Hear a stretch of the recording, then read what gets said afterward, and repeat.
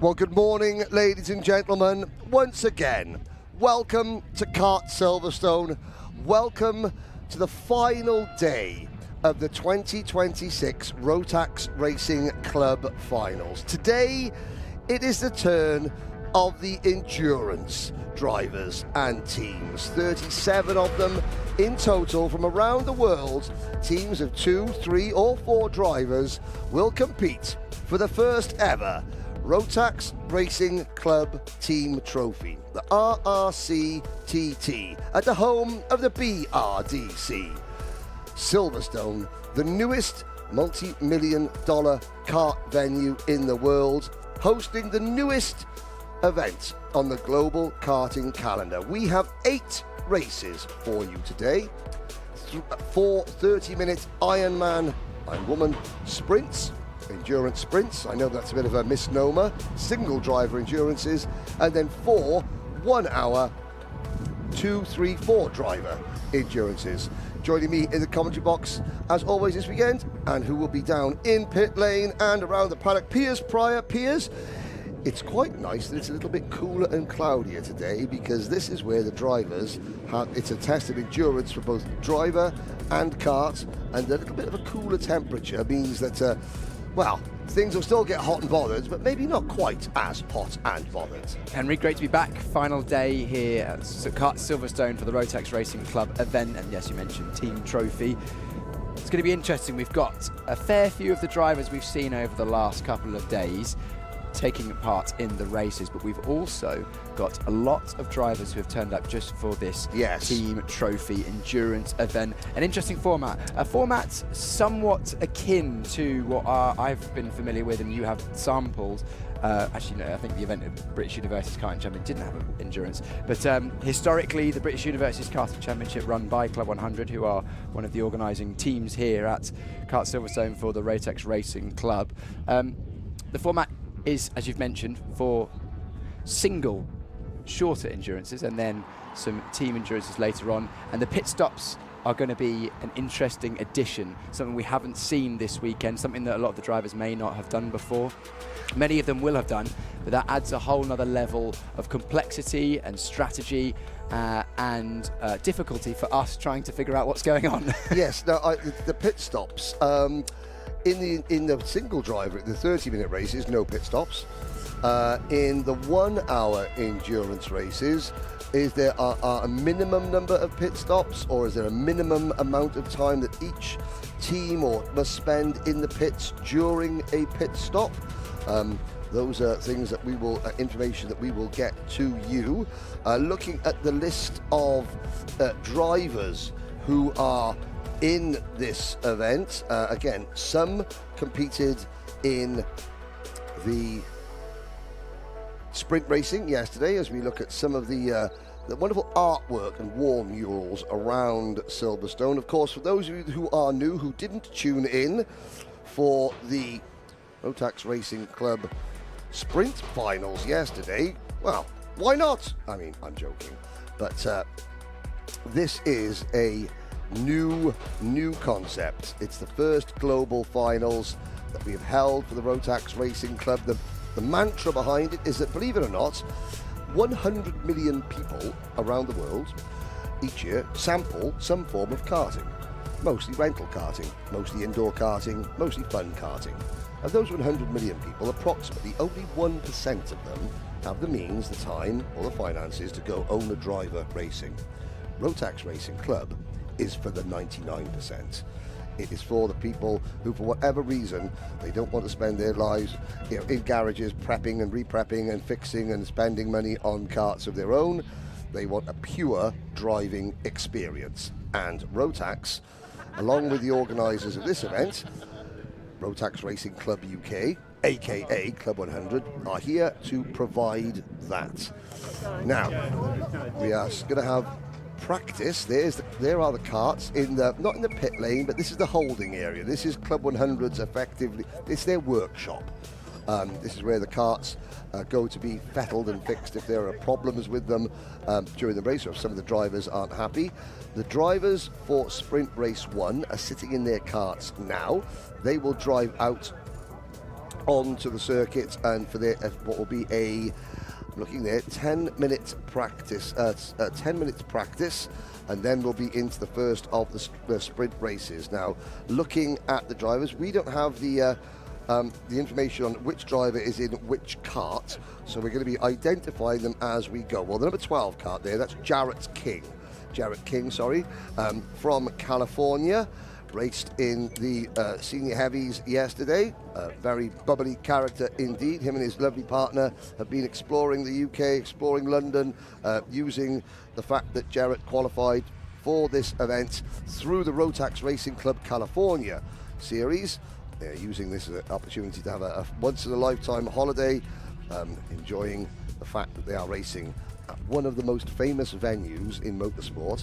And I say that by Silverstone Kart. Silverstone is one of the newest venues, but Silverstone itself, the home of British motorsport. Here's some information. Yes, I have a little bit of information. Oh, well, a little bit's better than none. So, we are, of course, very impartial commentators. We're here to call the racing as it happens. And we definitely do not take bribes. However, if we did take bribes, they would come in the form of sweet treats. Oh, all right.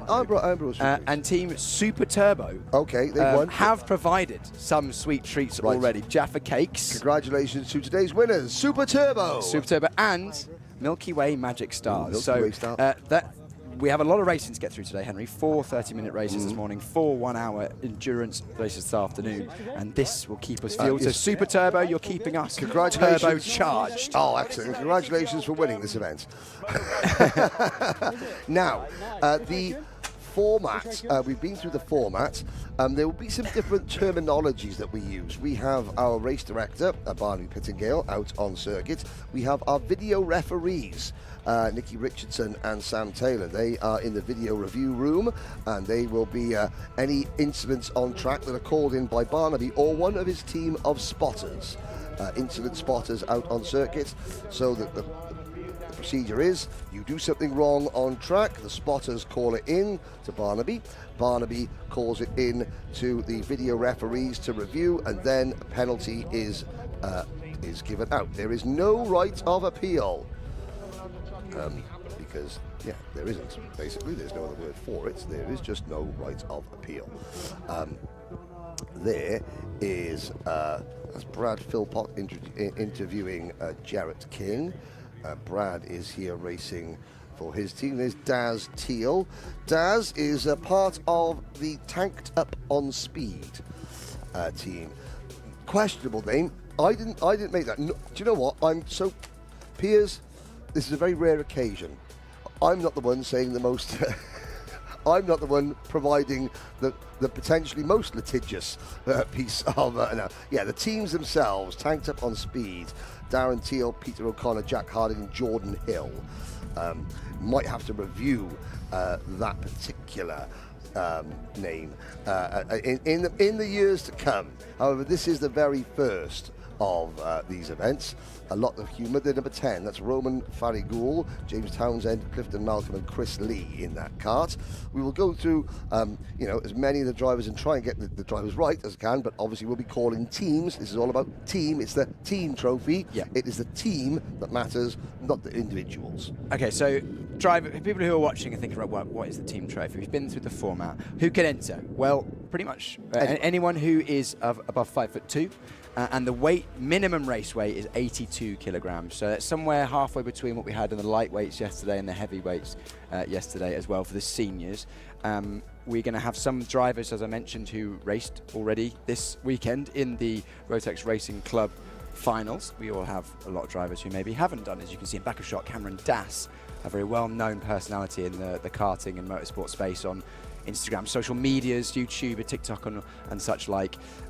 These are all drivers who are racing together for fun, to try and have a good time, but also to try and take the inaugural Rotax Racing Club team trophy. Yes, Cameron Dass racing for the karting handbook team, along with Luca Nick and Steve Alvarez Brown. who I believe is another YouTuber. I'm Yes. joking, it's Racing GT, isn't it? Super GT. Super GT, there we go, shows how much I know. Yeah, and then about such things.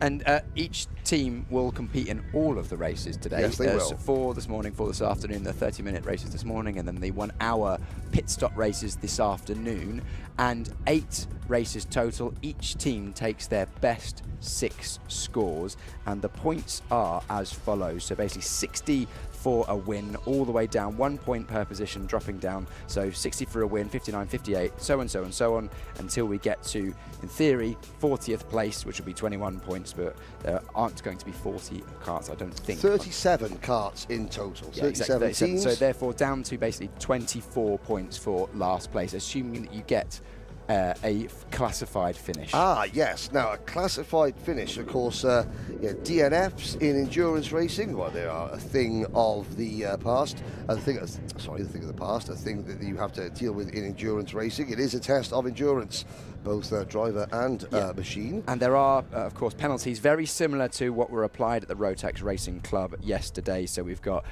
standard karting penalties for braking formation at the start, jumping the start, contact, advantage by contact, cutting the circuit, etc., etc. We'll keep you abreast of that throughout the day. But in those endurance races this afternoon, the teams must pit once per race for fuel, and they may change driver if they so please during that pit stop. If you don't come in for a pit stop, 1, you risk running out of fuel. You might stop finish anyway. That would be bad. And 2, you will get an exclusion, and any exclusion gains 0 points in that race, which, of course, you want to avoid. You could, in theory, get away with 1 because there are 2 drop races per team throughout these 8 races today, but that means that then you are guaranteed a 0 if you then do have to take that forward. So drivers will be looking to maybe play slightly lower risk games today. It's slightly longer races, longer to make moves, longer to suss out your opponents, longer to come back from errors, and also, but therefore more time to rack up warnings, track limit warnings, contact warnings, which then may be converted into penalties towards the end of a race. And also today, in addition, if you're looking at the team ABS there, I think that is Alex Pritchard, as far as I'm aware. In number 77, it is going to be... I think it's only a 2-man team, if I'm correct. And that's not Anwar Barrel-Smith. So it must be. So Alex Pritchard, yes, that's Alex Pritchard wearing a different suit he was yesterday. But you can see on the left-hand side. He's got Anwar Barrel-Smith written on the old lid. Oh, has he got a different suit today, Anwar? He's come in. He's departed. Well, maybe he's framed the Cool Runnings race suit, because Anwar Barrel-Smith is your 2026 Rotax Racing Club Senior Heavy Champion. But I was the little device attached to the left-hand side of Anwar's helmet. That is a Bluetooth communication radio. Radio communications is allowed today between teammates to coordinate pit stops, to allow communication ship to shore, driver to driver within teams. And Anwar will be talking to Alex Pritchard or one of his team, family member, to keep abreast of what's going on and make sure they know. And it's also useful to know what other drivers are doing in other teams, because there might be someone in the pits who's keeping an eye on who's got penalties, who doesn't, whether you need to overtake that driver or not. So that's just a slight difference today. And the most experienced teams will be using software, using hardware like that, and also signals from the side as well to know when to pit and not to pit. That will come more into play in the pit stop races, because there are, I think, only 2 fuel bowsers to fill up. So therefore, if you come in at the same lap as everyone else, you are going to be in a queue, and that is then wasted time on your race. So you want to be coming into the pits a fairly long pit window, between 15 and 45 minutes, so a half an hour pit window in the middle of the race for this afternoon. But still, you don't want to be coming in and queuing up and waiting, because that is going to be wasted time. And the drivers and their team members will be saying, pit's free, and it's a long pit lane here at Kart Silverstone. So good communication is a skill that is going to be paying today. Yes, and this is a 10-minute practice session. The grids have already been decided. This is not a qualifying session. This is just a practice session for the drivers to get used to the circuit and the kart. It gives them a chance to maybe change the kart if they want to. The grids decide at random. We've gone old school, front, middle, and back. Yeah, so which is great. So well, front, middle, back, sort of semi-middle. Yes, because there's 4 races. So basically, the way that grids work, as you mentioned, Henry, is a random grid allocation. Well, it's not random grid allocation. It's a mixed grid allocation where over the 4 sprint or the 4 solo endurance races we have this morning, yes, the average grid position for each team will be the same, and then separately also for this afternoon. So yes, basically, over the 4 races, you will have the same average grid position as every other team. So if you have a first, you're likely to have a last, yes, to balance it out. So every team on average will start over their 4 grid starts will be the same as everyone. So if you might have 4 middle grid slots, or you might have 2 firsts and 2 lasts, or any combination thereof. Well, on a 37 kart grid, your average grid slot over the 4 will be somewhere between the number 17 and 19th position. Something like that. Yeah, yes. that would be give or take half a position on average. Yes. Of course, it's an odd number, so therefore there will be the odd team here or there. But it won't make a huge amount of difference, especially when you have half an hour of racing. A reminder, that is twice the length of our championship finals yesterday. Yes. And these are still solo races. Yes. Now, there aren't just teams from the UK here. Obviously, the Rotax Racing Club finals was open to, any nation with their own national Rotax Racing Club. Not every nation. This is senior drivers only. So that's drivers aged 18 and above. I'll check that because I'm not sure, but yeah, it's a senior-only event. Now, we have got a team from Mauritius here, the Brum Boys. We've got a team from Portugal here. We've got a team from South Africa here. We've got a team from the United States here. And we have got 2 teams from Chinese Taipei and the island of Taiwan. We will keep the rest of the teams made up of not exclusively British drivers, but they're British-based teams. I'm looking down the list of drivers from overseas that are here. Amongst them, people like Anastasia Tereshchenko, who has just come from the Saudi World Series International Finals, where she was a leading contender in the female category in the Women's Cup. Anastasia Tereshchenko, Czech Republic-based driver.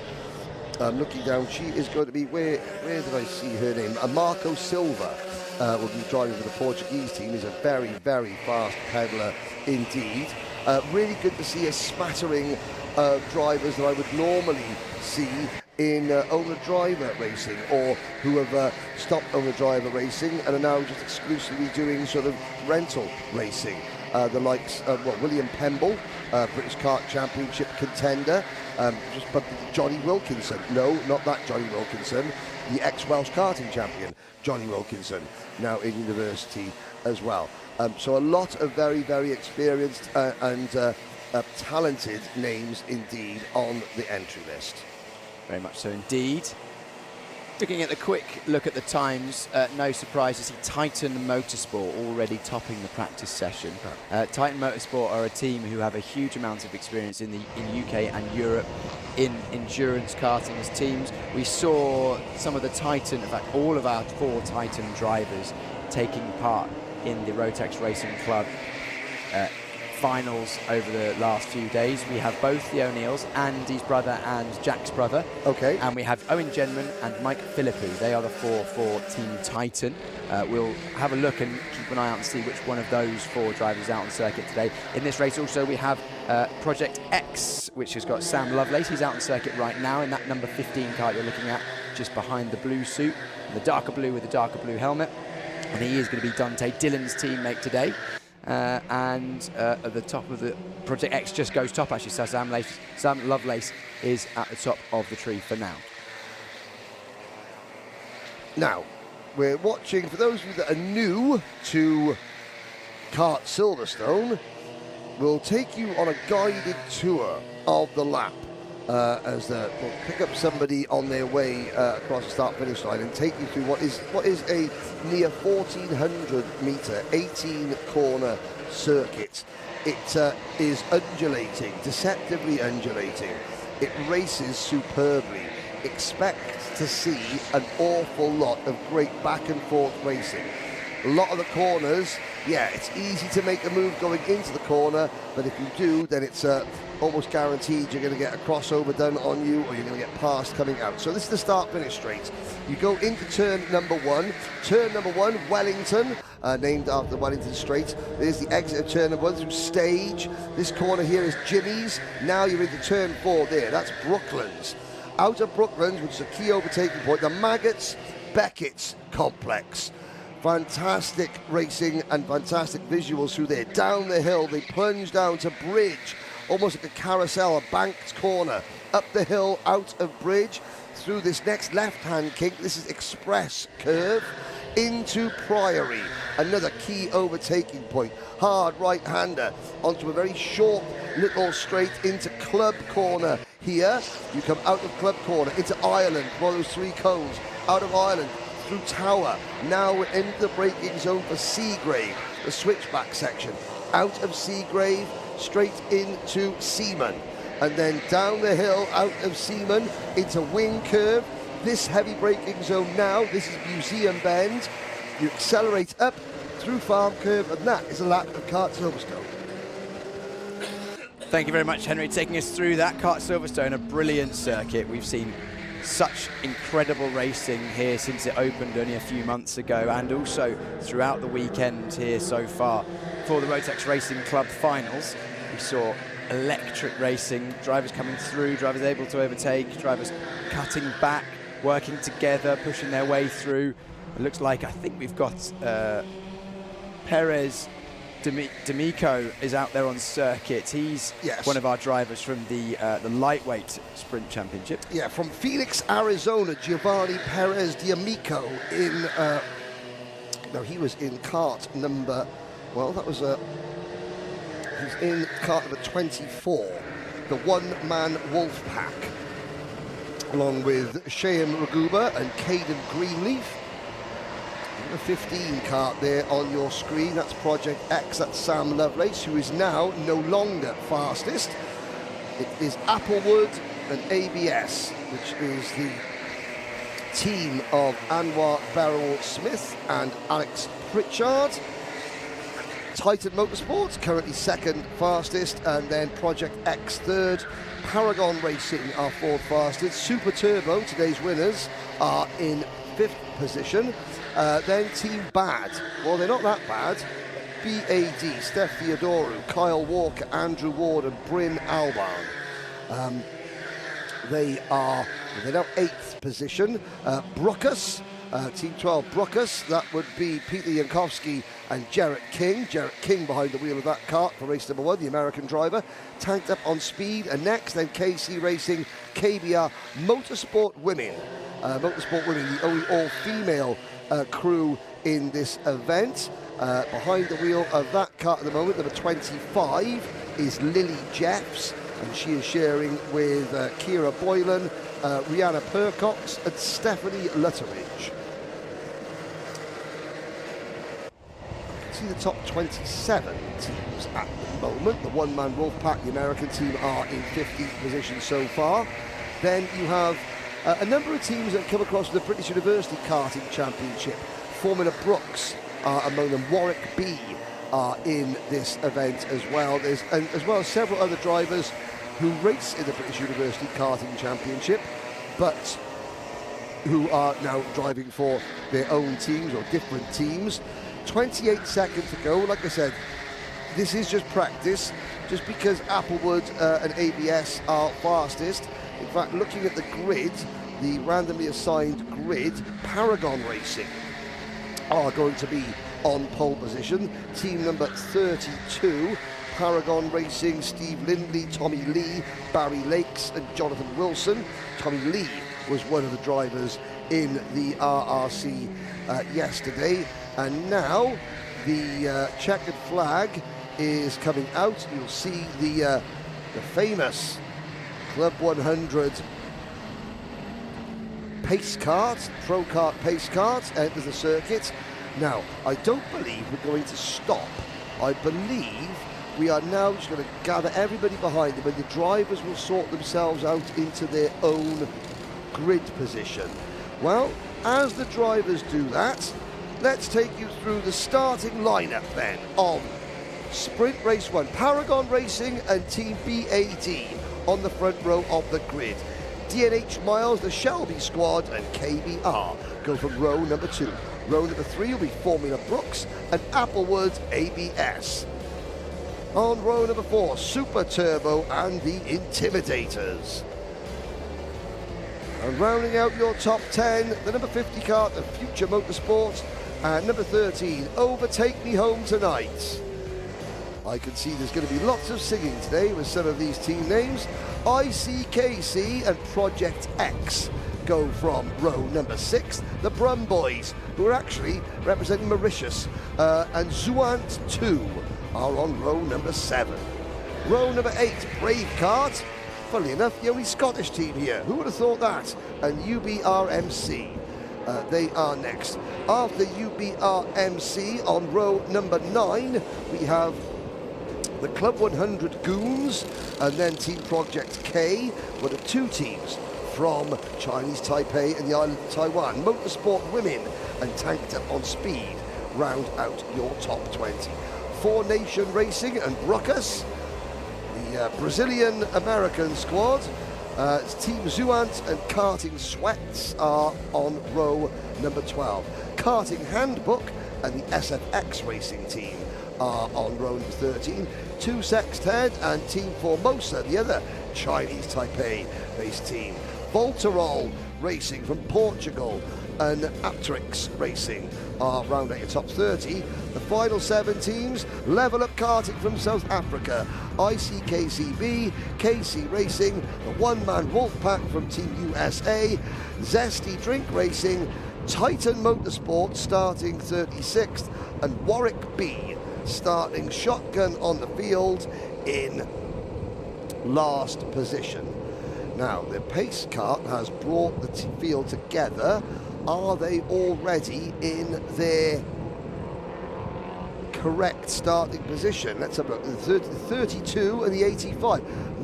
By Jove, they already are. Incredible. Well done, teams. So, 37 karts, 37 drivers, 1 30-minute race, no pit stops.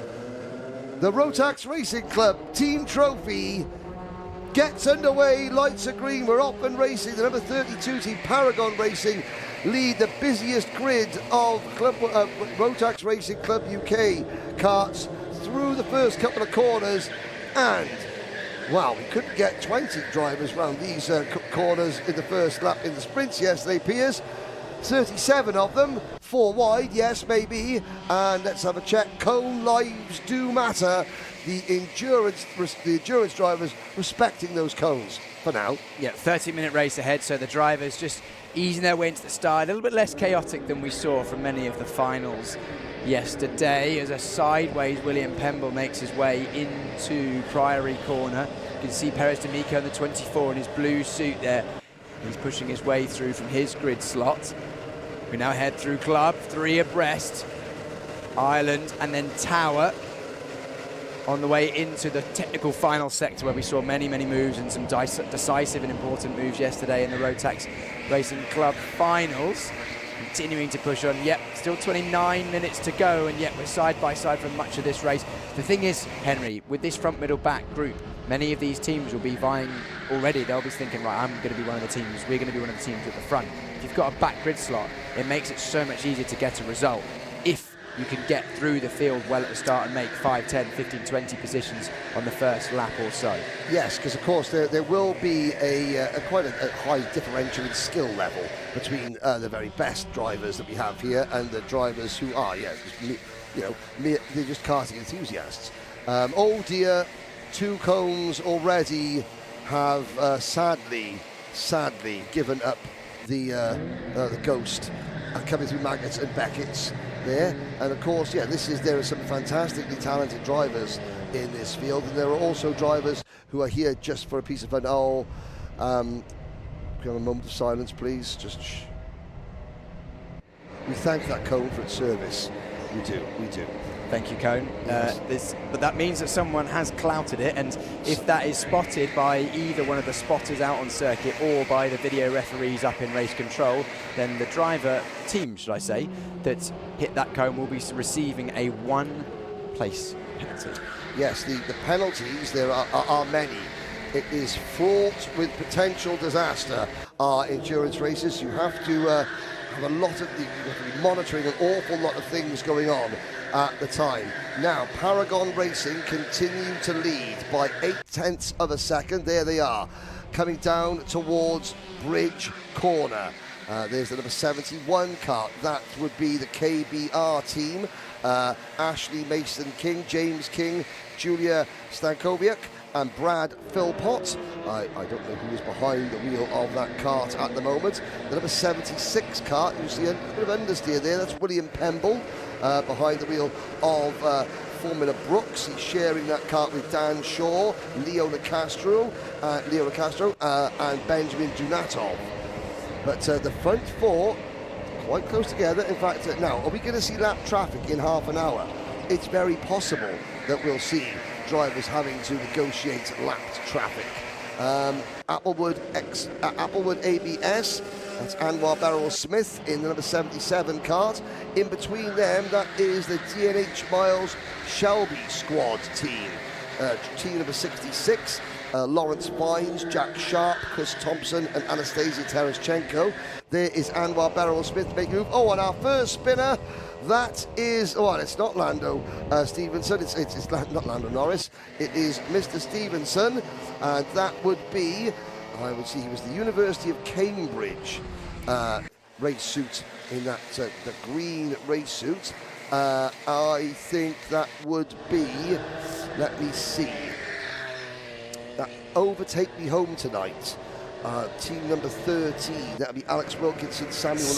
Liz, brilliant team name. Yes, Liz Stevenson, I think, was the driver going for a spin. She is sharing that kart with Luna Wang, Sam Latimer, and Alex Wilkinson. But yeah, there are some questionable team names, and there are some very, very clever team names. Overtake Me Home Tonight is one of my favourites. Yeah, top of my list so far. We'll assess team names as we go throughout the day. Yes, indeed, because some team names, they might prove to be slightly more apt than others, depending on the skill levels of those pedalling the wagons. Now, battle on track, the number 15 team, that is Project X, that's Sam Lovelace, making a move, passing Titan Motors, passing the number 85, Team BAD.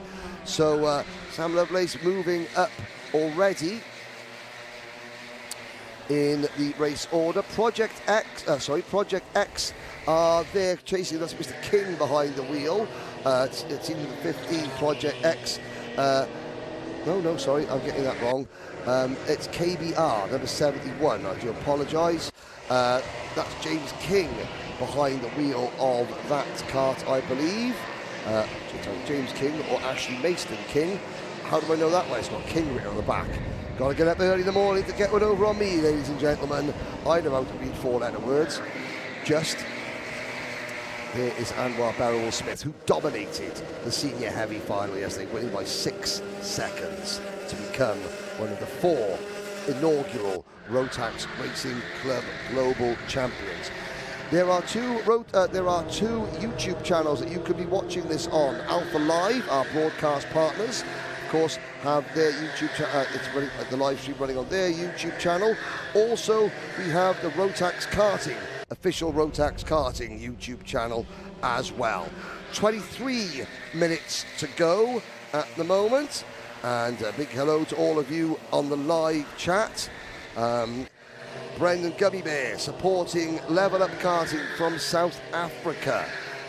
Well, they're levelling up at the moment. They've levelled up from 37th position to 36th position. So, you know, we're getting there. Great bunch of guys and girls from South Africa. To give them their full name, Level Up Racing. Team number 39, Lisa Mingay, Alistair Mingay, husband and wife team. They used to run, or they are involved with the most beautiful kart circuit in the world, the Idubi Raceway. in the middle of the KwaZulu-Natal National Park in South Africa. Derek Martin and Stephen Beaumont are on the driving duties with the Mingay husband and wife duo. In fact, Derek Martin, he organises and hosts the Commentators Cursed podcast in South Africa with our friend Kyle Lawrence, who is one of the Rotax Grand Final commentary team. So again, doing great things in South Africa in what are very trying circumstances in South African karting at the moment. But the Level Up Karting really doing a fantastic job of showing that there's some amazing people in South African karting. The political karting situation in South Africa is somewhat delicate at the moment, I am told, and they are fighting the fight to send South African cheer around the world, and they have done that. New leaders. First lead change of the 2026 Rotax Racing Club Team Trophy, and it is Project X, Sam Lovelace. No relation to Linda Lovelace, I am told. Yeah, good start to the day for Sam Lovelace and Project X. Sam was in the A final yesterday. Yep. Dante Dillon won the lightweights A final. Dante Dillon was in the lightweights A final, won the race on the road. However, due to missing part of the circuit, he did got a penalty. Well, due to acting like a pillar. Well, he got the penalty. You don't have to. No, he got the penalty. The facts were he got the penalty for omitting part of the circuit. Won the race on the road due to some questionable driving in the last lap. However, pace, no doubt. From Dante, and hopefully he's come back today with a new mindset and will be going to try and win the race on the road legitimately. But his teammate Sam Lovelace, who was in the A final fighting for a top 10, he's gone already from P12 up to the lead, so good start to the day. Let's have a look at some other big movers. SFX Racing Team up 19 from 26th to 7th at the moment already, so they are ones that will be ones to look out for. But Sam Lovelace, one of the biggest gainers inside the top 10 apart from SFX. SFX have the fastest lap of as well, a 1:10.591. Yeah, SFX, Kurt Holmes, Joe Holmes, Rory O'Regan, who was the champion in the senior light class, and Fraser Brunton. Yes, now I do hope that Dante Dillon has arrived with a different mindset today, because he is one of the key people in the early stages, because he's an exceptionally talented driver in rental kart racing, and I'm sure other karting as well if he was able to do that. But in terms of rental karting, he has a huge following. A lot of people look up to him, as well as the likes of Brad Philpott, who is here racing today, and many others. And Dante, this could be a huge opportunity for Dante as well, to show, look, rental kart racing is just equal to owner driver racing in terms of the driving talent. Yes, it's just a driving experience. You're not engineering the karts, you're not doing setup changes or anything like that, but it is pure driving experience.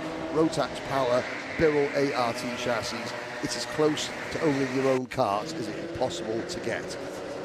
And Dante showed how quick he was yesterday, and now in front of a global audience today, hopefully he'll show what not just a good driver he is, but a good person he is as well, and a talented individual, very much so. But yesterday he blotted his copybook, and there's no way to sugarcoat it. Not that I've ever sugarcoated anything. However, there are the facts. There is another fact. The fact is we have a brand new leader, our senior heavy RRC finals champion, Anwar Berrawal Smith, leading the way. It's now Smith from Lovelace, the Paragon Racing team. Steve Lindy, I don't know who's behind the wheel of the number 32 kart. Looking at maybe, is that possibly Tommy Lee, I wonder? Familiar race suit from yesterday with the blue and white. Good, there, those top three, they are now pulling away. They're 2 seconds in front of this group. This is the group, and look at Titan Motorsport. Hang on a minute, Titan Motorsport, 36th on the grid. Oh, who's got the Titan Motorsport race suit on the back? Ah, that's the back. My bad, quite literally, because that is Team BAD. In dropping down the order, they were second, they're down to 9th now. The top three are 2.6 seconds in front of the SFX race team, with KBR, the Intimidators, Super Turbo, Formula Brooks, BAD, TNH Miles, the Shelby Squad, Karting Handbook, Tanked Up on Speed, UBMRC. UBMRC. Now, that stands for possibly the what team number is that? 48. That is the team of Simon Ram, Alvin Choi, Darshan Pindoria and Jack Finch. University of something Motor Racing Club, I'm guessing. UBMRC. University of Birmingham Motor Racing Club. I think it's Jack Finch is from, and yes, Simon Ram and Jack Finch are Birmingham. Yes, so that'll be. I thought it was something educationally related. Yes, that's why I couldn't get it. The reason that we've got quite a few British Universities Karting Championship teams is because this format very much lends itself to those British Universities Karting Championship teams who they travel around the country for the British University Karting Championship in karts, very similar to these run by Club 100, and they just love racing. They are genuinely so keen for it. They love coming and moving around the country with the team, absolutely. and they love the camaraderie. And in more recent years, the format of the British Universities Karting Championship has lent more towards the sprint 25-minute solo races and moved away from more regularly using the longer pit stop races. But the pit stop races are very much popular amongst the drivers, so therefore they are here to experience that. Yes. Now, a question. Pit stops. Is there a minimum pit stop time that we're aware of? No, you just get in. No minimum pit stop time. You must not go down the pit lane at an excessive speed. You must come to a controlled stop in front of the fuel bowser. All the carts will be filled to the top by the mechanics and the refuelers who are provided by Club 100 here at Rotax Racing Club UK. They will fill all carts at the same speed. And you can pit whenever you want. So the trade-off is also for the teams in the pit stop races when we come later on is, right, do I pit early and have a shorter fueling stop because the fuel only comes out at a certain rate? Yes. Or do I pit later and make advantage of having less fuel in the cart for on average throughout the race? Well, again, I love different tactics. I love variables in endurance racing. You've got to work the variables. Now, driver, team number 99, Titan Motorsport. Andrew O'Neill, Jack O'Neill, Mike Philippou and Owen Genman. Looking at the driver, is that Mike Philippou behind the wheel? He's got a Team UK race suit on. That's because Mike in the number 99 kart has competed in the FIA Motorsport Games for Team GB. My team from the Bahamas, Team Bahamas, competed in that event in 2022 against Team GB. Rihanna Percox, who will be here for the Motorsport Women, was part of that team. We were chatting about, times in the FIA Motorsport Games, and of course the United Kingdom very successful in the FIA Motorsport Games. The karting endurance, it's a 4-hour endurance, using rental carts or equal equipment. Team UK very successful in that. Yes, they did beat Team Bahamas in 2022. However, in our defence, the Bahamas doesn't have a go-kart track, and our drivers had only ever driven on a go-kart track once before travelling to Paul Ricard in France.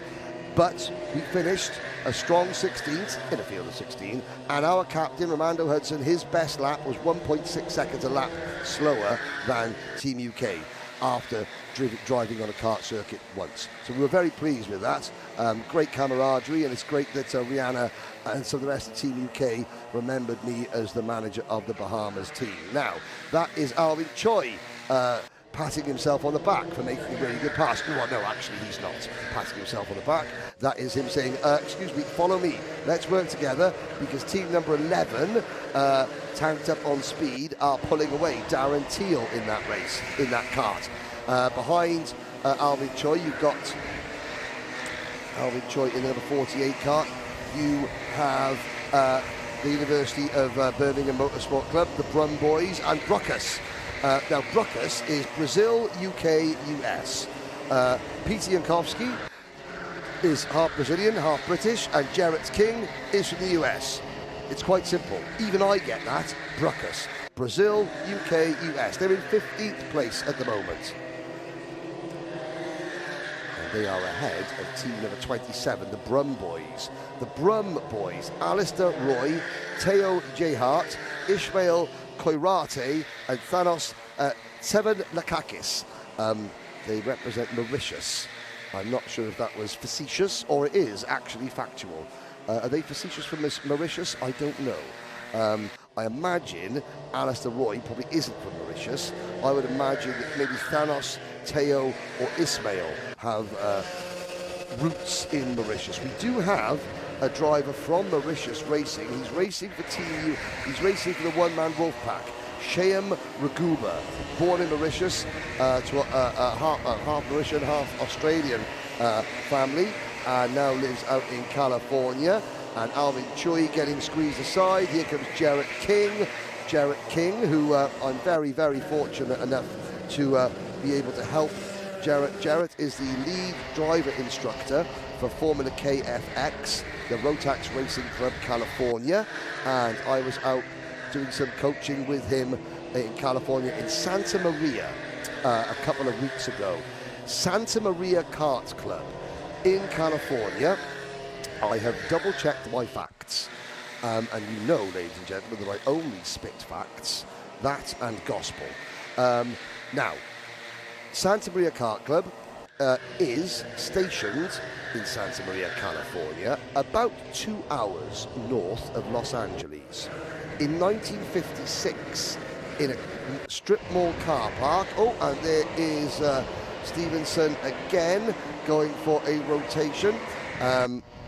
Now, in 1956, Art Engels, in a strip mall car park in not a strip club car park, a strip mall car park, let's get that cleared up, put down and drove the very, very first go-kart. He made it, and in 1956, Art Engels was an ex-World War II American airman.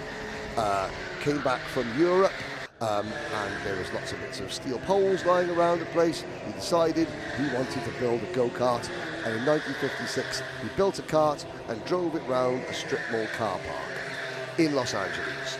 2 years later, 2 hours north of Los Angeles, at the Santa Maria airfield, they decided to have a kart race, and that kart club has been there on the same site ever since.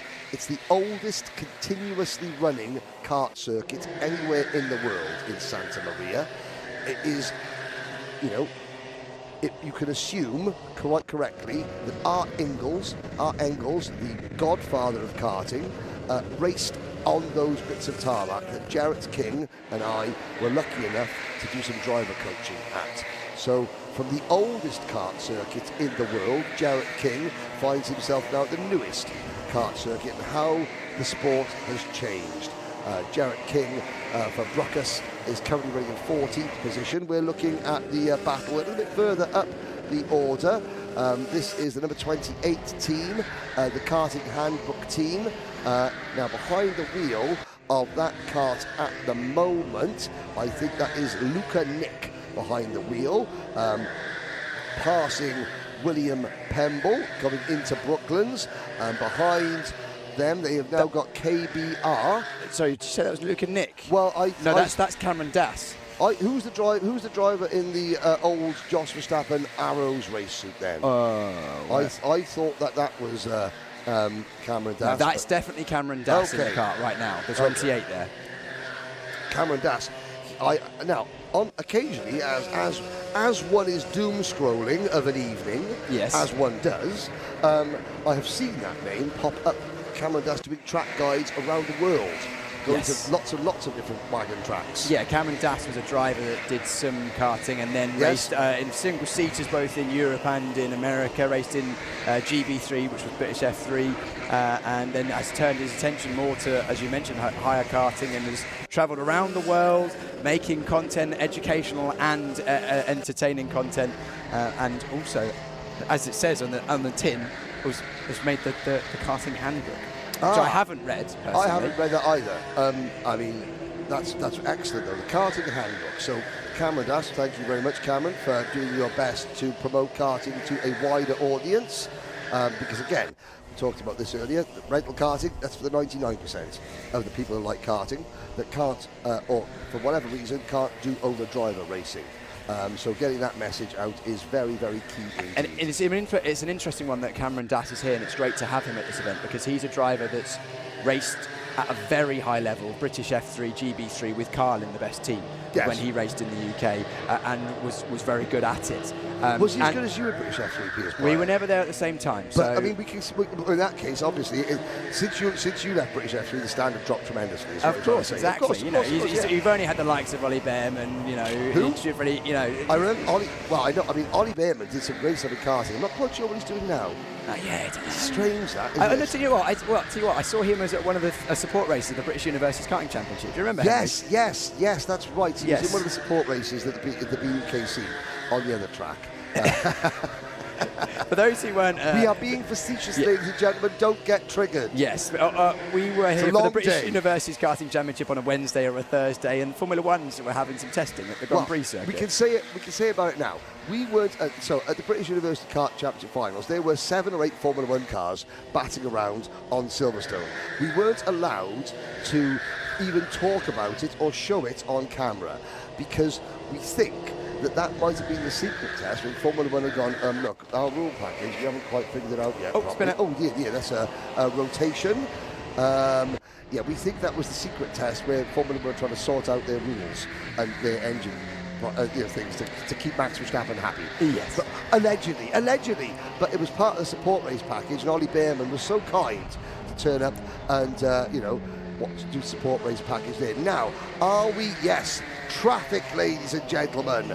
The first team to go a lap down, the team number 20, that would be ICKCB.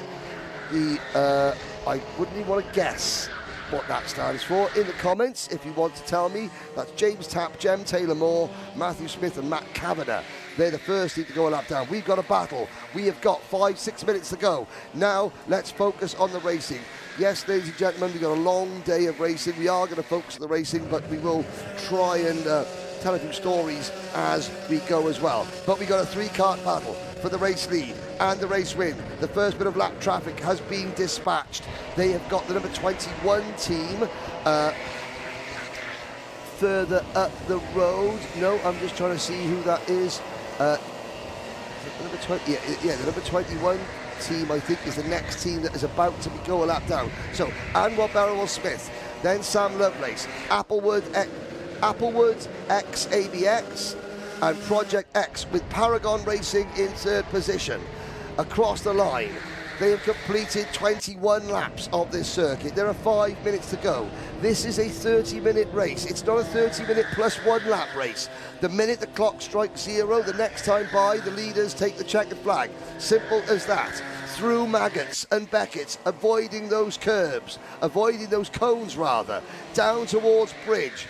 You can see Lovelace sitting in the wheel tracks of Barrowell-Smith. Gets a nice run up the hill through Express Curve, over the crest.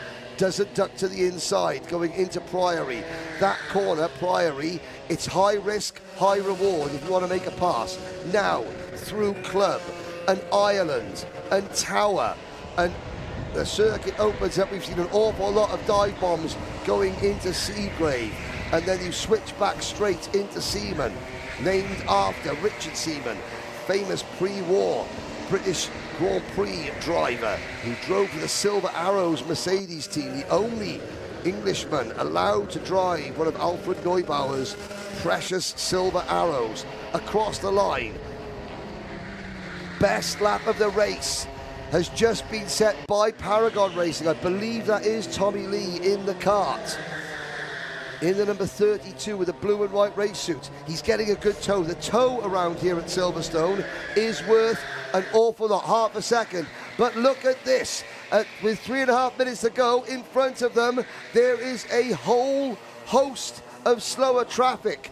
Anwar Barrowell-Smith. Now, the slower traffic, do they have to get out of the way? Well, that driver did. Oh, that's a driver testing a kart with no NASA panel. We have no blue flags in this event, so basically it's fair game. It's fair game. It's all up to the drivers lapping and the drivers being lapped to figure it out amongst themselves. There is no obligation to get out of the way as long as you're not deliberately impeding another driver. That's what I was going to say. Having no blue flags is fine, well, okay, but the drivers who are getting lapped, You know, they need to be aware. Look, you don't want to affect the race for the victory. You are a lap down, so you don't have to pull aside. You know, let the faster drivers, you know, you do your thing, let the faster drivers get past, but don't try. That's why we've got a kart, a Club 100 kart on circuit, because sadly that is Miss Stevenson again, and a tough morning for Lily Stevenson. Liz Stevenson, I do apologise. Liz Stevenson for Overtake Me Home Tonight. Overtake Me Home Tonight are 37th, several laps down. Now, we watch the leaders. We're into the traffic. The number 42 team, Team Formosa, Alvin Chen from Chinese Taipei gets put a lap down. Level Up Karting have already gone a lap down as well. Team Zuant in team number 8, kart number 18, they now go a lap down. Look at the experience of Anwar Barrel-Smith. ABS has scythed his way through traffic. Here comes Sam Lovelace with, I think, the number 32 Paragon Racing driver just behind. 1 minute 48 seconds to go. This should be the start of the penultimate lap. And there's a little bit of breathing space before we get to the next pack of lap karts. The next kart, Zesty Drink Racing, Brave Kart, ICKC. Or at the risk of going a lap down, will Anwar Barrel-Smith, I think he is going to catch them, you know, he's going to catch that group of 3 karts before the end of this race. He's going to catch them on the last lap as we head down towards Bridge. Project X Paragon Racing right there. SFX in third, they're 7 seconds behind. Then it's the Intimidators and Super Turbo. You just saw the number 95 kart, Super Turbo. And oh dear, that is, now what is that driver doing? He's got no number plate on the kart, and he just dived over the curb. Tester kart, potentially. Potentially a tester kart, okay. Well, he was certainly testing the floor tray of the kart there, I have to say. Now, 40 seconds to go. Barrel-Smith is up amongst Zesty Drink Racing. He passes team number 21, a team of Tom Walwyn, Jay Levinson, Dan Grocott, Thomas Layton. Next up, Brave Kart. They've been put a lap down. And we've got one more kart, that's ICKC. I wonder what ICKC stands for. I will try and find out. Anwar Barrel-Smith tries to get the undercut. This is going to be brilliant because Sam Lovelace is going to be forced to try and, oh, that's cost Lovelace. That's given Barrel-Smith the win. Brilliant, brilliant driving from Anwar Barrel-Smith. He risked it for a biscuit there. He made the move. He went round the outside of the slower kart just before they got to Maggots and Beckett's, knowing that Lovelace would then be stuck behind the number 10 kart going through that single file section of track. There's some experience for you. Anwar Barrel-Smith, I think that, well, maybe he's going to have to defend one more time, but or Lovelace having a look, or maybe that was more defensive. But Anwar Barrel-Smith is going to pick up where he left off in the the senior heavyweight sprint final yesterday. Out of the final corner, the clock has struck 0.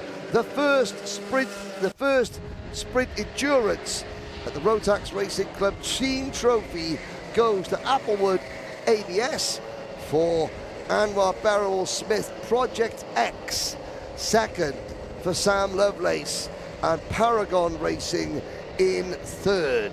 Fourth with the SFX Racing team. The Intimidators come home in 5th. 6th for Super Turbo. 7th for BAD. 8th for the Karting Handbook. Several penalties. Oh, well, Super Turbo and Karting Handbook both getting penalties. Warwick B, Team Zuant, also Team Zuant getting 2 penalties. Tanked Up on Speed get a penalty. Rotax Racing also with a penalty. So those penalties will be applied afterwards. That will affect some of the positions in the top 10. KBR finishing 10th on the road. Formula Brooks next. Shelby Squad, Bruckus, Future Motorsport, Titan Motorsport, University of Birmingham Motor Racing Club, Four Nation Racing, the Brum Boys, Rotax Racing and KC Racing. They were the top 20 finishers on the road. Looking back, let's have a look. Volterol Motorsport winning 22nd, Volterol Racing from Portugal 23rd, the one-man Wolfpack from the USA 25th, Project K from Chinese Taipei and the island of Taiwan 27th, Team Formosa, and the other Chinese Taipei team, there they are. Scotland's Brave Kart 32nd, Formosa 34th. Level Up Karting from South Africa finish in 36th position. Thank you for joining us on the live chat, and please, if you want to keep the comments coming in, I will endeavour to do my best across the 2 YouTube channels to bring you up to date with what you're all saying. But I tell you what, you don't want to hear what I'm saying, you want to hear what the drivers are saying. And the only way to hear what the drivers are saying is to hear what Piers Pryor is saying, and he is down with them right now. Thank you very much, Henry. Let's grab a word with our winner, driver that took victory yesterday in the Rotax Racing Club sprint finals, solo finals. Almar Burrell-Smith goes back to back. You're making this karting look easy, mate. Winning the final, winning the first race today. Nicely done. Thanks, mate. Yeah, that was a good race. I had a bit of a shocking start, but I decided to sort of sacrifice it, and it's a longer race, and just sort of braked and let a few people go. I think in testing we knew we had a decent kart, so we just I just thought I could pick them off one by one. I got long enough, and actually I did it quicker than I thought. And then really after that you just can't break the toe. So I was just hoping that I'd get a little break at the end, which I did with the back markers, and yeah, it was all right after that. It's cooler today. Wind is higher. Tailwind down towards turn 1. Has it changed anything in terms of the driving? Yeah, I think the sort of end of sector 1 and beginning of sector 2 now is super important, because that's where the headwind is. So going down the hill into the bridge section. But other than that, I think the cooler temps, obviously the tyres should hang on a bit more. I mean, obviously we've got new fronts on this morning, so that's going to help. But yeah, I think, look, it's a long day. We'll have to see how it goes. And yesterday it was supposed to be cooler, and then it turned into a hot day. So you never know, if the cloud's clear, and it might turn hot. So who knows? But yeah, a good start. Alex up next? Yeah, Alex up next. Yeah, see how he gets on. Do you know where he's starting? I think about 14th or something like that. So yeah, he's we got our 2 middle ones coming up next. So yeah, we're going to see how he gets on and go from there. Good start to the day for ABS with Applewood. Let's have a look and chat to Sam Lovelace, who finished second for Team Project X. Where is Sam? Where is Sam? I can't find him. Third place was Paragon Racing, who got the fastest lap of the race. I think Sam Lovelace has run away already. Let's dive into the crowd. Let's dive into the crowd and find Sam Lovelace. He was a driver that had a good day yesterday, wandering through the crowd. Well, where do we find Sam? Oh, anyway, let's just chat to this lot here. How are you doing? A reminder, which... Jarrett, how was that for you, mate? Oh, that was a lot of fun. Way better than yesterday. I started 22nd, finished 11th, and that's after a spin out. So feeling a lot better today. My silly back feels way better. Your Scylla? Scylla black, that's what it is, yes. Yes, the Californian Cockney rhyming slang there. Remind us which team name you were. We're Team Brucus. I think you were 13th in the end. 13th in the end? I'll take it. That's fine. That's a good. You had a sort of somewhat backward grid slot, didn't you? Way backwards grid slot and a spin out, because whatever, spin outs are spin outs. But the most important thing is I had a lot of fun. Yeah. That was the most important thing. Just fun, clean racing. Smile on your face still. Yep. Congratulations. Right, I'm still trying to find Sam Lovelace, because he came second and I don't know where he is. Let's wander into the crowd. Are you guys coming in, going out? Going out. Well, who are you? Who are you racing for? Zuont 2. What's your name? Mark. Mike, and what team name? 212, is that your name? No, 19. Zuont 2. Zuont 2. Zuont 1. Zuont 1? And your name is? Mine's Pete. Pete Gillette. And did you just come out? No, we're both going out now. So you're in the same team? No. We've got 2 teams. Oh, Zuont 1 and Zuont 2. Sorry, I thought... Heavies. Okay, well, that's good. We're 10 kilos more than we should be. It's extra speed for the downhill sections. Yes, that's what it is. Exactly. Definitely. We'll ignore the uphill sections. Good luck, guys. Zuont 1 and Zuont 2. Let's grab a word with Sam Lovelace. Sam, good start today for Project X. You and Dante teaming up today, I believe. Yeah, that's right. Yeah, good start to the day. Frustrating we couldn't get the win, but just banking the points. Really, it's a long game today. Grid 12 as well. Yeah, exactly. It was a good start. Just picked my way through the pack, and yeah, it's just a case case of working with Anwar, kind of both knew the game.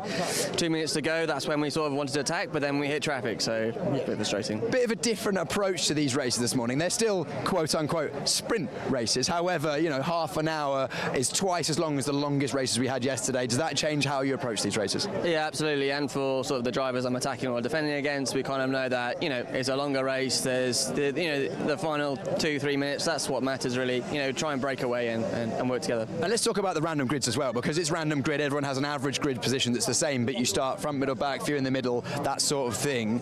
How does that affect how the day goes? Because some drivers will have average fronts and then a lot of the front, a lot of the back, other drivers in the middle. Does it make a difference to you guys? Yeah, certainly. I think it's something we discussed at length, me and Dante, in terms of, you know, how confident we both are and playing the conditions. You know, that's an element as well. I mean, today's going to be dry, it looks like, but if it was wet, who's more confident in those conditions, put that person through. So yeah, it comes into it. And let's grab a word with Dante, who's just high-fiving one of his teammates. Dante won on the road yesterday. Unfortunately, a penalty meant that you didn't keep the win yesterday, but Sam started your day off for Project X well. Where are you starting in this second race? Starting 23rd place. Yeah, the plan was always to have Sam out first, you know, get the confidence going, get the momentum going, which he's done fantastically. Really pleased with that. So now, yeah, we're going to go approach race number 2 in the same way. Hopefully another good result. And your grid slots, you've had a 12, you've now got a 23. What about the remaining 2 this morning? Yeah, so we've got, I believe, a 35th and something near the front. So quite well spread, actually. Absolutely, it's really well spread. It's very fair. So yeah, all very happy with that. But yeah, 2 very different positions after this, but we want to get this mid-pack one sorted and completed before we move on. How do you select who goes in which grid slot? Yeah, so we kind of go off how the driver's feeling at the time, the confidence, especially over the weekend, because we've both been driving. We can just kind of see how we're both doing. Sometimes certain drivers better with coming through the pack. It's a very easy track to race on this circuit. So yeah, we kind of just go off the confidence of the driver, Piers. Dante, good luck in your next race. See how you get on in that one. Let's grab a word with this driver. Is this... Hello, mate. Is it Owen? Have you thrown me off because you're wearing a different suit? Different suit today, mate. Yeah, absolutely. You're making our lives difficult for us. Yeah, well, you know, you've got to keep in touch. We were watching back the commentary last night. My wife said you did a fantastic job, and I thought, I'm going to try and make it a bit more difficult for him. Owen, we're supposed to be talking about you, not talking about me, but thank you very much, and thank you to... Oh, what's your wife's name? Vicky. Vicky. Wait, is Vicky here? She's still... Yeah, she's down there. Yeah, absolutely. Yeah, I saw Vicky here was, of course, for your solo racing, but you've made it a whole... Chipsticks for you as well, actually, because you said you never tried them. No, I've never tried a chipstick. Tell us about chipsticks. Best crisp in the world. Smiths as well. They've got to be Smiths, not the cheap brands. There's no good, to be fair. They just don't quite taste the same. So we'll bring your packet over. Owen, you've got something on the side of your helmet there that you didn't have yesterday. A lot of people watching at home may not have seen these things. What is it? How does it help you? And why do you have it? It's a radio basically, so we've got the comms to the pit lane. So on there I've got Martin O'Neill, who's a team boss, who just bores me to death throughout the race, really. He's in my radio now. He's telling me what to say, actually. Hang on. Should we tell Martin? He said, say nice things, so I will say something really nice, yeah. No, it is good, he keeps you updated with your position, your lap time. Lap time I find really, really useful, because if you do own a driver kart race, for example, you can have a lap time on the steering wheel, and you can try different things, and you can see instantly whether it's quicker or slower. So having someone tell you your lap times is quite useful. I imagine, especially in a longer race, it keeps you focused. It does help you keep focused, absolutely, and it just gives you that gap to the driver behind, in front, what you're doing, and it definitely helps me. I tend to get a bit bored in these long races otherwise, so it keeps my mind on the job a little bit. Owen, we'll see you again. Where are you starting in this one? Second, actually. Yeah. Easy job, easy. Start of the weekend, so it should be good. Good luck, Owen. Owen for Titan Motorsport. He's with the 2 O'Neills, Jack and Andy, Martin's team captain, and then Mike Philippou as well. We got young Genman's one. Who's this? This is Sophia Rhodes. And then, come on in. Come on. Charlie boy over there. Say hello, Charlie. Hi, Charlie. Charlie Genman. Right, good luck. They've got Owen and Titan have got a whole fan club going on here. Looks like we're about to head towards the grid. Before we head to the grid, let's have a look at the highlights of the first race of today.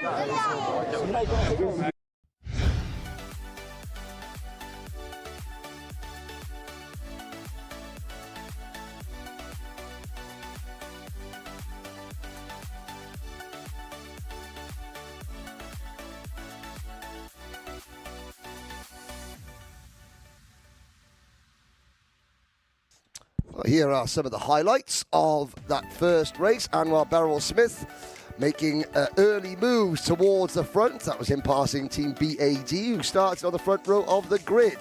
And it wasn't long before Henry Beaudette passes Tommy Lee in the pole-sitting Paragon Racing entry, and then going into turn number 1, he passes Sam Lovelace for the race lead. However, it wasn't done yet. Lots of action going on in the middle of the pack. Great racing, and at the front there was Jarrett King, who Piers spoke to in the number 12 car, just making sure that Alvin Chu doesn't get the crossover on him. As the race wore down, however, lapped traffic became a factor. And Beaudette was able to get through that lap traffic just a little bit better than Lovelace and Tommy Lee. But it was the final couple of laps where there was still some, as we call it in the UK, squeaky bum time. But Henry Beaudette coped better than anybody to take the first win of the Rotax Racing Club Team Trophy. Piers Pryor is back down in pit lane. I have a question for Piers. We need to know what's ICKC stand for. There's a couple of team names that we're not sure. We know what UBMRC stands for, but what about ICKC? Well, I wonder. Let's go back down to Piers to see if he has got any answers for any questions. There we go. Thanks, Henry. I'll do some investigative journalism down here, but I'll start with our pole sitters for this next race, which is Warwick B. Warwick B, who do we have in here racing for Warwick B? Tyler Ducrow. Tyler, you guys are Warwick B because you race in the British Universities Karting Championship as a team. Great to have you here for the Rotax Racing Club Team Championship. Great to be here, Piers. It looks good. You know, it's starting P1, so there's a lot of pressure, but there's a lot of good drivers here, so yeah, it's going to be interesting. How is Warwick B's form this season at Silverstone? Well, there's a lot of very accomplished drivers there. And give us a roll call. So we've got Rana Menon, good Club 100 driver, and then he's got Sam Pike and Sam White. So we all went to Warwick University and we sort of competed in the B team in 2023, and it was really fun. So just doing it with the boys again, really. Getting the band back together. Yeah, exactly. Yeah. So yeah, really looking forward to it. And Warwick B, what's your hopes today? Do you reckon you can get what, top 20, top 10, top 5, top 2, top 1? You can hope for a top 10, I guess. Yeah, but who knows what will happen? You know, we're just here for the racing, really. How was Warwick B's first race today? Was it? I assume Mr. Pike was out in that first one. Started last on the grid, so he worked his way up to 26th, and then the pace in the mid pack was quite good, so he just sort of stayed in 26th. He got a couple of penalties, so we're going to try and avoid a couple of penalties. 2 penalties, yeah. You were the cone abuser. Well, I know you said he was. Yeah, he was. Yeah, I'm sure we probably did. Atrocities. But. Atrocities for the cone to the cone kind. Right, pole sitter Warwick B going there. Great to see so many British University Karting Championship teams and drivers joining us. We're going to head to further back because I'm going to do some investigative journalism. We're looking for karts number 10 and 20 who are side by side in 25th and 26th place, who are ICKC and ICKCB. Number 10, you must be Mr. ICKC. That's right. Can we have some information on the origin of the team name ICKC, please? Okay. ICKC stands for Inter-Company Karting Club. So, we're a group of sort of formative friends from the nationwide company, and who race for Club 100. So, What's your name? I'm Clifton. Clifton Malcolm. Clifton Malcolm. That's right, yeah. Clifton, you're out in this one in number 10. You're ICKC 1, or ICKC full stop. ICKC, yes. How did ICKC's day start? I think we came 6th from the end in the first race. I think another B came 4th from the end in the first race. So a steady start to the day? Steady start, yeah.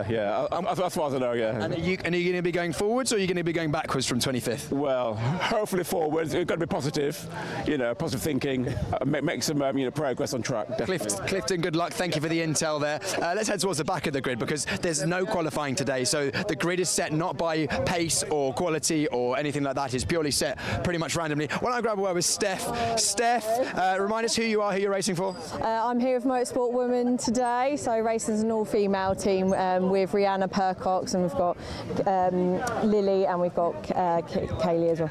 You're not a stranger to endurance karting these days, are you? No, I've done Club 100 since 2010, so it's been a few years. I haven't done it for a while, come out of a bit of a retirement here, but excited, should be good. Motorsport Women, great to have an all full female team. I mean, we didn't have that many females yesterday. We had some. The number of females in motorsport these days is growing and growing by the day, and I suppose you guys are doing it for the girls. Yeah, absolutely. You know, it's great to see so many more. I mean, back in the day when I first started, you were lucky if you saw one. So just have a whole team, plus seeing about another 6 girls racing is fantastic to see. And JV's a big advocate for women racing, so it's great to see. And you're not half bad either, are you? You're going to be moving forward from 33rd on the grid, would be my suggestion. I would like to think so. Like I said, it's been about 3-4 years since been in a Club 100 kart, but I'm hoping to make some positions. So yeah, we'll see how we get on. Good luck, Steph. Good luck. Good to see a full female team and our driver last on the grid. 4 Nation, Team 4-4. Talk to me. What's going on in your mind at the moment? Make up places early. See what happens. Nothing to lose. Nothing to lose. 4 Nation. Where's that team name come from? So we've got 4 different countries racing in the same team. So you are British. And your name is Rob. And then what are the other nations and drivers?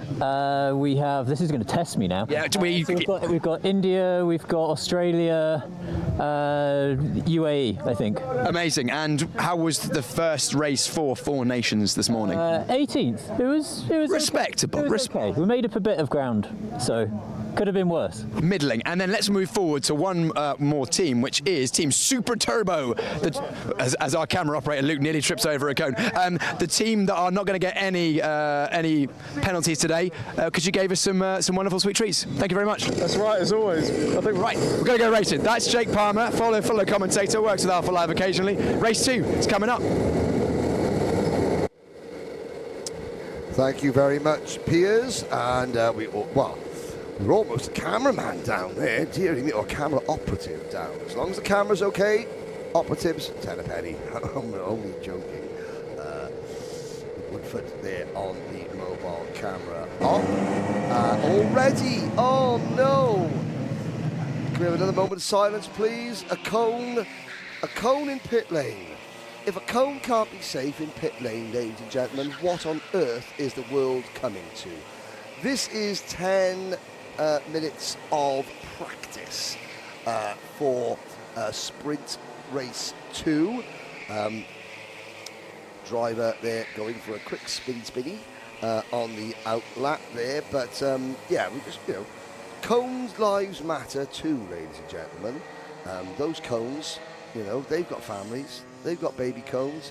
They've got, little play cones that you sell in Toys R Us. Little sport cones that kids use to play football around. Let's think about the families of those cones before we, dish out some righteous abuse on them. What a view, ladies and gentlemen. This is what the image, the vision was of kart Silverstone when the plans went in, and it's a circuit designed by racers for racers. Thank you, Piers, for your investigative journalism. Great to see, to find out some of the names. And again, Intercompany Karting Club, Clifton Malcolm. Now that is the epitome of what Rotax Racing Club is for. They all work for a nationwide business. He was very professional and didn't tell us what nationwide business he worked for, because there are other nationwide businesses that are available in whatever industry you choose. And yeah, that was, that's the epitome. Amateur racers, fun karters, not hobbyists, they're karting enthusiasts. They're friends, they enjoyed some corporate karting, and they thought, let's take it up a couple of notches. And here they are, Rotax Racing Club Team Trophy. The fastest, most, the closest experience that you will get to having your own kart.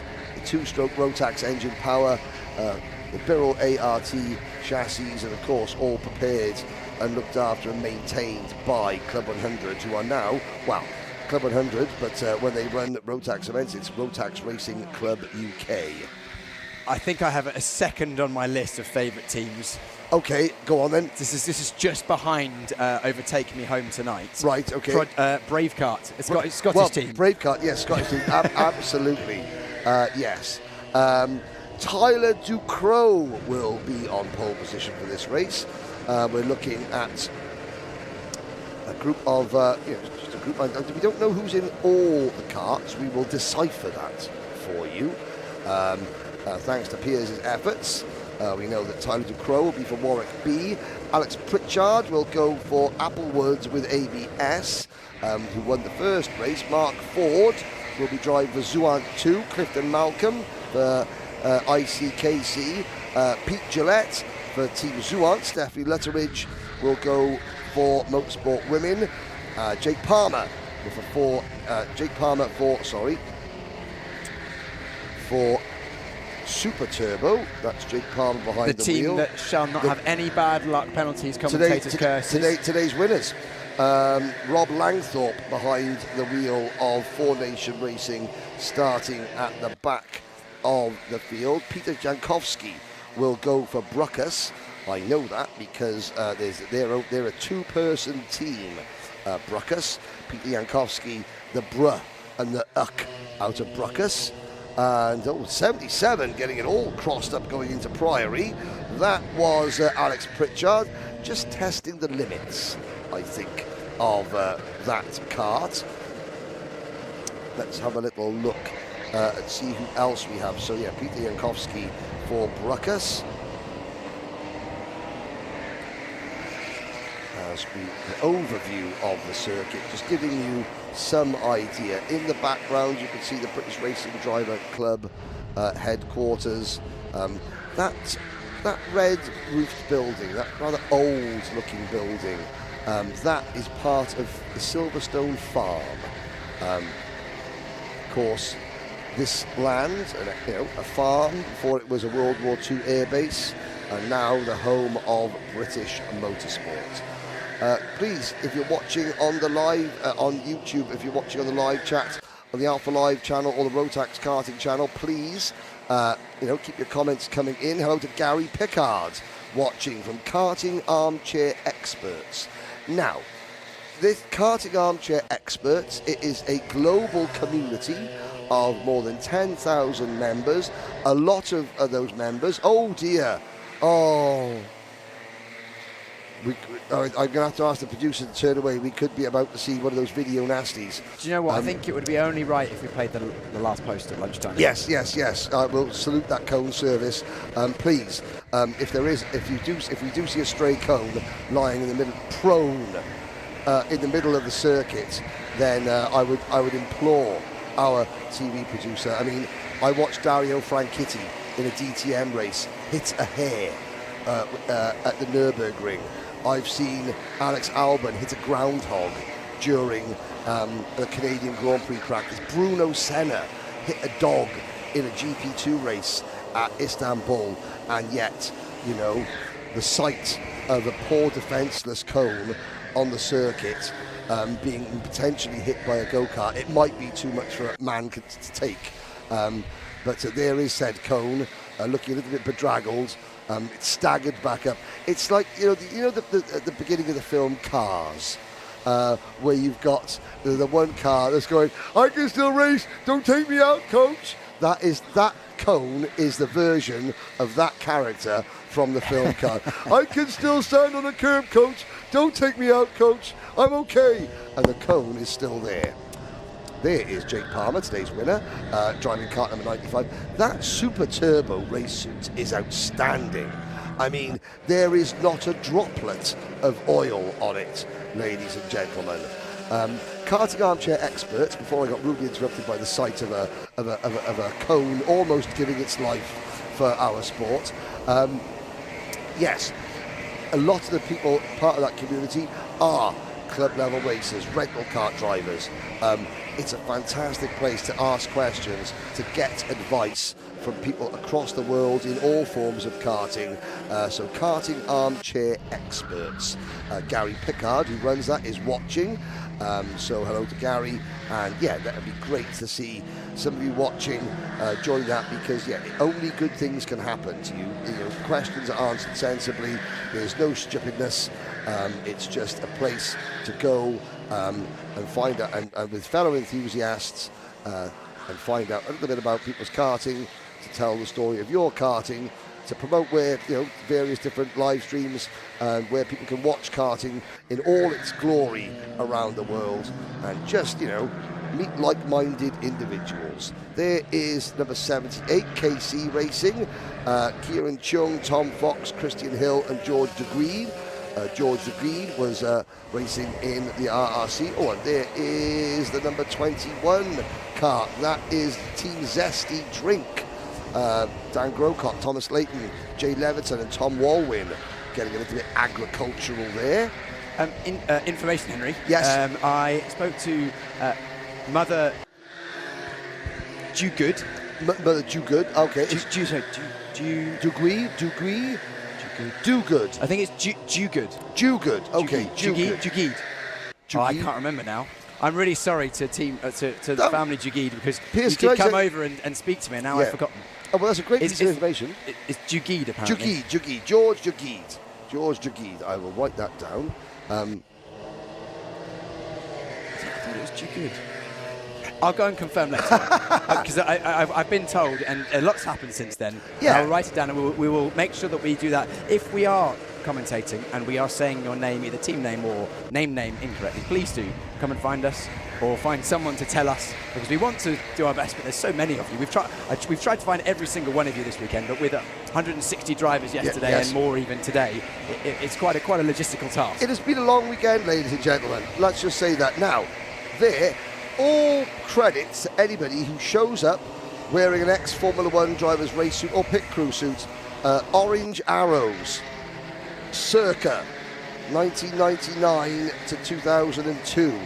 Good job there, sir. There is a team here who, let me see. I am having a Piers Pryor moment here. I can't remember something that I saw about an hour ago.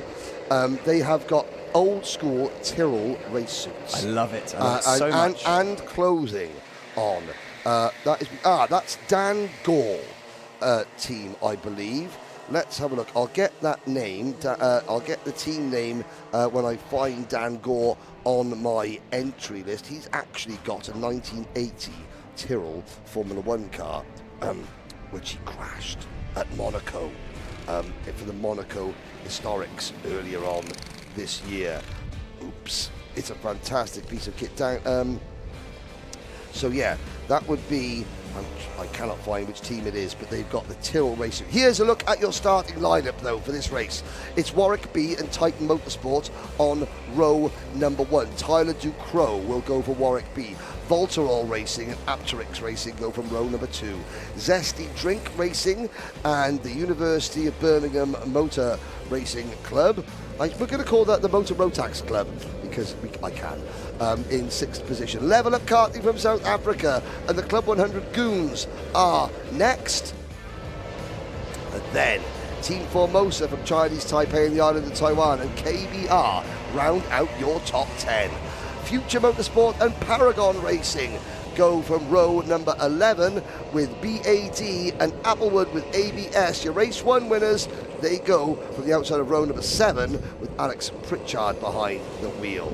Row number 8, Formula Brooks and the DNH Miles Shelby squads, Karting Sweats and Karting Handbook are on row number 9. Then rounding out your top 20, Brave Kart and Project X, Project T, Project K. Brum Boys and Overtake Me Home Tonight. Project X, Zuant 2, Mark Ford behind the wheel of that kart. Clifton Malcolm will go for the Intercompany Karting Club alongside Intercompany Karting Club B on row number 13. Then we have KC Racing, the one-man wolf pack from Team USA. We've got one more rolling lap, which will allow me to go through the SFX Racing team and 2 Sexted. 2 Sexted, I'll be there now in a minute to give it its Welsh name. Team Zuant and Tanked Up on Speed on row number 16. Row 17 will be Motorsport Women and Ruckus. And Super Turbo, today's winners, and the Intimidators are on row number 18. 4 Nation Racing with Rob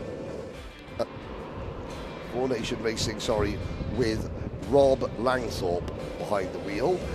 start shotgun on the field. If you're wondering why I'm calling Super Turbo today's winners, only because they brought sweet treats to us in the commentary box in the form of Jaffa cakes and Milky Way stars. So obviously, because they have not bribed us, they've just fed us, they're the winners.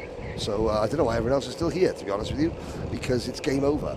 No, I'm joking completely. Here we go, the second 30-minute sprint race of the 2026 Rotax Racing Club Team Trophy is going to be getting underway very, very soon. Into the tram lines, Tyler Ducrot for Warwick B. Lead them to the line. It's a little bit spread out mid-pack, but the start has been given. We're off and racing. 37 karts pile in. Oh, and a spinner in the middle of the pack. Somehow that driver doesn't get collected. He may need a new race suit for his next time in the kart, because that was the very first code brown of the morning. Through Maggots and Beckett's down towards Bridge. It's Titan Motorsport, number 99, with their Team UK race suits on. Is that Owen? I'm not quite sure who that is behind the wheel of Titan Motorsports. Well, it hasn't got the Owen Genman flick, so I don't think it's Owen behind the wheel. Whether it's Andrew or Jack O'Neill. There is Jake Palmer in that very smart, that Super Turbo race suit, the white, the turquoise and the red. He's already gained a couple of positions. A little bit, oh, Cone dispatched summarily to the inside there as we try to go 3 wide through Ireland. Oh, the 78 kart gets turned around. That would be KC Racing. Well, we don't know if that George Jugid, Kieran Chung, Tom Fox or Christian Hill, but they are now last. Other teams of 2, it should be pretty easy. Well, Peter Jankowski driving for team number 12. There is the number 24 kart going through. It'll be Dante Dillon behind the wheel of kart number 15. That would be Project X. Project X started down in 23rd position, but you can expect Dante Dillon to be moving forward at a rate of knots. Big movers on lap number 1. From 14th on the grid, Alex Pritchard already up to 6th, a gain of 8 places. Paragon Racing from 14th on the grid up to 5th position. Fantastic start for team number 32. Looking down the order, who's gone the other way? It's not been a great start for Team BAD. They've dropped 13 places down to 21st. Oh dear, it's not been a great second lap for those teams battling in the middle of the pack. Oh, there's going to be investigations left, right and centre as Intercompany Kart Club. Well, there's Clifton Malcolm, ladies and gentlemen. The black race suit for ICKC, making moves on Jake Palmer, the number 44 kart. Hang on a second. 4 Nation Racing. They started 37th with Rob Langthorpe behind the wheel. Kart 44, end of lap number 1, 18th.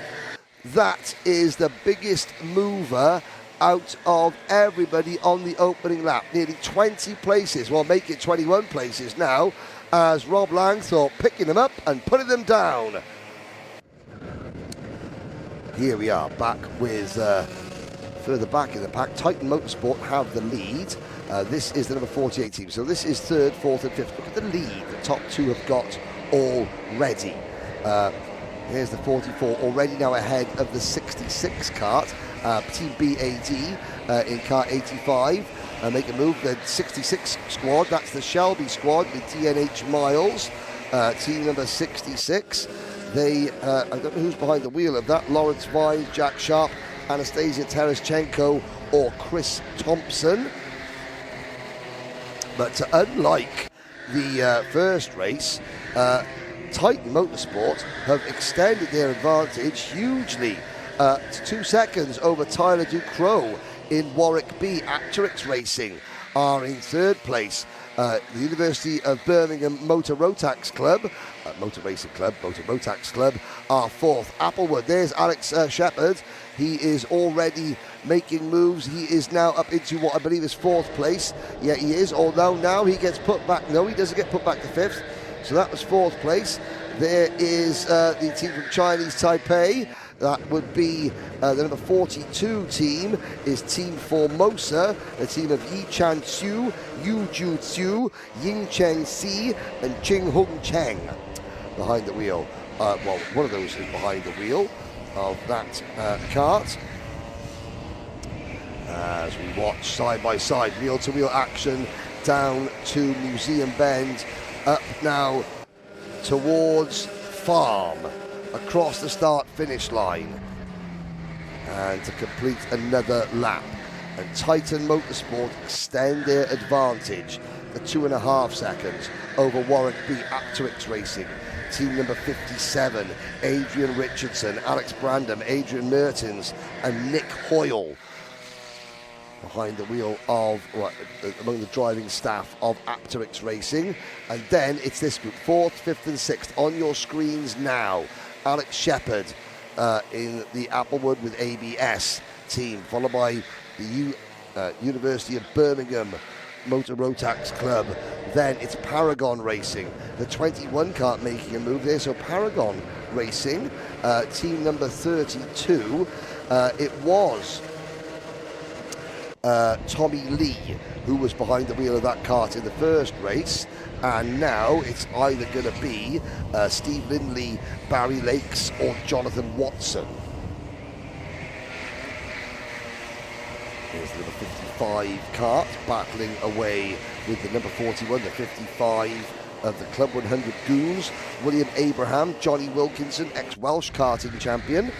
Johnny Wilkinson drove with a crash helmet inspired by the late Tom Price, the last Welsh Formula 1 driver. Max Watson and Harvey McBrien behind also on that team. Here's Shepard now pulling away a little bit. The gap at the front, Titan Motorsport now 3.2 seconds ahead of Warwick B. This race much more spread out than the previous race, certainly at the front at least. What can Alex Shepard do about that? Again, the teams take their best 6 out of 8 scores. So you can drop your worst 2 scores. And Four Nations Racing, how long is it going to be before Four Nations make it into the top 10? I would say not long. Rob Langthorpe driving an absolute stormer. And it's not long before he's going to be on the back of this group. Four Nations Racing currently 17th across the line, 3 wide further up the field. This is for about 8th, 9th, 10th place. Karting Handbook in that battle. Team number 28. Now that is either going to be Steve Alvarez Brown or Luca Nick behind the wheel. I'm trying to remember, as I was wandering around the paddock this morning to try and look at drivers' race suits, because we knew that we wouldn't have the information of who is in what kart on your screen to be able to give you. Trying to do a bit of journalism. Tanked up on speed.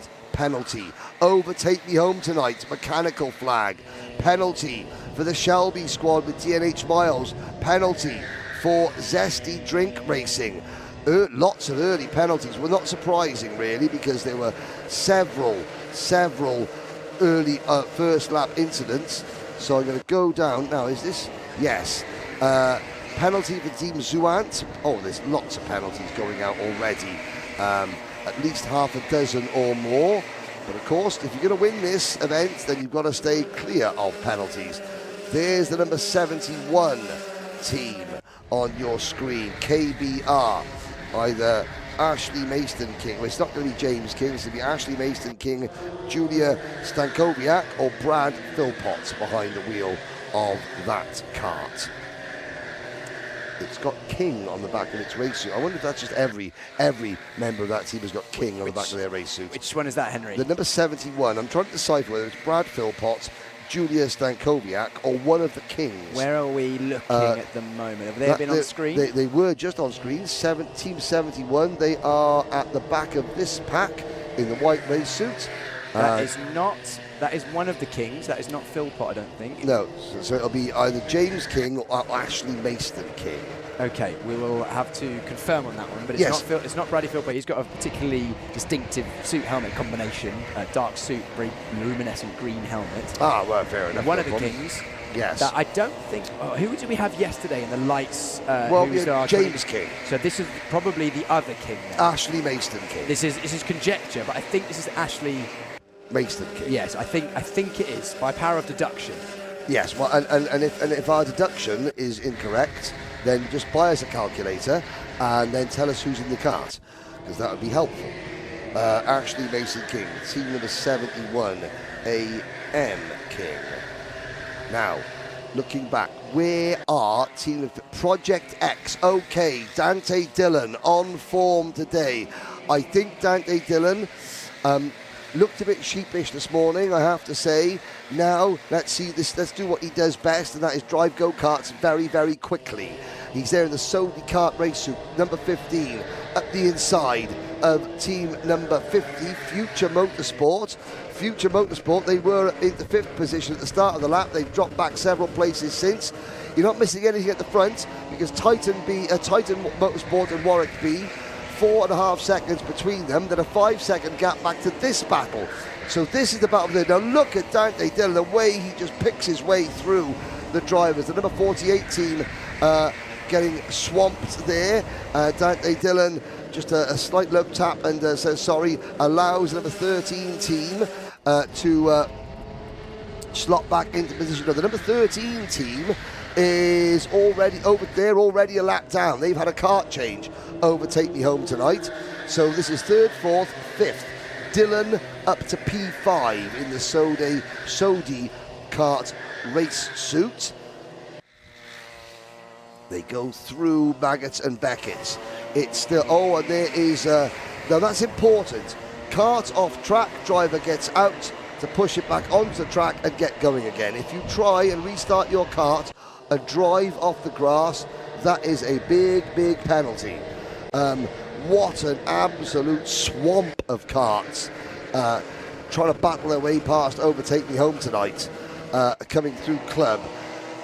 And that's Overtake Me Home tonight, forcing the number 41 kart off through the Ireland and Tower complex. Team Project K hitting the grass there.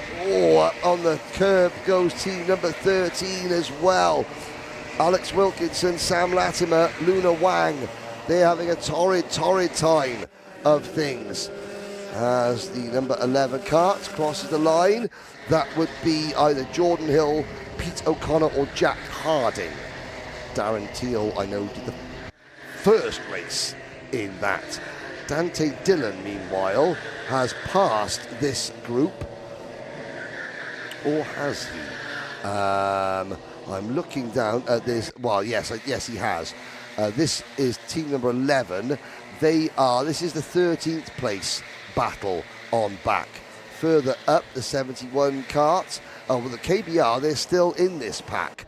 So Mr. King, Ashley Mason King, has not made as much progress as some of the other drivers who caught that snarling pack.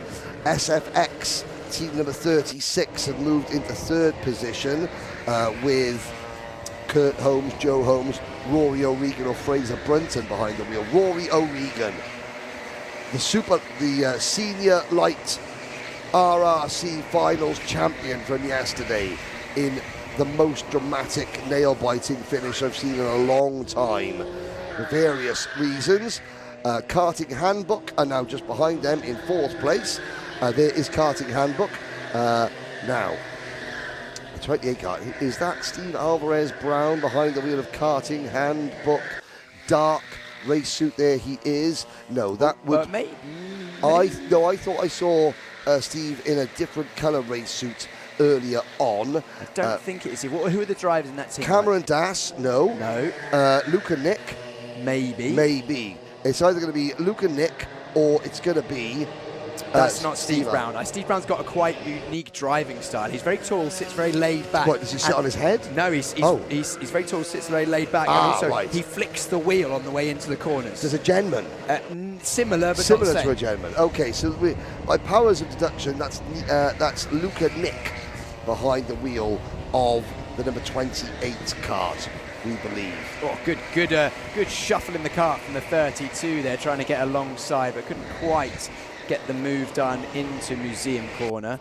So we head down the start-finish straight. Once again, O'Regan looking pretty in control there, but closing the gaps to the drivers ahead at this stage. Fastest driver on the circuit at the moment is who? Project X, Dante Dillon, or the last lap actually, who was Project X. No, I'm wrong. Our Titan Motorsport were marginally faster. A 1:11.1. Very few drivers, in fact, no one's on a 1:10 on the last group of laps. So it seems like the pace was quick at the start, and then it's just settled a little bit now. Yes, Alvin Chu has been online. Yes, I know it's the University of Birmingham Motor Racing Club, but for this purposes today, the University of Birmingham Motor Rotax Club. That makes sense, doesn't it? And that's final. They didn't specify, because if they specified on their name, they specified, then they don't give me leeway to make stuff up. Whereas they've given us an acronym, so we do with acronyms what we choose. Yes, we do. Club Island Tower. Yes, Club Island Tower. Club Island Tower. Yes, yeah. That's the order of the corners. We're trying to get, if there was a catchy acronym for Club Island and Tower that we could then we're trying to find the acronym, but we're not very good at finding it. No, we're not very good at finding the acronym for that at all. Traditionally, anyway, historically. Points to anyone in the YouTube chat that can come up with an acronym. Yes, for Club, Island and Tower. It's very difficult to put your finger on. Anyway, just be sure. If they come up with an acronym, yes, would that be allowed on the? Anyway, that's for well, us. the acronym. It's got there could be an anatomical acronym. Yes. There we go. There's a couple of hearts appearing. Penalty. The Goons. Not the Goon Show. That was Spike Milligan, Bilali and Harry Seacombe back in the day with the steam-driven wireless. Giving away my age. Yeah, there's a lot of people flooding the comment section with love hearts at the moment, which tells me that they may have cottoned on to our acronym. I just can't quite put my finger on it. I think that I've got in my lifetime that the Club 100 Goons have got 2 penalties in 5 seconds. Yes. And then also just received a contact warning as well. So the Club 100 Goons are currently living up to their name. Yes. Team number 55, William Abraham, Max Watson, Harvey McBrien, and Johnny Wilkinson. No, not that Johnny Wilkinson. They are, they're going to be 37th in a minute after all the penalties. There was a raft of penalties, Piers. The one-man Wolfpack, Team USA, have got a penalty already. Looking down the order, Overtake Me Home Tonight for fiddling with the RAD. Radiator. Radiator. They've been touching their radiator when they shouldn't be. Again. Project K, under investigation for forcing a driver wide, as are KBR at the moment. They are the teams that are under investigation that I haven't seen penalties for. The Club 100 Goons, track limits and cone within 5 seconds. So again, we're looking now. Nothing has happened at the front because Warwick B, Tyler Ducrot, has fallen now 9 seconds, 10 seconds behind Titan Motorsport. Adjusted the radiator, 2-position deduction. Oof, okay. Don't do that. Don't touch the radiator. Basically, just don't touch the engine. Yeah, just you concentrate on driving the wagon. Your contact points are bum, heels, hands. Yes, they're pretty much, yes. Bum in seat, heels on pedals, hands on wheel. Exactly. Both hands on wheel, preferably most of the time. Not waving around saying, voicing your displeasure. This driver, number 44, Four Nation Racing, Rob Langthorpe, 37th to 9th. Fantastic racing. And we're going to have a good battle for third. We've had a good battle for third place. Project X, Dante Dillon, the SFX racing team, either Fraser Brunton, Rory O'Regan, Joe Holmes or Kurt Holmes behind the wheel. Yeah. Karting Handbook, with who we believe is Luca Nick behind the wheel. And then the number 77 team, Alex Pritchard. Future Motorsport as well are in that battle. Team number 50, Sam Morse, Jensen Barnard, Matteo Ehrenfuchter and Elijah Hazelwood behind the wheel. There's a 2, 4, 5 kart battle for third place. Here it is. There's the 36, the SFX, that's karting handbook, Nico Nick. In the Sony kart racing, Dante Dillon. And they're closing in on Tyler Ducrot. So it could be a battle for second, third, fourth, fifth, sixth, and then seventh. Coming down the hill, looking up.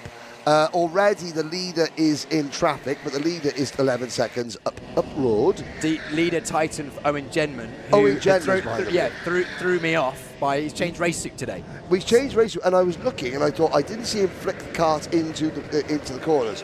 So I said it can't be Owen Genman, and then I was wrong. Maybe that's his sprint technique. And in endurance, he's Mr. Cool, calm, and collected, making the tyres last. Yep, keeping things smooth. Very correct.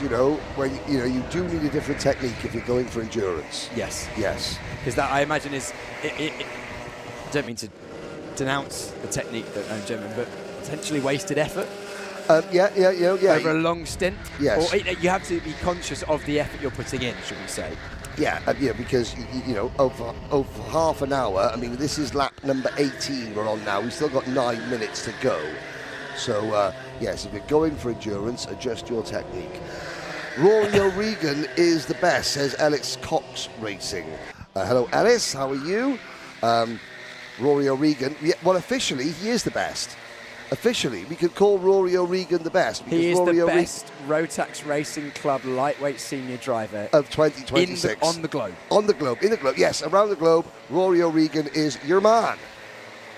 Now we watch, there is Dante Dillon, siding his way through that tough to remember section, and he's closing on Tyler Ducrot. He's closing fast. I think Ducrot's come across traffic. No, it hasn't. No, he's not. He's actually 7/10 a lap faster in clear air because Tyler Ducrot set his best lap of the race on that last lap, 11.5. Last lap for Dante Dillon was only 200ths off his best at 10.7. And now, look at that. He's clearly getting some words of encouragement from Sam Lovelace from the side. I think they've got pit 2 short. I would imagine they've got some sort of communication. Yeah, and that was it. That was a nod to say, I can see. Yeah, he has. You can see on the side of his helmet the black little communication radio device. Transmitter. I think this is a when, not an if, Mr.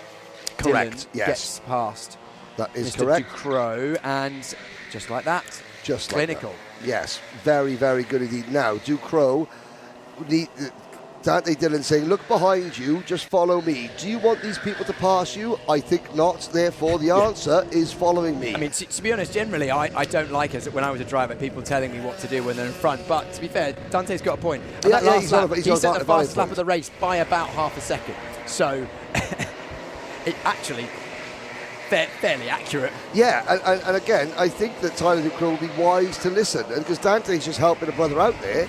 He's just now Tyler Ducrot looks over his shoulder for his own bit of evidence collection and realises, yes, there is not as much clear track behind me as there was in front of me. So, but Dante Dillon is just gone. Such is the pace of Dillon at the moment, with the overtake on Ducrot, having followed Ducrot for the first few corners, still did a 10.8, which is half a second faster than our leader, 4/10 faster than SFX behind as well. So Dante is very, very, in fact, he was the fastest lap of anyone on that last lap with an overtake. The second fastest was Applewood and ABS, who did a 10.9, and they're down in 7th place, currently 14 seconds off the lead, 3 seconds back off Dante for Project X. Dante Dillon on a mission today. Absolutely. It's Rory O'Regan behind the wheel of the SFX racing car. Dante Dillon on a mission. Hearts and minds is the key for Dante Dillon today. He's absolutely blitzing through the field in this race. And yes, yesterday, of course, was the largest audience the Rotax Racing Club and AlphaLive Broadcasting and Rotax Karting, looking at the figures between the two YouTube channels, over 20,000 viewers yesterday. So Dante Dillon now, it's his chance to show that he is a very, very good kart racer. Yes, he's shown it so many times before. 3 times British Indoor Karting Champion, 3 times second place in the Club 100 Rotax Racing Club UK lightweight senior categories. And yesterday was there or thereabouts, took the win on the road, but there's ways that you can do things. And yesterday wasn't Dante's best day in that regard. No, exactly. So, and of course, it just so happened to be in front of the largest audience that there would have been. In the UK, we call it Sod's Law. But that was yesterday. Today's today. Today's a new day, new Dante. New day, new Dante. Looking at Rory O'Regan for SFR, our champion yesterday. Oh, yes. Yesterday for the lightweight category as he goes round the outside into club. Putting the number 27 team a lap down. Penalty, the front. Project X. Penalty, penalty. What's that for? It is, now, he was under investigation. Let's have a look. 41. Forcing driver wide. Oh, okay.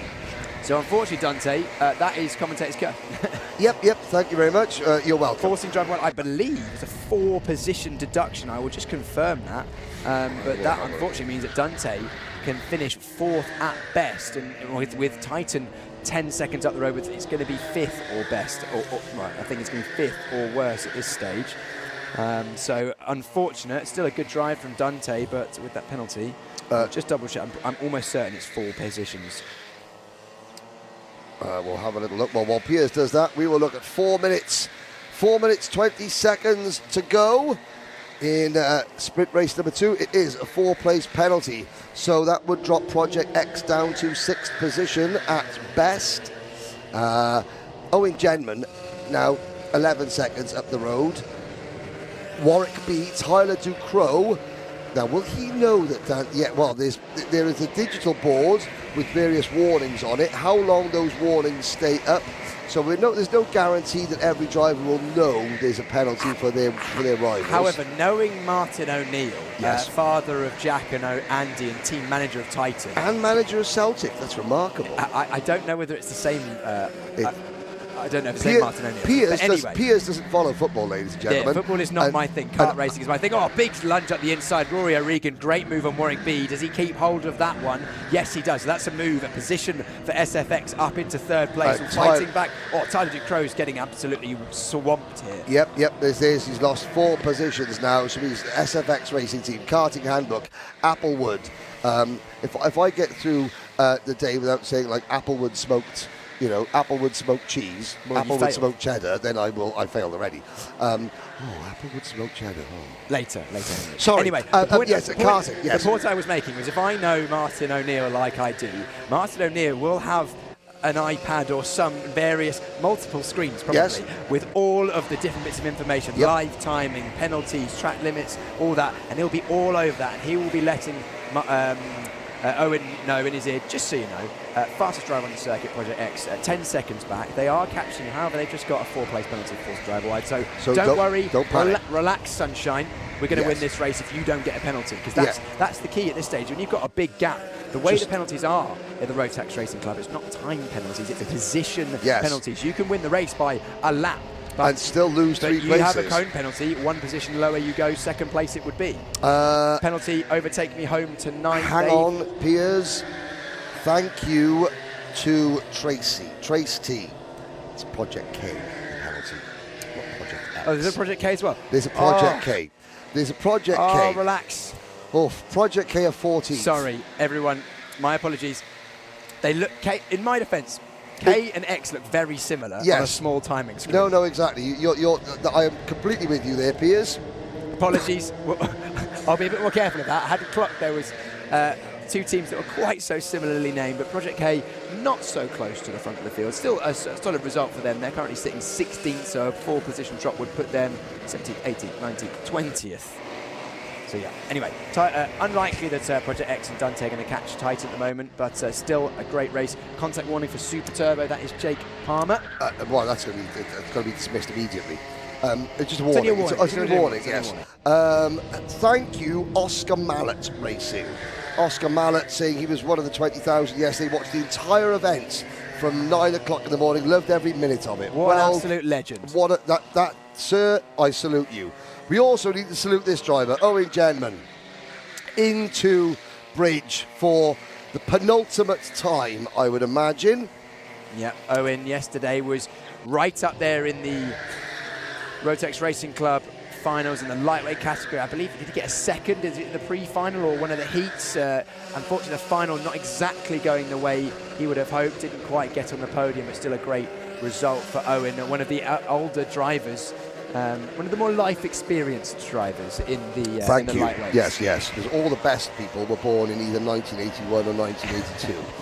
Now, there is the non-penalised Dante Dillon. Dim penalty, nil penalty for Dante. Mike O'Neill will now be saying to him, he goes, scrap that. The two idiots on the microphone got it wrong. Dante hasn't got a penalty. He's 9 seconds behind you. But 10 seconds left of the race. So this is the final lap. The Team UK race suit from the FIA Motorsport Games, Owen Genman, comes around, oh no, on the last lap, Owen Genman safely negotiates a stricken cone. Sorry, Henry, I didn't. Yes. You're just clearing your lungs there. Yes, I'm ready. Going ready. Yes, I do apologise. It was heat 2 in which senior lightweight heat 2 in which we had a Titan 1-2. Genman took second place. One better in this one. So Titan had a good heat yesterday. They started well. Can Titan continue today? Continue the form that they've started the day with. We've still got 6 more races after this. 4 more of the solos, and then 2 more of the solos, and then 4 of the pit stop endurance races later on. And of course, as the day progresses, we will do our best. When the results are confirmed, we will do our best to keep our spreadsheet up to date to find out who is doing what in terms of points. Owen Genman takes maximum points for this race. The checkered flag on the digiboard is out. He wins by 9.2 seconds over the absolutely flying Dante Dillon. 1 minute 10.499, fastest lap of the race.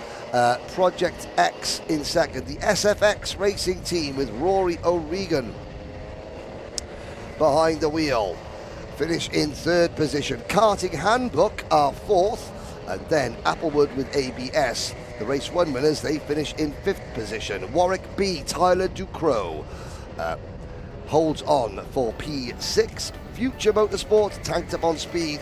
4 Nation Racing, Rob Langthorpe take a bow, 37th to 9th. The University of Birmingham Motor Rotax Club and Voltarol Racing from Portugal are 10th and 11th. Then Paragon Racing, Zesty Drink Racing, BAD, KBR, the penalised Project K, the penalised team from Chinese Taipei and the island of Taiwan. They are 16th. Team Formosa, the second of the Chinese Taipei teams, just behind their countrymen in 17th place at a Formula Brooks. The Intimidators, Ruckus, Super Turbo, Jake Palmer going from 35th to 21st. As you look down at the tail end of the order, Level Up Karting, improving in that race, husband and wife team, Alistair and Lisa Mingay, are among the drivers of Level Up Racing, and the rest of the teams going through the order. Lisa and Alistair Mingay, Derek Martin and Stephen Beaumont for the South African team. Finishing, unfortunately, stone last. Well, we'll get to whoever finishes stone last. I'll just quickly check. It was, sadly, Overtake Me Home tonight. But, well, who doesn't want to take Piers Pryor home with them? We need to lift back to Milton Keynes train station tonight, actually, ladies and gentlemen. So you can actually take Piers Pryor home tonight. Can't they, Piers? Over to you. Thank you very much, Henry. Yep, down here once again, Owen. You're getting a lot of airtime this weekend. I'll let you take your helmet off. I think your fan club are pretty happy with that one there. Go Team Titan, there we go. You're holding me up, Owen. Sorry, This mate. pace kart tester. Owen, pretty strong result for that one. I mean, the grid helped, but still, 9 seconds. You'll take it.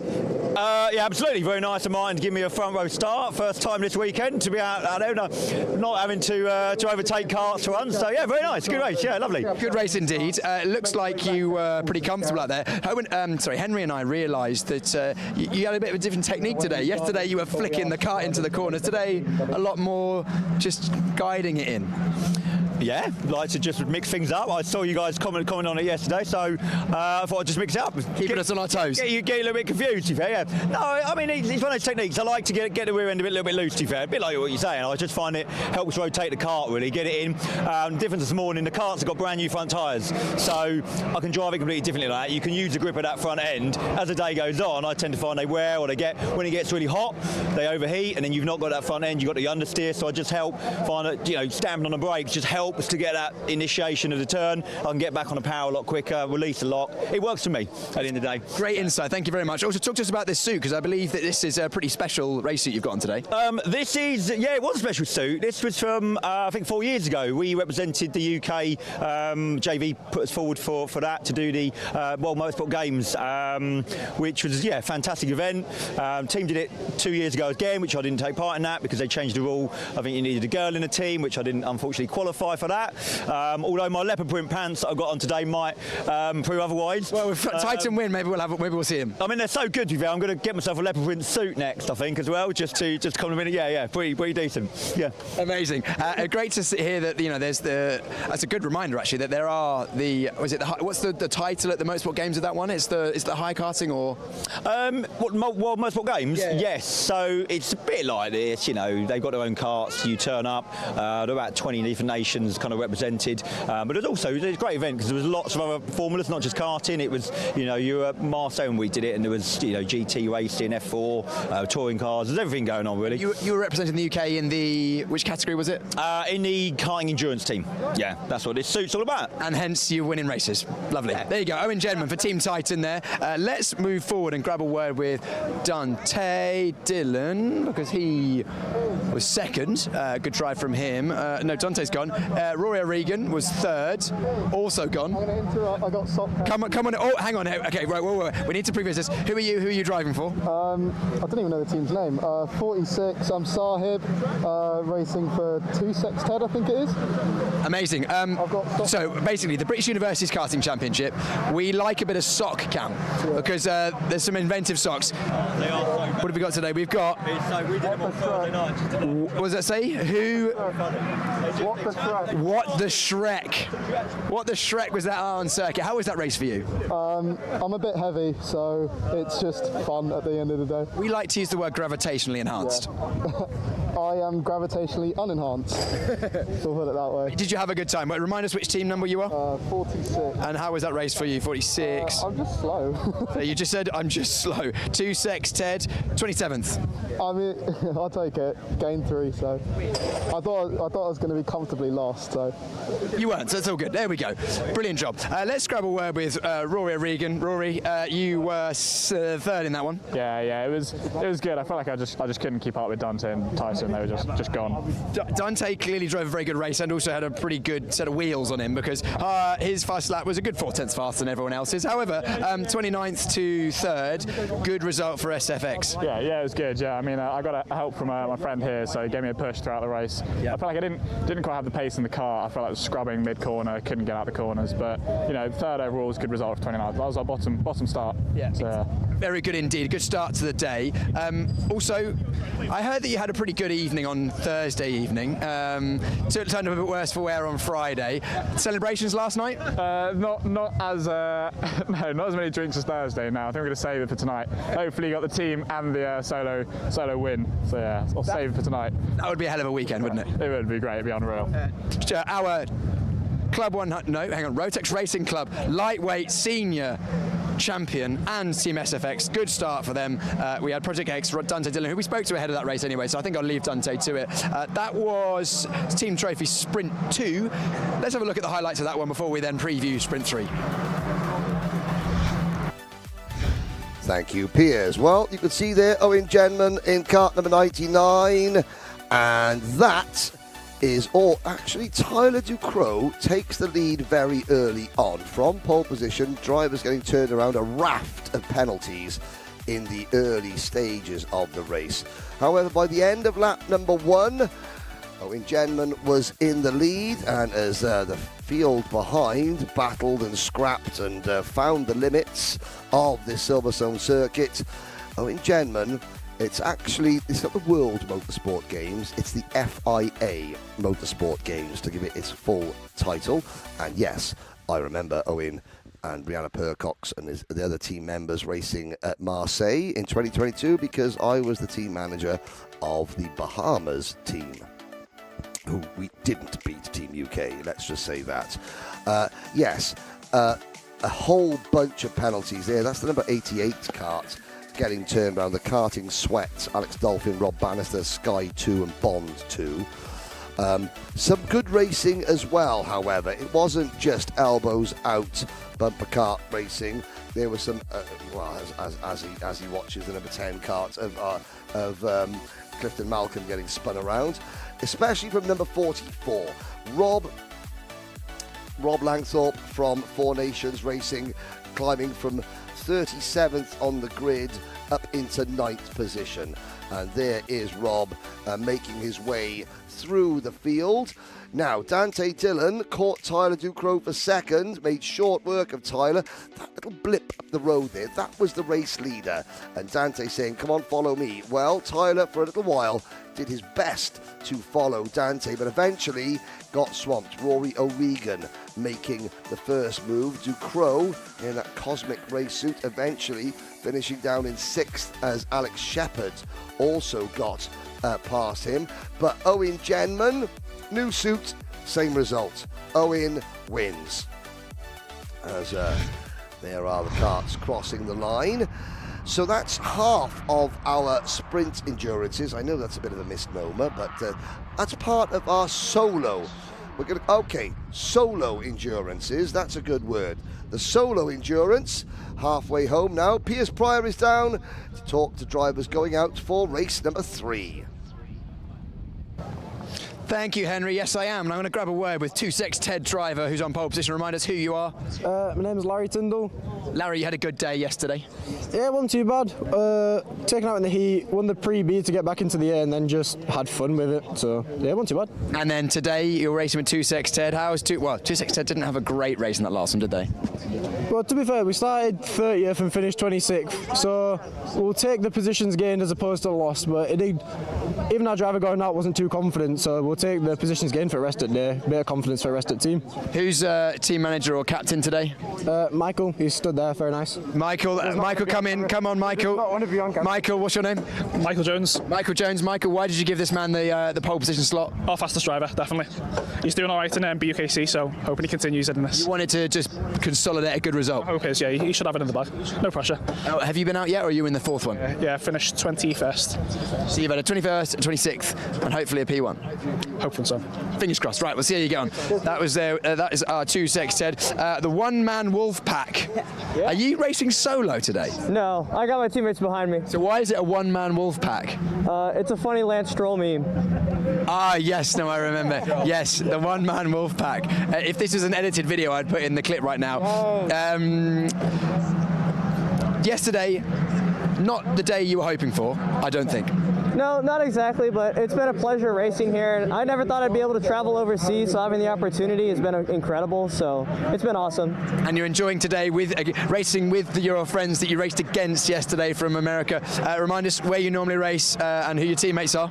Yeah, so I have Caden Greenleaf and Sham Rugerbor over there, and we normally race in, well, Sham's from California, but we race the Rotax, formerly KFX, over there, traveling series in California, and then me and my buddy, Caden, we are from Arizona, and so we race K1 Speed Phoenix, K1 Circuit in California, and so we all travel around and essentially all compete in the same series together. Yeah. Well, it's great to have you racing together. Great to have you here. Thanks for making the trip, and enjoy your race in this one from 3rd position. Yep. I suppose you're going for the win?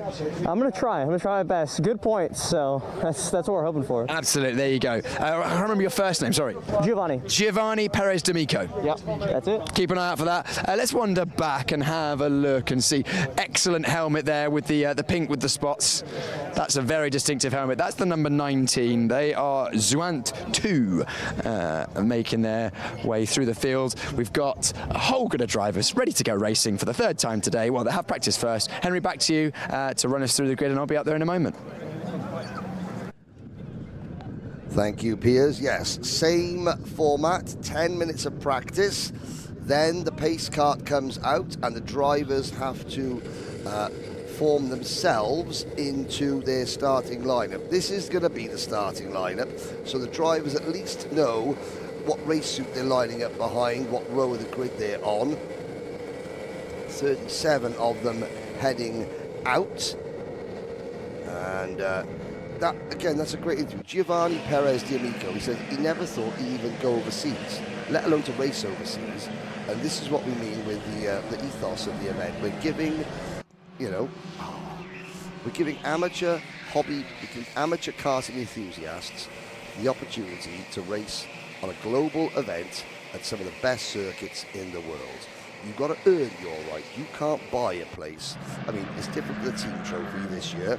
It was the team trophy is open to anyone who wants to race.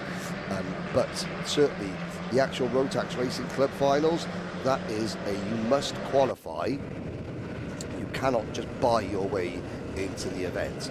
So for the enthusiasts out there, the 99% of people that do karting, that don't do owner-driver karting, then this is their chance. You have to be good, you have to earn your place, and then you go and represent, you know, your national club.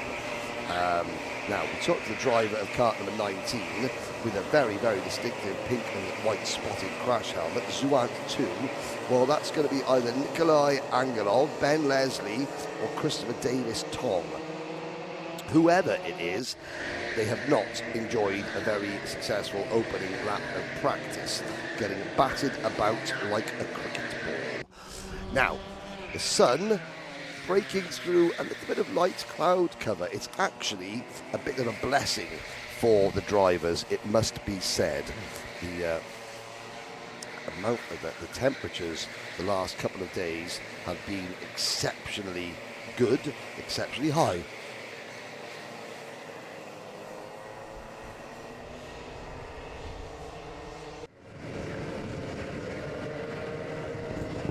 Sorry, I had a quick sneeze there, ladies and gentlemen. That's okay, off air. Now, watching drivers head through this complex, Jarrett King is back out behind the wheel of Bruckus. In this event, Jarrett will be starting from Bruckus 12. So Jarrett will be on row 9, 18th on the grid. And of course, Jarrett in a team of 2, some drivers in a team of 4, other drivers in teams of 3. So yeah, there's the American Giovanni Perez D'Amico. He's taken part in race 1 and race 3. Caden Greenleaf and Shane Rugeber, his teammates, they will take part in one race of race 2 or race 4. And again, already, now you can see the number 77, Alex Pritchard, is back out in this one. So he raced in race number 2. He's also racing in race number 3. He'll be starting on the 11th row of the grid for this race as we watch practice unfold. There's number 28. Now that is Steve Alvarez Brown. Super GT on YouTube. I don't do YouTube. I only appear on it. I don't have my own. I don't say, hi guys, welcome back to the channel. In today's video, I don't do that. What I do is watch karting. And Steve Alvarez Brown, and then I did watch some of his videos. An incredibly insightful look into the differences between this style of rental kart racing, and then he did a season with Dan Holland Racing in senior Rotax, the highest level of karting in the UK. And I don't care what anyone says, it is the highest level. He did it in the UKC Championship, and it just shows how difficult it is owner-driver racing when you've got everything going on. It was extremely insightful. It was very well put together. He was very honest and open about, you know, his journey, his experience. Very grateful to him. He also, and this is something that Alpha did, that Alpha did a charity event for Motormouth. It was in aid of motor neuron disease, I believe. They had James Hunt's 1975 Hesketh Formula One car at Wilton Mill. And it was an event open for quote-unquote celebrities, YouTube celebrities. And I saw that. I've never seen so many selfie sticks in all my life. And I looked at the people and all the YouTube celebrities who did this event for charity, you know, to raise money. And I watched as many as I could bear of the follow-up videos for YouTube. I watched maybe 10 before I wanted to literally gouge my own eyeballs out with a spoon. Steve Alvarez Brown was the only one who took the time to go and find out and talk about the cause, the charity they were representing.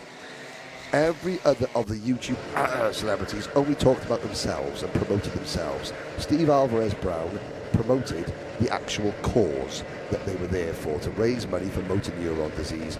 And that to me tells me an awful lot about him as a person, and what makes him stand out. And maybe that's why he is incredibly popular on YouTube, because he does talk about other things, not just himself, which I'm very, very impressed with. And I really hope that Steve gives Owner Driver Racing another bat, or he joins and tries to qualify for Rotax Racing Club and become one of the RRC leading drivers in the UK.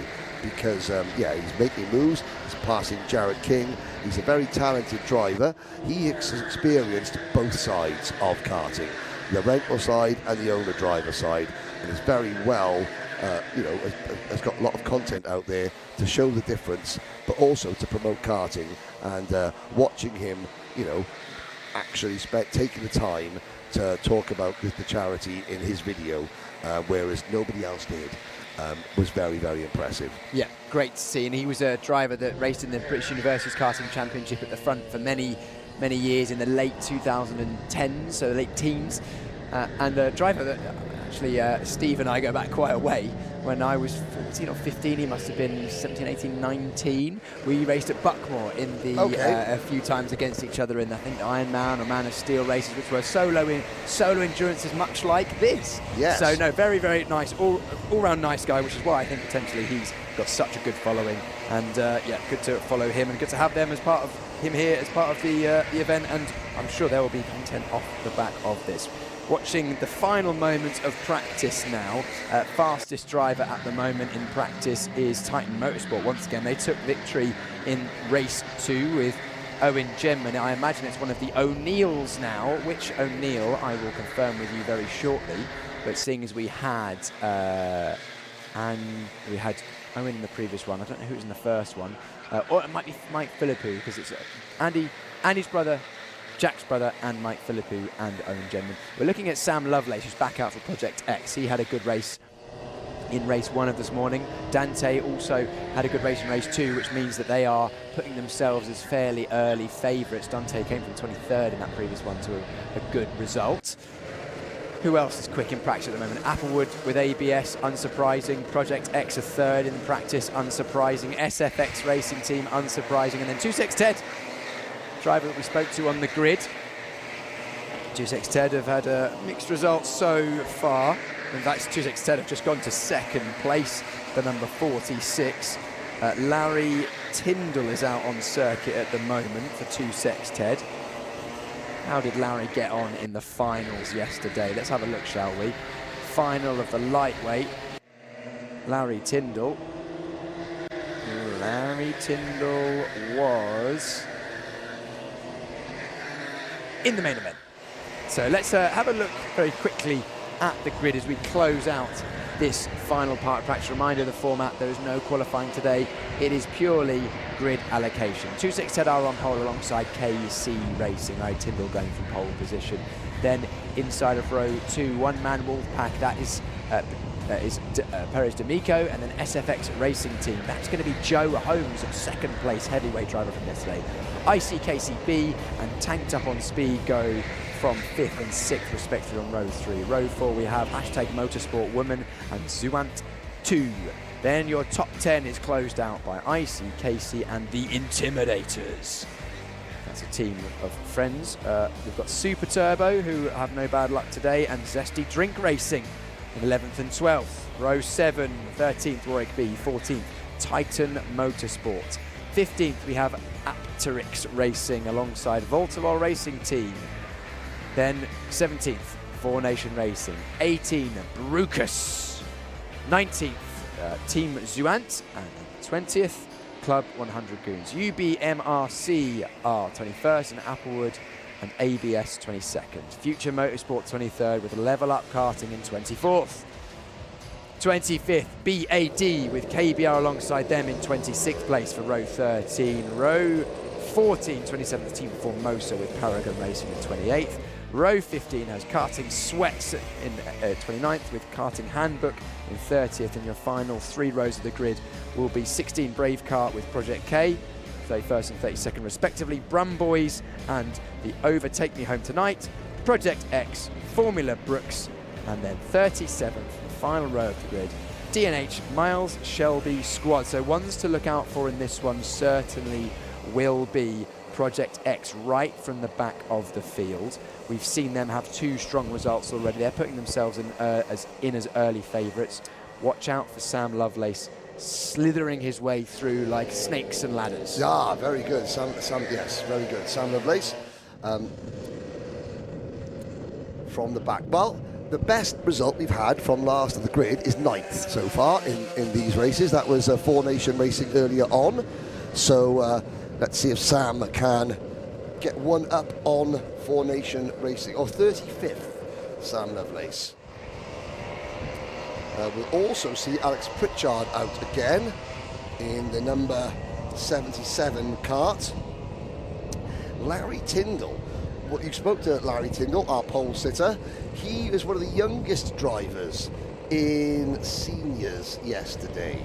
Now there is Steve Alvarez Brown starting on the outside. That is Karting Handbook. Where will Steve start this race? 28th.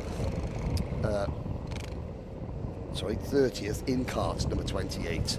And he is just behind, that's a very smart Monster Racing, Super Paragon Racing. Paragon have been up at the front of nearly every race so far. That's Steve Lindley behind the wheel. Very shortly after the start of the race, I will tally up what the results of race 2, and then I'll give you a provisional points at the moment as it stands.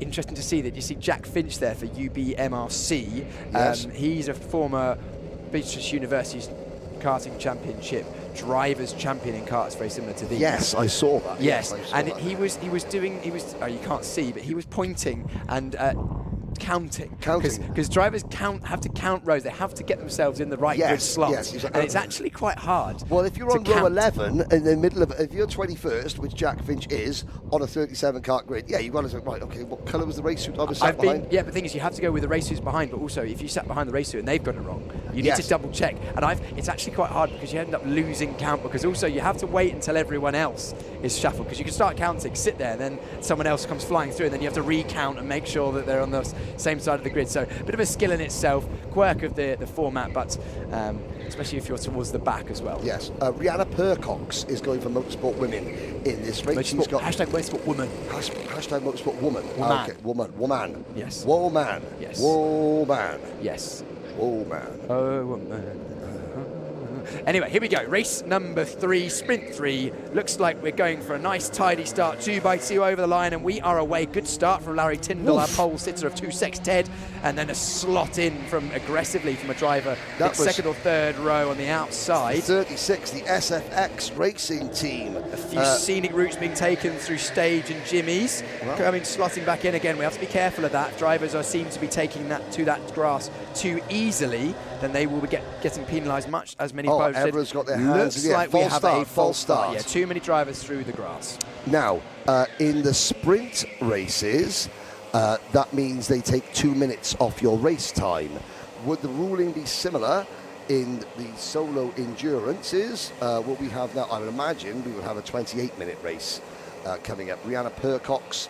I was told an erroneous piece of information about Rihanna Percox. Good word, erroneous. Yes, I was told that she was the owner of an Iron Brew crash helmet. And it turns out she isn't.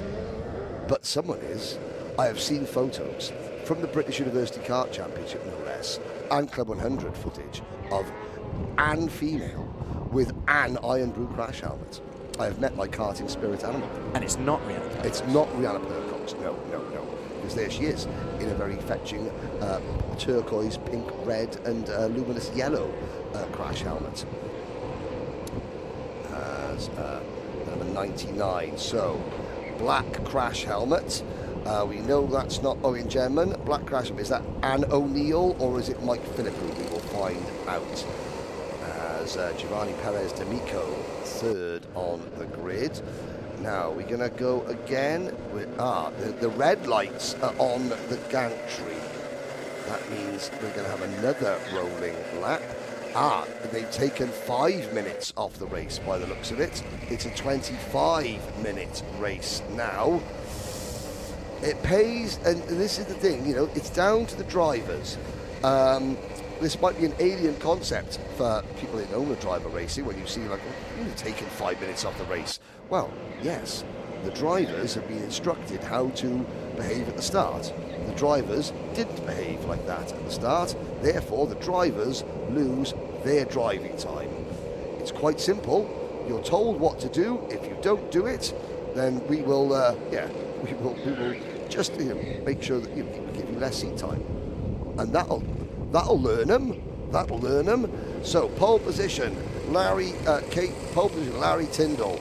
Then on the outside of row number 1 for team number 76, Christian Hill behind the wheel of KC Racing.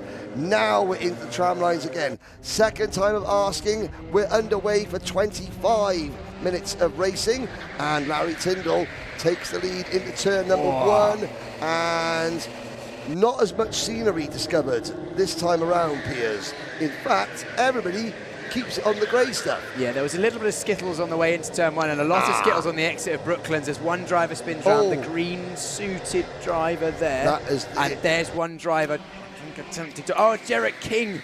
Jarrett King's got an issue. Oh dear, yeah. Oh, he's been. I think he's had a cart go up and over, and now the radiator's hanging off. Yes. Yeah, and also the radiator's been completely pulled off, so that is the end of Jarrett King's race. There's another driver off at the top of the circuit getting up and out of their cart. That looks like one of the drivers from Chinese Taipei and the island of Taiwan. Another driver that's been, I think, had a vertical moment, and there's a car abandoned on the inside. Oh dear, now. Of the Maggots and Beckett's. There's lots of people under investigation. They're going to carry on. Now the good news is that you count your best 6 out of 8 scores. Waved yellow flags. This looks like it could be a full course yellow. It is a full course, slow procedure around the circuit. So our leader, which is... Oh my goodness goodness, that is Steve Brown. That is Kart's. Steve Brown. Now, that is Kart Handbook. This is the number 55 on top of him. That's the Club 100 Goons. Max Watson, Harvey McBrien, Johnny Wilkinson, not that one, and William Abraham. Yeah, it's not Johnny Wilkinson. No, because he's got a Tom Price crash helmet. Yeah. So it will be Max Watson, Harvey McBrien, or William Abraham. This has been a very, very untidy. One of the team of the 13, Overtake Me Home Tonight, Alex Wilkinson, Sam Latimer, Liz Stevenson, Luna Wang. They have, they're going to provide a lot of entertainment. I'm not quite sure how results-wise things are going to pan out for them. Yeah. Bearing in mind the first 3 races, or the first 2 races at the start of this one, but they're going to be a lot of entertainment, and they're very, very distinctive indeed in that sort of British racing green, very smart livery race suits. I think I saw one of the drivers from Cambridge University Motorsports. Yeah. In that British racing green. There it is, sort of Aston Martin-esque. Driver is, name escapes me, that is a former BUK or former or current BUKC driver. There is Jarrett King getting some attention and assistance from the spotters out on circuit. Yep. And again, you're standing at the side of the track. Let's have a quick look back at the replay at the start, because it was well behaved up until Brooklands. Yeah, well, actually, I would say that it was less dust being kicked up, but it looked like there was quite a lot of loading and skittling through turn 1. So nicely 2x2 through the tram lines here.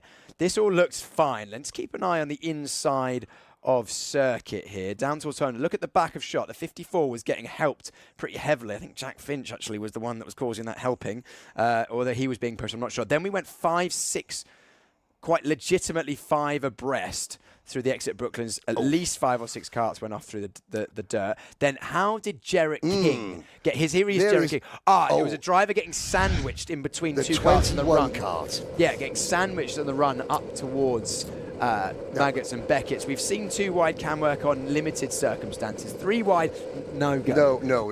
And that was Zesty Drink Racing.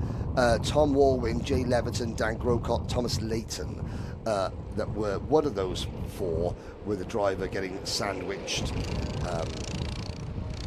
I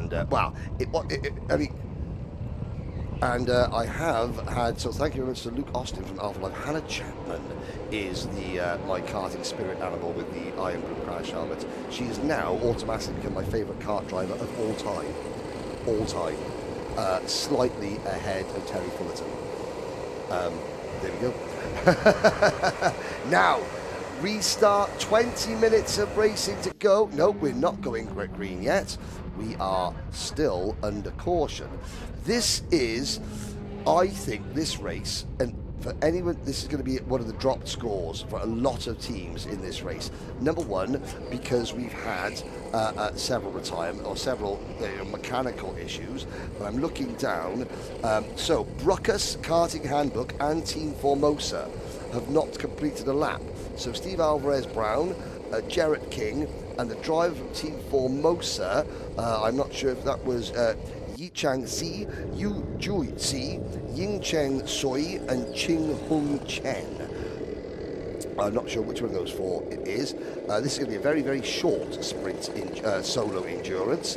Now, Club 100, Rotax Racing Club UK are going to be working to see about getting those 3 drivers back out onto the circuit. Certainly they'll look and say, well, if it was your fault, do you get another kart? And if it wasn't your fault, I'm assuming you do get another kart. But that was not the best start. And again, this is now, well, team number 46, Larry Tyndall. Yes, Larry, you can crawl round, because that means there's less minutes when you do go racing for the others to try and overtake you. The order on the track is as follows. Larry Tyndall for 2Sex10 has the race lead. SFX Racing Team are second. The number 36 kart, I think that is that Fraser Brunton? With these, it looks like the Leeds United, the rose on the back, the white rose on the back of his black race suit, the driver in second place. KC Racing a third, Tanked Up on Speed a fourth, Titan Motorsport are fifth, then One Man Wolfpack 6, The Intimidators, Zuan 2, Motorsport Woman, or hashtag Motorsport Woman, 4 Nation Racing, UBMRC, KBR, ICKC, Future Motorsport, and the Volterall Racing Team. They are your top 15. A big shake of the head there from the driver of Team 27, the Brum Boys. I'm not sure that's Teo Yehart, Ishmael Koirati, Thanos Zevalkakis, and Alistair Roy, or Alistair Roy, depending if he's British or French Canadian. British or French Canadian.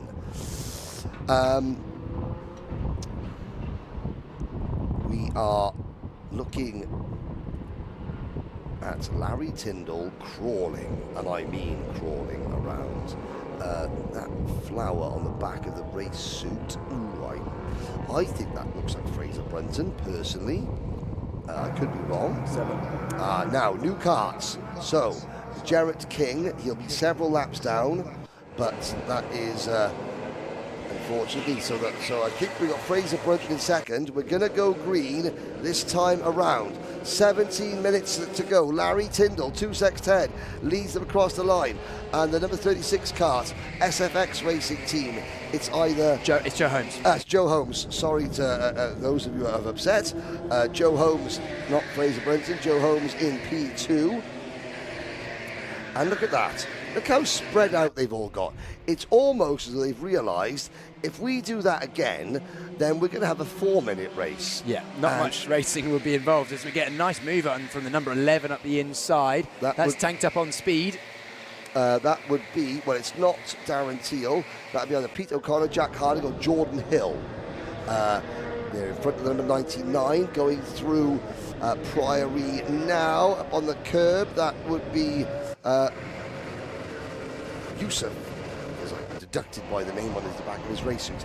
Yeah, we don't have any information on who is in what car. Myself and Piers Pryor are trying to deduce this based on race suits and crash helmets where possible, and interviews in the pit lane. So we do apologise if you're getting a bit frustrated. Why don't the commentators know the drivers' names? Well, that's because we don't have the information in front of us, ladies and gentlemen. Now, racing has commenced. 2 secs 10, Larry Tyndall, 0.2 of a second in front of the SFX team, Joe Holmes. There's Giovanni Perez D'Amico looking to the inside of team number 11. Good move at Brooklyn. And here comes Christian Hill trying to thread the needle. He thought about going 3 wide there through Maggots and Beckett. The 78 kart of Christian Hill has the speed, has the pace. Yeah, good move through Maggots and Beckett's. We've seen that Brooklands, Maggots and Beckett's has been the scene of plenty of overtakes over the years. It looks like we've got a move as well. Priory being the centre of a lot of overtaking in the last few days. Head towards Club. Ireland is the left. And Tower then Tower is the right. Club, Ireland, Tower. Yes, here we go. Right-hander of Seagrave into Seaman. Perez D'Amico sneaking up the inside, just about alongside enough. We go side by side. The driving the 78, just gesticulating aggressively, saying, come on guys, we're losing time. Yes, and they are losing time because this is the battle for 4th, 5th, 6th and 7th. And it's now 3 seconds behind the battle for the lead. There's the lead battle. SFX Racing, Joe Holmes has taken the lead from Larry Tyndall off screen. Here is this battle. There's Rihanna Percox being passed, or no, doing the crossover on 4 Nation Racing. Here are your 3 leaders. Joe Holmes, then the black crash helmet, one of the O'Neills, I feel. And then in the third kart, in the third of those karts, 2 secs Ted, Larry Tyndall. Now Larry Tyndall just trying to stay with the 2 leaders, let them drag him away from this snarling pack. Fair play to Tanked Up on Speed. They have managed to hold off Giovanni Perez D'Amico. Lead change, Titan Motorsports. O'Neill to the race lead. And Joe Holmes slots into second. Now, I'm not sure which O'Neill that would be with a black crash helmet. I'm not sure. Or it would be a Philippoopoo. No, it's not a Philippou. I think it's Andy O'Neill, but I'm not certain. Well, it's maybe somebody more learned than us out in YouTube land will let us know which O'Neill is behind the cut the wheel of Titan Motorsports. And 3 wide action back in the pack. Now, the teams that had to have new karts, just looking down the order, they are, well, Karting Handbook have not gone back out. So Karting Handbook, I see, may be adjudged to have been at fault for that incident. I don't know. Bruckus and Team Formosa are out there, although Bruckus, Jarrett King, I think has come back into the pits. Team Formosa are out there. During any session, drivers suffering any crash damage will have to wait for their kart to be repaired. If the kart cannot be repaired within 10 minutes, a spare kart will be provided, subject to the availability of karts. So of course, that was crash damage that we saw Steve Alvarez-Brown suffer, and yet there was, was it a crash? Would you call that a crash? Or was that just someone driving over the top of Jarrett King? Well, it's a crash, isn't it? So okay. It was pointless, regardless of fault.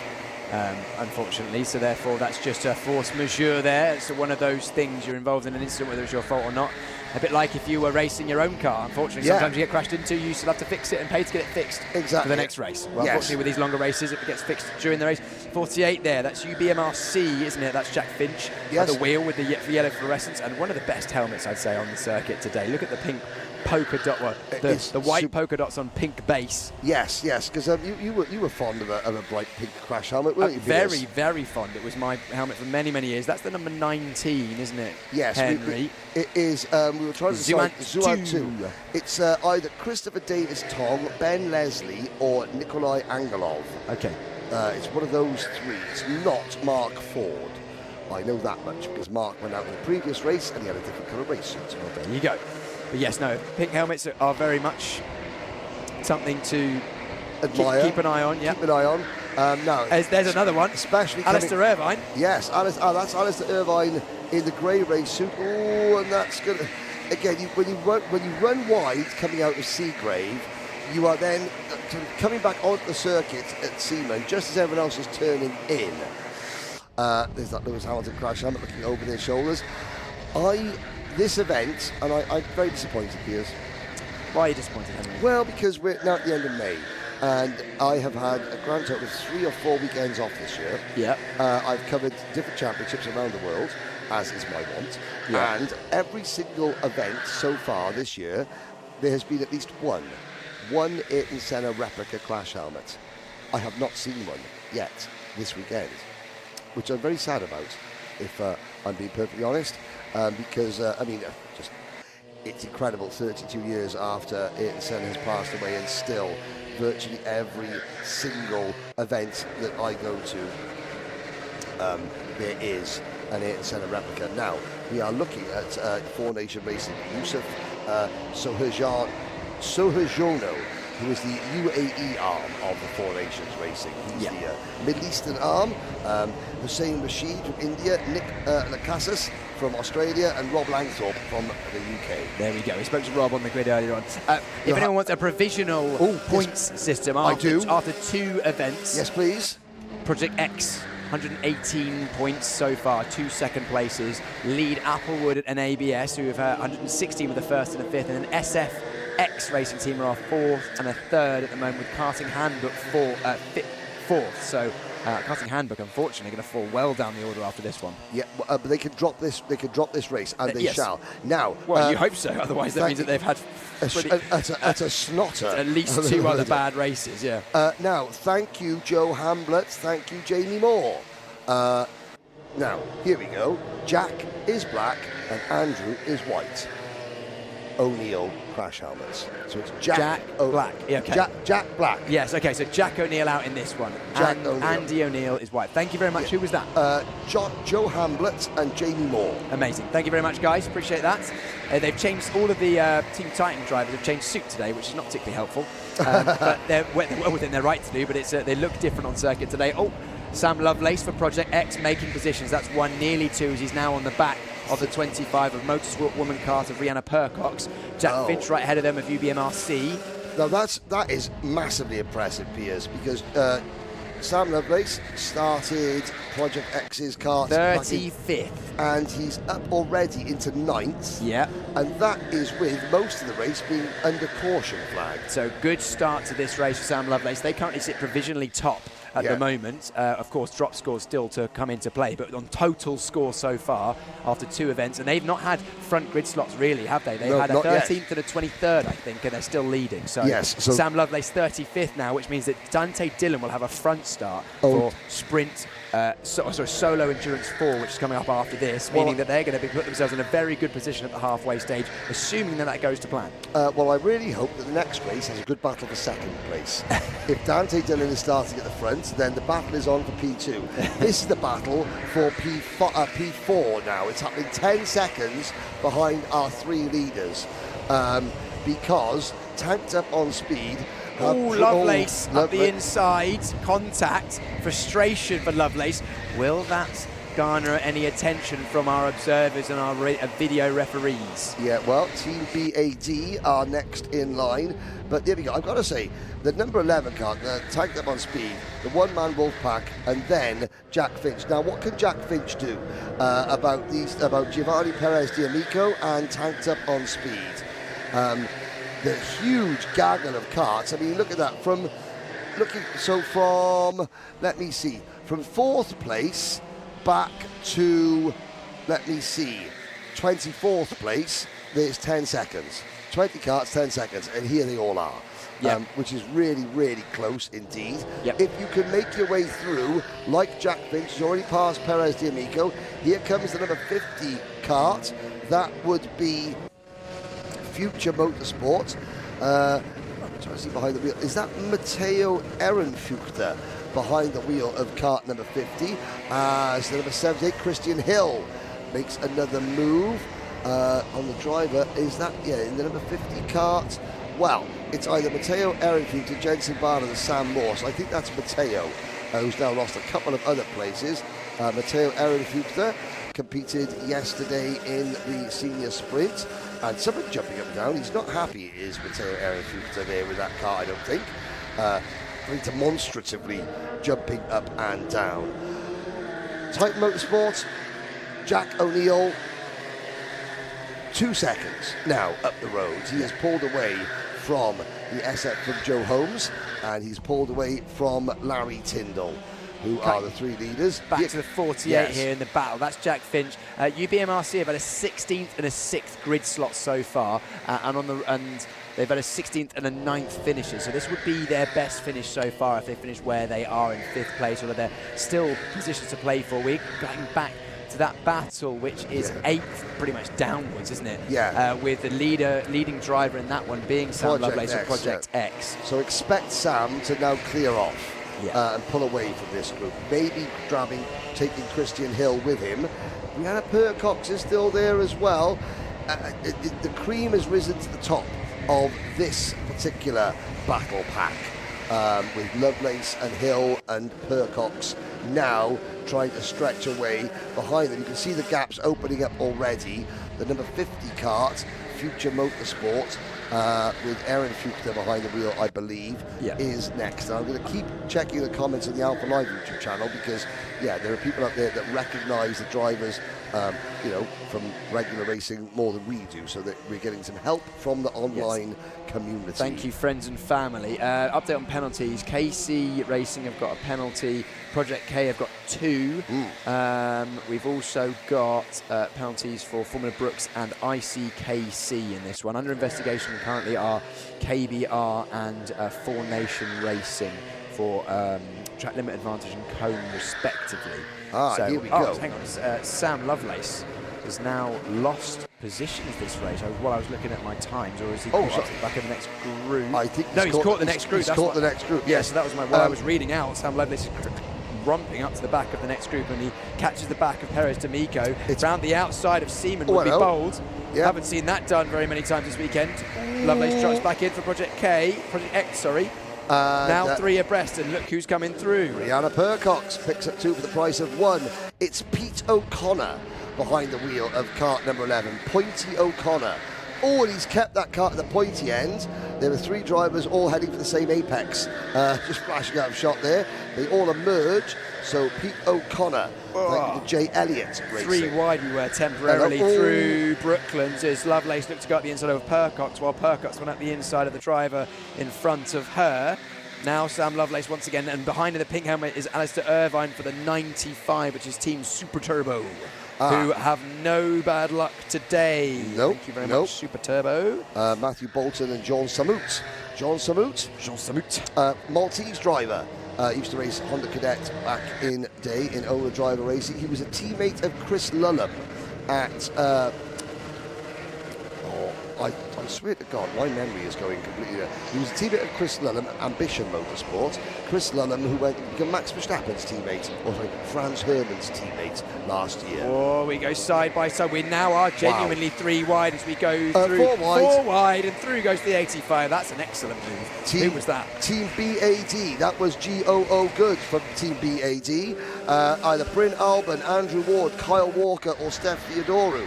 Well done. Or Irvine inside line at turn 1, as was Percox. Finch now fighting with the 11. Pointy O'Connor.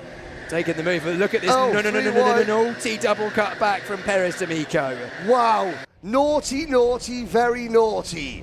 That was at least an 8.5 on the naughty scale. Oh, I mean, yes. I mean, that was outstanding. Again, it had all the hallmarks of what is a good grading on the naughty cutback scale.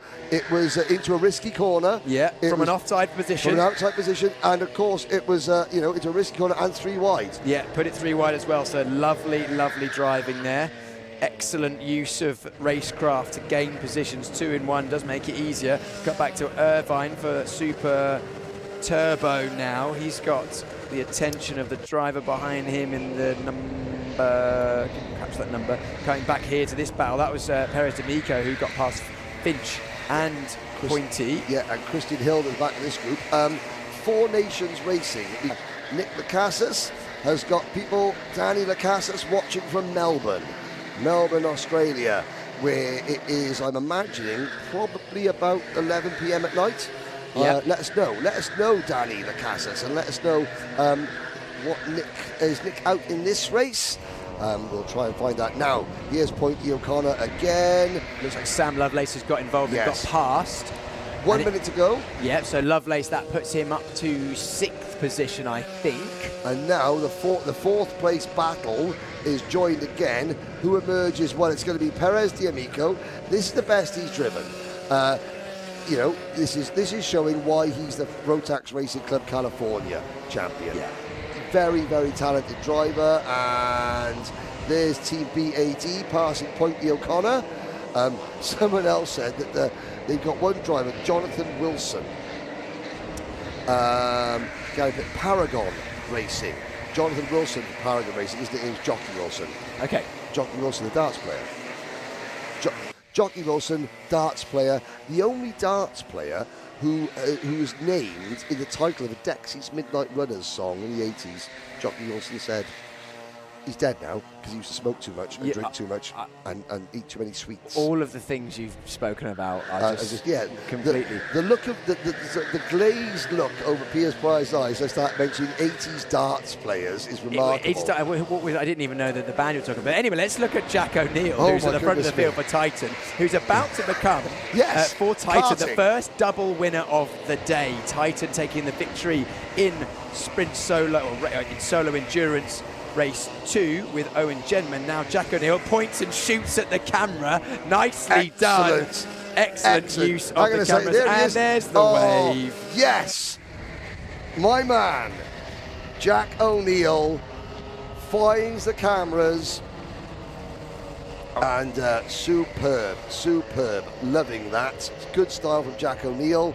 And Piers Pryor gets to go and, interview Jack. Let's have a look. A 3-second win over the SFX Racing Team. Joe Holmes second. 2-6 Ted in third. The one-man wolf pack, Giovanni Perez D'Amico.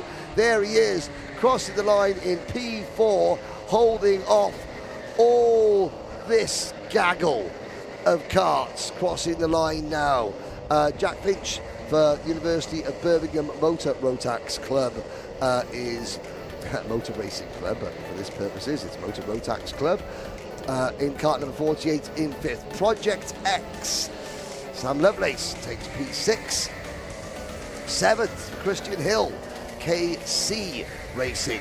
Pointy O'Connor finishes in 8th for Tanked Up on Speed Team BAD. Kart number 85 and 9th, and KBR are 10th. Looking at some of the Super Turbo, there's hashtag Motorsport Woman, Rihanna Percox, finishing 12th in that race. Further down the order, 4 Nation Racing. Well, if that was Australia's Nick Lacasas, then they finished 16th ahead of Warwick B.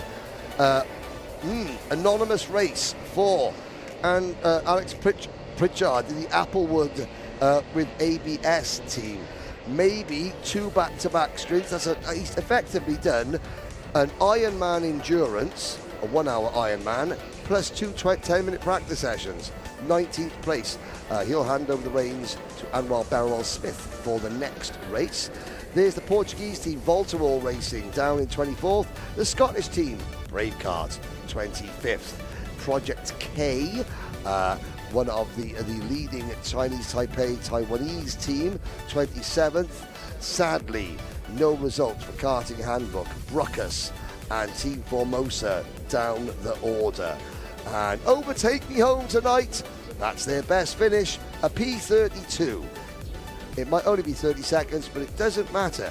Every team fighting for what they can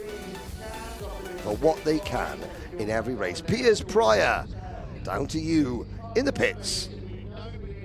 Except for drivers. Thank you, Henry. Yes, going to grab a word with SFX team driver Joe Holmes. Joe, I know you were complaining to me the other day that you're not going to be on weight, but it doesn't seem to be hampering you too much. Second place there.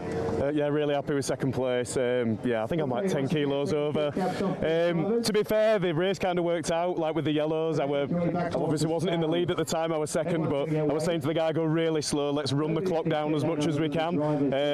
But to be fair, I had the pace. It's just the extra enjoyment over however many Christmases is just it's the mid-range, and it's mainly the last sector and like the climb up the hill where it's just torturous. I think you'd take enjoyable Christmases over 3 or 4 kilos. It's 10, so we'll see. Anyway, congratulations, SFX, very much putting themselves in the running after another strong result, but very much early favourites. Titan, first double winners of the day. Jack, nicely done. It was a great race again. First one was a bit of a monster truck derby, I must say. Going through the first sort of full start, I thought I just need to survive the sort of first 2 laps. I knew the kart was pretty good in the practice session as well, and then once got to the lead, it was just about being consistent. And you were right in the thick of the action for those starts. 14th on the grid, made your way through. You mentioned kart pace was good. Your pace was good, no doubt. Yep. But also a very strong team throughout. You saw Owen take the victory in the previous one. You guys know what you're doing, don't you, at Titan? We've done it for probably too long in some respects. Now we're getting on a bit. You've been doing it quite a long time when we raced against each other, and I haven't raced for at least 5 years. So absolutely. But no, the nice thing is there's no egos in the team. We all do the best for the team, and what is best for the team, the actual driver lineup and stuff. So I can trust Owen, Andrew, and Mike when they're out there to do as good a job as I can. I think that's the key to a good team success and good camaraderie, really. So. And we got your nice little shoot at the camera as well. That was nice. Yeah. And also your teammate Owen. Oh, chipsticks. Have you tried, Piers? Have you tried it? Right, we'll do it on air. We'll do it on air. Right, no, sorry, I'll come get them. Right, ready? I'll catch them. Throw them. Go on. Here we go. Look, here we go. Right, I'm giving a review. So, Piers, you've never had a chipstick? I've never had a chipstick. Okay. Are they good? Well, hey, Owen is the ambassador for chipsticks now. He's, right. Are you actually the ambassador? He's got it on the race as well. Re-savour it. Okay. Yeah. Go on, Piers. You know what? They're really quite good, actually. You're not allergic to salt and vinegar, are you? I'm not really good. No, salt and vinegar is my absolute favourite. As actually yesterday. Piers, there's yours. Thank you. Good. Thank you very much. Should we do one of them as celebratory? No, Piers, you're pretty hungry now. Anyway, that was Titan Motorsport. Jack O'Neill taking second victory of the day. I'm going to have some chipsticks while we look at the highlights from race 3. Thank you very much, Piers. I can't believe someone's given him crisps. Now, this was the first start, the start that never was. That was Joe Holmes making a devilish move to the inside. Then there was scenery cutting, and that was, I think, when you get forced off track, they're very angry because it's not your fault being forced off track. But when you come back onto the track, you do have to maybe ease off the gas a little bit because it becomes a dangerous situation. This was then the second start. So this was the start of the actual race, the 25-minute race. We wouldn't be racing for long, however. You're about to see why. Because halfway around the first lap, we got to Brooklands. Here we go. 37 karts go in and about 27 come out. Now, further round, we had... there is, I think now, watch the number 12 kart. There's Jarrett King getting someone launched over the back of him. Sadly, that would be it. And then further back, that was Steve Alvarez Brown and the number 55 kart, Steve Alvarez Brown, would not retake the start. Eventually, with about 15 minutes of racing remaining, we went green. Larry Tyndall leading Joe Holmes early on, but it wasn't long. There's Pointy O'Connor in kart number 11 for does he jacked up on speed? No, that's not right. Tanked up on speed. To apologise, but there's a star of the show for my mind in this race, Giovanni Perez D'Amico, battling really, really hard. But Jack O'Neill, Jack with the black Clash helmet, taking the lead and holding off Joe Holmes. He would eventually take the win by 3 seconds. Lots of battling further back. There is the Four Nations Racing kart, not Nick Casas behind the wheel. That was Yusuf Soejano behind the wheel, the UAE arm. Great battling. All credit to these drivers. Look at this naughty cutback. No, not yet, not yet. That was a premature naughty cutback. I was getting too excited and called it prematurely. But there is going to be a very, very, an Ebenezer good cutback. Naughty, very naughty. Sam Lovelace making lots of progress. Getting his elbows out, getting stuck in, 3 wide. Rihanna Percox picks up a couple of places. This was the battle for 4th place on back, and it was an excellent battle. Alistair Irvine getting squeezed. Around the outside goes Sam Morse in the number 50 kart, and Sam Morse then discovers the scenery himself. But this is the Ebenezer Good. Naughty, very naughty. Cut back 3 wide, around the outside, job done. Oh, perfect execution. Didn't even look at a cone. Now, Sam Lovelace sparing the lives of 2 innocent cones. Sam, he took one for the team there. Sam Lovelace taking one for the team. And here is Jack O'Neill waving at the camera. Great eyesight. Spot the camera on the line. And yes, a little bit of a wiggle coming in as well. That was race number 3. It means we've got one of our 4 races, our 4 solo endurances to go. The karts are being refueled in pit lane, which means Piers is somewhere in the paddock. Take it away, Piers. Thank you, Henry. Yep, race number 3 out of the way. Drivers have took themselves weighed. Race number 4 just about coming up now. So let's walk through our grid. And I must say, thank you very much to Team Titan and Owen Genman, because those chipsticks were very nice. And only 87 calories a packet. And considering camera operator Luke and I shared them, I'm probably only about 50 calories. And that was a very nice, tasty treat. So thank you very much for that. Also, thank you to the driver or member yesterday that dropped on me off some co-op own brand sea salt and Chardonnay vinegar crisps, my absolute favourites. I didn't catch your name to that person, so thank you very much, because you listened to our chat. Now, tell you what, this is posh. This is really posh. I've not seen this before. So it's nice though, isn't it? It looks very nice. Is this a Lazy Kart product? Lazy Kart are my sponsors over in Brazil. They've helped me for about 6 or 7 years. They do all my suits and my baggage and yeah, these beautiful seat covers. I don't use a rib protector. I find that much more comfortable. You don't use a rib protector. It's just a seat cover indeed. Can I try it out? Would you mind? Yeah. Let's have a look. I'm going to give it a rating. Can you hold my iPad for a moment so I don't break it? Here we go. So this is basically just a seat cover for you to increase comfort, is it? Yeah, it's a bit of padding on the sides. My foot's stuck. Bit of padding on the sides. My foot is stuck. My foot is actually stuck. I can't get it. There we go. This is my new favourite moment of all like time. I don't know what I'm doing. Right, there we go. Do you know what? It's good, isn't it? It's like an armchair, this. Yeah. Very nice indeed. Right, okay, so you're going to be the most comfortable man out on circuit. Now, can I get out of a kart with one hand? Yes, I can. Right, Peter, thank you very much. Thank you. Good luck in this one. Team, remind us your team is Bruckus. So you've got quite an eclectic team from drivers all over the world, haven't you? Well, we were supposed to have a Brazilian with us, but I'm representing Brazil and UK. We were supposed to be 3 drivers. We're only running as 2. So it's just you and Jarrett? That's it. And we're going to do 3 hours, 20 minutes each today. That's a lot of racing.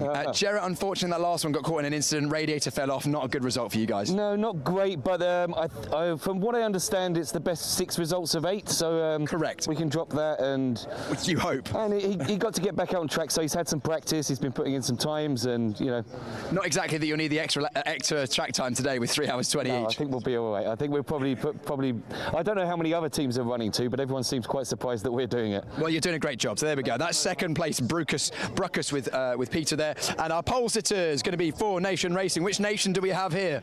Australia we have. Australia, right. I'll let you fit your leads, or your lead. It's not lead, is it? Technically, it's a ballast, and make sure that everything is all in regulation. A reminder that the weight is 82 kilos.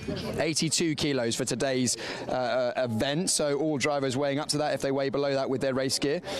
You must be a svelte, fit, and healthy and athletic young man if you're putting lead on for 82 kilos. Oh, yeah, hopefully, yeah. My girlfriend might say otherwise, but yeah, I'm a light rider. So. Are you going to say hello to anyone back in Oz? Yeah, hi to mum and dad, my sister, all the family. Not hi to your girlfriend, I noticed. Yeah, well, we live here now, so yeah, but hi to Frankie too. She won't be watching that. But, she at work today. Yeah, no. But yeah, it's good fun.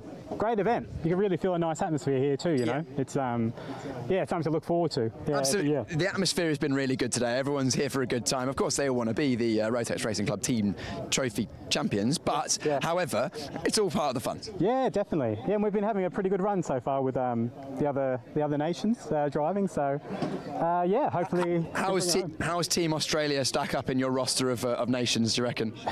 Team Australia, I think they've got a pretty strong karting scene. They don't have a Rive and Drive series like this, as far as I'm aware. Yet.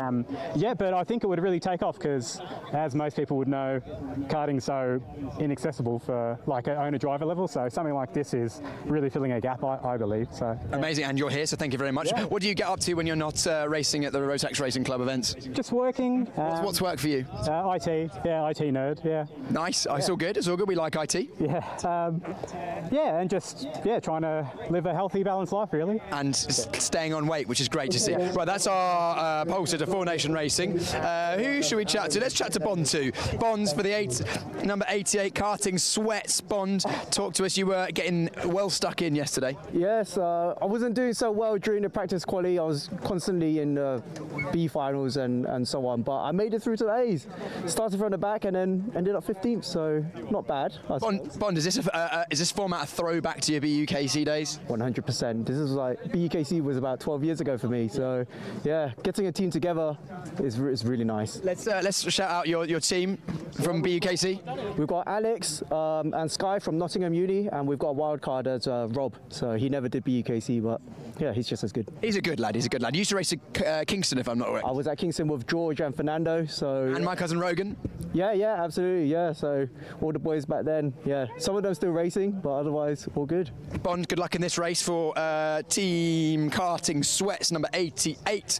I think we're in the grid all ready and set to go for the final race of them this morning, the solo endurance. Henry, back to you. Thank you, Piers. A couple of things to mention. Number one, I'm very jealous you got a packet of crisps and I didn't. So I have taken it upon myself to eat my half of our Jaffa cakes up here. Your half is left. Number two, watching you getting in and getting your foot stuck in the cart is now on my top 3 list of all-time life moments. And number 3, Bond 2's race suit. The eagle-eyed amongst you would have noticed a bunch of sponsors on there. They are some of the sponsors from the cars in the film Cars, which is fantastic, which anyone who has a teenage child like myself would have watched the movie Cars approximately 874 times. Next to the Great Fire of Pontypandy, which is a Fireman Sam cartoon, I have watched Cars more times than any other film or television program in my life. The joys. So great effort there for Bond to have those sponsors on his race suit. Now, 10 minutes of practice. We will, even though most of the drivers will have had at least one race. There are lots of teams of 4, so this would be the 4th and final time. Yes, Piers, I would eat those Jaffa cakes. I've already had my half of the Jaffa cakes. That's why there's an empty box down there. As I left them there for you on your side of the desk. Oh dear, Somebody else wants Jaffa Cakes. That driver, the Jaffa Cakes are up here, sorry, driver. Now, yes, some of these drivers may not have appeared just yet. It was great to see, there we go, Nick Lacassis, Danny Lacassis. Now, I don't know what relation Danny is to Nick Lacassis, but is watching at the moment and commenting on the YouTube channel, watching from Melbourne, Australia. And again, he makes a very good point. And again, Bond 2 making a good point as well, that he finished karting in British University Karting Championship around 12 years ago, and yet, you know, this is a way that him and his mates can still stay in racing, which is good. And again, the Australia, are we going to see Rotax Racing Club Australia? Over to you, Ian Black and Sylvia Black in Australia, the Rotax distributors. Could we get a Rotax Racing Club Australia set up very soon? It's on the cards. Now, there's an old school Coles Racing race suit. That's Leo Lacastro, fatigue number 76, Formula Brooks. So Leo Lacastro will be for Formula Brooks, starting 20th on the grid for this one. No, not again, remind you, ladies and gentlemen, this is not a qualifying session. It is a practice session. The grid has already been decided. We'll show you the grid at the end of practice. So this is just 10 minutes under cloudy skies. The temperatures, now, these are May temperatures in the UK. High teens, low 20s. A little bit of cloud, not much breeze. Yeah, you can wear your shorts and t-shirt outside, but, you know, not too long. A light something over the sleeves would be helpful sometimes. But yeah, great weather for endurance racing. As we watch, so now there's the Club 100 tester in the middle of the pack there. Not quite sure which Club 100 test driver that is, but they are obviously damaged to some of the karts in the previous race. Therefore, they have to. You've seen the holding area where the karts are fixed. Now they're back out testing that kart to make sure that it's been fixed correctly and that it is good to go back into the rotation of karts. Every kart has the same amount of fuel. They've all got new tyres on. This morning, or overnight, new tyres were fitted. So each kart completely equal. Stuart Pemble, hello. Anyone got the link to live timing results? Well, it's on Alpha Race Hub. If you go to www.alpharacehub.com, you will see a tab of all the events. And this is the Rotax Racing Club Team Trophy. Who is it? Loic Gay saying ICKCB for the win. That's the Intercompany Kart Club B team for the win. They are driving kart number 20, James Tapp, Jem Taylor-Moore, Matthew Smith and Matt Kavanagh behind the wheel. Now, there's a familiar race suit from yesterday, team number 27, the Brum Boys. No, it's not that. That is, now that's Teo J. Hart. I knew I'd seen that race suit before, the Finnish colours. Teo J. Hart raced in the British University Kart Championship finals, which is why I recognise that. Teo J. Hart out for the Brum Boys in this one. Now there is a Tony Kart race suit. That's team number 11. That's tanked up on speed. Ooh, that would be, I think, Jordan Hill. It would be Jordan Hill or Jack Harding. Let me know, Jordan Hill or Jack Harding. Let me have a see. Who was the person that was helping me out with the Nicky Richardson. Well, I know Nicky Richardson is that Nicky Richardson was that particular kart tester. Thank you, Jamie Moore. Nicky Richardson, who one of our video referees as well. So he's a busy boy, is Nicky Richardson. There are other kart testers for Club 100 here as well. There's a whole team of them, in fact, this weekend. So yeah, please, who was telling me about the driver? The driver for that team I was mentioning earlier. Now, there's Elijah Hazelwood in kart number 50 with the X-Kart. Elijah Hazelwood with the X-Kart race suit on, part of the kart championship. another series that you can see on AlphaLive, and he has got that X-Kart team suit on. I think Elijah Hazelwood was the X-Kart scholarship winner back in 2025.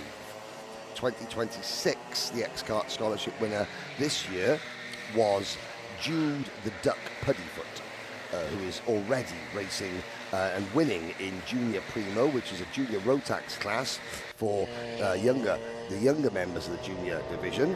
And Jude Puddyfoot winning the X-Kart scholarship, which is held every year at Wilton Mill for drivers up to the age of 14. Now, there are our friends at Overtake Me Home tonight. Alex Wilkinson is behind the wheel of that kart for this particular race.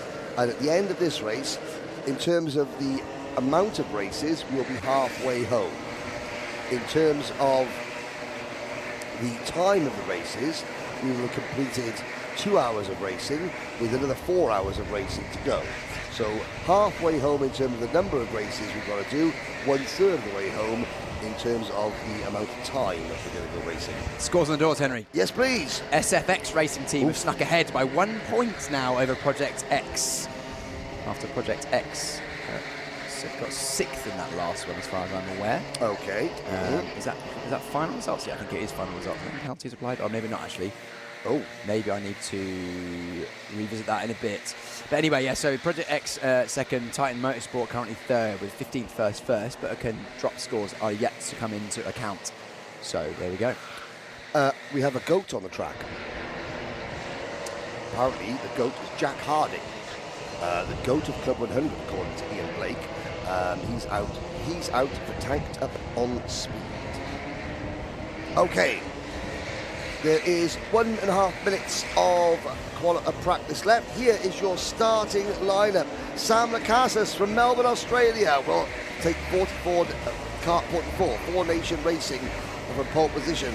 Pete Jankowski with his lazy kart seat, which Piers likes. He'll start second for Bruckus. Team Zuant will go from third. Karting Handbook, hoping for better luck in this race, they will go from P4. Bond 2 from Karting Sweats will start the number 88 kart from 5th position alongside Project X. Dante Dillon back behind the wheel there. Team Project K, oh that's great. Great for the commentators. Project X and Project K right next to each other. Fantastic. They will start alongside the Brum Boys on row number 4. Teo J. Hart behind the wheel, the Brum Boys. Overtake Me Home tonight. Alex Wilkinson behind the wheel alongside Brave Kart. Then Team Formosa and the one-man Wolf Pack. Maybe that's Caden Greenleaf behind the wheel of that kart now. ICKCB and KC Racing. Oh dear, that's another great row for commentators on row number 7. Then it's Level Up Karting from South Africa and the SFX Race Team. The SFX Race Team, your current leaders by 1 point. 2 Sex Ted and #Motorsport Woman are on row number 9. The GOAT, Jack Harding, out for tanked up on speed. He starts 19th alongside Leo LaCastro of Formula Brooks. Then it is the DNH Miles Shelby squad, followed by the Intimidators, Super Turbo and Zesty Drink Racing.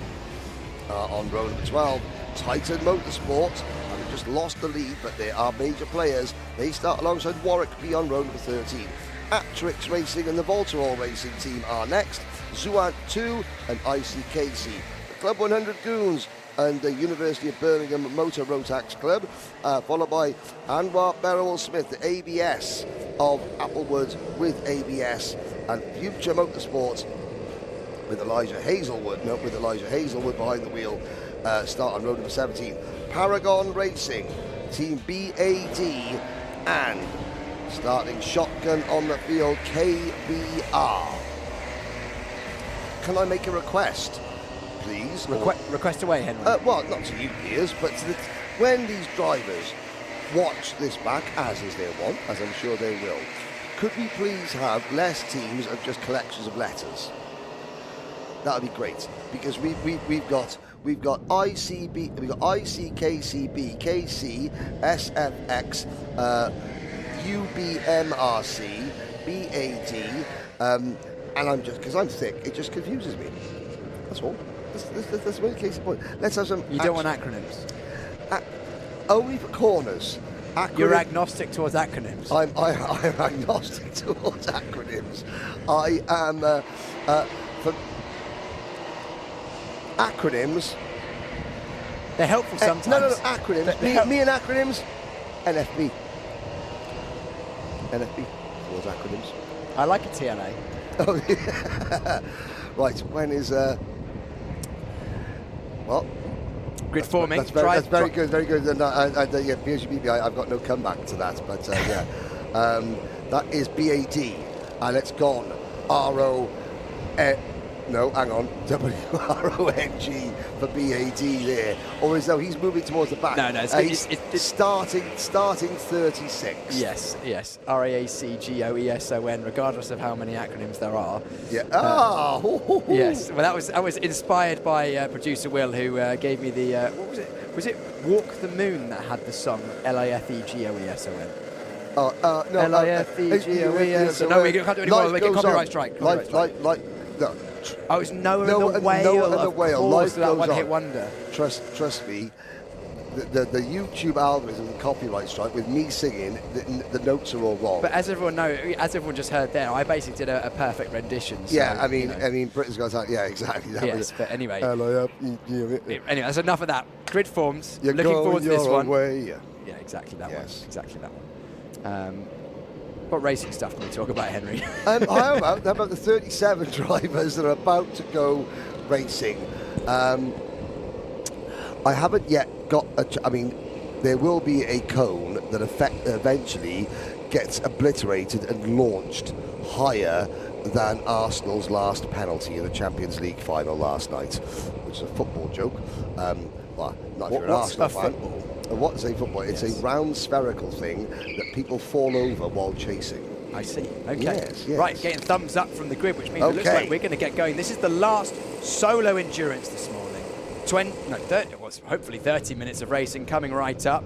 Pole position is holding us through. That's Four Nations Racing. Brucus on the left-hand side of shot, right-hand side of the circuit. Oh, very close to running over that tram line, but 2x2, nicely done, and we are green for the final time in the solo endurance down towards turn one. A driver doing very well to hang around the outside. I think that's Team Zuant trying to go from fourth and actually making positions. Oh, someone riding up the 27, getting two wheels in the air. That's the Brum boys. That's Teo J. Hart. Oh, we got a spinner. Oh, not again. The number 13 kart has gone around again.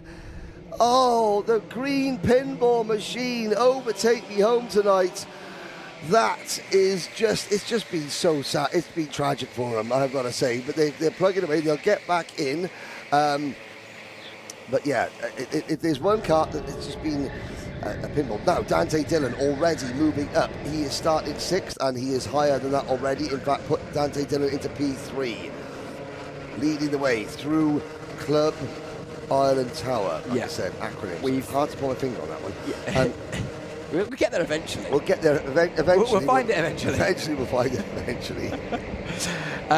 This would be a great result for Project X because they already have 2 seconds in a 6th place, so no obvious dropped scores yet. And Dante in 3rd already. I mean, he's not going to finish any worse than 3rd, is he, barring any unforeseen penalties? And by the looks of that waft down the front straight, it's not a bad kart for Dante once again. Goes onto the back of Four Nations Racing. So Project X have up a few places. That was Kurt Holmes in the bright yellow fluo. Bond 2, unfortunately, for karting sweats out and off. He has to push himself back and already into the lead. Past Four Nations Racing goes Project X with Dante Dillon at the wheel, but also SFX, who are our current provisional leaders at the moment. 3rd place with Kurt Holmes, who's just pointing forward in the white and fluo yellow. He was well in the mix for our Rotax Racing Club heavies, up to 2nd. Light work for Kurt Holmes. Sorry, is it for SFX in 2nd place? Yes, absolutely. After starting 16th? Yep, good start. So we're lap and a half in. We've already had our early race or early event favourites finding their way to the front. So I think, judging by the average results of the first 2 drivers, the average result of SFX so far is a 3rd. The average result of Project X so far would be 5th. So therefore, at average rock, there's going to be 1 or 2 positions in it by the end of the day. So every position will count for the win. And this is Cameron Dass now no, that's that is the third of the drivers for karting handbook. That's Luca Nick. Yes, Luca Nick. Luca Nick. It must be 3 of them because I've seen Luca Nick this morning once before. So have they only got 3 drivers? Yes. Yes. So that is then Luca Nick, because I know what Cameron Dass and I'm familiar and Steve Brown. So therefore, yeah, Luca Nick. This will be Luca Nick's second race. So I imagine he will probably feature slightly less in the afternoons running in the pit stop races. Now there's your pole sit with a very, very old school Arrow race suit. Well, a very Australian Arrow race suit. Yes, because Arrow karts in Australia are huge. And he's brought that over from Melbourne, Australia, with him, his Sam Lacassas.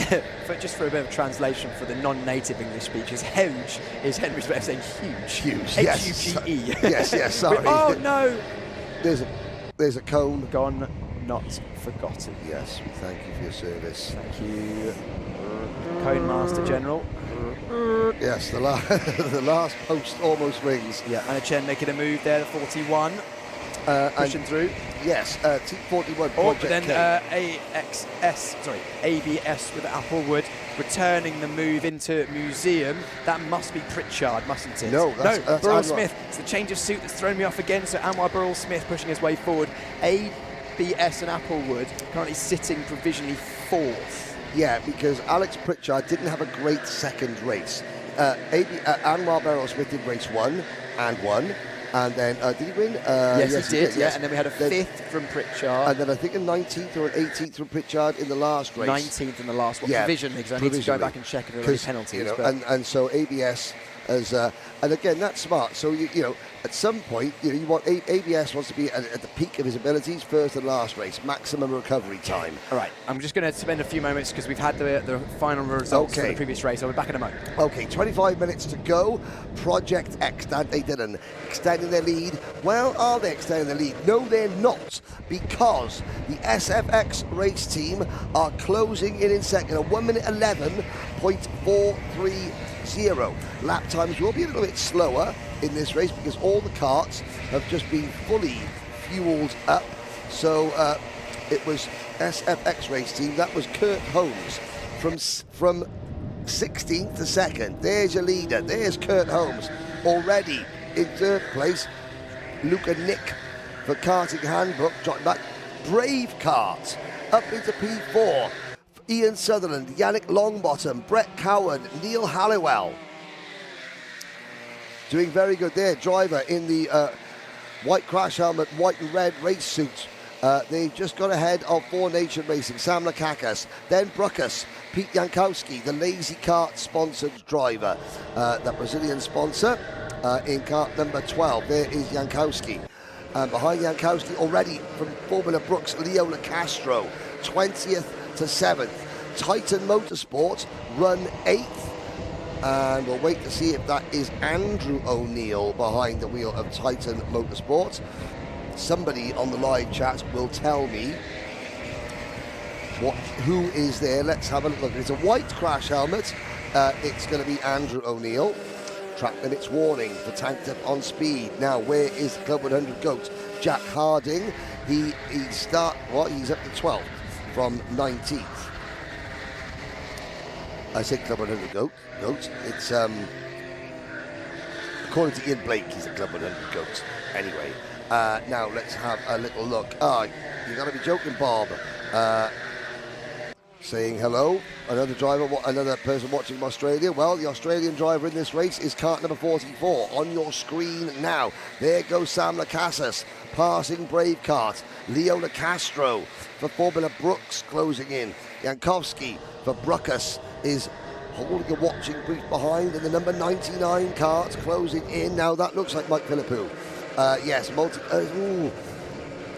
Philippou or Genman. It's Owen Genman, thank you again. Again, I'm being fooled because there are 4 members of the Titan Motorsport team. I would have thought that each driver would have done one of these 4 solo endurances. They don't have to, and indeed they haven't. Genman. Can he make it 2 wins out of 4? There's the Genman flick into the corner there, getting the yaw of the kart set more pronounced for him. Thank you, Jamie Moore Karting. I appreciate your help. Jamie Moore is going to BFD. BFD, that would be a kart track tonight, wouldn't it? Buckmore, Brentwood, Basildon.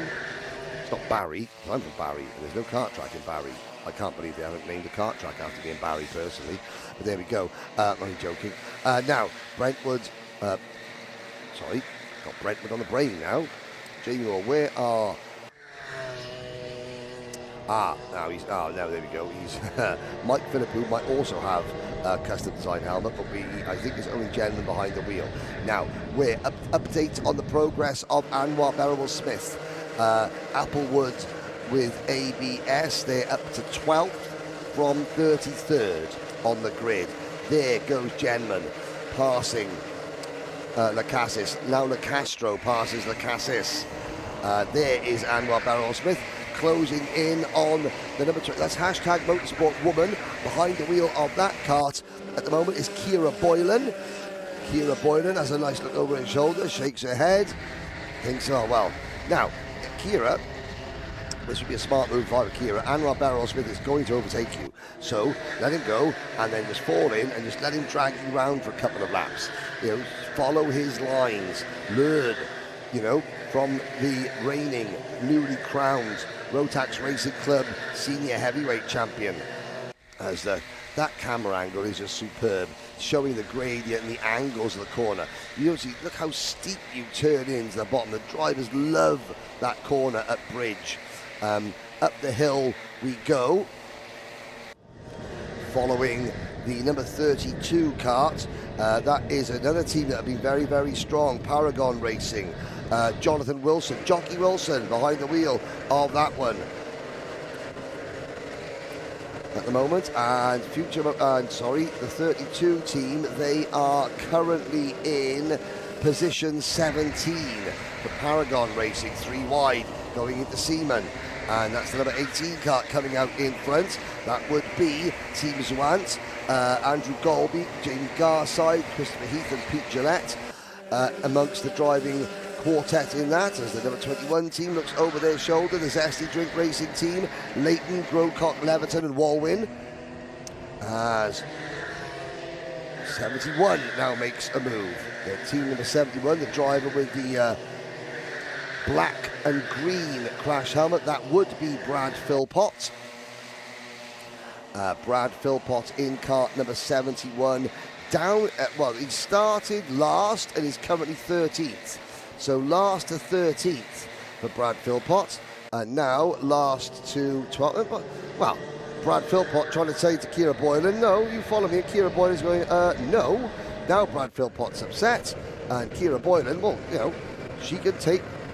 See, this is where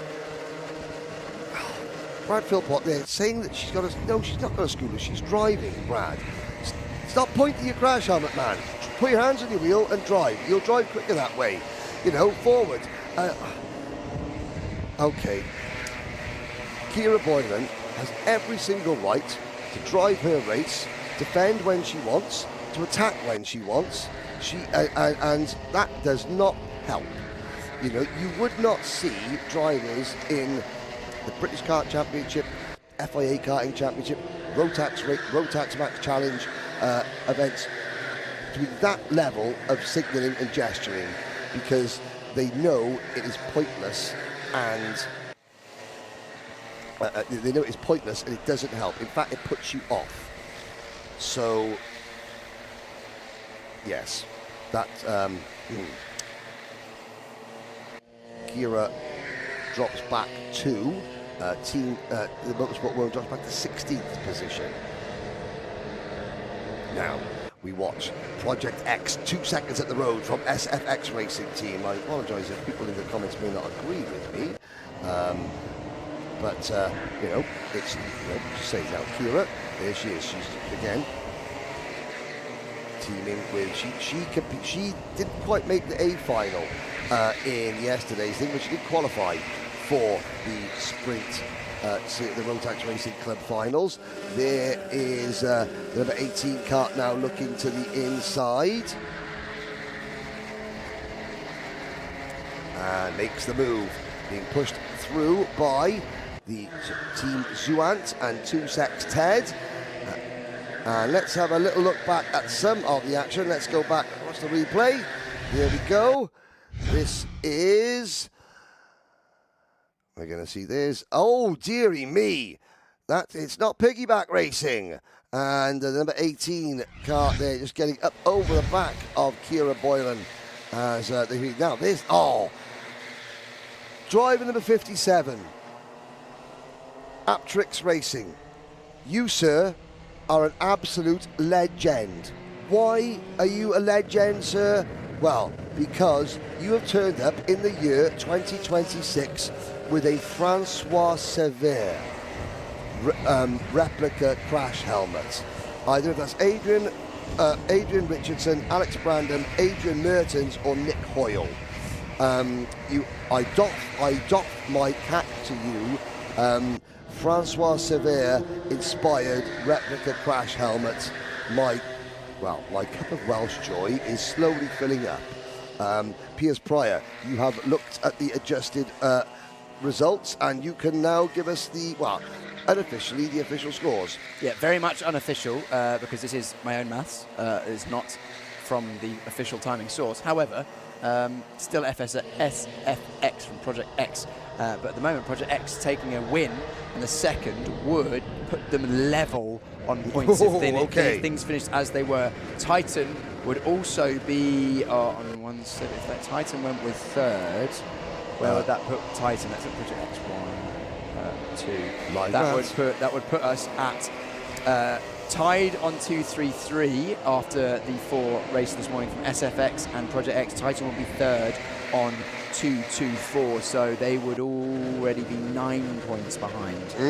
So a point per position, basically. Okay. Well, let's have a look. Now, Project X leading by 1.8 seconds. This is the battle of 3rd, 4th, 5th, 6th, 7th and 8th. Titan Motorsport, Owen Jenman behind the wheel again. Leading Leola Castro. Having a look now for Formula Brooks at Luca Nick from Karting Handbook. LaCastro looks to the inside, down at bridge, makes the move. Interestingly, though, total points, SFX and Project X would lead the way provisionally if they finish as they are, but with just 1 drop score, that would put Titan at the top because they have 2 first, a third, and a 15th, whereas the other teams, SFX and Project X, would be dropping a 4th and a 6th respectively. So that's where the points deficit is. All very, very close indeed, and also it only takes Applewood and ABS to get 1 good result, and they would very much be in the mixture as well because they're dropping a 21st. Well, they have a 21st on the total score, which they will be hoping to drop. So very close indeed. Let's head back to the race now. Jenman in the 99 for Titan currently sits third. Half distance now. Owen Jenman won by 9 seconds in his first race. He's 9 seconds behind Project X and the SFX Racing team. And it was Project X that he was 9 seconds ahead of. Yes, so I mean, the symmetry is fantastic.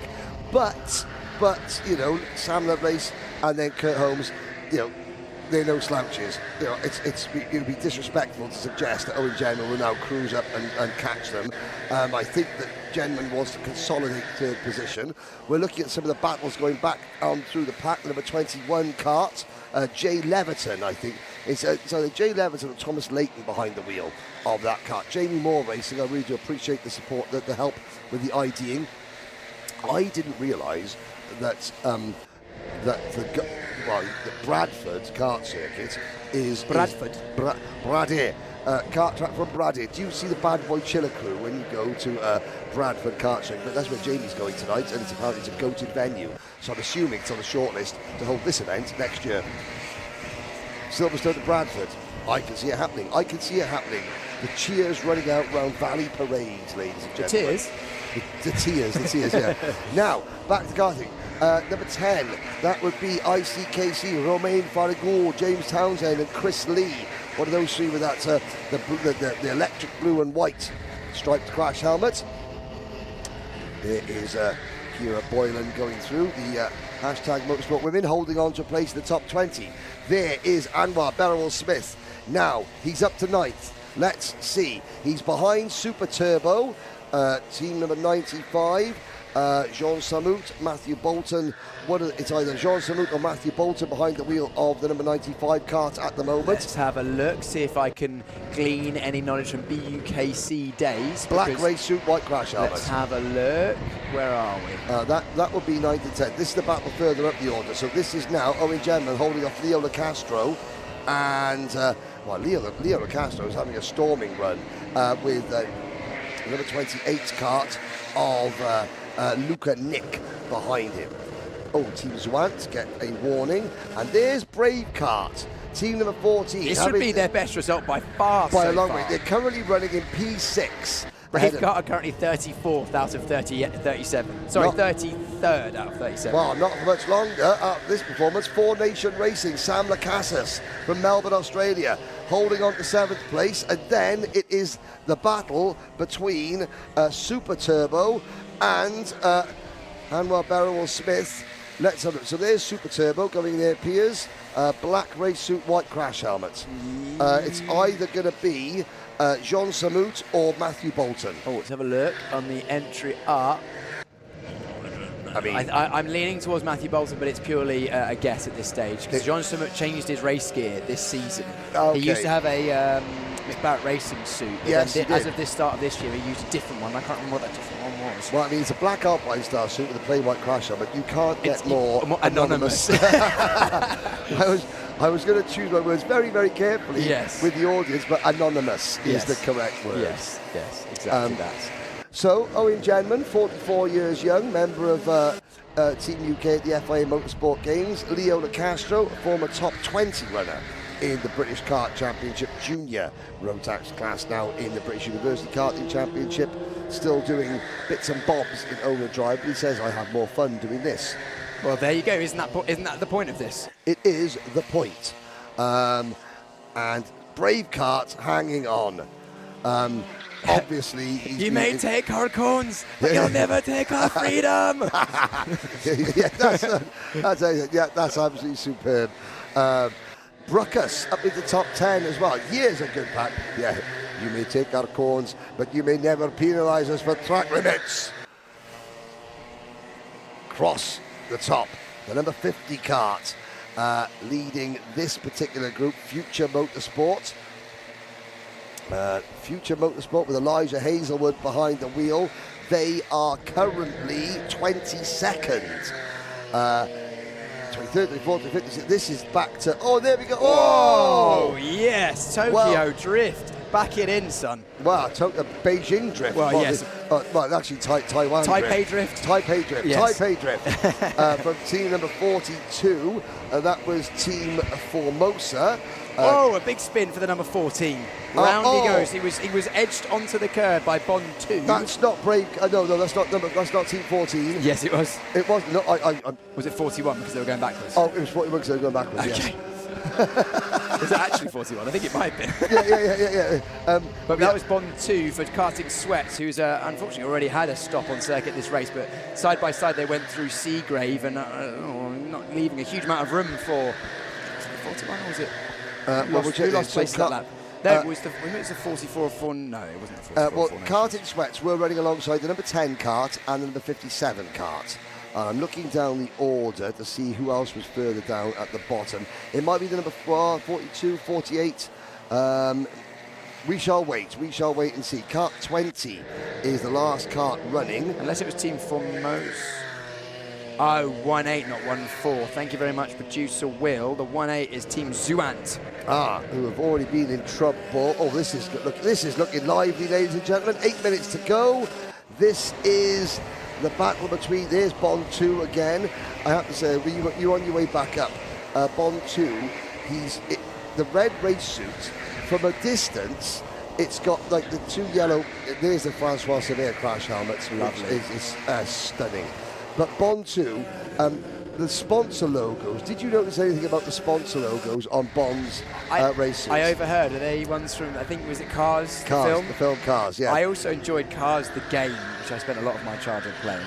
Oh, right, Which okay. was very, very good as well. Oh, I must right. say. But yeah, Cars, the film, all the other Piston Cup cars. Do you know what? I don't know whether Cars is popular in Chinese Taipei and Taiwan, but there was a bit of a turn left to go right, wasn't there? Into that corner a couple of laps ago. Oh, yes. Great stuff, yeah. You know, you gotta float like a Beamer. Yeah, float. Yeah, what was it? Float like a Cadillac. Float like a Cadillac, sting like a Beamer. I think it was something like that, wasn't it? It was quite good. Yeah. Paul Newman, his final roll. Was it really? Yes, his final roll into the Club Ireland Tower complex. Bond 2 up the inside once again into Seagrave. This is the scene of the issue a couple of laps ago, but Bond cleanly through this time for karting sweats. And the chain of events means that drivers further back are getting halted side by side. Too wide we go into Museum, the 57 and 54 doing battle there. That's Warwick and Apteryx. Warwick B losing positions there, Apteryx making their way through. Now we've been waffling on, well not waffling on, we've been explaining some of what's going on down the back of the field. A little bit of waffle, a little bit of Belgian waffle, not so much maple syrup. But whilst we've been doing that, Kurt Holmes is catching Dante Dillon for the race lead. The gap is down to 7/10 of a second. And that's interesting because Kurt Holmes, in theory, is a heavyweight, so that would be 80 kilos. Wow. Whereas, no, hang on. So it was 90 kilos, wasn't it? Yeah, as of in the heavyweights yesterday. Yes. Whereas we're running to 82 today. So in theory, Kurt will be somewhere in the region of 5 to 8 kilos above the weight limit. So driving excellently is Kurt Holmes in this one, because we know that Dante Dillon is very much a lightweight, so he will be weighing up to the 82 kilo weight limit this morning. And third and fourth are still together. The gap is still 9 seconds. Now here we go. Battle for the lead. 6 minutes to go. Dillon versus Holmes. Down to bridge.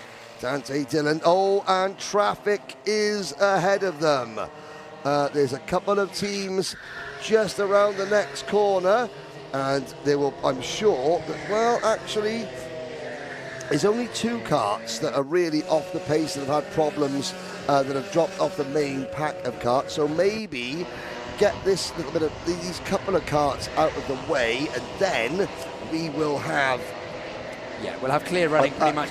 Those 2 karts are the only ones looking at the very useful feature actually on the Alpha Race Hub.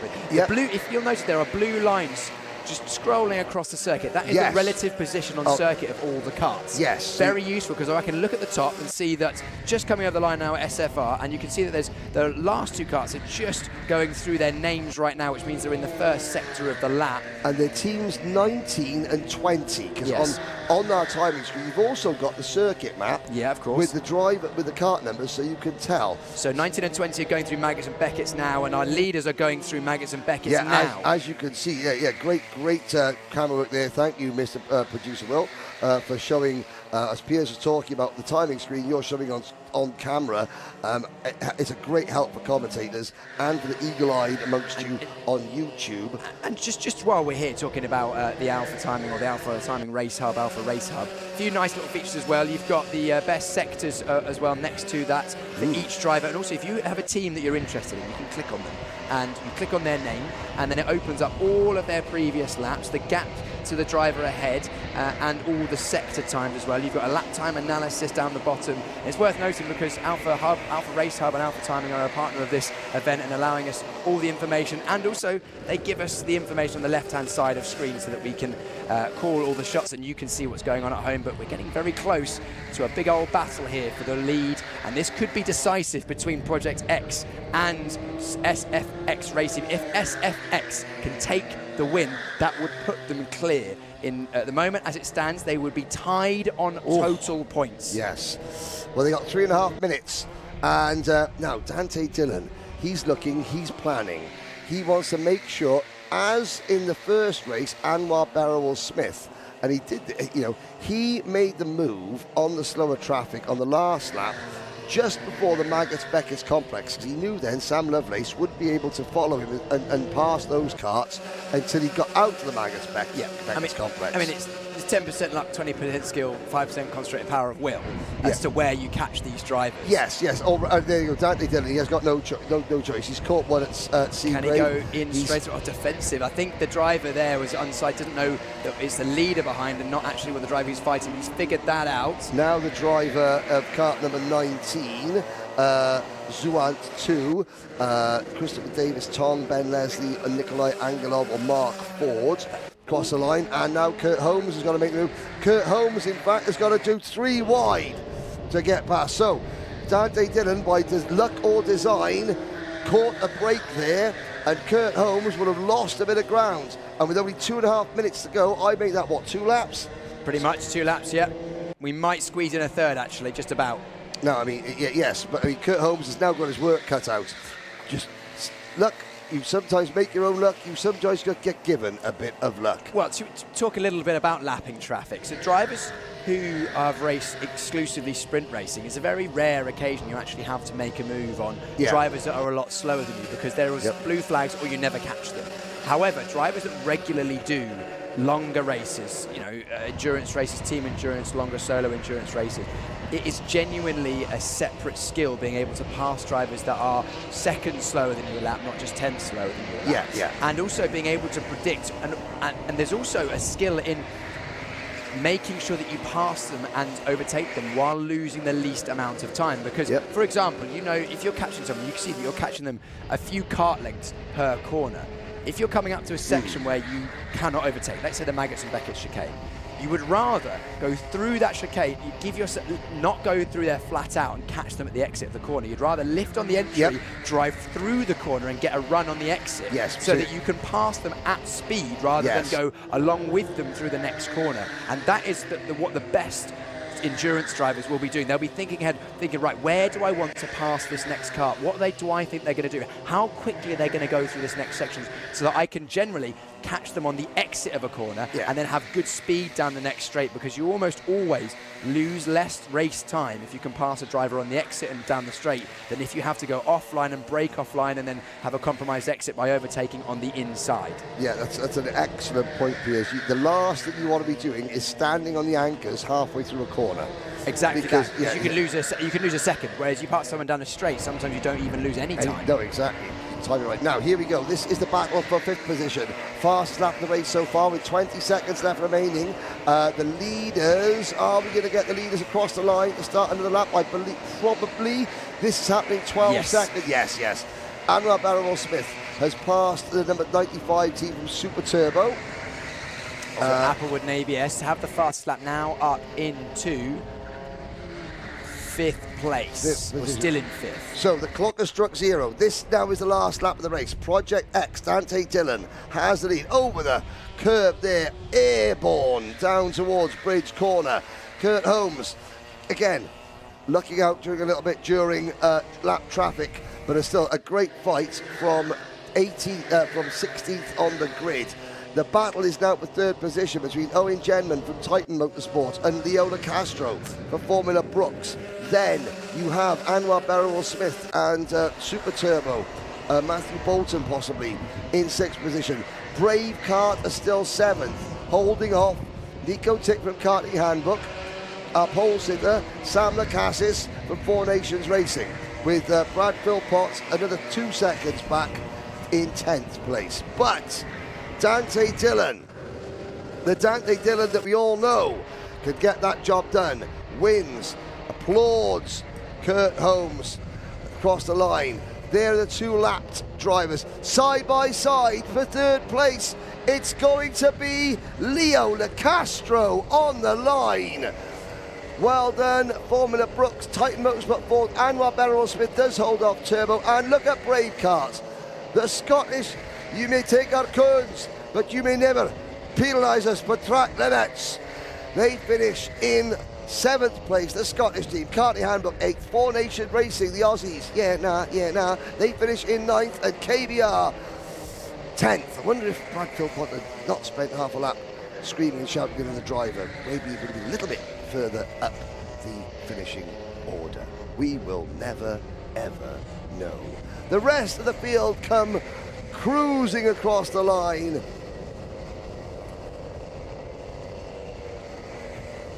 behind as the fourth and final solo endurance is completed, and we've got a very, very tight point situation on our hand. There is a look at your race results. Project S, the SFX race team, Formula Brooks, Titan Motorsport, Applewood with ABS, Super Turbo, Brave Kart, Karting Handbook, 4 Nation Racing, KBR, your top 10. Paragon Racing finish in 11th position, followed by Tanked Up on Speed. The one-man Wolf Pack, Team USA are 13th. The DNH Miles Shelby squad, Ruckus, KC Racing, Volterall Racing, the Brum Boys, Project K, and hashtag Motorsport Woman, Kira Boylan, finishing in 20th. Where did she start? She started 18th, finished 20th. There is a list of the teams further down the order. All the way down to Zuant 2 and ICKCB. Now, we are going to have the lunch break turn up. What we would like to do, and I know that I can be heard in the paddock, all the female participants that we have here, there are a number of ladies: Liz Stevenson, Luna Wang, as well as our 4 drivers from Motorsport, hashtag Motorsport Woman, as well as Anastasia Tereshchenko. We will need all our female competitors to go to the main stage shortly for a group photo. Piers Pryor, meanwhile, is going to speak to some of the drivers from race number 4. Take it away, Piers. Thank you, Henry. Yeah, I'm going to grab away with second place driver Kurt Holmes for SFX Racing Team. Kurt, I don't know whether you're aware now, but because Dante and Project X won the race, you're now tied on points first. Okay, I didn't know that. I thought we were further back. No, I think according to my maths, which may not be accurate, but it's very, very close at the very least. The traffic didn't help you in the last couple of laps there, did it? No, so the start were great. We started 16th. I think we were up to second within not long, and then I just got on back of him as the traffic came, and yeah, just awful timing. Broke the toe, and that were it. But you're right where you want to be, right in the point or two in it in terms of the lead overall. But we've still got 4 more races to come, the team races. Do you think the team element with the pit stops will play into your favour, or what else are you thinking about? It can play into anyone's favour. There's a lot of moving parts in the enduro races with the pit stop, so we'll just see how it goes. The long races. It must be good to know that you've got the pace, even though in theory running slightly overweight, because I can see you not holding any lead. Must be quite nice to not have to worry about that. Yeah, it's not in theory. I'm 5 kilos overweight, so yeah, it's a little bit harder work than yesterday, but we're making do. You're still making do. Kurt Holmes there, second place on the road for SFX race team. Winner in the end was Dante Dillon. Dante, another win. I believe by my maths, tied with SFX racing team now on total points. So pretty close. Yeah, very close. If we obviously it's the best 6 of 8 races that count. So if we treat our lowest score as a drop score, then we're looking really good so far. Yeah, really pleased. I think we've had a P1 and 2 P2s and a P6 or something like that. Yeah. So really pleased so far with how it's gone. Very impressive indeed, considering you've had at least one pretty loaded. I think did you have a 30-something grid slot as well?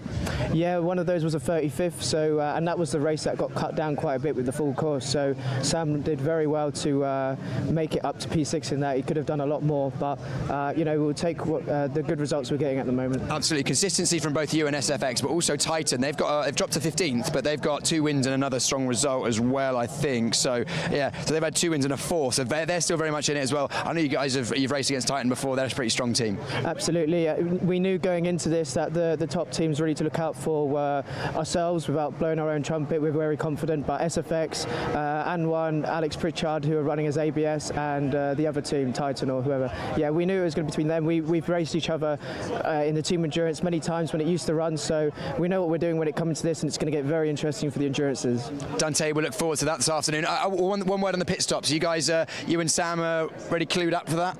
Yeah, absolutely. We really built this up towards when they did the team Team Endurance. It's got a similar style, if you like, but it's a bit different today because for the first time they've got a speed gun. So we're going to have to really watch our pit lane speed, which is not what we do usually. So that's going to be really interesting. Yeah, is there a pit speed limit? Yeah, so you have to be below 10 miles an hour. I saw them testing the speed gun just as we were coming in there. So very interesting to see how that goes. I think a lot of people are going to get caught out. Yeah, because 10 miles an hour, once you've been travelling flat out on circuit, will feel very slow. There's no speedometer on these karts. There's no way of judging your speed other than, well, guessing. Yeah, absolutely. You have to just be slow. You can't rush. It is so easy to pick up a penalty for this because Silverstone obviously used it for their own events. So many people get caught out. I've got caught out before by 1 mile an hour, so I'm going to have to watch it as well. Dante, good luck. We'll look forward to seeing how that goes. I think we're moments away from some highlights. Before we get that, I'll have a look and see who's around to chat. I think why don't we have a look back at the highlights of what was the 4th race this morning, the final of the solo endurances. Thank you, Piers. And before we do that, just a quick glance at the emptying main straight of Silverstone. Here are your highlights. And Sam Lacassis on the front row of the grid. His lead didn't last too long, but he hung around and eventually did finish in the top 10.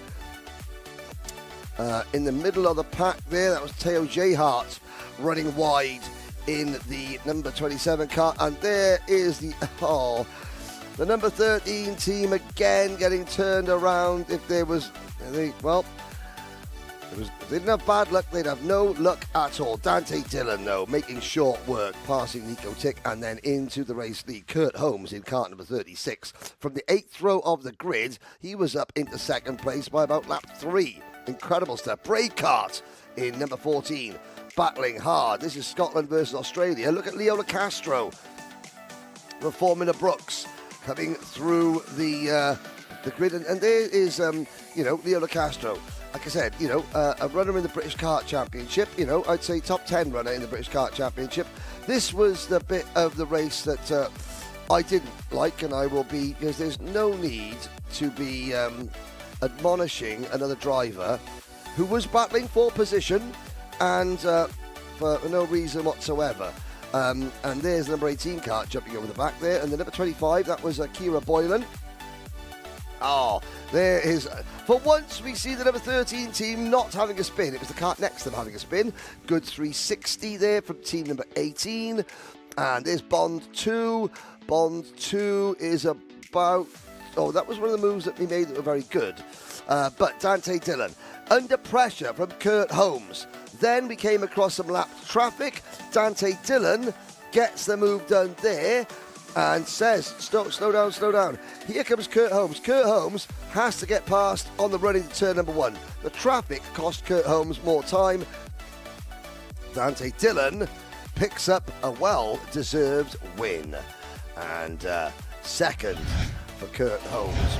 Well, that concludes this morning's racing. We're going to have a lunch break here at the circuit right now. The next race is due to begin at about 1:15 local time, so in about half an hour's time. How about we look at the karts that we're using here today at the Rotax Racing Club. See you after lunch. A brand new and very shiny fleet of karts here for the Rotax Racing Club finals. And Jimbo, tell us a bit about your role with Club 100 and also then as an extension here at the Rotax Racing Club finals. So my job initially starts as event coordinator, make sure the event runs on time and everyone's doing the right thing. But it also involves bringing the fleet of karts here that you guys are going to be racing on for the weekend. There's 46 here today, all brand new karts from Birrell Arts, and Rotax have supplied brand new engines as well. So this is a completely brand new product. They only got tested yesterday, so I've had 5 of our kart testers out there making sure that all the equipment is of a decent standard, a decent spec, and there's no anomalies, no fast karts, no slow karts. They're all of the same parity, and yeah, we work really hard to do this. And it's a product that you're very familiar with these days. You've been running this setup for a long time. You've ironed out, you know exactly how it works. Just give us an idea of how much prep goes on behind the scenes, because they don't just turn up ready to go. You guys make sure that they're absolutely tip-top. No, absolutely. I mean, to be honest, these fleet of karts did turn up quite short notice. this event has been planning for a long time now, but there's always delays with products, even to the point where the wheels only turned up 4 days ago. So it was a bit of a push to get ready for this event. But yes, it's a great looking fleet of karts. We've got the special livery, of course, as well. And there's some really interesting features on these karts. So for someone who's not done a Rotax Racing Club event before, what might be different from this kart to a hire kart they may have just driven at their local circuit? So something that Club 100 and Rotax pride is having an equal parity amongst their fleet. So these karts don't get raced day in, day out, and smashed and crashed and bashed. So they're purposely prepared to be the best arrive and drive fleet that you could possibly imagine. Yeah, and they're quite a bit quicker as well than a standard arrive and drive kart as well. Yeah, definitely. You wouldn't want anyone out there who hasn't got or hasn't had some experience, because they'll do some damage otherwise. Well, of course, all the drivers we've got this weekend at the Rotax Racing Club have earned their way here. We've got no novices. Let's look at some of the features. We've already mentioned the brand spanking new Rotax engine on there. Those have all been tested and are equal parity. You've got some durable but pretty grippy racing tyres, so they will last the event at least, but they're a step above what you might have, I would imagine, on a standard rental kart. Yeah, absolutely. So the karts were fitted with brand new tyres yesterday just for our testing. They've all been out there, done a similar amount of time, about 20-30 minutes perhaps. They'll get fresh tyres again for race day on Saturday, and yeah, after that it's all down to the driver. Absolutely. Let's walk around the other side of the kart, because there's some interesting features we've got here this weekend as well. I noticed the Rotax Trax device on top of the battery box. That will be an interesting feature that some of the drivers might be able to get their hands on and get to grips with. Yeah, it's new to us as well, so they've been supplied by Rotax. Every car's got one. You need to have a subscription on your device, whether it's your phone or your tablet. So every time you jump in a vehicle, you slam the QR code on the top, and then once you finish your session, you can download anything that's happened on circuit. And compare it to anyone else that's used the Rotax Trax device as well, which is the great benefit of the Rotax Trax. So it's great to have that for this event. The karts are adjustable to fit different drivers, so everyone's got the same kart on circuit when they're racing each other, whether that be in the junior categories and then the senior categories as well. And also, we've seen the weight posts on the left-hand side of the seat as well, because there are minimum weight limits the drivers have to make. Yeah, so each category has got its weight limits, and obviously it wouldn't be fair if there were light drivers racing against heavy drivers. So yeah, you collect your ballast at the station just before you enter the pit lane, weigh yourself on the scales, and make sure that you're off the minimum weight requirement for your class. Amazing. Well, Jimbo, thank you so much for giving us a rundown of all the equipment that the drivers are going to be using. I've driven these karts, well, not these specific karts, but the ones that you run in the UK for the Club 100. They're great fun to drive. The racing is always electric, and looking forward to more world-class racing this weekend. Yeah, it should be good. I'm quite excited, actually. It's taken a long time to get to this point. We've all worked very hard for the last few days, but it should be good racing. Jimbo, thank you so much. Cheers, matey.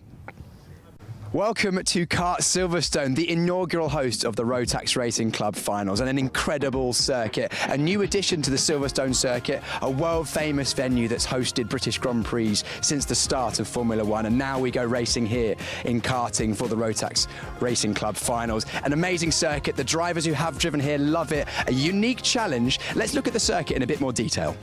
One of the cool things about the Silverstone kart circuit is the fact that a lot of the names share names with the Grand Prix circuit. Right next to the Wellington Straight, we have Turn 1 and Wellington Corner, the first challenge for all of our drivers here at the Rotax Racing Club finals. Deceptively banked, very fast, a late apex required, and when you've got such a long straight leading into it, the starts especially are going to be crucial. After Turn 1, we've been through Stage Jimmy's and then Brooklands, with the Brooklands Suite and the BRDC Grandstand right in the background. We head to a world-famous sequence of corners on the Grand Prix circuit and here at Kart Silverstone. Maggots and Beckett's, an equally challenging chicane as the Grand Prix circuit, only just flat out if you get it right, and single file in the races is what is required to get through here cleanly.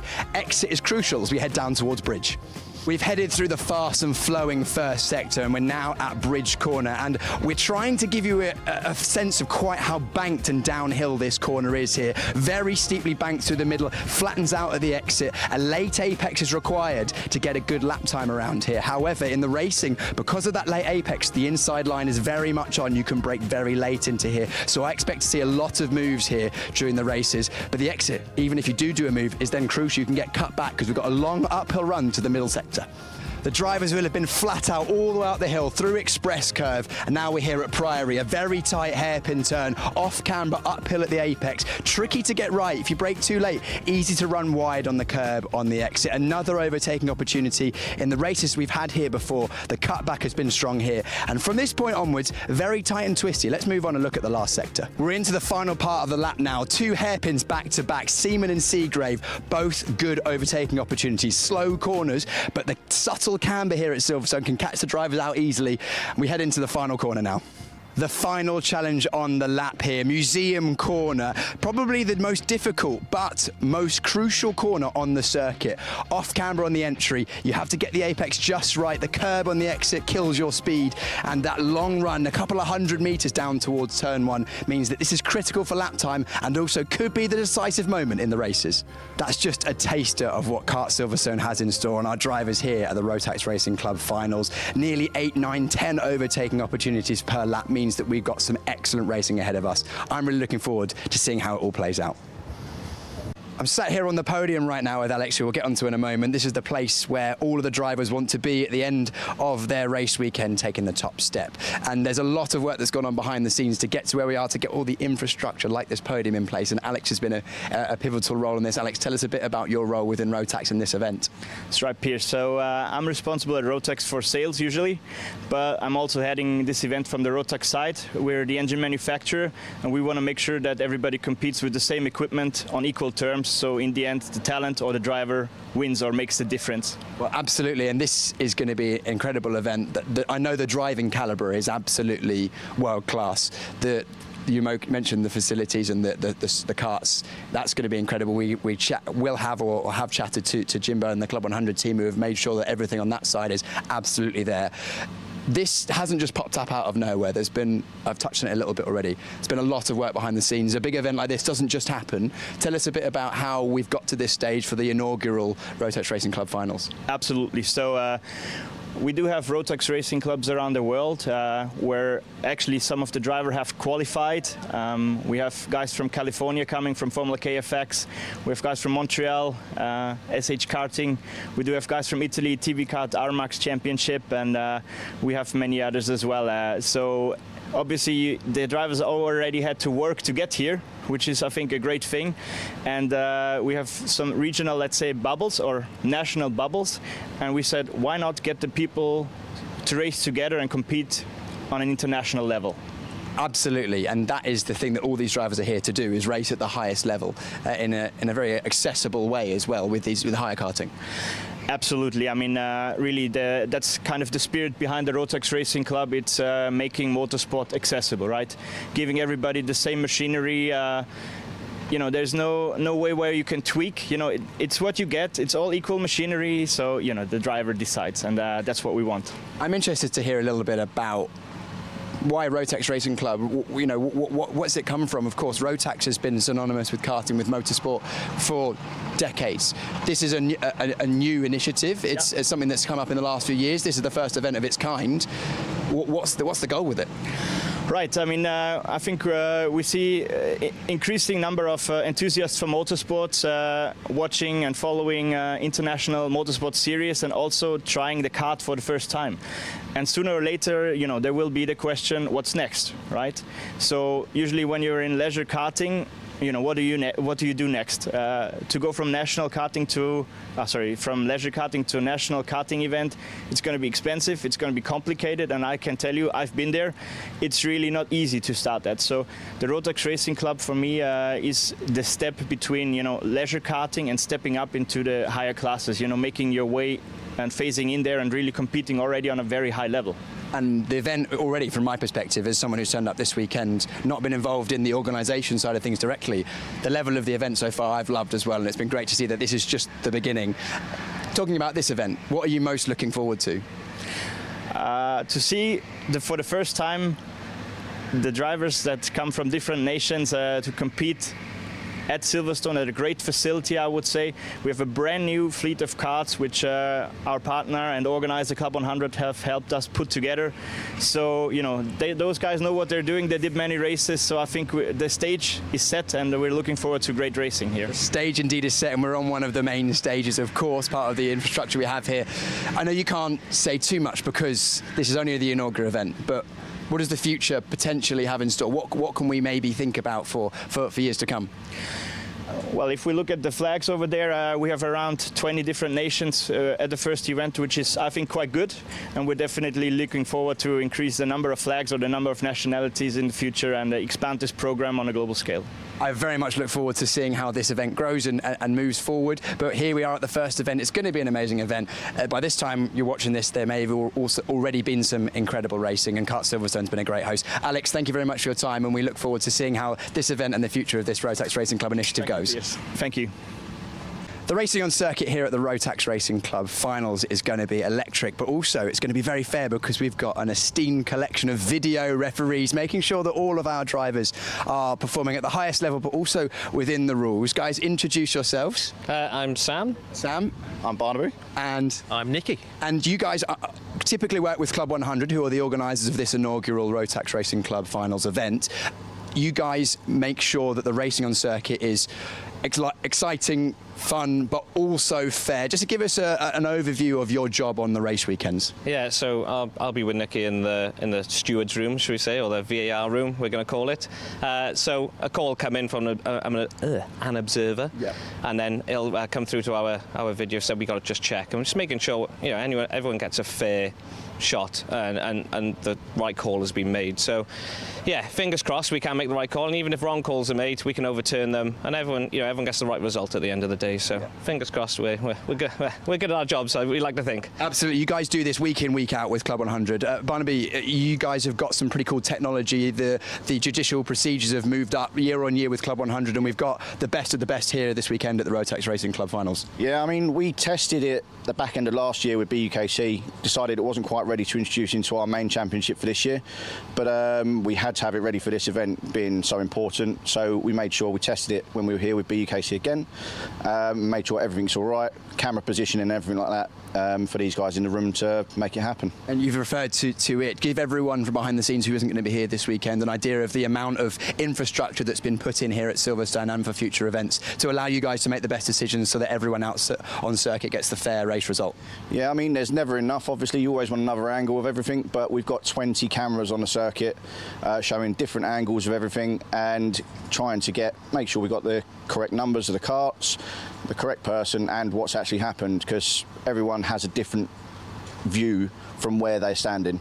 So we've got different views on each corner to make sure we get the correct decision. Yeah, and Nicky as well. Nicky, you're part of the team. You're making sure that all the correct decisions are being made. You guys ultimately are making the decisions about what goes on circuit. Absolutely, yes. So, like Sam was saying, we've got people on track making sure, you know, that the calls are being made, and we sort of check those calls and make sure they're 100%. And that's what our videos are for. We've got all different angles around the circuit, and yeah, we are the guys to hopefully make the right decision. So hopefully the good guys, maybe the bad guys sometimes, but I want to point out that this is not just a random collection of people from Wales and England. You guys have all got an incredible racing pedigree. Just give us an example of some of the racing levels in what you've been up to in the last few years to get the jobs that you're in.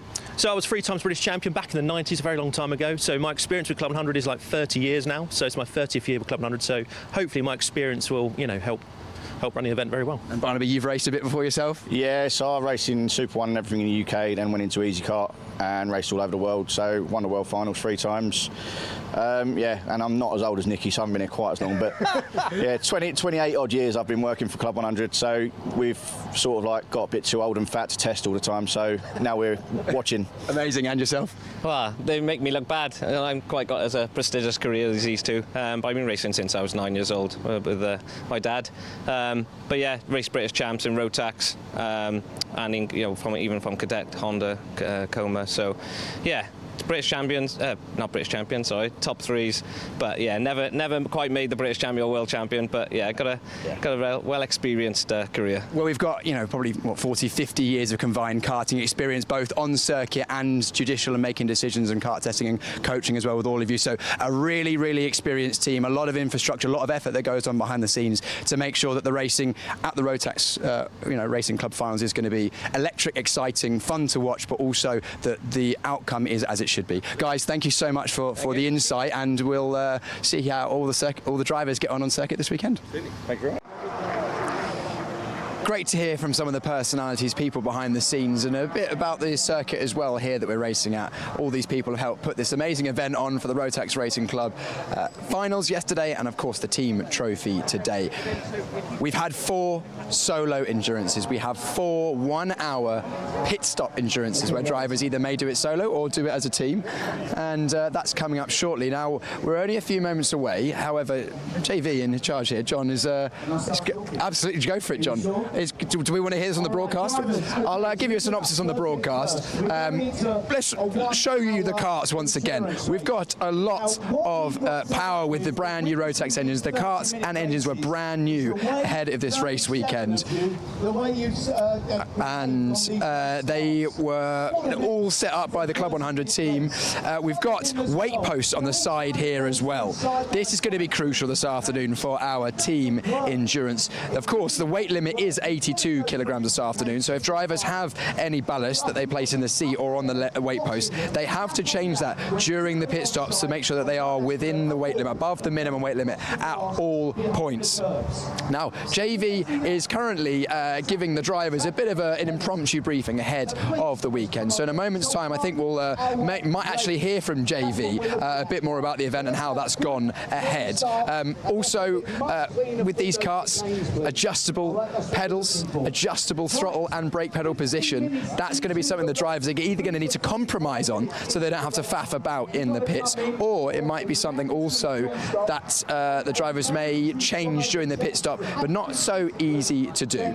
Now, what I'm hearing from JV in the background, apparently their drivers may not do the races this afternoon solo. They have to do them with a driver change. So when the kart comes in the pit lane, they must change driver. So those teams that have only got 2 drivers, they're going to be out in every single race this afternoon. Of course, they can pit anywhere between 15 minutes and 45 minutes in the race. Also hearing that the pit lane here at Silverstone, very long, and the drivers will be coming down here and refueling at the middle of the pit lane. This pit lane, the top speed allowed, the pit lane speed limit, which will be assessed by a speed gun, is 20 miles an hour. 20 miles an hour. Now, a reminder, if we look at the steering wheel of one of these karts, you look at the steering wheel, Luke, no speedometer on the steering wheels here. It is just a plain steering wheel, so the drivers have to judge that themselves. Let's go over to JV and have a listen to what he has to say in regards of information for the drivers. The moment at which that they can go 20 miles an hour or have to be down at 20 miles an hour or lower is the 2 cones at the start of the pit lane. JV's talking right now. I don't believe we've heard from JV today in terms of how this event has gone on. We might be able to hear from him, I think, because we're quite a few minutes away. Yeah, I think, why don't we do that? Why don't we hear from JV and hear about how this event came about, why he's put so much effort into making this happen, and also all the behind the scenes that's gone on to make this wonderful event take place. For your next driver to come in. On the balcony of Kart Silverstone, John Vigor. John, did you think that we would be here at any point, you know, at a brand new Silverstone kart circuit, an amazing event, Rotax Racing Club, the inaugural event? It's a dream come true for a lot of work that's gone on behind the scenes to make it happen, I'm sure. Absolutely, Piers. Yeah, how are you anyway? I'm great. We're more interested to hear about from you guys, because you put a lot, you specifically, but also you collectively have put in a lot of effort to get this off the ground. I mean, look, this started around about 5 years ago, maybe something like that. 4 or 5 years ago. I'm losing count because I'm getting a little bit old, Piers. You know. I got a phone call, funnily enough, from Stefan Gruber some years ago, saying, you know, he was really interested in our concept and what we do with Club 100. Obviously, Club 100 have been running now for pushing on 35 years. You know, started in 1993, believe it or not, with a dozen karts at Buckmore Park, and we just ran 6 rounds of sprint racing for adults only. Back then it was on a different engine, but 2019, when we moved to the Rotax engine, it really just changed the whole concept of the club and the business as well. It gave us access to juniors, it gave us access to cadets and stuff like that, and it's just grown phenomenally, and it's been a fantastic roller coaster of a ride. Stefan getting in touch with us, going back to that, and he said, look, I'm really interested. He invited me over to Austria, to their HQ. We sat down, had a chat, and he says, I really love this. So we invited him to one of our events, and he spent the whole weekend with us, in fact a few days with us, and just totally fell in love with it. He said, right, I want to start the Rotax Racing Club. I want to start this concept. I want to grow this concept globally. Do you want to come on this ride with us? And we can, we partnered up, and here we are. Basically, after 4 or so years of in the making, we've arrived at the very first, global event, shall we say, and we got, I think there's something like 50 odd international drivers that have flown in from all corners of the world to take part in this event. I'm super excited. I can't wait to see it happen. I also can't wait to see it end, because it will be quite a big sigh of relief, because for myself and Will, as you know, my partner, it's been a lot of work in the organising and the making. Support from Rotax, of course, they've been fantastic. But yeah, I'm just looking forward to it. Yeah, I'm very much looking forward to it. Selfishly for myself, I'm going to be commentating alongside Henry. The racing, I have no doubt, is going to be incredible. I've been lucky enough to see Club 100's growth and evolution over the last 10 years, racing in the UK, 10, 15, 20 years. And now under the Rotax Racing Club banner with the UK, and then of course all of our visiting drivers, I'm looking forward to being the start of something that could grow as an event, but also grow the sport as a whole. Absolutely, absolutely. But this is the whole idea. I mean, for me, Piers, you could get the violins out if you like, but I would love to leave a legacy of what we've been doing here with Club 100 here in the UK, to see it sprout and grow globally. It's already happening in Canada. It's already happening in the UAE. It's already happening in California. Yeah. Rotax-powered karts on an arrive and drive basis, and they're running their own championships. It's happening in China. I mean, I could name more. Italy. It's all happening, and it's starting to grow. And already we're getting the guys at Rotax, and indeed us as well. We're getting so much more interest from more global partners, shall we say, to become part of this Rotax Racing Club. Yeah. And this is year one. We've got 160 drivers competing, of which 50 or so are international drivers. Next year, we want to introduce the cadet. So we're going to have the cadet, we're going to have the junior, we're going to have the senior, and hopefully we're going to have more countries involved as well. So yeah, it's just, I'm looking forward to it. Fair to say this is just the beginning, but I can see your enthusiasm. I'm equally as enthusiastic for the event, but a bit of context for those maybe not understand. You have run Club 100, you're helping things on the ground, but Rotax Racing Club is going to be a global situation.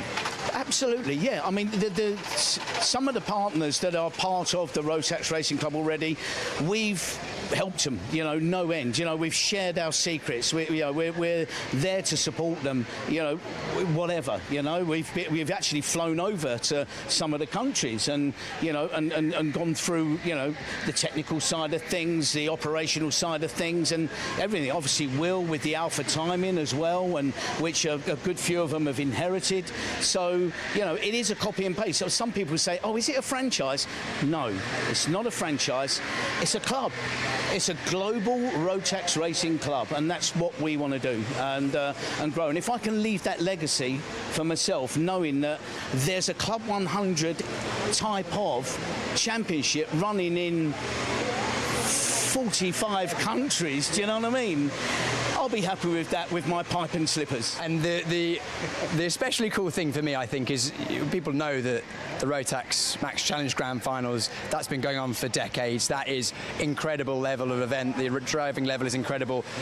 This is hopefully, maybe we'll be getting to that sort of level. But this is accessible. This is an accessible form of world-class racing. Absolutely. I mean, listen, the grand finals, the Rotax grand finals, it's a different animal. And, you know, as you well know, it's the owner-driver side of karting.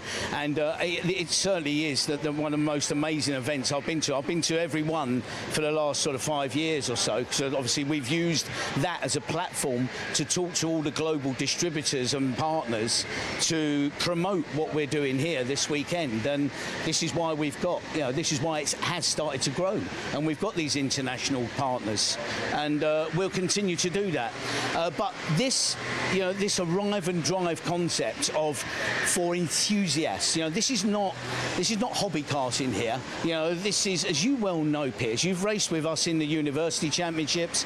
You know, these are the fastest karts you can race in Club 100 in the UK on an arrive and drive basis.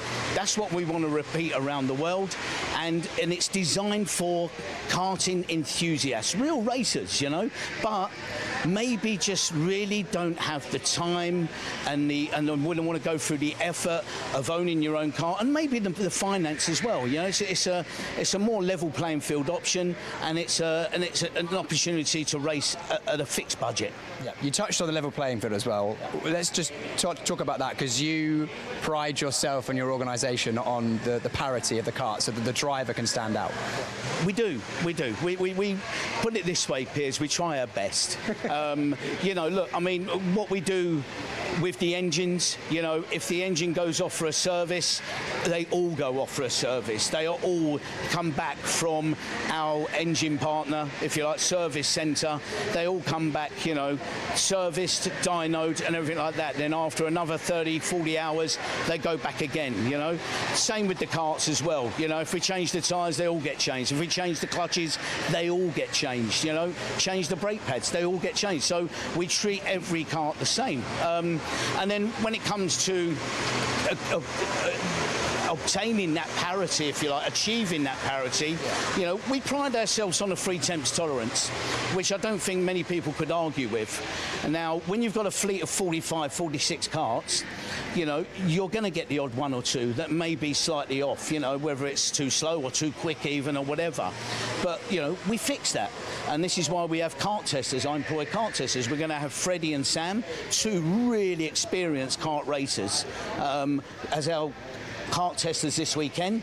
You know, any karts that they'll perceive to be slightly this, slightly that, or whatever that need working on, they will take it out, test it, they'll put a micron on, make sure it's within their tolerance, lap times, if you like, and it's good. So that's the way we work it with Club 100, is just keep working at it, keep making sure that we've got the fleet as close as possible. And of course, this weekend, it's a brand spanking new fleet of karts, man. Brand new engines, direct from Rotax. Brand new karts. So, hey, nobody could argue with that, I don't think. Absolutely not. Well, we're setting the bar very high at the first event. Yet to be seen how it all goes, but I'm confident that it's going to go well. John, thank you so much for your time and talking to us about it and giving everyone watching a bit of an insight into how it's all come about. Thanks, Piers. I mean, can I just finish off by saying that, guys out there watching this, if you're racing this weekend, just enjoy it, yeah, have fun. You know, keep your racing clean, keep it fair, race with respect, and then everybody collectively will have a super weekend here. Thank you. Couldn't have put it better myself. Great to hear from JV, John Vigor there, head of Club 100 and Rotax Racing Club UK, giving us the lowdown of why this event exists, how it came to be, and also some tips for the drivers. And we've got our grid for our first 1 hour pit stop endurance, in which we've had some information that all will be driver changes. Our pole sitter, AlphaLive Racing. Who do we have in the kart? Adrian Richardson. Adrian, talk to us about your morning. How have AlphaLive been getting on? Yeah, not too bad. We had a few penalties, but we started started at the back of the first race, was my first race, and managed to make a little bit of progress. So struggled with track limits a little bit, so I got to tidy up now. We'll see how you get on. Apteryx going from pole position. A driver that I'm sure a lot of you will be tuning in to see is Cameron Dass. Cameron Dass racing for the Karting Handbook team. Cameron Dass, hello Cameron. How are you doing? How's Karting Handbook team doing? You know, it's been a real mix. Unfortunately, Steve, Super GT, my teammate, had an injury, had to go to the medical center. At the moment, he's just resting. Hopefully, he'll be able to, get back into it later in the day. But for now, it's Luca, Nick, and myself taking on the endurance races. Very different driving style, I think, than the sprints earlier this morning. So we'll see if that favors us or goes against us. But these race starts are chaotic. I'm just trying to survive here. Trying to survive and thrive if you can. Talk to us about your experience of the Rotax Racing Club team trophy this morning so far. How are you finding it, and why are you here? Well, I'm here because this is the best of the best from around the world. So I want to see how I stack up against them. I did the BUKC here last month to prepare for this. So I'm actually feeling like in a decent spot driving-wise, but there still are some real aliens out there that I'm trying to see how I compare against. But so far in the morning, very impressed by the speed. The wheel-to-wheel racing is insane is probably the only word I can use to describe that, but I'm just going to try and keep it all on track. Amazing. Cameron Dass, a very big YouTube and social media personality. If you're here supporting Cameron and the Karting Handbook team, drop a message in the live chat. I think we're just a few moments away, so I'm going to hand back to Henry so we can go through the grid for our first pit stop endurance race. Thank you very much, Piers.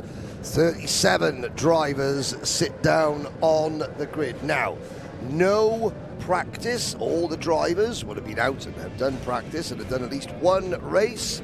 So we will go out onto a rolling lap and then get, hopefully, at the end of one rolling lap, the first of 4 1-hour pit stop endurances underway. There is the pace kart.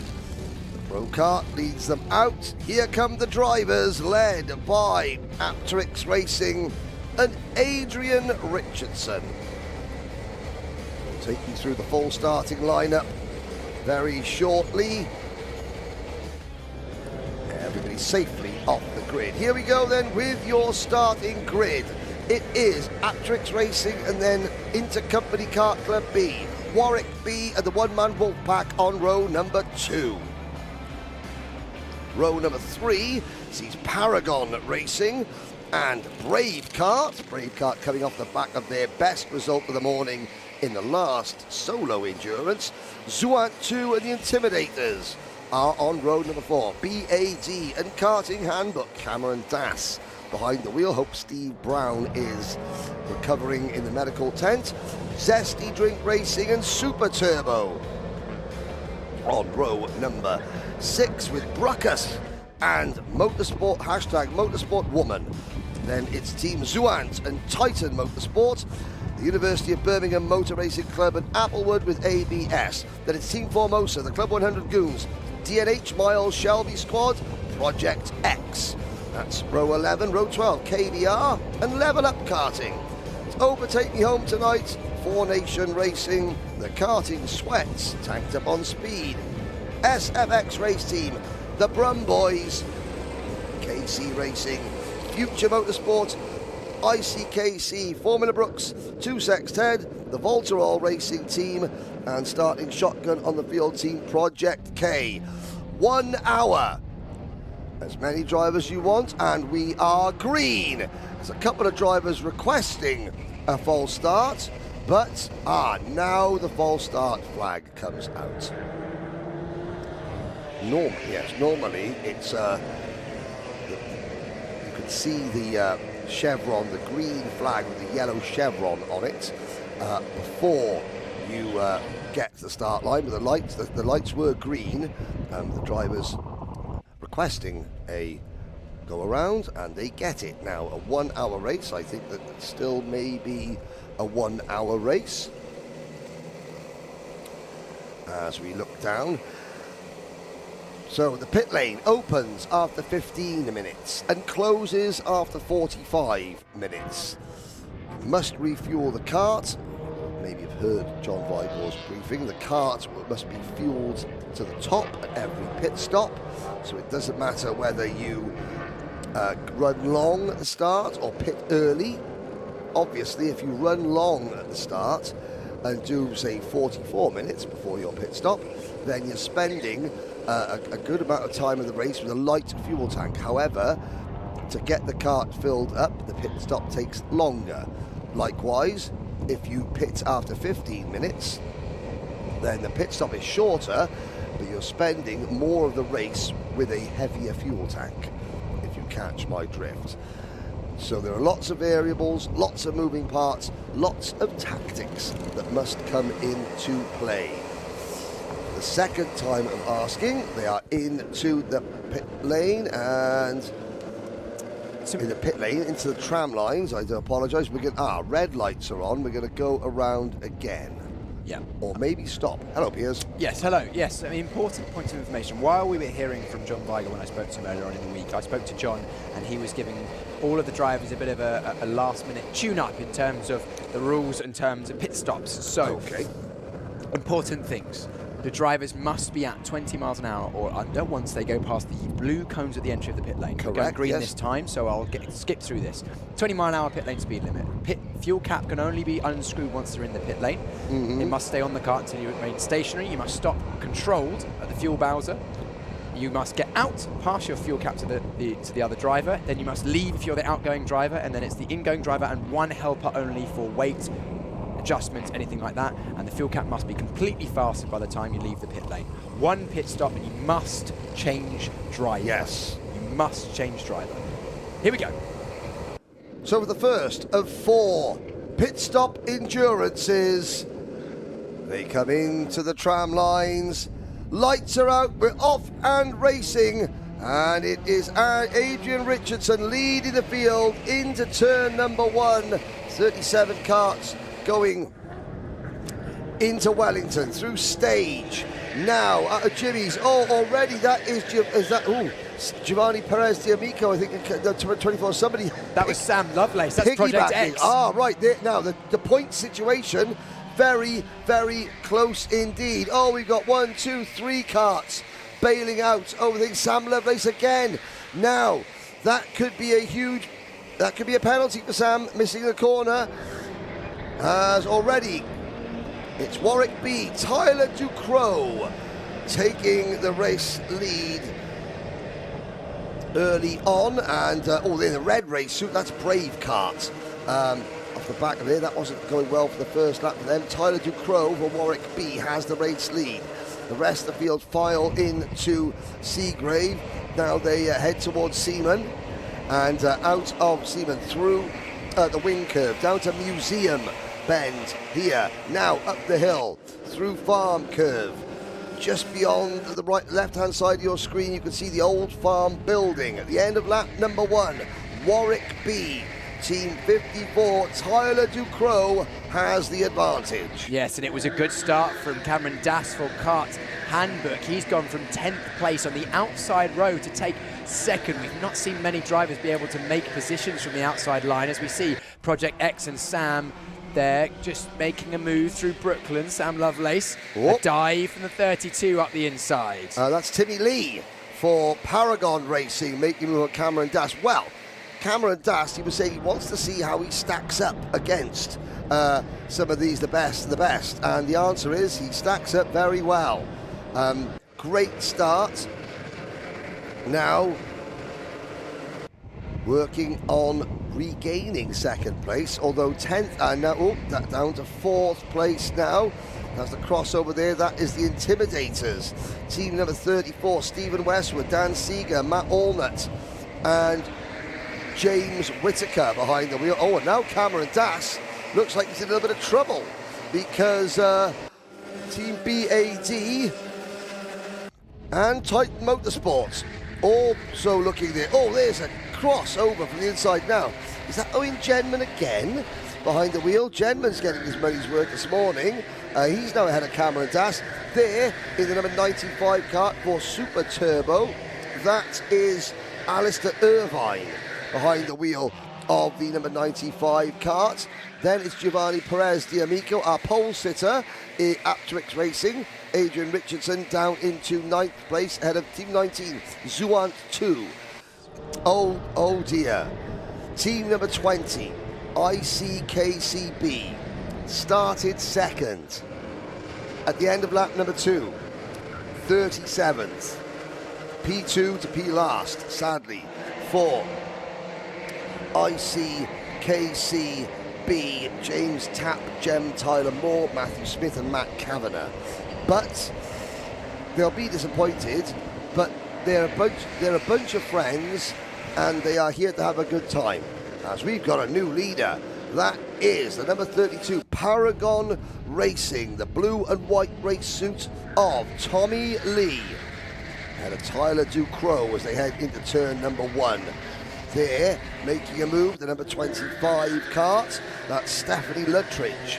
Luttridge behind the wheel of that. Now Cameron Das went off the line like a cat with a rocket up its backside, and now beginning to fade a little bit. So, of course, no practice, no one would have known what kart they're in. Now, in this race, you keep the kart at the pit stop. You keep the kart at the pit stop. And I don't know, well, coming in to change the kart because you're not happy with it, that might be a no-no. There may be a penalty attached to that, or else everyone would be coming in all the time. Well, it would be the 10-minute fixing window. Yeah, so basically you're handing your race away because the test kart drivers will go out and test it all the while you're not logging laps. And they may say, yeah, it's fine, and give you the same kart back. Or they might say, no, it needs fixing. However, you've still lost 10 minutes of race time. Yeah, exactly. So kind of pointless, basically. Yeah, you've got to put up with what you put in. Yes, and there is in the regulations it says while you're stationary on the grid, ready to grid up, you should check. There's a fairly extensive list, but it means spark plug cap, exhaust mounting and springs, tyre pressures, which you can only do with your feel by basically treading on the tyre. Yeah, it's not flat, it's got air in it. Yeah, and check that it's not bent. But of course, the Club 100 and Rotax Racing Club UK team make sure the pressures should all be set to the right pressure. But if there's a slow puncture, you will be able to feel that, but you should be checking your car over for any obvious issues. Yes, obvious mechanical deficiencies. Yes. Now, Cameron Das has settled back into 5th position, the top 5, pulling away from 6th, 7th, 8th, 9th, 10th, 11th. Then this 12th place is our friend with the pink crash helmet, the white polka dots. Here is our friend Owen Genman. Genman, 44 years young. He was the oldest driver to qualify for the senior light final yesterday. Jarrett King coming up alongside Giovanni Perez D'Amico and getting elbowed out of the way by the number 44 driver. Now, that behind the wheel of kart 44 is Rob Langthorpe. Rob Langthorpe went from 37th to 9th in one of his heat races. Tyler Ducrow losing 2nd place into Wellington at the hands of Owen Genman.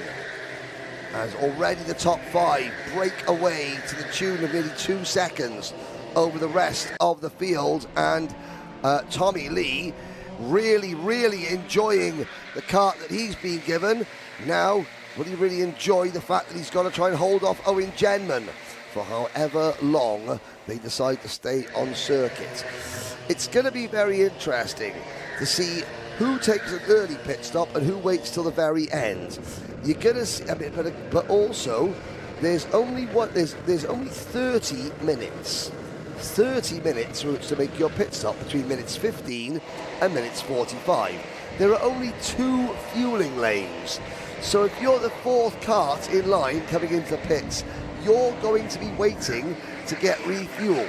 Timing is everything.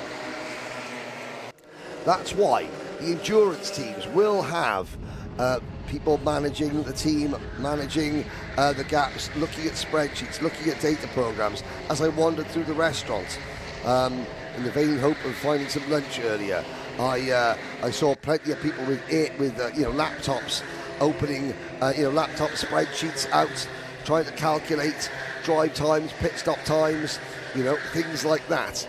It's not simply a case of just get out on the circuit and drive. You have to think about this tactically. I've seen old school pit boards out in the paddock area. As we watch Giovanni Perez D'Amico, I'm guessing, Piers, by the sort of look on your face that you've done the calculations, and the points, and the unofficial points, are very, very very tight indeed. Absolutely. Total points, which is not how we will crown our team's trophy champion, but total points is the best we have so far. Project X SFX tied 2-3-3, as I suggested earlier. Titan 2-2-3, but Titan drop of 15. So therefore, if you go on best 3, Titan have a 1-1-4, SFX have a 2-2-3, and Project X have a 2-2-1. So Project X would lead Titan. Well, actually, no, I don't know. It would be very close indeed. So 6 over 3 would be 2. Average second place for Titan.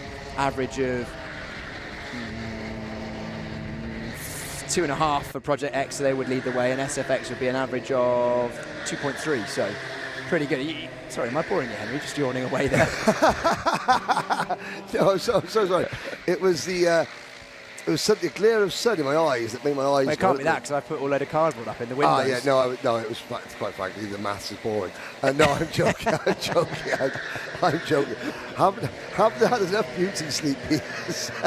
Oh, but we. I know that's not true either. We are roommates this weekend. The one and only time that Piers will suggest, yeah, I'll room with Henry. There's a move. To be fair, I didn't suggest it. I was. Anyway, the Intimidators moving forward. Yes, good move. Black and red race suit. Now that is intimidating. Trying to see who that is. Is it Westwood, Seeger, Allnutt, or Whittaker? It's not Seeger. Not Bob Seeger. Nope. I don't know about the rest. Matthew Allnutt. Now that is a name from back in the Super 1 British Championship TKM Extreme days. That looks like a TKM helmet, doesn't it? Yes, it does have. So I mean, if that's Matt Allnutt behind the wheel of the Intimidators car, please let us know. Keep your comments coming in. And do you want to know some movers and shakers, Henry? I'd love to know some movers and shakers, Piers. Future Motorsport started 32nd, up to 9th. That's plus 23. We've also got a plus 17 for Formula Brooks from 34th to 17th as well. And also our driver in second place, that is Owen Genman. He's having a good run of form at the moment. Plus 14 from 16th, second.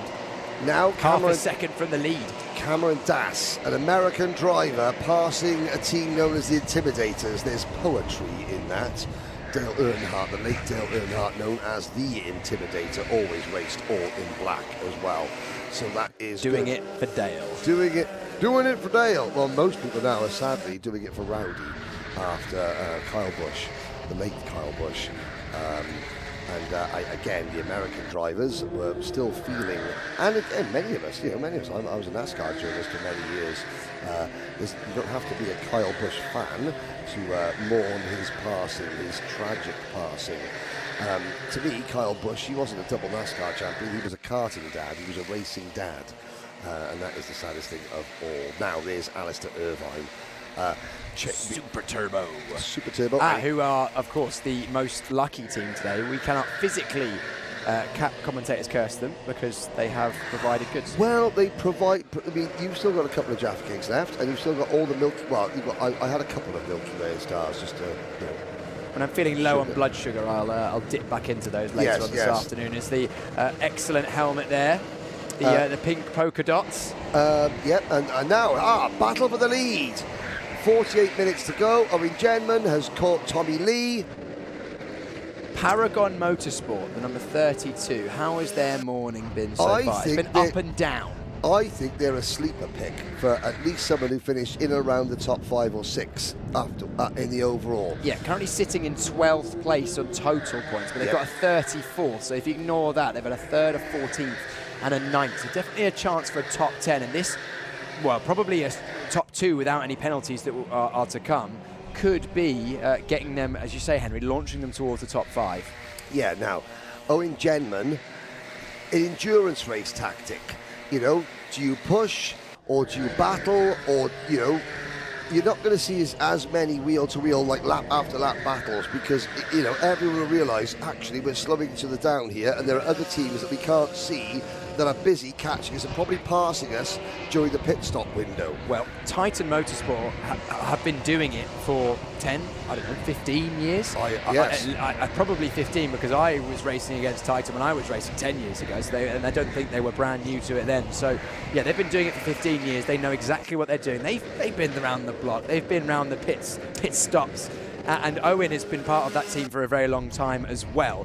They will back their pit stops and their pit stop strategy and their pit stop ability on circuit today. They will be quite happy, I think, to sit behind Paragon Racing. One, because they know that ultimately a second place would be a good result at the worst of the times, so they'll be pushing around for now.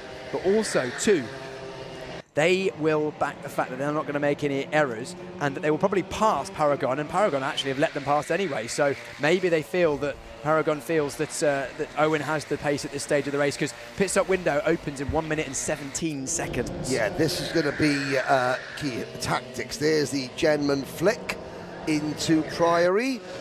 Somebody on the live chat asked, are there any camera carts to their onboards? The answer is sadly no.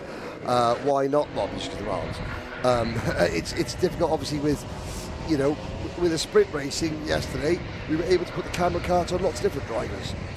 Yes, today the camera carts, we're not using camera carts. Racing isn't so cut and thrust, of course, so we're not going to be right in the thick of the action. But thank you very much for all those who enjoyed the camera carts and riding on board yesterday, and thank you for everyone who's watched at any point this weekend, either on the Rotax karting channel or on AlphaLive. If you enjoy what you've seen, then make sure you come back and subscribe to both of those channels and enjoy plenty more racing action to come in the future, either from the Rotax Racing Club or from all the other events that we cover. Yes, indeed. Next weekend, what's happening next weekend on AlphaLive, I wonder? I mean, Rotax Racing will be back next weekend on in the United States on the Kart Chaser YouTube channel. It's Cincinnati with the final round of the Rotax US Trophy Series.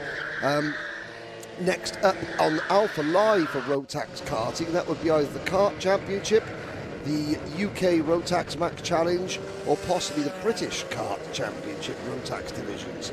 Plenty of Rotax racing on the AlphaLive YouTube channel coming up. Meanwhile, here is Titan Motorsport leading Paragon Racing. Big gap, 3.2 seconds gap. Back to Cameron Das. Now, this to me is the sign of a very, very accomplished driver. Great start, so puts themselves in the correct position on the opening lap.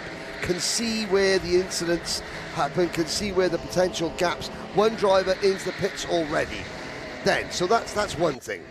Then drop back from second to fifth, learning the kart. Kart maybe not exactly to Cameron's liking. Now has learned. Oh, and this is early pit stop. This is important. Let's watch this. So yeah, stop on the mat. That's job one done. Take the fuel cap off. Job two, step away from the kart. Sideshow Bob there with the blonde hair on the side of the screen, the black t-shirt, being told to stay away. You see he's got the headphones on. In theory, I think Jimbo there is saying you're not allowed to help because it's the outgoing driver must get out. Give the fuel cap to the ingoing driver and then leave. Yes. You're allowed then the incoming driver and one helper. Yes, he was the helper. But I think that maybe Alex Pritchard didn't get out of the way enough. He didn't. That was, I think, the gesticulation that was going on there, reading the body language of what's going on. So we'll keep an eye out to see if there's any investigation that comes of that. Now, I was, as we were saying, about before we had the pit stop, Cameron Das learns the kart, realises it's not great, but then has to adapt to that kart. There's the difference with endurance racing. You can't change karts all the time. You can't. It's going to ruin your race. So Cameron has then learnt the quirks of each kart and is now moving back forward. And he's done so, quietly, calmly, no fist waving, no, anything like that. Just got on with the job of driving, and it is working for him. Yeah. And he is now back up into third position, 3.7 seconds off the lead. Now, Applewood with ABS. Let's see where, I would assume they dropped back to last place. Yes, they did, a lap down. So let's see, well, we'll find out as pit stops start to take place. there is our official photographer in pink. Yeah. Getting on track. More karts coming back out of the pit lane. Tanked Up on Speed have also come in. That is the team with the Tyrrell, old school Tyrrell Formula One style t-shirts. They support their mate Dan Gore, who has a Tyrrell. That's Jordan Hill, Darren Teal, Pete O'Connor, and Jack Harding. Yes. So, only driver that's had a penalty so far in this race is the Brum boys at 14 driver wide. I think that's Simon Ram. As you can see, great technique on the fuel cap there. In theory, the fuel cap should stay on the fuel tank until the car is stationary, but that was borderline. That was, I mean, did it stay on the kart or in the kart? It was. It should stay on the kart. It should basically you shouldn't be driving into the pit lane with your fuel cap off. No, because when you stop, the fuel sloshes forward and then sloshes back and can Oh no, hang on a second. You've got to eat. That's okay. You're allowed to. You're allowed to tighten the fuel cap as long as it's tight by the time you pass the blue cones. Right. Okay. So that was. Number 44, that was getting out of the kart, was Rob Langthorpe, and getting into the kart, who was that with? Was that the? That wasn't the Arrow race suit, was it? No. It was either Hussein. It was Hussein Rashid. It wasn't the bright blue race suit either. If the spotters spot a driver tightening their fuel cap or loosening their fuel cap, whilst not within the blue cones in the pit lane, you will be getting a black flag. Yes, and a black flag penalty is big. Yes, she a big penalty. We will go through that. I mean, it's safety, realistically, isn't it? There's fuel in these karts. You don't want to see fuel either on the circuit, on the karts, or on any of the drivers. Yeah. Now, this is one thing that now during the Sony World Series International Finals and the Campos 30 hours endurance, the pit stops have to be a minimum time, and there's various clocks and scanners that the drivers have. So you sit in the pit, you wait, you have to go out. You can't. It's like a 2-minute 30-second pit stop you have to take, and that is to stop any potential incidents like a driver accidentally not, fitting their fuel cap properly. Things like that. There's Jarrett King in kart number 12. He's behind the number 50 machine. Now we've got karts coming in. So. Anwar Berrimal Smith is ahead of Four Nation Racing and Tanked Up on Speed. So Applewood with ABS are the best placed team who has made their pit stop so far. It's still neck and neck at the front of the field between Titan Motorsports and Paragon Racing. Here come Team BAD into the pit lane. Now I imagine the B is for Badger. Steph Theodoro, Kyle Walker, Andrew Ward, and Bryn Alban. Bryn Alban, that very Welsh name. Leo Castro, star of the fourth race, comes in the Formula. Is about to get in the Formula Brooks kart. William Pemble getting out of that machine. Both well-noted British kart championship drivers. Now, what is Tyler Ducrot? He is the assistant. He's changing the weights because, of course, the kart still has to weigh the correct amount. And each driver is weighed when they get out of the kart with their lead. So drivers have already weighed in, and they've got a minimum weight, and they will get weighed. If they are underweight, again, penalties will be applied. Yes, absolutely. Well, underweight is disqualification. Underweight is disqualification. Yeah, there's no tiered system. It's just excluded. Fair enough. Because either you're on weight or you're not. Okay, well that's excellent. I'm loving these rules. My spidey senses start tingling when I see drivers trying to drive off whilst fastening fuel caps. That's only because when I started marshalling back in 1997, we used to have the Honda engine with a top tank. Oh, yeah, no. And when I was 16 years old, Monday night, arrive and drive, the raceway in Cardiff. I had just come back from a nice holiday in America. Princess Diana had just been killed. And the Monday after that, we were open for arrive and drive. And some guy in a boiler suit flipped his cart and exploded in front of me. Literally exploded. And at 16 years old, I had a fire extinguisher and a vague knowledge of tell the guy to roll as I sprayed him out, as I sprayed my fire extinguisher and put him out. So all I'm hearing is Henry Beaudette, hero. And since then, I have just had a thing about fuel caps whilst karts are in motion. Yes. Because I have seen what happens to drivers that, and the fuel cap was on the kart, but it was one of those. It was a top tank with a metal thing. Yeah, it was an old style, and I know these are new. They've got the suction caps on them, but still. You know, that's why you have to have the fuel cap fully fastened by the time you leave the pit lane, and that's why it is a black flag if you do not. Yeah, it's simple. So fuel cap, black flag, exclusion, underweight, exclusion. Yep. Fair enough. No, that's fair. That's fair. But that's just again my opinion. Now, oh, there we go. That's a good up and under there. T making a move and going up one and then down one. Now, thank you, Pi Parker. The reason that Team Bad is such as Bryn Alban Designs, and Bryn Alban did a lot of work on the Need for Speed computer game series. Oh wow! Apparently so. So with Criterion says thank you to Pi Parker for that. ABS, the 77, one of our teams that has pitted, probably one of the highest placed teams that has pitted, fighting through. This is another interesting thing. If you're a team that's placed higher up the order in the first part of the race, you then pit back down the order, and then you have to repass drivers that haven't pitted. Yeah, it's again, we haven't got on the timing screen an icon saying which teams are pitted or not. That would be useful. It would be useful. I am looking at, BAD are third in the bad. We've seen them pit. They're 31st. Tell you what you can do though is on the Alpha Race Hub app. If you click on a team, and you can then scroll through their laps, and if they have a long lap, then you know that they pitted. So let's have a look. Okay, so we can. For example, Project X. Let's have a look at their lap time. Let's have a look at their pit stop times as well, because you can also then estimate how they've done. Oh, out of the pit lane comes the number 15 team. Okay, here we go. So that's Dante Dillon now getting behind the wheel. Looking there, penalty for the Brum boys. We've been through that. Penalty for Future Motorsport. Speeding in pit lane. There we go. 20 miles an hour and under is what you require. Future Motorsport have just committed a cone-based atrocity live in front of our cameras. That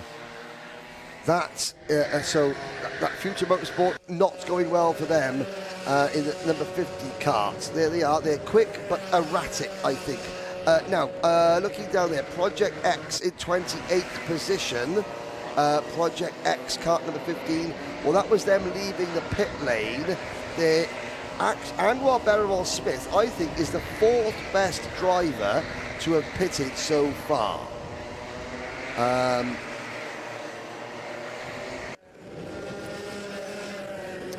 Right, okay. Thank you, Pi Parker. Pi Parker is actually Scott Parker, who raced, and I've got to say, Scott, I think Burnley treated you very badly, and that you did a good job coming here and just taking your mind off the football and having some racing yesterday. We've got a bit of a workaround as to work out who's pitted and who hasn't. Yes. Because you go through the pit lane, you don't cross the timing beam. Yes. It shows as one lap down. Yes. So basically, the drivers are all showing with one lap down when the leaders come over the line are drivers that have pitted. Well, your guess is as good as ours, ladies and gentlemen. All we know, at the moment, the Titan Motorsports are leading. From Paragon Racing, the Intimidators are third, Karting Handbook are fourth. Warwick B, the SFX race team, Super Turbo, Apteryx Racing, Zuon 2 and KC Racing are your top 10. KC Racing stands for Kieran Chung Racing. It's Kieran Chung, George Jugid, Tom Fox and Christian Hill on the driving staff. Here's a side-by-side battle down the start-finish straight into turn number 1, the 85 kart. So there is the BAD. Now I wonder if that is Bryn's got Criterion written on it. And Bryn Alban, you don't get more Welsh name than Bryn. All right, Bryn? And Bryn's got a Welsh-coloured crash. Well, that driver there has got a predominantly Welsh-coloured crash helmet. I think these drivers are all fighting for position. And Applewood and ABS, they had the fastest pit stop of all these lot because they did a 2:56, whereas both Bad and and Future Motorsport did 3-minute flat. So good pit stop from Pritchard and Anwar Burrell-Smith. Yes, early in to get the pit stop out of the way. Now that you were saying, so they would have had to put less fuel in the kart because, well, actually, in theory, if they're brimming all the tanks, but I did see that I think maybe the fuel refuelers are actually putting the same number of turns in each kart. So I'll have a look at when we see another pit stop, because if they're putting the same number of turns in each kart, then no. So depends. Yeah, I mean, again, you know, well, I'm not going to question anything. Just going to call the race Titan Motorsport. Here come the number 88 team into the pit lane. Karting sweats. Now that's not Bond Tow, is that Sky Tow? Now this pit stop is going to be slower. It will be safer, but slower. Out goes the outgoing driver. Hands the fuel cap. Hands the fuel. Now that was either Alex Dolphin or Rob Bannister. Although I'm thinking maybe that might be Rob Bannister getting in, because he was the driver that wasn't part of the BUKC. He was the wild card, the ringer, so to speak. Oh, he's got a Honda. Bond jumps in. Bond again? Yeah, Bond's jumping in. So what, in the blue race suit? I thought he had a red race suit on. He may have changed suit, but that's definitely Bond's helmet. Okay, right. It was just okay. Fair enough. That's a sprint race suit and an endurance race suit. Here's Chinese Taipei, the island of Taiwan, team number 42. Again, you know, you have. This is their national. That's their national team race suit. Oh, well done, sir. Bravo, bravo. 6.3 for the dismount. Penalty, no driver change for Take Me Home Tonight. That's a pretty fundamental logistical error there. I mean, it was the last thing was said, you must change drivers. Yes. Now, I'm not sure whether Alex Wilkinson, Neil Stevenson, Sam Latimer or Luna Wang would have listened to that. They obviously didn't. We've got a new leader, ladies and gentlemen. The new leader is Tommy Lee for Paragon Racing. They've a lap ahead of team number 11, tanked up on speed. Driver with the Arrows Formula One race suit and the white crash helmet. Tanked up on speed have done a pit stop, so that's why they are a bit further behind than they would otherwise have been. Their pit stop was a 3-minute and 3-minute.6. So the average pit stop seems to be about the 3-minute mark, 3-minute.0. So if you're below 3 minutes, it's quick. If it's 3 minutes 1, 3 minutes 2, 3 minutes 3, then you're slow. The fastest I've seen from looking through the teams has been Applewood and ABS. They had a 2:56. And of course, you know, now hang on a second. Owen Genman. The bad news about having fantastic camera ops that AlphaLive do have, and fantastic quality cameras, is that you can see a driver loosening their fuel cap on the track. Case in point. I wonder if we'll see a replay of that. Now, Owen Genman, he could have just been making sure it was tight. Here we go. Let's have a look back at the change for the lead. Well, see this pit stop first. Now, is the fuel tank being filled all the way? No, 6 turns, and I counted the previous as well on the other side. So both fuel bowsers, one each side, they're doing 6 turns of fuel each. So therefore, the same amount of fuel is being put in every single car. Let's have a look at this. This was the change for the lead. The lead has just gone out there. Oh, in traffic, it was in traffic. So Genman trying to get past the tanked up on speed, not getting the move done, and then, whoa, big lunge. Well, I mean, that race suit would have been worn by Jos Verstappen back in the day, and when he was being lapped, that was about how Jos behaved when he was being lapped in a Formula One car. So, you know, they were, you know, early event leaders, or joint leaders, should I say? Yep. SFX race team pit stop 3:02.7. Okay. So lost 2 seconds to Applewood and ABS, and now because of that, they're very close on circuit. Only 2 seconds apart, I believe, at the moment. They are currently 18th and 19th, but still a lot of teams yet to make a pit stop. Yeah, and of course, this is the other thing, is that you push the envelope in terms of your fuel cap, you get you quicker at a pit stop. So risk is faster and is helping. The most of the time lost and gained is stationary time, because everyone down the pits will be doing between 15 and then 19 miles an hour if you're not getting a penalty. So that will be, you know, half a second here or there.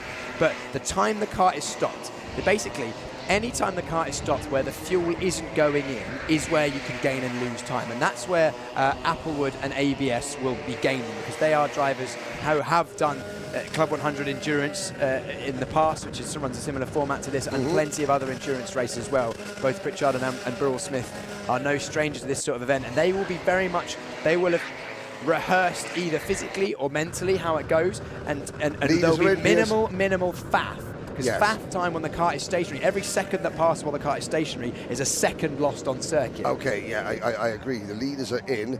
You're right. You know, I'm still to be convinced, but you're making very, very valid points, Piers. But you know, I'm used to, if I'm covering endurance racing, I'm used to there being a minimum pit stop time that negates any potential for a safety issue.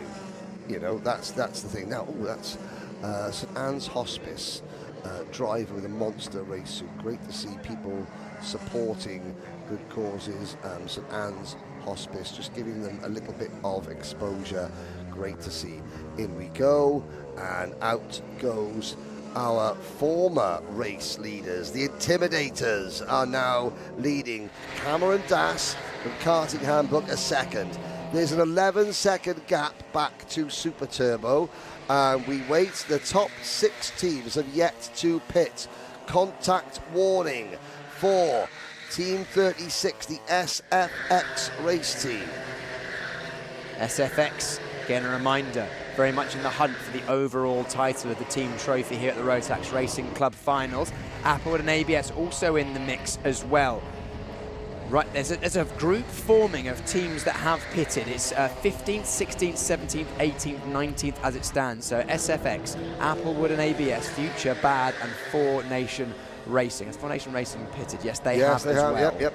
In fact, now it's only the top 9 teams that haven't pitted, or maybe ICKC. Level Up Karting are in 9th position for South Africa. We're looking at this group, this chasing pack, the number 28 team, Cameron Dass, behind the Intimidators. So the 34 team are leading, and they're coming up on, is that the hashtag Motorsport woman, Leona Castro from Formula Brooks is a lap down, so he has pitted. We saw William Pemble get out of that kart and Leona Castro get in.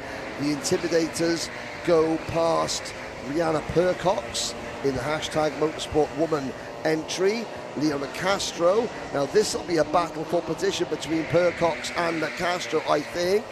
And Formula Brooks passes Motorsport Woman on track. And behind the leader, you've got Cameron Dass, just bump drafting pass for Karting Handbook. Yeah, so Cameron Dass is second. He's getting caught up in traffic, and Rihanna Percox unlaps herself. She doesn't have to stay behind, second place. And look at the lead. There's the Intimidators. Now they've got 2 karts and about 30 kart lengths between themselves and the second place team. Traffic, working your way through traffic.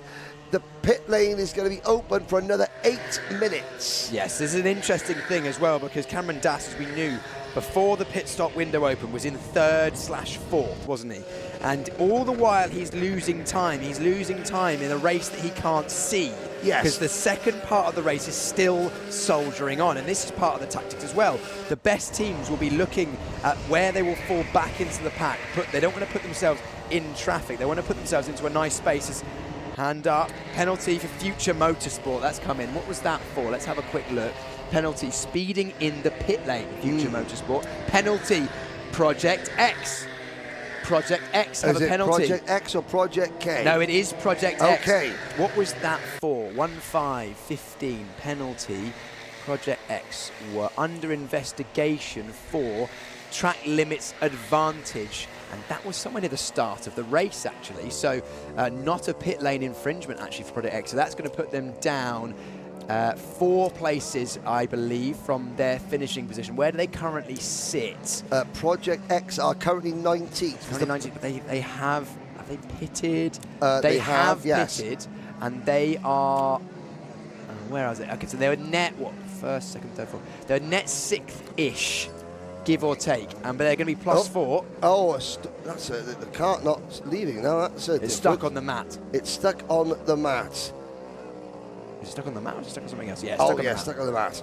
So that was normally caused by a driver coming into the pits and braking, locking up their rear tyres and catching the mat. Yes, and which is why you've got to be very careful coming in. You're told, drive roll to a stop.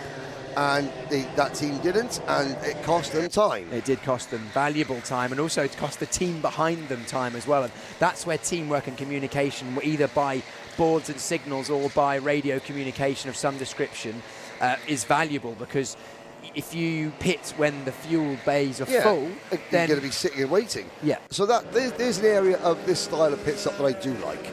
That if you don't obey the rules entering the fueling zone, it costs you time. So I do like that element of that. It's a shame that we can't. It's a shame that we haven't got a timing loop that goes across the pit lane to actually see, because every team is just coming in and losing a lap. It's. We can see how long their pit stop was by looking at the lap time. We can see it. It'd be nice to have the information, but and again, it's ifs, buts, and maybes. We're going to concentrate on the race. This is the 32 team. So this is now the second driver for Paragon Racing. It's not Jonathan Wilson. It's not Tommy Lee. I think that is Barry Lakes behind the wheel, because I'm sure Steve Lindley has got his name on the back of his race suit. Yeah. Sounds logical. There is a logic. I mean, not often I use logic. I mean, I did have a wisdom tooth extracted in California recently. Did you have any to start? Whatever wisdom was in my head is now gone. it is now in a medical waste facility somewhere near Pebble Beach, California. And a move here for Paragon, sorry. Paragon is the World Endurance Championship team. Yes. Paragon there, passing number 39, Level Up Karting team. Lisa Mingay, her husband Alistair Mingay, Derek Martin, and Stephen Beaumont. Again, the South African team, the American team, the Chinese Taipei team, and the team from have been such a breath of fresh air at this event. They've been the stars of the show, I have to say, ladies and gentlemen. We've had a change for the net lead of the early pitters. Applewood ABS have made their way past SFX Racing Team, and they've actually got a small gap as well. So my detective skills would suggest that potentially there's been an issue in terms of traffic for Applewood. Well, there they are on the screen. Because last 5 laps for for SFX's last 5 laps for Applewood have been very consistently quick. 10.5, 10.4, 10.7, 10.7, 10.5. Let's have a look at SFX. They're the next kart in line on your screen. Yeah, they didn't have the pace, I don't think. I think it's purely pace for Applewood. Because there is Anwar Beryl Smith, and the next kart back, you can see the driver. Is that Rory O'Regan? That was SFX, yes. Yeah, for SFX, there he is, karting the 36 with the sort of the orange. That might be.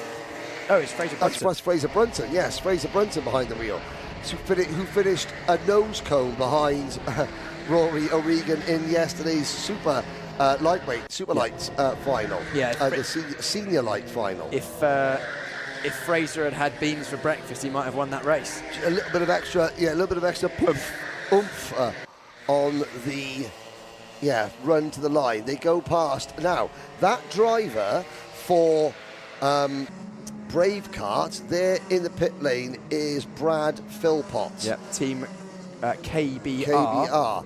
KBR, they were running in 3rd position. It's now pretty much only the Intimidators and Karting Handbook that are waiting to go out. Now, if you're doing 6 turns of fuel, the tank is going to be very light coming in, and the tank is going to be quite light going out as well with 6 turns of fuel.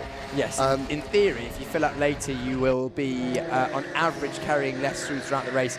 Again, difference marginal in terms of total system weight. There is a difference.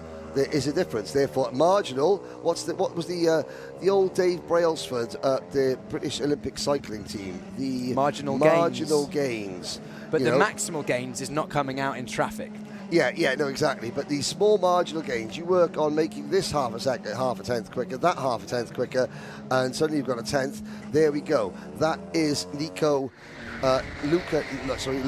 Nick into the kart. We may not see, by the sounds of what Cameron Das said, we may not see Steve Alvarez-Brown the rest of the day. I hope we do. I went to see him and he said he's got a pretty sore leg after the incident he had. He's going to assess things. It's all right, you've got 2 of them, it's okay. Yeah, he says it's pretty sore and he's going to assess how things go. He hopes to be involved, but there's no guarantees. Go speak to Billy Munger.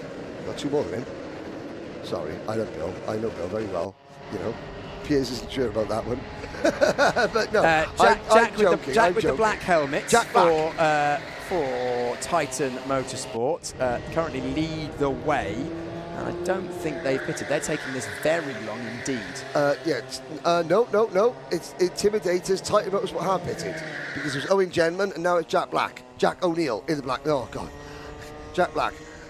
Going to start singing School of Rock in a minute, or Jumanji or something like that. Oh, so Titan are way up the field. So Titan are 16 seconds in front of Paragon Racing.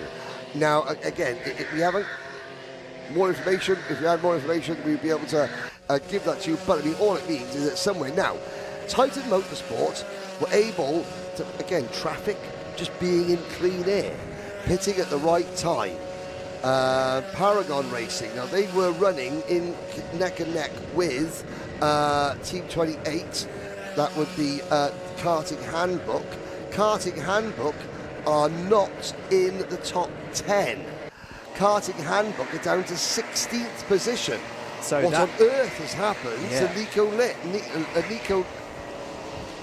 Luca Nick? There he is. That's the Intimidators in 3rd place now. It was a terrible pit stop for the Karting Handbook, 3:26.9. So they lost 27 seconds in the pit stop. They must have had to queue behind someone. Yeah, and do you know what? Karting Handbook are, let's have a little look, they are 43 seconds off the lead. That would make sense because they were in the battle for 3rd, so yes. They were, yes. So that's right. So, I mean, we're looking now, Titan Motorsport, 14 seconds ahead of Paragon Racing. That was 16 seconds. The Intimidator's getting things crossed up. And here comes SFX race team with Fraser Brunton behind the wheel. Applewood with ABS, they are 19 seconds off the race lead. But they did their best lap of the race so far last time around.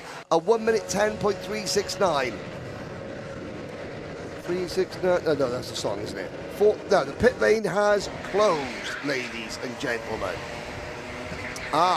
Thank you, chappers. Karting Handbook were queued behind. They pitted together. Now, I thought there were 2 fuel lanes. There are. So the idea was they were going to come in and then move off into the 2 separate lanes, and they would be refueling at the same time. However, either there were 2 fuel bays already occupied when they arrived, or they just chose to The wait. driver just forgot. Yes. I would put money on Cameron.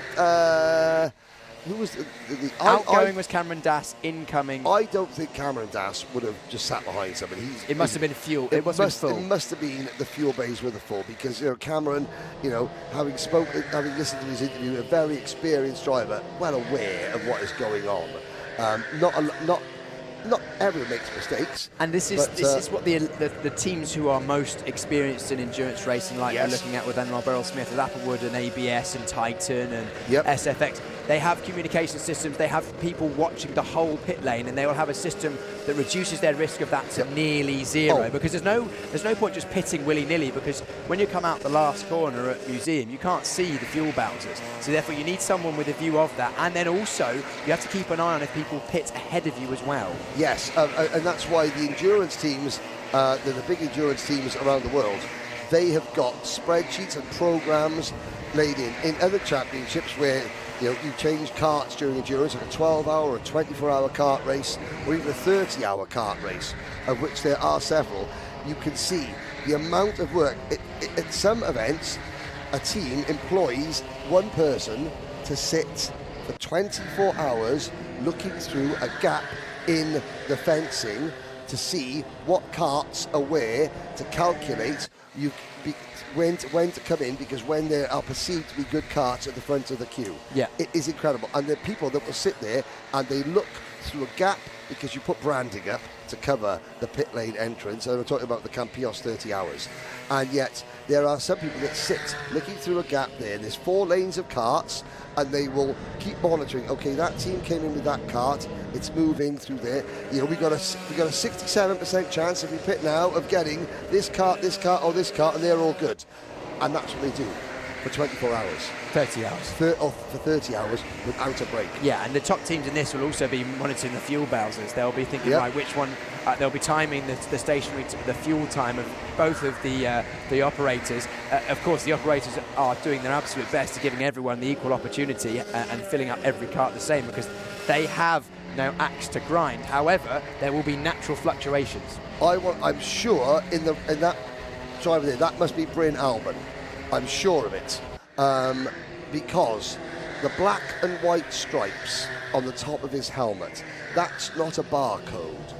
Those are the tributes to the late, great Tom Price, the last Welsh Formula One driver, who won, beat Niki Lauda in the 1975 Race of Champions, and was then killed in the 1977 South African Grand Prix when a marshal carrying a fire extinguisher ran across the track into the path of Tom Price.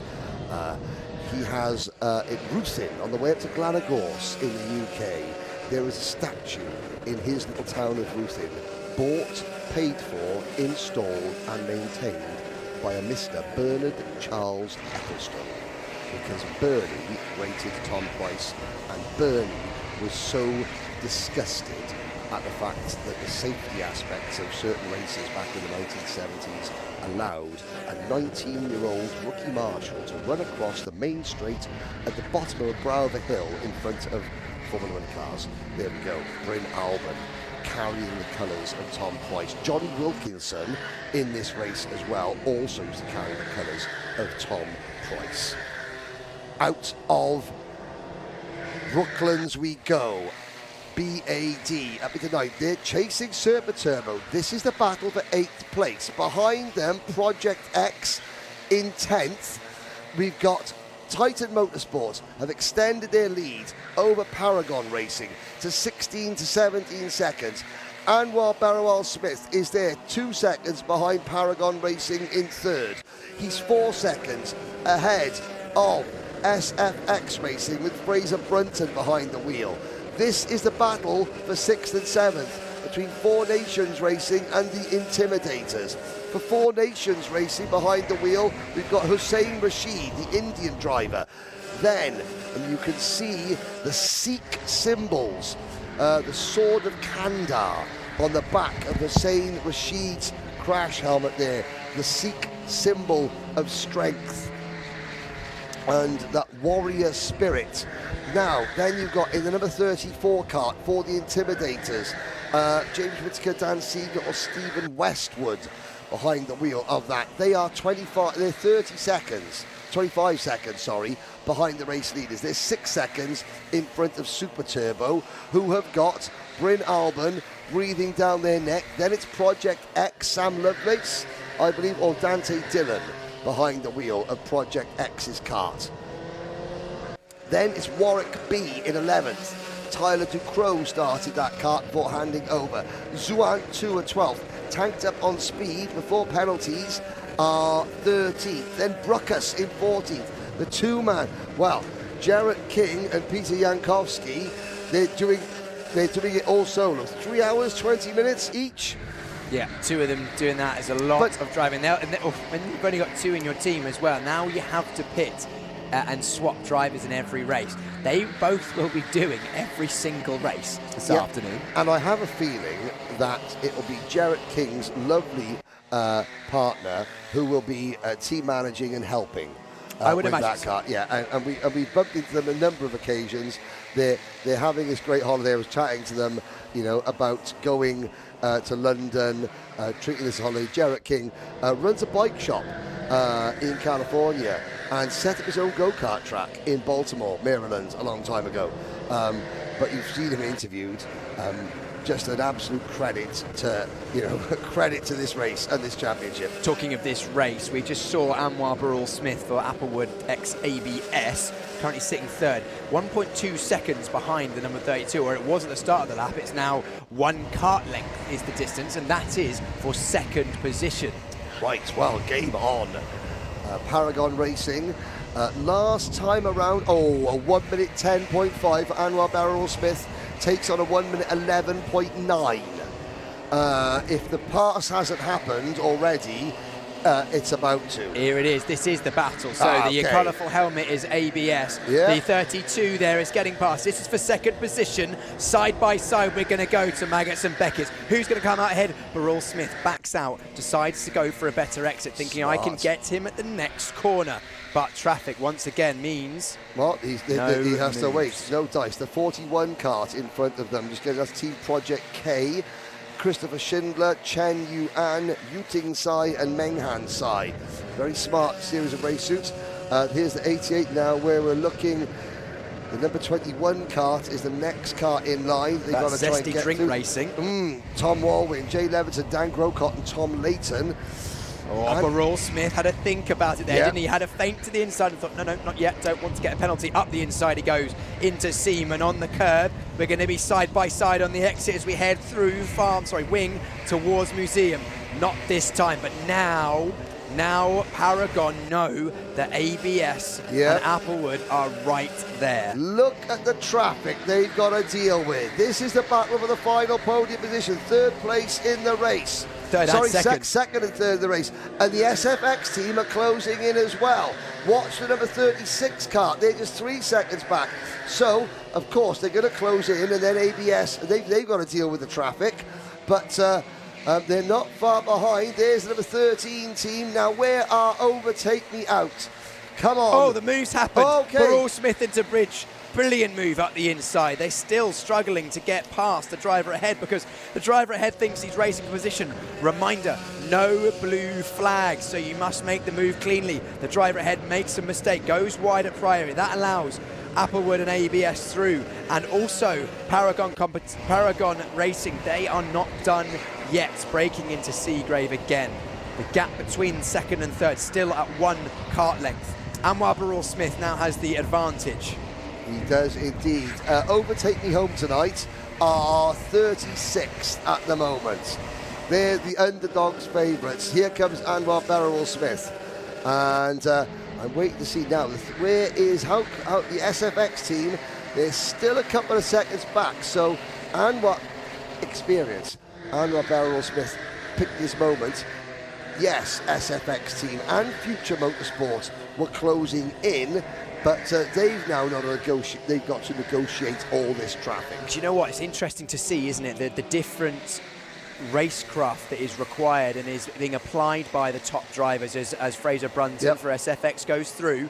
But in the racing yesterday, the Rotax Racing Club finals, the sprint races, it was pretty much you have to make your move based off the karts around you, whereas the moves being done at this late stage of a 1 hour race are more about choosing the move that you can get it done while losing the least time. So you would rather a clinical move in 1 lap's time than a rough move now.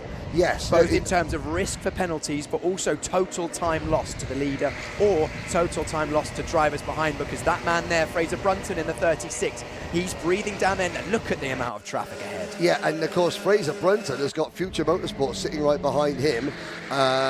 There is Bryn Albon.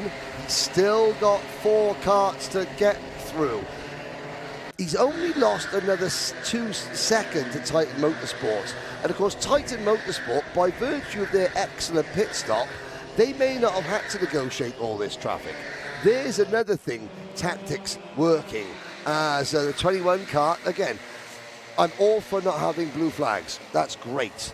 I am all for the drivers who are getting lapped must still respect the fact that they are a lap down and not make, not start blocking and defending. Don't make it easy, run your line.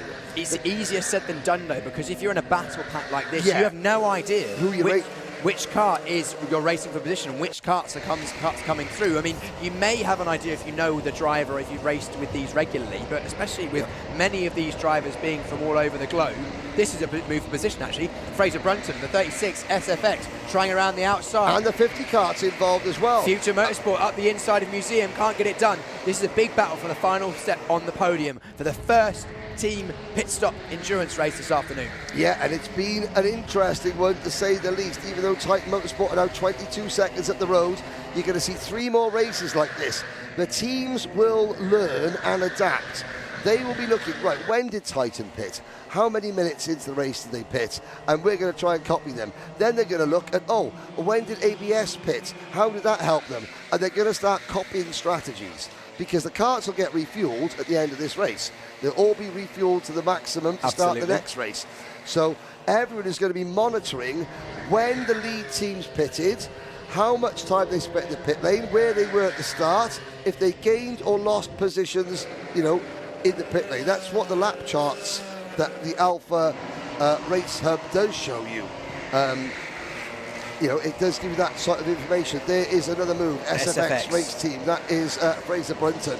Now, trying to get karts between himself and his nearest rivals. And it's working. Future Motorsport having to start making risky passes.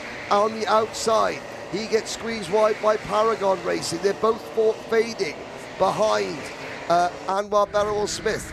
Here is up at the front, going into turn number 1 and turn number 2, Wellington's, then stage. That white curb there is Jimmy's, and then into Brooklands. Giovanni Perez D'Amico. I met as I was wandering through the restaurant, on my lunch break. Giovanni Perez D'Amico, who's there going, he laughed, he goes, naughty, naughty, very naughty. I love my naughty cutback. It was absolutely fantastic. It's like having him in the room, Henry. Yeah. But anyway, with just one and a smidge laps to go, the team that have absolutely romped away with this one is Jack with the black helmet, Jack O'Neill for Titan Motorsport. He's coming over the line to start his final lap of the race. He's coming up to lap Team KBR, 21st place. Yep. That's Brad Philpott behind the wheel of that kart. Now, on the last lap, you know, do you try and lap a back marker, or do you sensible? You look over your shoulder and realise ain't nobody there and just sit behind. 4 Nation Racing are in this as well. Yeah, there they They're are. the 44 with the orange helmet. That's nose to tail. The driver at the front of this quad is not for position. That is a driver who's a lap down. That's the 41. The 41. Who's now been dispatched by pretty much all of this group. And you can see the 50 of Future Motorsport have made it through, but now there's a lap car between. Cut back incoming. Cut back incoming, but we'll cut back to our race leaders. That is Jack O'Neill. Philpott just dropping in.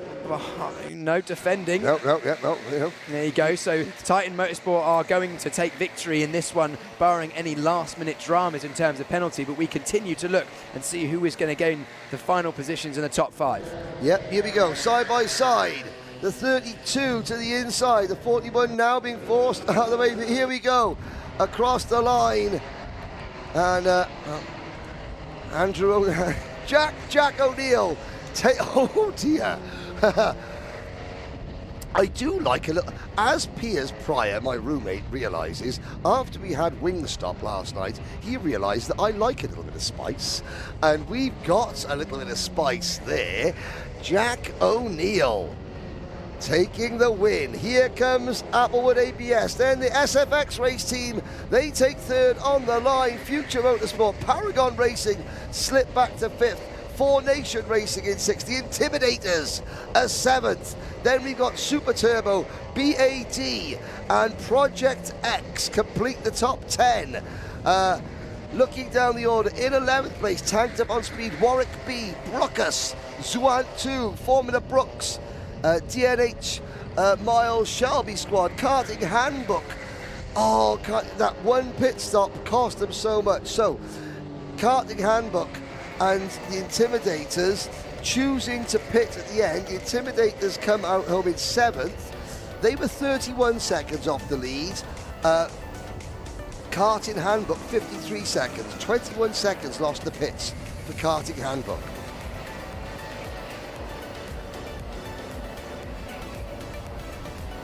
I was going to say Brad Philpott on the line. He didn't want to get overtaken.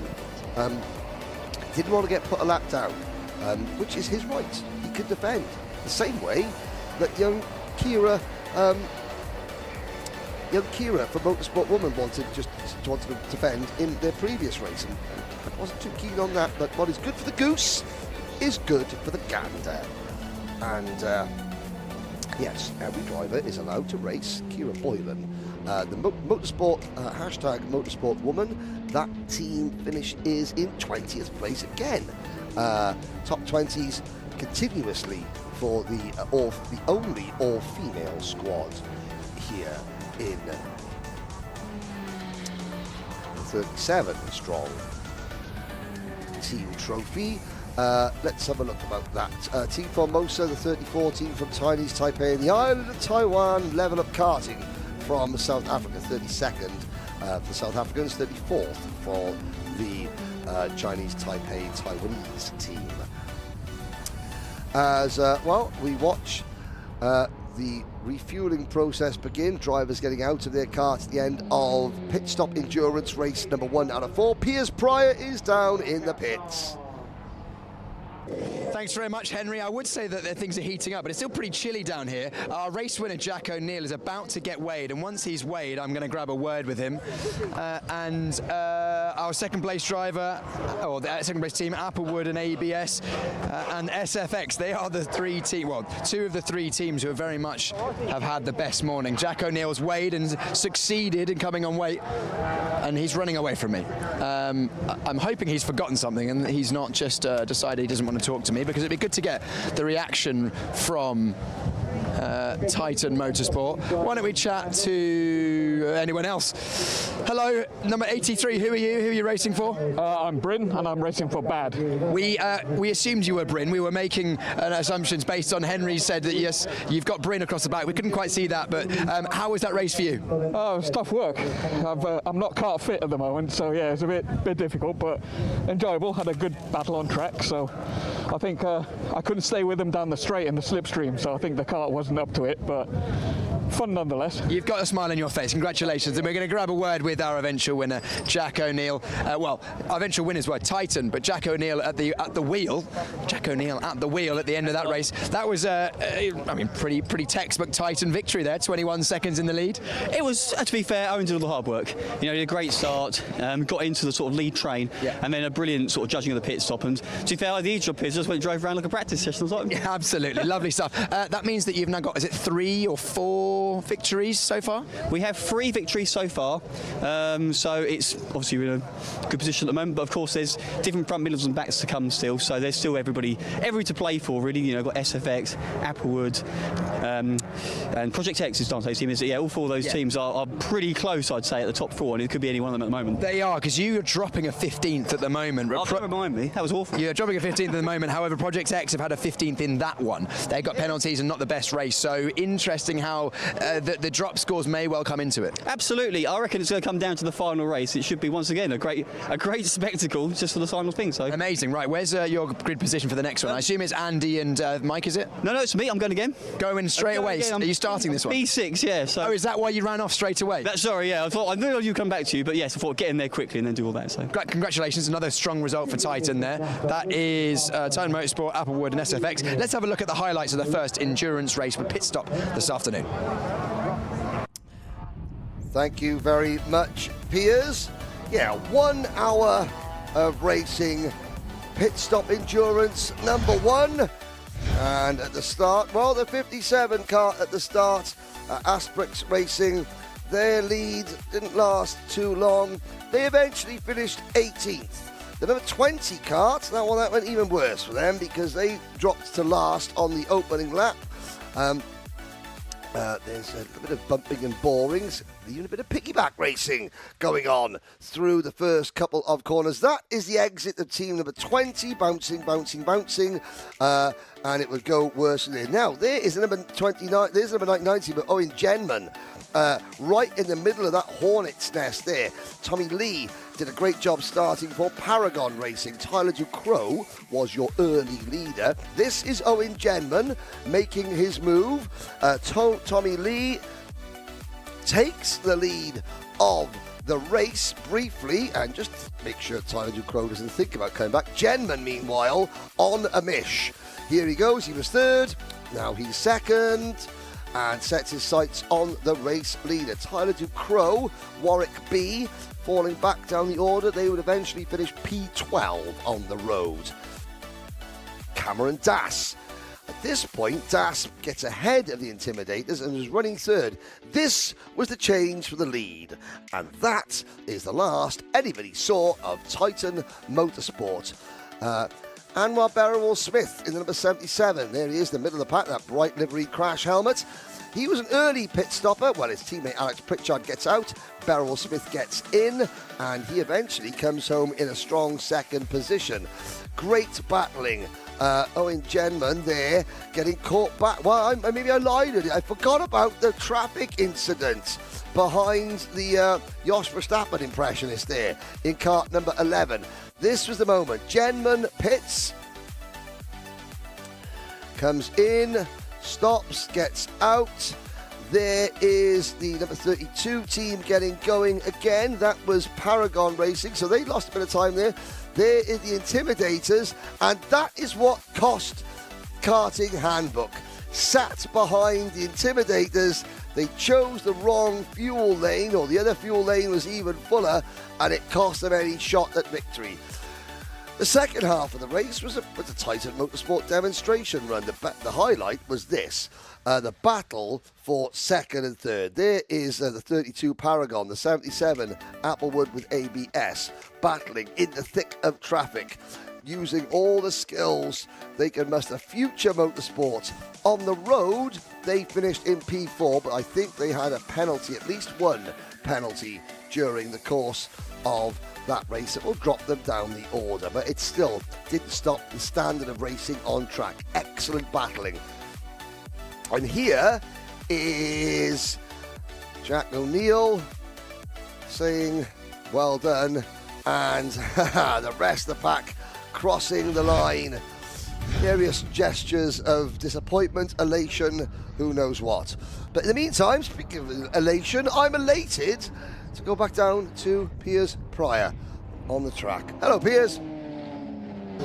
Thanks very much, Henry. Thanks for reliving the first endurance race this afternoon. We are a few moments away at the Club 100 Rotax Racing Club UK team, just fueling up all the karts and making sure everything is in position ahead of this second race of the afternoon. 3 more to come, 3 one-hour races, and we'll grab a word with some drivers ready to go. Chris? Hello. How are you? Remind those of you who don't know you who you are, who you're racing for. Yeah, Chris Thompson, ex-Loughborough BUKC driver and current D&H racing driver. Chris, you're getting a fair amount of track time out there today, aren't you? Yeah, we're a team of 4, had half an hour this morning and then 2 half hours to go in these enduros. Should be good fun. Looking forward to it? Yeah, starting last in this one and then first in the last race. The only way is up? Yeah, only ways forward. Got to 14th, I think, earlier from last, so doing all right. Good luck, Chris. Good luck. There we go. A few drivers just getting themselves prepared, weighing up to the 82 kilogram minimum weight limit. Let's just wander into the crowd and chat to some drivers who are about to get in. Are you just getting in or just getting out? Just getting in. What's your name? Who are you racing for? Derek Martin, Level Up Karting from South Africa. Amazing. Well, thank you very much for making the trip. Did we chat the other day? No, we didn't. You chatted with Lisa, my teammate. Ah, nice to meet you. So I had to tell who's who with the helmet on and stuff. 100%. But thanks for organising a great event. It's been a pleasure to be here. Well, I haven't organised anything, but thank you to Club 100. Yes, yeah. Club 100 and Rotax Racing Club, of course. Pit stop race coming up. Is this your first time doing the pit stop race? No, we're doing endurance racing in South Africa with pit stop races. So it's my first pit stop race here for the weekend, but I'm super excited. And who's your teammate for this one? Probably be Alistair or Steve, depends on how it goes out there. Okay, you got a bit of tactics, fluid tactics ahead of you. Yeah, so it's all about the starts because it's been a bit chaos this weekend. But yeah, if the start's good, the faster driver jump in. If the start's bad, we'll balance it out. Absolutely. Right, well, I'll let you go and get yourself ready in the car. Thank you for chatting to us. We'll keep an eye out for you. Looks like Team Kart Handbook are getting ready to go again. They're mirroring the strategy they had earlier, so Cameron Dass jumping in. Let's wander onto the grid. Let's act like we're a driver or a team member here at the Rotax Racing Club Team Trophy. Drivers all shuffling their way through. They can test their weight on the scales on the way to the grid to make sure that they are the correct weight. The official weighing is only after after the race. Generally, the drivers will weigh slightly above the minimum weight limit, a kilo, kilo and a half, to give themselves a bit of wiggle room in case of any unforeseen changes to either their weight or maybe the scales just slightly fluctuate as they do, because they can't be absolutely perfect. But let's wander in and chat to some of the drivers who are about to get in the karts. We're looking at kart number 21, starting somewhere near the back of the grid. 21 will be Zesty Drink Racing. Come on over, let's chat to both of you together. Are you going to be jumping in this race? Yeah, so I'm going to be taking over after Jay's been out. He's going to do a good stint, get us up to first, aren't you? So who are you, what's your name, and then and who's this? So I'm Tom Layton and Jay Leverton. So. Jay, talk to us. How are you feeling ahead of this one? Good, yeah. Had a good stint in the first one, made a few positions. Had a bit of a bad start, but managed to make us back up. Got a few penalties, which is a bit underwhelming, but it is what it is. Hoping to do a lot better in this one and just ride all the way forward. Yeah. And what about your drop scores? Obviously, you've got 2 drop scores over the 8 races. You reckon that last one will be the drop due to the penalties? Yeah, I'm not sure actually. I think I did well to bring it back, and even with the penalties, I had a high score. But for this one, I'm just going to send it up the pack and hopefully get a really good result out of this. Well, maybe send slightly less hard than the previous one. What were the penalties for? One was knocking over a cone, which is understandable. A bit missed the corner, and the next one I think was on the formation lap. I broke the line a bit because I used to race Rotax, so we could break the line in that. Yeah, well, the rules state in this regulation you have to maintain formation until the start finish. But you've learned your lesson. Yeah, definitely. We'll keep an eye on you carving your way through the field. We've got the most well-liked team amongst the commentators, of course, Team Super Turbo. How are things going for Team Super Turbo? This is Jake Palmer, fellow commentator. We commentated at Wilton Mill for AlphaLive recently. Jake, how's the on-track action been going for you? It's not been too bad. I mean, I had a race 35th to 19th, which was about as good as you can ask for, I suppose, but we've had a slew of sort of around the top 10, so taking it so far, and we've had a decent run. I think before we 7th. Yeah, so I started 7th and then I finished in a brilliant 7th. That sounds like an excellent race. That could not have gone better, that one. No, it could have done. 6th place is better. It depends on the way you see the world. But no, decent result, Super Turbo. Jake, you're jumping in this one. You've just been out. Are you going back out in this one as well? I haven't just come back out. John's just gone back out. Oh, okay. No, yeah, black suit. I'm looking forward to it though. It should be good fun. I haven't done endurance since last year, and I broke my teammate's nose in the pit stop. It was good fun. Ow! Well, all right. You just get really annoyed with him and punch him in the face. He bent down to unscrew the fuel filler, but I realised I can't be in the cart, so I did a full tuck jump and straight in the nose. Of course, the GoPro filmed it, which of course is brilliant. I still haven't been sent that footage, not 18 months later or so. I think he's hiding something from me. Well, there you go. Yeah. Anyway, what do we reckon? Super Turbo are starting in 23rd in this one. How have your mid-back grid slots gone so far today? Mixture. I mean, some of the front ones have been messy. It's like it's just a ball game. You've got a left, right, left, and then it all pinches up there. So there's nowhere good to be, realistically. So just see how it shakes out, see how it goes. Super Turbo, we'll keep an eye on you, see how you get on. Thank you very much, guys. Thank you also for the sweet treats. We chatted to Peter Jankowski earlier on. Let's chat to who I'm assuming. Oh no, we just chatted to you, Derek. I'm not chatting to you again. You were too much fun the first time. Too much fun. We've got kart 32.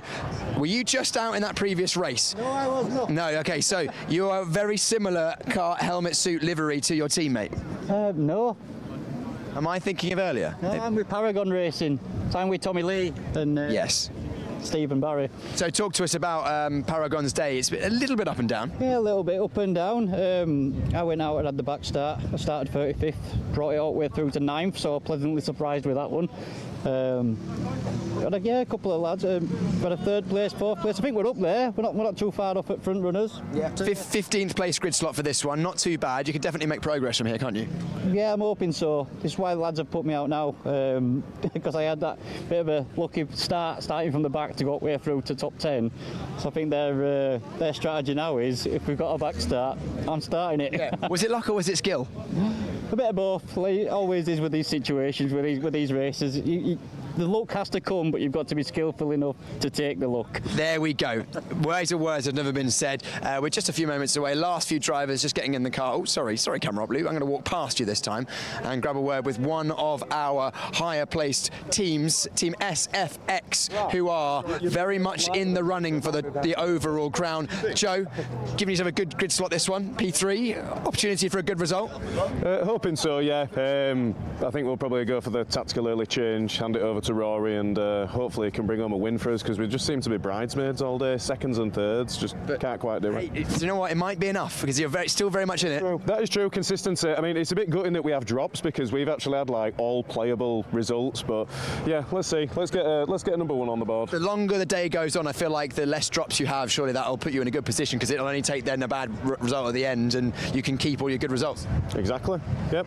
Well, there you go. Joe Holmes will be going for SFX inside of the front row. I think we're going racing, so handing back to you, Henry, to run through the grid. Thank you very much, Piers. And, well, the sun is breaking through the high pillow of white cloud overhead. Temperatures are perfect for endurance racing. 37 teams head out onto Kart Silverstone for the second 1 hour pit stop race. It's going to be a short lap. Project K and Volta all racing team row number 1. SFX, the Brumboys are next. 2Sex Ted and Titan on 3. KC Racing and UMBC on 4. Tanked them on speed and one-man Wolfpack and Neck. Then BAT and Aptrix Racing. ICKCB and Brave Kart, followed by Paragon and Warwick B. Then Level Up and Overtake Me Home, Team Zwant and Applewood. Bruckus and Karting Handbook on row 11. Super Turbo and Motorsport Woman. Zesty Drink and Future Motorsport, ICKC, Formula Brooks, your top 28. Rounding out your top 30, 4 Nation Racing and Karting Sweats, KBR and the Goons, followed by Team Formosa, Project X, Zuan 2, the Intimidators, and Miles Shelby. 37 wagons set to go. Into the tram lines. Lights are green. We're off and racing into turn number 1. The blue smoke haze and the 2-stroke engines fill the Northamptonshire sky, and 37 drivers, well, make that 36 because somebody was getting airborne through turn number 1. Oh, cheers, our co-commentator. Oh, and that was suboptimal. There was the driver who was getting airborne. That didn't look like a Jack Finch type race suit, did it not? No. There we go, Alvin Chu looking to the inside of the Tim Wilson Motorsport race suit. There's our Team 13. Let's have a look. Team 13 facing the right way. Overtake Me Home tonight. Well done. Now, down towards Priory. There is the 77. That hunched, very hunched, pronounced driving style of Alex Pritchard. Starting this race again. Number 95, Jake Palmer, getting elbowed wide. That is a beautiful race suit here, I've got to say. And side by side, he's going with Sam Lovelace of Project X, who need a good result to bounce back from the 15th place they had in the previous race. Now, to me, there's a combination of luck and kart, but if the karts are all within 3/10 tolerance, which Club 100 say they are, and you believe them because and they test them. So they test. That's a combination of just mistiming strategy, not coping with the kart they were given very well, traffic penalties as well. They got in that last one. Yes. Now there are your winners. There is Jack O'Neill, fresh out the kart from taking victory in that last one. And it shows that these drivers, they're used to the longer stints, because Titan have raced in endurance races in these karts, they've done pro karting, they've done other higher karting endurance series, as we see that SFX have taken the race lead. But the fitness of these drivers, and not just overall fitness, because you need to be somewhat fit to do this, but also specific kart fitness that we heard from our Welshman at the end of the previous race. He said that kart fit is different than other fits. It very much is. You can have a driver or a person that looks like they would be able to, run a marathon and then do a CrossFit Games, but they can jump in a kart, do 10 minutes, and be absolutely finished. And then you can have. I found that I was the opposite. When I couldn't run a marathon or do the CrossFit Games. I couldn't do the marathon. I couldn't do the CrossFit Games, but I could do 2 hours in a kart, in a Thunder kart, a Honda GX390 kart at Buckmore Park. My team won the 6-hour Buckmore Park Championship before we started racing all the drivers. 2 hours in a Thunder kart round Buckmore, not a problem. I've just realised, Henry, we have something in common. We're both 6-hour endurance champions at Buckmore. Yes, indeed. Chris Pullman, how are you? Wherever you are. Great guy. You there? Of course, yes, of course. I even got invited up to the Buckmore Park, the Race of Champions. Did you do that? Kart Race of Champions? No, at Buckmore Park. They had their sprint series, their endurance series. They had a Champions Day that you were invited to. Because my team won the 6-hour endurance championship, all 3 rounds, back to back to back, we were invited up to do that. Well, there you go. We're at Silverstone. Kart Silverstone today. Let's finish the reminiscing. Piers wasn't invited.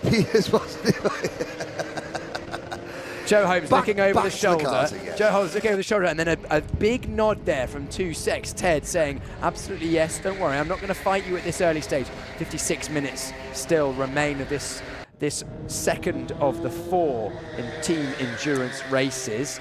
We head through Brooklands once again. It's a 3-kart break for the leads. It's SFX, 2-6 Ted, and Project K. And Titan Motorsport, Jack O'Neill, started P4. in 6th, up 2 already. So keep an eye out for there. Big movers from the start of this race. Project X, Sam Lovelace, a much cleaner start to this one. He went through the grass twice at the start of the previous race. He is now up 15 from 31st to 15th. Sorry, up 19 from 34th. Ooh, my mistake. Jockey Wilson running wide there.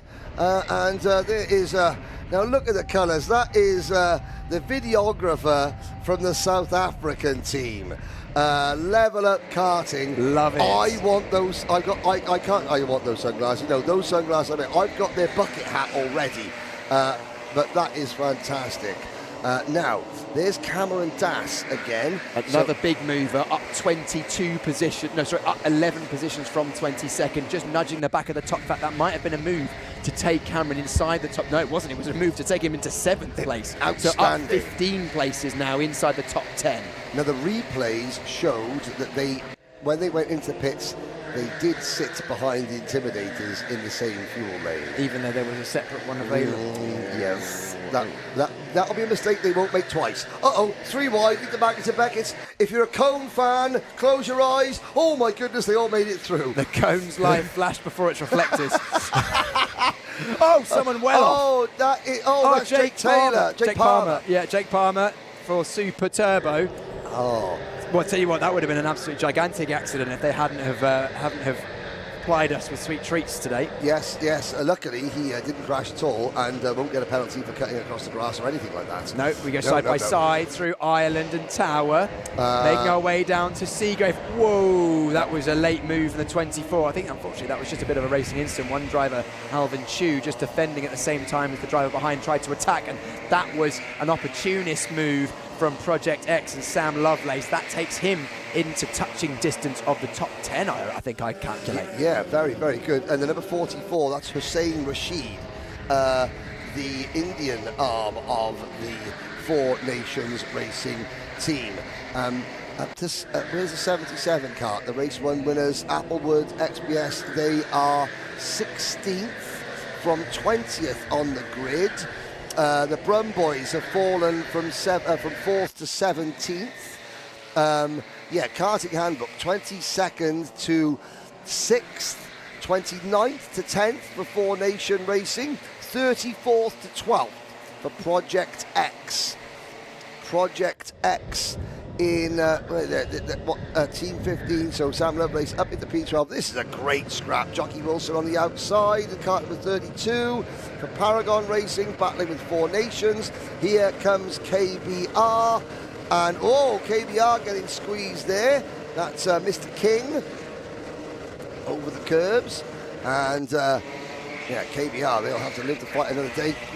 3 wide into Seaman. And the number 76 kart is the one that loses out there, Formula Brooks. Now that's either Dan Shaw or Benjamin Dunatov behind the wheel. As they cross the line. Up at the front, 2 secs Ted, Larry Tyndall now leads the SFX Racing team by 0.2 of a second. We got a 4-kart battle for the race lead. 2 secs Ted, SFX Racing, here we are. And already look at Jack O'Neill go. I think it's a really smart move putting Jack O'Neill back in the kart straight away, because fitness isn't a problem. He's used to the long racing, but he's just won and dominated. He said his stint was like a practice session. Now, as a practice session, that he's just warming himself up for this. He's warmed up now for the actual fight. And the fight, I think, may be over. Not saying that the fat lady has started to sing, but she's certainly gargling with her mouthwash at the time being. For the time being, because O'Neill says, okay, look at that rear bumper, you follow it. Larry Tyndall goes, yes, boss, I'll follow you. Project K in the number 41 kart, doing a good job in 3rd place. Project K, I don't know who that is behind the wheel of the Project K kart, but they're doing a sterling job hanging with the leaders. SFX behind them. That's Joe Holmes on the wheel. Oh, Larry Tyndall launches that kart over the curb, lands all 4 wheels together and doesn't lose a fraction of a second. As we look now, let's have a little look. Project K, well, they've all got the same name on the back of their race suit, An Chen, which I actually think is probably a sponsor, because unless, oh well, no, An Chen, that is An Chen because you've got Yu An Chen, so that must be An Chen behind the wheel of the number 41 in 3rd place. That's a red and orange race suit. Project K, I like that. Project Kart, perhaps, or wouldn't think. And already I said, well, the fat lady is about to start singing. I'm not sure if I don't say the fat lady. It's not over till the fat lady sings is the phrase that I am using. I'm not sure if you're allowed to use that word anymore. Well, she doesn't name. It's just a saying. But already Jack O'Neill starting to edge away. Here is the battle for 5th, 6th and 7th. That is Tanked Up on Speed, leading the Voltarol Racing team, leading Karting Handbook. Here comes Cameron Das to the inside of Voltarol. Voltarol, the Portuguese team, Nicolas Stieper, Adrian Ricardo Batti and Marco Silva. It's not Marco Silva. I think that's Marco Silva behind the wheel. Here they go into Seagrave. Cameron Das lining the kart up, wide arc into the corner. Tries to get a tighter exit, just to get down on the power nice and early, because he knows that there's no point just following. You've got to take a slightly different line, get a better exit than the driver you're trying to pass. Here does Cameron Das make the move on Project X rather. I will look up there as we look at the 2nd, 3rd and 4th place battle. You note how I'm not saying the 1st, 2nd and 3rd and 4th place battle anymore. That is because Jack O'Neill, Titan Motorsport, and Cameron Das did not make the pass going into turn number 1. He's going to have to, because Voltarol are now beginning to hold Cameron Das up. Behind them is a 5-second gap to Project X, then KC Racing and the University of Birmingham Motor Rotax Club. Super Turbo are down in 21st position. The team that started Stone last, DNH Miles Shelby, they are up to 22nd position. There, finally, is the move from Cameron Das. He passes Voltarol Racing.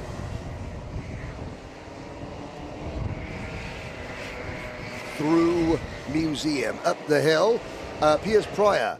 Unofficial results or officially unofficial results? Oh, these are very much unofficial until we have the podium presentation ceremony. But, SFX race team, that result in that last one helped them. They now have a clear lead, 291 points placed, 283 to Titan, 282 to Project X. But let's not forget, Titan have a 15th to drop. Project X have a 12th to drop. So actually, it will be Titan and Project X pretty much closing exactly that gap to SFX. SFX, no doubt, the most consistent, 4, 3, 2, 2, 3 so far.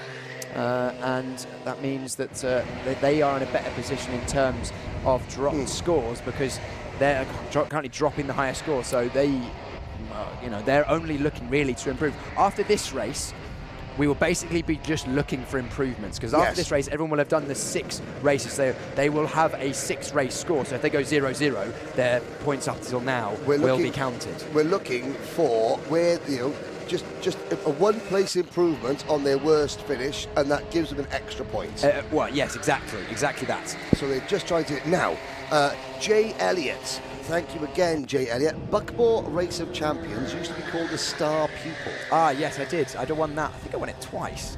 So... There we go, Lee. My bubble has just been well and truly popped. Did I win it twice? Or maybe I only won it once. No, I think I did win it twice. Sorry, Henry. Well, that's okay. I mean, yes, there we are. Did you bring an apple for teacher as the Star Pupil? You know I was a nerd at school, Henry. Of course I did. Yes. Contact warning, motorsport woman in kart number 25.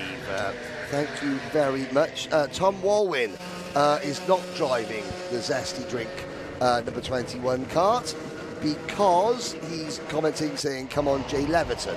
So I would believe that Jay Leviton is behind the wheel of kart number 21. As we look at Larry Tyndall in the 46-2 Sextet. Project K have now moved into second position. That would be your... biggest movers and shakers, Project X, unsurprisingly. Oh, shakers, yes, that's what they it are was. now, as you mentioned, Henry, up into 8th position. That's plus 26. So for a back grid slot, because let's not forget that these drivers, they all have these teams over the 4 races this afternoon, all have the same average starting grid position. So if you add all of their 4 grid slots together and divide by 4, everyone will have an average of 37 over 2, which is 38, 40, 17 and a bit or something like that. Between 17 and 19. Yeah, something like that. So they all have an average grid slot of that, plus minus half a position. And therefore, if a driver has a big backward grid slot, that is then offset by a big forward grid slot. And this is the furthest back grid slot that Project X will have. So if they can claw out a top 5 even, which is still very much on the cards, considering they're 11 seconds off the lead, and the fuel window, pit window is just opened, Project X are putting themselves in a very good spot here. Sam Lovelace has come out to play today. He has indeed, yes. Again, I think Project X and Bruckus are the only, at Applewood ABS, there are 3 teams out of the 37 that we have here that have got 2 drivers. So only 3 of the teams have got 2 drivers, and that's going to be a huge. There's Christian Hill defending. Christian Hill is 10th. This is the battle for 10th, 11th, 12th, 13th. Early pit callers. We're in. Team 36. I wonder whether Joe Holmes is giving me a bluff, saying we're going to come in first opportunity, and I'm going to put Rory O'Regan in the cart. But no, straight in they go. Potentially because Joe Holmes, as much as a stone cold sender that we know he is, is running overweight today, about 5, 6, 7 kilos above the minimum weight limit due to him being normally in the heavyweight class. But Rory O'Regan running the lightweights yesterday, so we'll be weighting up to the 82 kilogram minimum weight limit. That is Applewood and ABS pitting as well. So those 2 teams, very experienced teams, both pitting early, says to me that they've decided that is the play today. Yeah, and again, Alex Pritchard getting out of the kart early.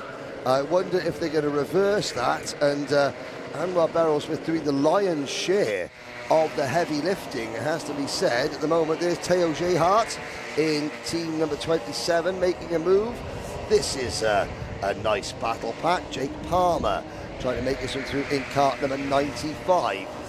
This is now going to be for are the fringes of the top 20. Oh, another driver just peeling off into the pit lane there out of this group for the lower end of, was it mid-teens? Yeah, mid-teens up to late teens. Yeah, it is. It's mid to late teens. Super Turbo, 17th over the line. Who was that just popped into the pitch? I'll have a quick look. It would have been one of the karts just in front of them.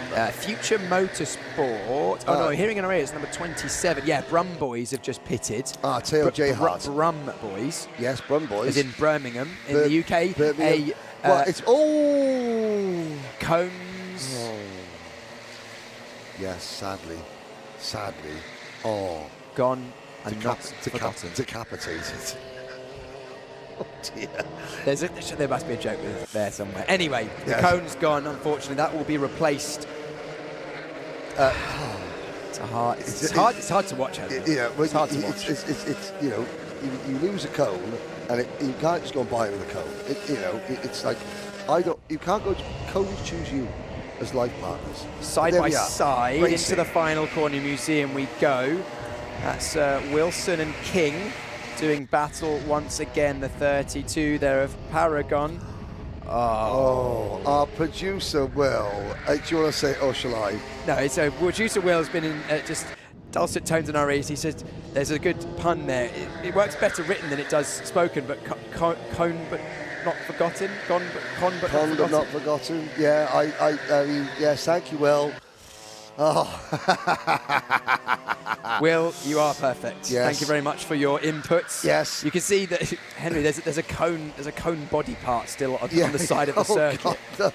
I mean, someone. There it is. Look at it. Look at it. Yeah, there it is.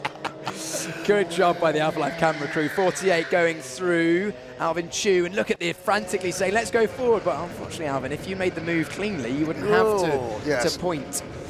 48 there, the team 48 is UMBRC, so that's Birmingham Motorsports University team, fighting with the 32 of Paragon Racing, fighting hard, and also the 71 of KBR, very much looking at this thinking, guys, you need to stop fighting against each other, because there are people who have pitted that we need to try and work together to beat. This is the time where teams who at 15 minutes into the race were on the fringe of the top 10, if they play the next 30 minutes of the race correctly, they find themselves on the fringe of winning the race in the last 15 minutes. Exactly that, because you won't be racing against this driver in the second half of the race once you pitted anyway. Well, think of this. Let's look at the lap times. So, Titan Motorsport last time around, they did a 1 minute 12. Oh no, I can't even talk about it. I can't even say it.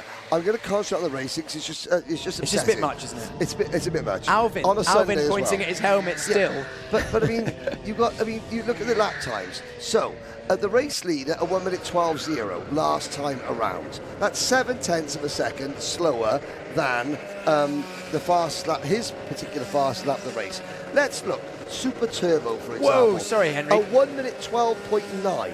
They're losing a 1.5 seconds per lap. By battling like this. Even if you think the driver ahead of you is 0.3 of a lap slower, which feels sedentary when you're driving. Just sit there, because even if you sit there for a lap or two, just to gain their trust again, and then pass them cleanly when they make a mistake, as another driver, two drivers peel off into the pits. If I was a team manager of any of these teams, I'd be like, get into the pits straight away. Because 1.5 seconds per lap over half an hour, and it is like 45 seconds. It is Paragon that have pitted, so they decided they don't want any part of that battle anymore. Yeah, which is 3/4 of a lap. You lose 3/4 of a lap just by not. And in a 1 hour race, that's nothing. I mean, it's and still six turns. Jockey Wilson gets out. Here's the number 76 team in. That's Formula Brooks and Benjamin Donatov. Changing over to, and you've got this. Our perpetrator, Karting Sweats the 88, were a cone murdering bunch. God.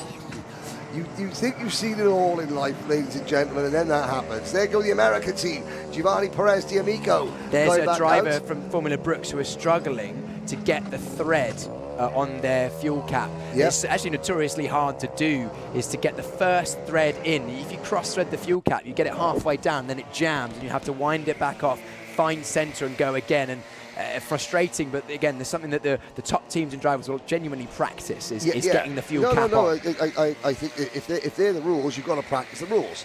If as keep talking about the Bahamas, the one thing that we could do, the one thing that we could do very well is pit stops. We weren't as quick on the track, so we made sure that our pit stops, the getting in, the getting out, the adjusting the weights and the systems was spot on every single time. I think Team Karts. Oh dear, they're not ready. No, and that is Nico Jack, who someone didn't get the memo. I mean, I feel like Team Karting Handbook could add a chapter on pit stops. Yes. Because it's not been their strong suit today, has it? No. Cameron Dass pitting and teammate not quite ready. Yeah, and that tells me that Steve Alvarez-Brown isn't quite ready to get in a kart yet either. Just by the fact that he's not going to appear in the first 2 races. But yeah, that would be maybe in the appendix of the Karting Handbook. A quick guide into how not to make a pit stop, I wonder. Now, there's Team 71. That is Mr. King. Oh, no. The 76. That's Formula Brooks. Looking down to the left. Now, they were having problems getting the fuel cap on, weren't they? But they were also having problems starting the car. We don't want to speculate, not sure what's gone on there. Nope. But unfortunately stopped on circuit, which may bring out... They may bring out slow procedure bits. I think it's just a localised yellow for now. Well, I mean, but again, get into the pits if you can now. Wait, look, you've got to have a person watching the board, looking at the flags, even if there's waved yellows around a sector of the circuit. That means that the drivers are slowing down. That Elijah Hazelwood gets out of Future Motorsport. You've got to be quick to react. You've got to have a strategy A, a strategy B, a strategy. You've got to have a game plan for every eventuality. Elijah Hazelwood heads out onto the circuit. Now, no waved yellows, no full court. Yes. What's that yellow flashing light? Just a localised yellow. It's okay. Steady on, Henry. It's okay. Okay, Titan Motorsport continue to lead from Larry Tyndall in 2 seconds 10. Project K. Kart has been removed. Pusher Kart has returned the Formula Brooks 76 to the pit, so we are green all around the circuit as it stands. The obstacle has been removed. KC Racing under investigation for ABC bump and pass. Tanked up on speed. RUI. Racing under yellow. Correct, Henry. Correct. Okay, I'm getting better at this game. And karting sweats. Penalty. Well, quite rightly so. Cone.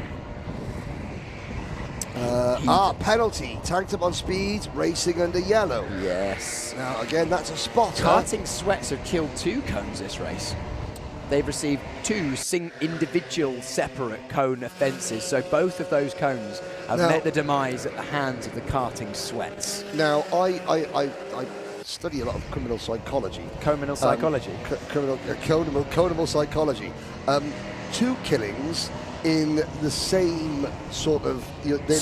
Spree killers.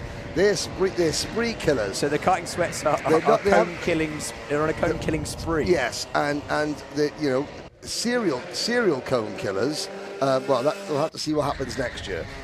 Or the next race. Or the next race, indeed. Yes. But there's a difference between a cone killing spree. Like what's the Quentin Tarantino film with Patricia Arquette in it? I don't know. Probably before my time. Natural born killers. There we go. Alvin Choi and the number 71. That is now. We were thinking, is that James King behind the wheel of the number 71 car? Is it James King or yeah? We think it was James King in the number 71. I think it's Ashley Mayston King. It was the plain white crash helmet. Yeah, because James King's got the yellow helmet, yellow flashes on his helmet that matches the suit, I think. This is the battle for 6th position on the road. Looking down now, I think SFX, well, on the track, SFX race team are ahead of Project X. And I'll tell you why, Henry. Their pit stop is the fastest we've seen today, a 2:53, so 7 seconds faster than we saw from them the previous race. What's gone on again? Is that's not the number 76 car again, is it? No. It is. Is it? It is. Yeah, I think you're right. It's Formula Brooks. Ooh, well, Formula Brooks, this is going to be one of their drop scores faux show. SFX did a 2:56 pit stop. Project X did a 2:53, so Project X gained 3 seconds in the pits. Interesting that second pit stop race, most of the front teams are even faster in the pits than they were first time by, what was the pit stop? 2:50 for Applewood and ABS. They were the fastest in the first race. They're the fastest still in the pits in the second race, so 2:50.1. That is the fastest we've seen today, and that's why they've jumped up the order in terms of those that have pitted. I think that could be because there's only 2 of them. So every pit stop is either Pritchard, handing to Beryl Smith, or vice versa. That means and it's been Pritchard, handing to Beryl Smith. So those 2 individuals can work out, okay, this is what I'm going to do, this is what you're going to do, this is when I'm going to put my hand on the fuel cap, this is when I'm going to take my hand, all that kind of stuff. You can practice. In a race like this, arguably the pit stop is the most important point of the race. Because think about it this way. Anyone who's driven a car, you know how hard it is to find a 1/10 of a second. Oh my goodness, you know how hard it is over even a long hour race distance. You know how hard it is to find a second over a race, 2 seconds over a race. You can lose 10 seconds from a poor pit stop. Exactly. Just by fumbling a fuel cap or not being quite ready or pitting behind someone else. The pit stop, again, my views are changing. I'm liking the pit stop rules more and more as I see them in action. I've still got my issue with the fuel cap, and I always will have. But then again, have you ever put a human being on fire? No, I have. But I'm liking it more and more. You know, it does add a variable. Now, in the 24-hour kart races, I do prefer a minimum number of pit stops, minimum and maximum driving times. That's a good choice, because that's, you know, again, another thing about other rental kart series. This, I am liking it more and more. It's for devil's advocate on that. I would prefer if there was a person that took the fuel cap situation out of the driver's hands, so to speak. That would be the perfect solution for me. But the fact that it's tactics, you've got to be on your guard, you know, that's good. It doesn't help the teams that are doing it for fun because they're not organised. It's an advantage to the teams that race endurances regularly, obviously, because they're more well drilled, but it does create tactics, and tactics win you endurance races. Absolutely, and I think it is a part of what makes this enjoyable for a lot of the drivers, because maybe a team has a couple of drivers who aren't quite on the 82 kilogram weight limit, and they're thinking, okay, well, we're losing a 1/10 of a second a lap on weight that we can't do anything about. But what we can do something about is pit quickly and stay stationary for as little time as possible, plan better. And also, you mentioned it advantages the drivers that do endurance racing more. Isn't that just sport? Yeah, and you know what? It's an advantage to do more of the thing that you want to do well at. This is something, because we've been talking about this is for the karting enthusiasts. This is not for the professional athletes, even though there are some incredibly professional kart drivers here. But if you're going to do something, even as a group of friends, so, you know, for example, you've got the Intercompany Karting Club, group of friends, they're in kart number 10. Even if it's just a bunch of mates, well, you want to practice and do it well, don't you? You want anything you do together. If you're competitive and you're doing a bit of sport for fun, you still want to do it to the best. You still want to do it to the best of your abilities, don't you? And practice, and therefore, yeah, it's good. Well, let's practice, because you know, anything helps you get fitter. 76 have got a new kart. Formula Brooks, they are the team that stopped on circuit twice, so whatever was going on has been rectified. They're 7 laps down. It does mean, however, that I think we could be on for a not a last place finish for Overtake Me Home tonight. Overtake Me Home tonight have had other non-last place. I mean, not many of them. They've had a last, a 28th, a 26th, and a last. Okay. Oh, no, sorry, my mistake. Second last, 28th, 26th, and last. Okay, well, we're on course. I really hope that you get... Where are they now? They're 16th at the moment. Overtake Me Home tonight. Kart number 13. You know, they must have walked under a ladder, you know, on the way to the circuit. They must have run over a black cat or something like that, because they have had the most awful luck so far in terms of getting turned round, finding the scenery, not managing to stay on the prepared surface. just general bad luck. And I really want to see them, get a good result. There is the number 85 kart. That is BAD. Lockbryn Alban behind the wheel. Oh, Lindley going very wide, nearly taking an unscheduled pit stop there. Yes. That was close. But you can see how much those serrated curves and the exit of the corners, you get it slightly wrong and you run out on those, it can drag you off the circuit. I think I just caught Titan in the back of shot dipping into the pit lane. Okay. That was only just a corner of shot thing, so it might have been another driver, white suit, black helmet, but... no, they're in, because there they go. Here we go. This is important. They've been the team to be in recent races.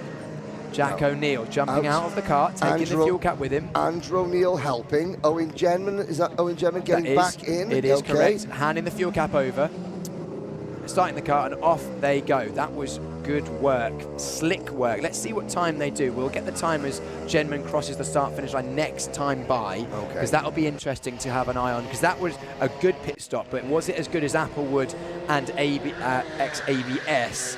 We will see. Interesting. He's out in the kart for the first time. He's using the standard Genman flick to get a feel for the kart. Into turn number 1. Are we going to see it? Now he will count. There he goes. This is Owen Genman now trying to understand the kart. Penalty, karting handbook. What was that for? Shall I have a look? The worst pit stop of all time. Yeah, I mean, I don't think you get a penalty for that. KC Racing also receiving a penalty as well. What does the karting handbook get their penalty for? 28. We're under investigation for... track limits. It was TL, track limits. Are you sure? It says under investigation, 28 karting handbook. That was at 4:11. Oh, yeah. Track limit. So it would have been either another track limit, one too many, or gaining advantage from a track limit. Genman coming over the line. Right, here we go. I don't think we're going to see Owen Genman do the standard thing for too long. He's going to suss out the kart first, see what the kart needs by his usual standard, and then adjust his style according to what he feels that kart needs or what that kart wants from him to be the best. Wow. Unless he starts hustling. Okay, so that was a 2:55, which is a good pit stop. Yes. But still 5 seconds slower than ABS and Applewood. So that was an outstanding pit stop from Applewood and ABS. Did you see much faff time involved there? No. But that just shows the level that Anwar and Pritchard are working with. Yeah, and again, there is a pit lane speed limit, gun. There is somebody, John was saying, there is a pit lane speed limit. There is, I've seen it. Yeah. So there's no pit speeding in pit lane. However, there are no speedos on the kart, so you have to judge 20 miles an hour, which is an arbitrary number, really, based off vibes. And clearly, Anwar and Beryl Smith and Pritchard are judging that very well for Applewood and ABS. And in come UB MRC, Alvin Choi. KBR moving to 4th position. Volterol move back to 5th. Tanked up on speed. Still lead the race from 2 secs Ted. And that is going to be Larry Tyndall behind the wheel. Who's going to get into the number 48 kart? It is Choi getting out. This is the team that is it's representing the University of Birmingham Motor Rotax Club. It is Simon Ram, Darshan Pindoria, that is Jack Finch jumping in, former British University's karting championship drivers champion of 2020, 26-25. Yep, when I was doing my research, I saw his name pop up several times as the drivers champion. Now let's see. The top I'm looking down are the top 10 still haven't pitted. That's for sure. Where are Applewood, ABS? They are 14th at the moment. Oh, good move from the 41 up the inside of Brooklands. That is the team who are Team Project K. Where do they sit at the moment? 3rd. Haven't pitted yet. Yeah, good Neither move. of KBR in 4th. But KBR in 4th are 20 seconds behind Project K. The Volterol Racing team have not pitted yet. Warwick B, Zesty Drink Racing have not pitted yet. Here we go then, Titan Motorsport. I'm waiting, they're going to cross the line. I think Titan Motorsport is still, they're 7 seconds in front of Project X. Yeah, so that's about what the gap was, I think, before the first round of pit stops, because Project X were around about 10th, 9th, no, they were 8th, weren't they? And Titan were at the front of the field. So I think, if anything, the gap is fairly stable. Danny White makes a point. It'd be good if Club 100 could buy a pit lane LED speed. You mean it's LEDs, pit lane speed sign. Like one of the ones where you go down the road and it shows you your own speed. Yeah, that would be good, actually, because at least the drivers can see what speed they're doing. At one point, they could judge the pace of the car based on that. I think that would be a smart move, Smart. Here come the last couple of drivers. They tanked up on speed. No, move across. Tidy's, T41. Too late. Too late. That's going to be, are you going to reverse in? No, they're going to have to re-go again. Oh, no, there we go. This is 1, 2, 3, 4, 5. Have they got to be on the mat before the fuel goes in? 8, 9, 10. Yeah, I'm just counting the seconds lost here. Yeah, 14, 15, 16. Yeah, that's at least 15, 20 seconds lost there for the Team 41. And they didn't see, there's Fraser Glasby getting a Tinas Warwick B coming into the pits. Pike getting in. Don't tell him, Pike. Don't tell him your name, Pike. Oh, he's in and gone. Tyler Ducrot, yes. So, interesting, the gap between Don't hit that cone. Don't hit the cone. Project X were 11.8 seconds off of the lead as the pit window opened at 44 minutes to go. Titan were in the lead at that point, so actually Project X have closed the gap by 4 seconds. Okay, game on. Maybe that's why Owen Genman was being a little bit more sprinty with his driving technique. And also part of the reason why...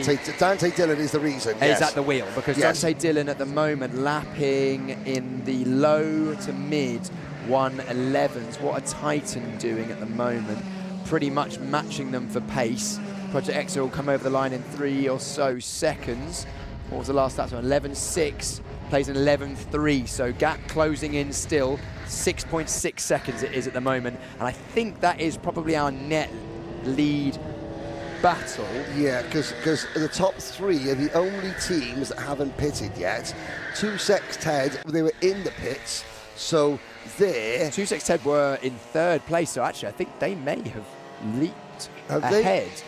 Yeah, they were 3rd place before the pit stop. What does 2Sex Ted do for their pit stop? Well, no, they're on their outlap. And because... yes. Yeah, so sorry, we're not going to get a read on that until they cross the line. But it looks like Titan Motorsport 6 seconds ahead of the lap time analysis. Yeah, 2:53 pit stop. We're going to get up to date now.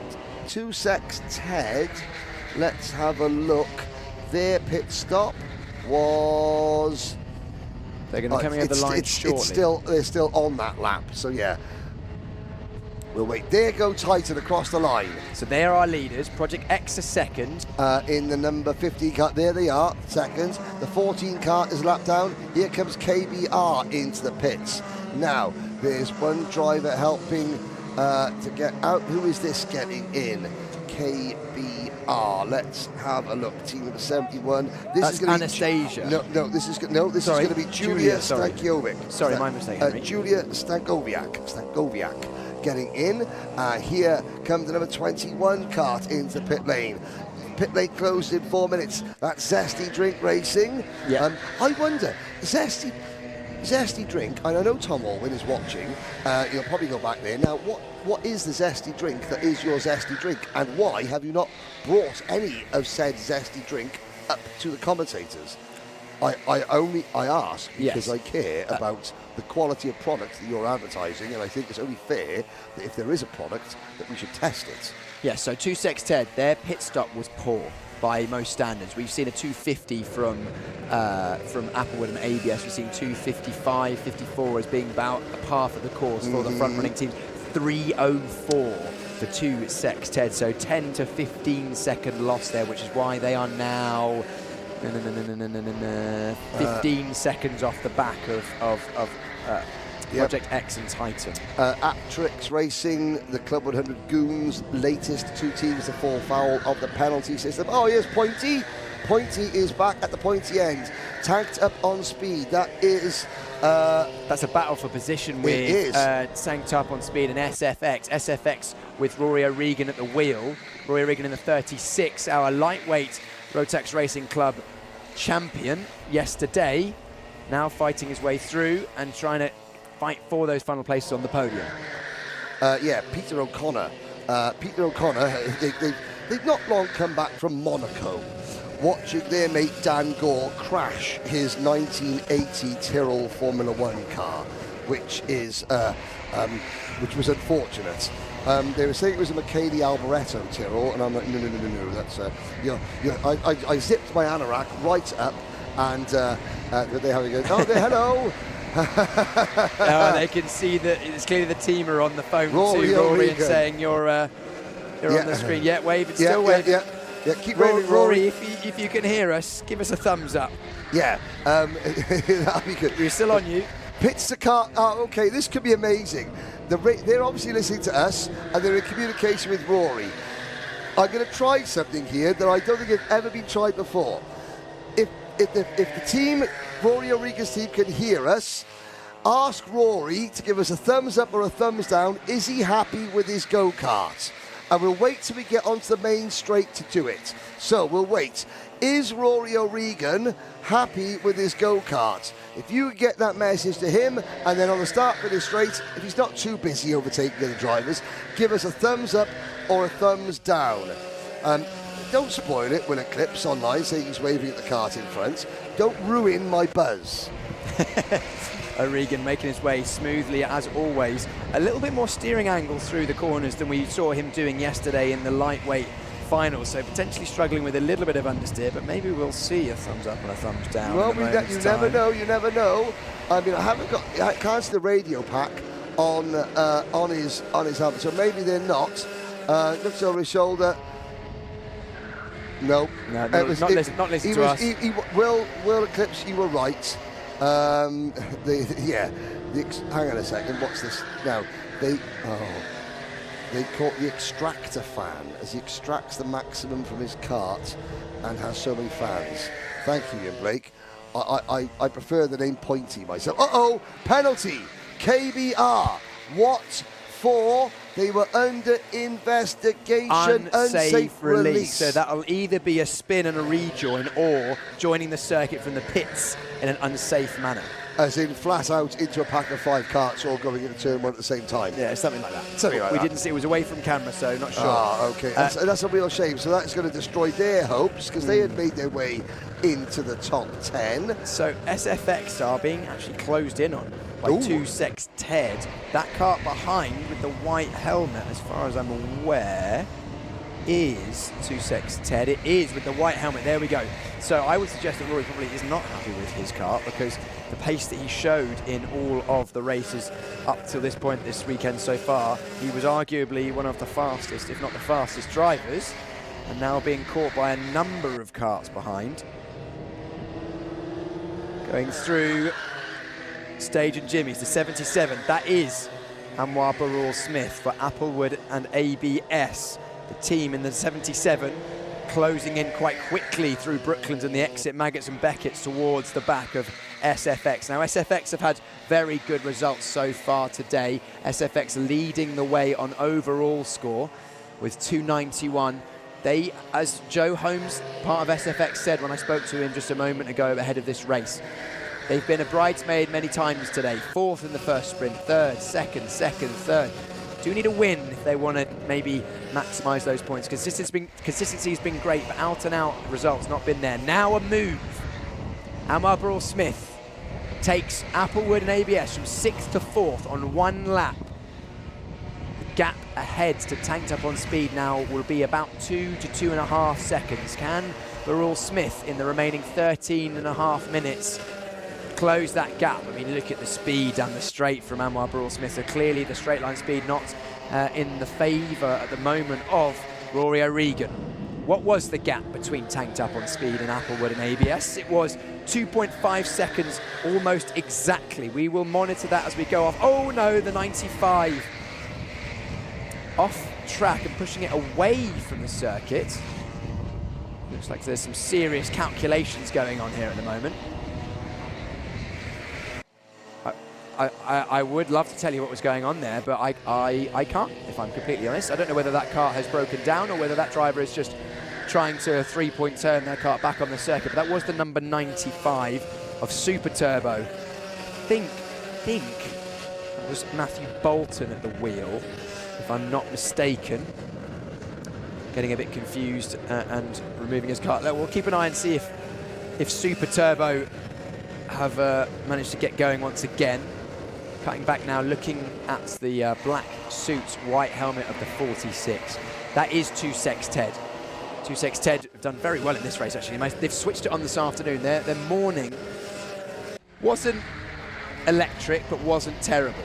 2Sex Ted, what are their results so far? They've had a 21st, a 23rd, a 3rd, a 35th, and a 29th. So they're either on it or they're not. But in this one, they very much are on it. 2Sex Ted, this would be their second best result. Their best result was in the 3rd of the sprint races this morning, in which they did take that podium position. Uphill. Pusher kart is getting ready, so I think that potentially the Super Turbo kart is stranded somewhere on circuit. We cut back to Anwar Burrell-Smith for AlphaLive and ABS. We're monitoring that gap. In fact, actually, it came down even that last lap. And it came down to the lead as well. So, okay, there is the stationary kart. Where is that on circuit? That looks like somewhere in the centre. Rory O'Regan and the 36 SFX are going to have to settle for another top 5, which is a great result, but they need to be bettering their worst score. Their worst score at the moment is a 4th place, so this would give them over their 6 races, 6 to count over the 8, would be 4-3, 2-2, 3-5. So they will be hoping that in race 6, in race 7 and 8 of the day, that they can at least get 2 more top 3s. You almost said potentially 6-7. a win. You almost said 6-7 there, almost. Oh, but I didn't. Okay. So, Henry, just catching you back up after a little wee break. Yes, right. It was a lung break, by okay. honest. Sorry. Oh, goodness. It's been a long weekend of commentating. Do you need a wee-wee? I was just speaking French, mate. AlphaLive and ABS have made their way past 2Sex Ted and SFX. They made it past on 1 lap alone. Okay. We're monitoring the gap between AlphaLive and Tanked Up on Speed for the final podium position. It was 2.5 seconds 2 laps ago.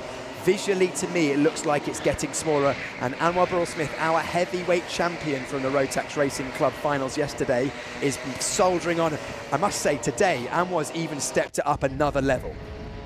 Yeah, he has. From yesterday, becoming a global champion. You know, today, it's just an even...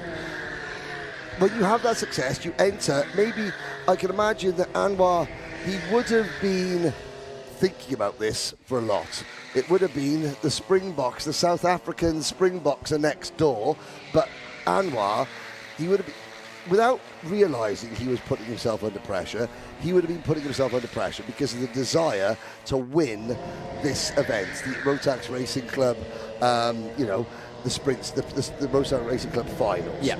That pressure has gone now. He's won it. He himself is the champion. Automatically, I think the shoulders have lifted, and he's just driving on a different plane because he's driving superbly. Yes. He has been for a long, long time. And let's not forget that Anwar was in the heavyweight category yesterday, which is weighing up to 90 kilograms. Anwar, I don't think, had a full stack of weight on his post, so therefore we'll be running above the minimum of 82 today. So in theory, somewhat hampered in terms of overall system weight of him and the kart. So that would be some time dropping away. But in the last few laps, Anwar has been one of, if not the fastest kart on circuit. Although Tanked Up on Speed have clearly got the memo. They have the fast lap of the race.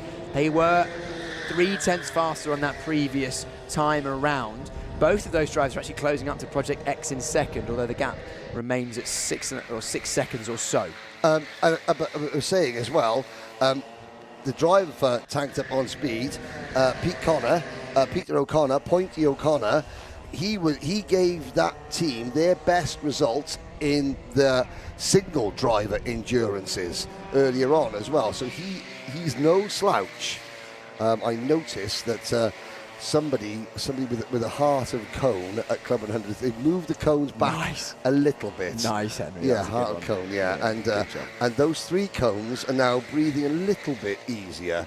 Not much, but a little bit. Tell you what, I wouldn't volunteer to be a cone through Maggotts and Beckett's. No, I mean, I don't know who does the merchandise for Rotax Racing Club UK, but the T-shirts "Cone Lives Matter" will be a bestseller, you know, or even "Cone Killer," you know, Stone Cone Killer. Surely it's Cone Cold Killer. Stone Cone Killer? It's a working title. It's a work in progress, but the merch was well. There's the Francois Sevier helmet again. Bruce and Will's been back again on our ear. Go on then. Sorry, Will Rollo, our producer, should definitely be a commentator because he's got more wit in the locker than we do, Henry. Yes, He's even got merchandise. He's got the branding. He's got the logo. He said it's an upside down cone with some ice cream in the top. Yes, and I think this is fantastic. There's a business plan there, and I think that the Club 100, the Rotax Racing Club UK firmament would appreciate that. Sideways.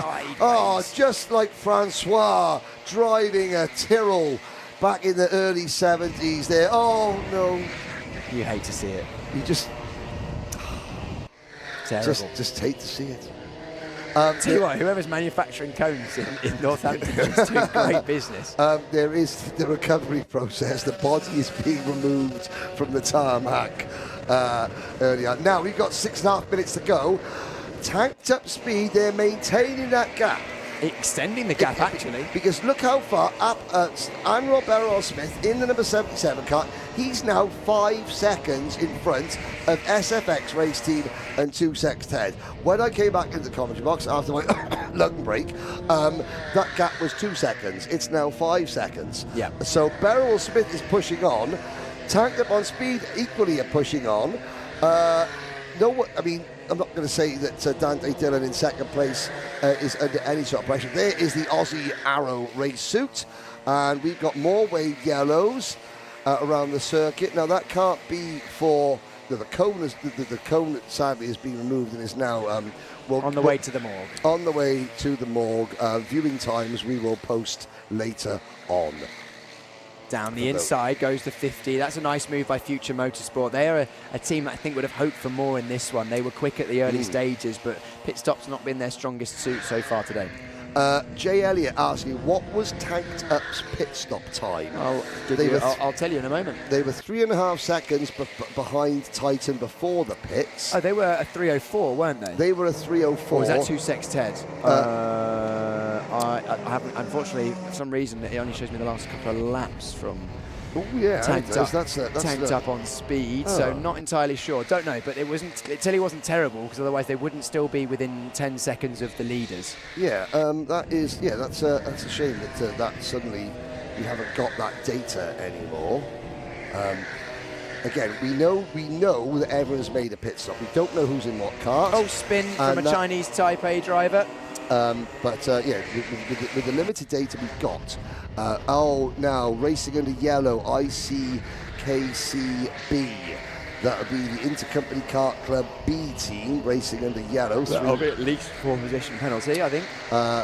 3 wide into Wellington, 3 wide coming out of Wellington, and here comes the leader. That's why we were looking on that 3 wide battling, because the leader is about to catch this snarling pack of backmarkers who don't have to get out of the way, who are in their own race. Okay, you've got the number 13 team in there. That's Overtake Me Home tonight. And they're 3 wide, 4 wide. There's Giovanni Perez D'Amico with the P, the turquoise-coloured P, electric blue on the back of his race suit. Now, Owen German has made his way past 2 of the 4 back markers. And I say back markers, where are the back markers in the race? They've been given a warning. Now, this is where Owen German's got to tread very, very carefully indeed. These are the karts that are battling for... let's have a little look. This is 25th, 26th, 27th and 28th that we're looking at. So this is the top 25. Super Turbo, Super Turbo and Formula Brooks are no longer circulating by the looks of it. And yeah, so 2 DNFs at the moment, or well, Formula Brooks are still running, but they are well down the order after a car change. Oh no. Oh, saved. That cone might live to see another day. If we get that to the medical centre and resuscitate it, I think what race Will Chew, John Vigor and his team need to do is at the circuit gate as you leave, they should just put every single dead cone that has been destroyed by their drivers as a display on the way out. A memorial. A memorial, yes. A memorial to the cones. Everyone can pay their respects as they leave. I mean, there's still a fair few students from British University Karting Championships, so maybe they'll take them back for decoration from their houses. I had one in my bedroom when I was student. Does not surprise me. Yeah, I had 3 road signs as well. One said... 4 people driving around South Wales, not knowing where to go. Well, in 1999, blame Henry. There was an accident when they said, please avoid pothole. Because that was in my bedroom, and maybe a car went into a pothole because of it, but I thought it was quite humorous at the time. Contact warning for karting sweats. And who's in the KBR kart? That would be Julia, let's have a look at this, Stankoviak is in the KBR kart at the moment. They've had a penalty for an unsafe release, which is going to put them at the moment, KBR are 9th, but that's going to drop them back to the order. Good race for KBR, however. 31st to 9th. 4 Nation Racing are currently running in 10th. But next time Owen Genman crosses the line, he will be beginning his final lap. Yes, he lost about 2 seconds to Project X going through that lapped traffic. But of course, Project X Dante Dillon will have to now go through that lap traffic as well. Yes. But of course, by the time Dante gets there, those 4 karts might not be battling quite so hectically. So again, that's just, it's a bit of luck. Tanked up on speed, they're gonna, well, fair play to Pointy O'Connor. He is gonna keep Anwar Beryl Smith at bay. The first real battle is between KBR and 4 Nation Racing for 9th place, but that's not a battle because KBR have got a penalty.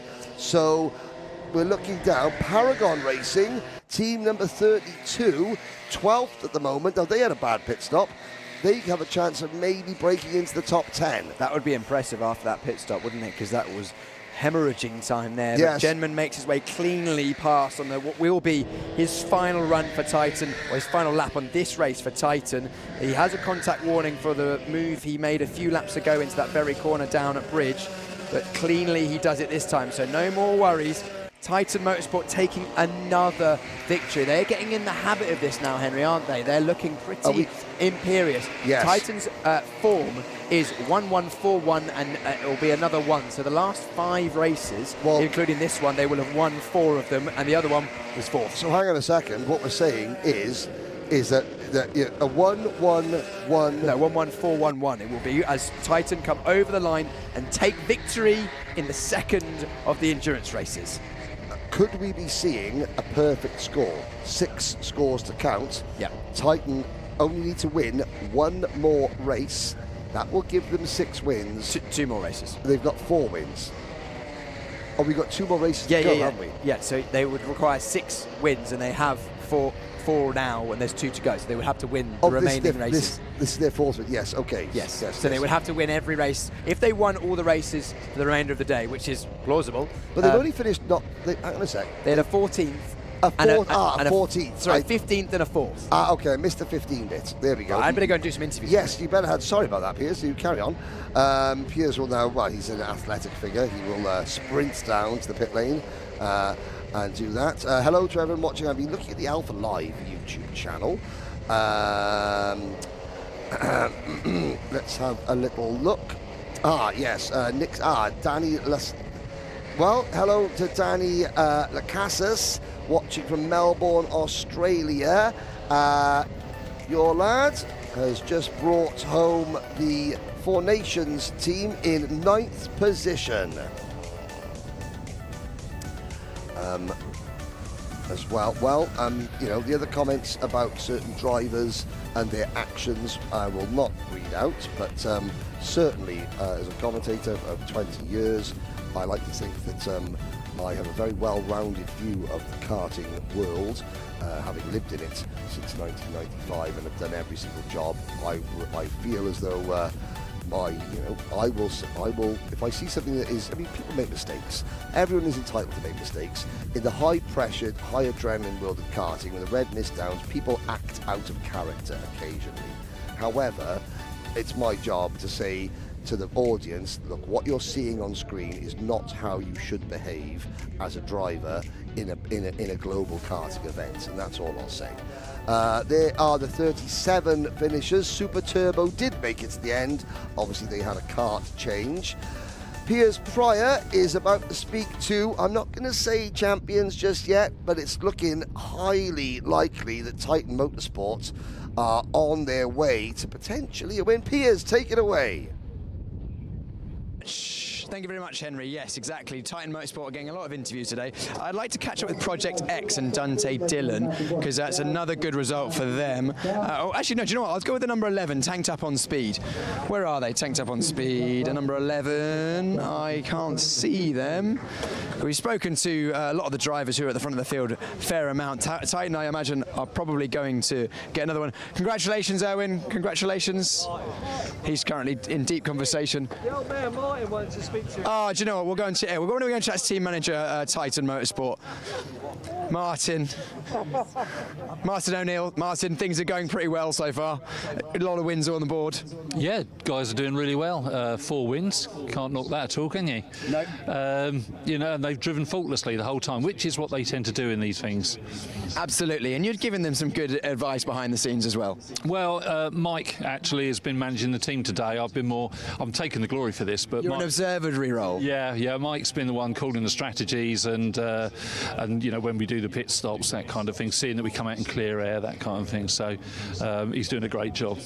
And the guys are doing a great job. That's it. Titan. Shall I say Titan executive director? Do you like that? Like the sound of that? Yeah, he did like that. He did like that. Let's move down the grid. I'm hoping to grab a word, as I mentioned, with Tanked Up on Speed, because they had a good run. That was one of their best results. They've been pretty hit and miss, should I say. And who was the driver on Tanked Up on Speed in the end there?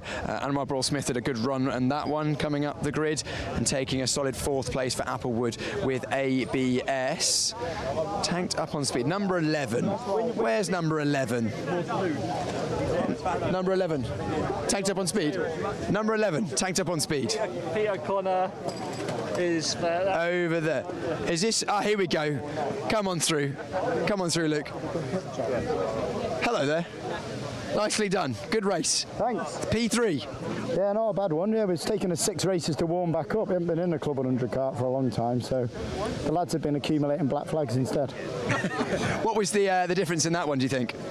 Darren got a really good start, and then we did the old, when we used to do the Prem Enduros, we ran him really long just because he was running really well in pace, and then just timed it, but then calamity at the pit stop, dropped the fuel cap like a bunch of amateurs. Oh, is that what it was? We wondered why your pit stop was slow. Yeah, because Darren's the size of a small child. It's really difficult to get him out of the car, and the pedals are so anyway, but third's a good result, but albeit we got another penalty. Did you? Darren sped under yellows. Oh, I didn't catch that. Go a race without a black flag. I see. We're just consistent. Yeah, consistently bad at black flag. Brilliant, wonderful. Good fun, and the track's good, and the karts have been brilliant. So yeah, it brings back a lot of memories from doing it for the last 10 years ago. Yeah.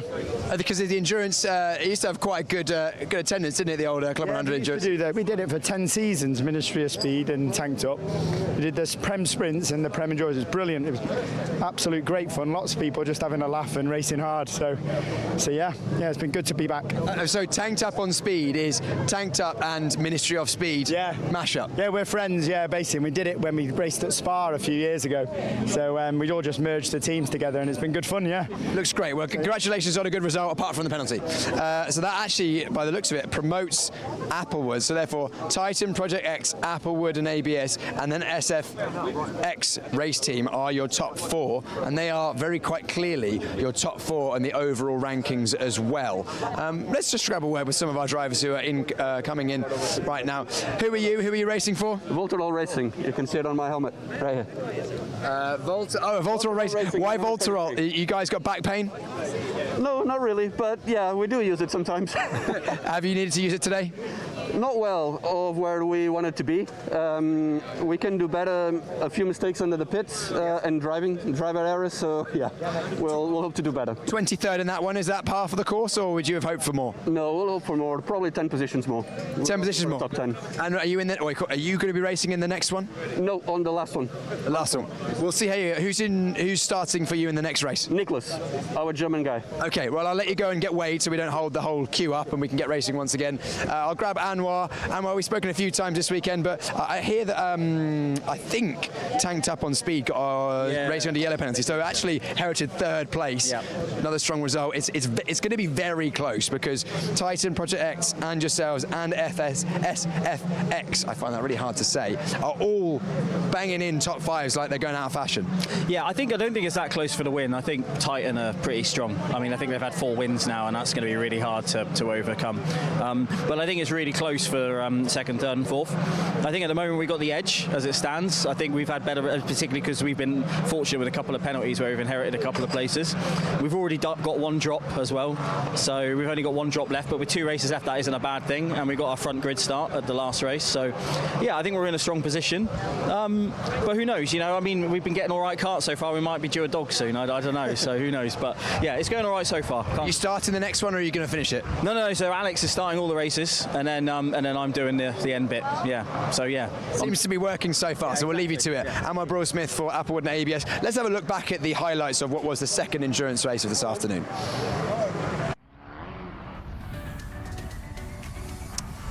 Thank you, Piers. 2 down, 2 to go.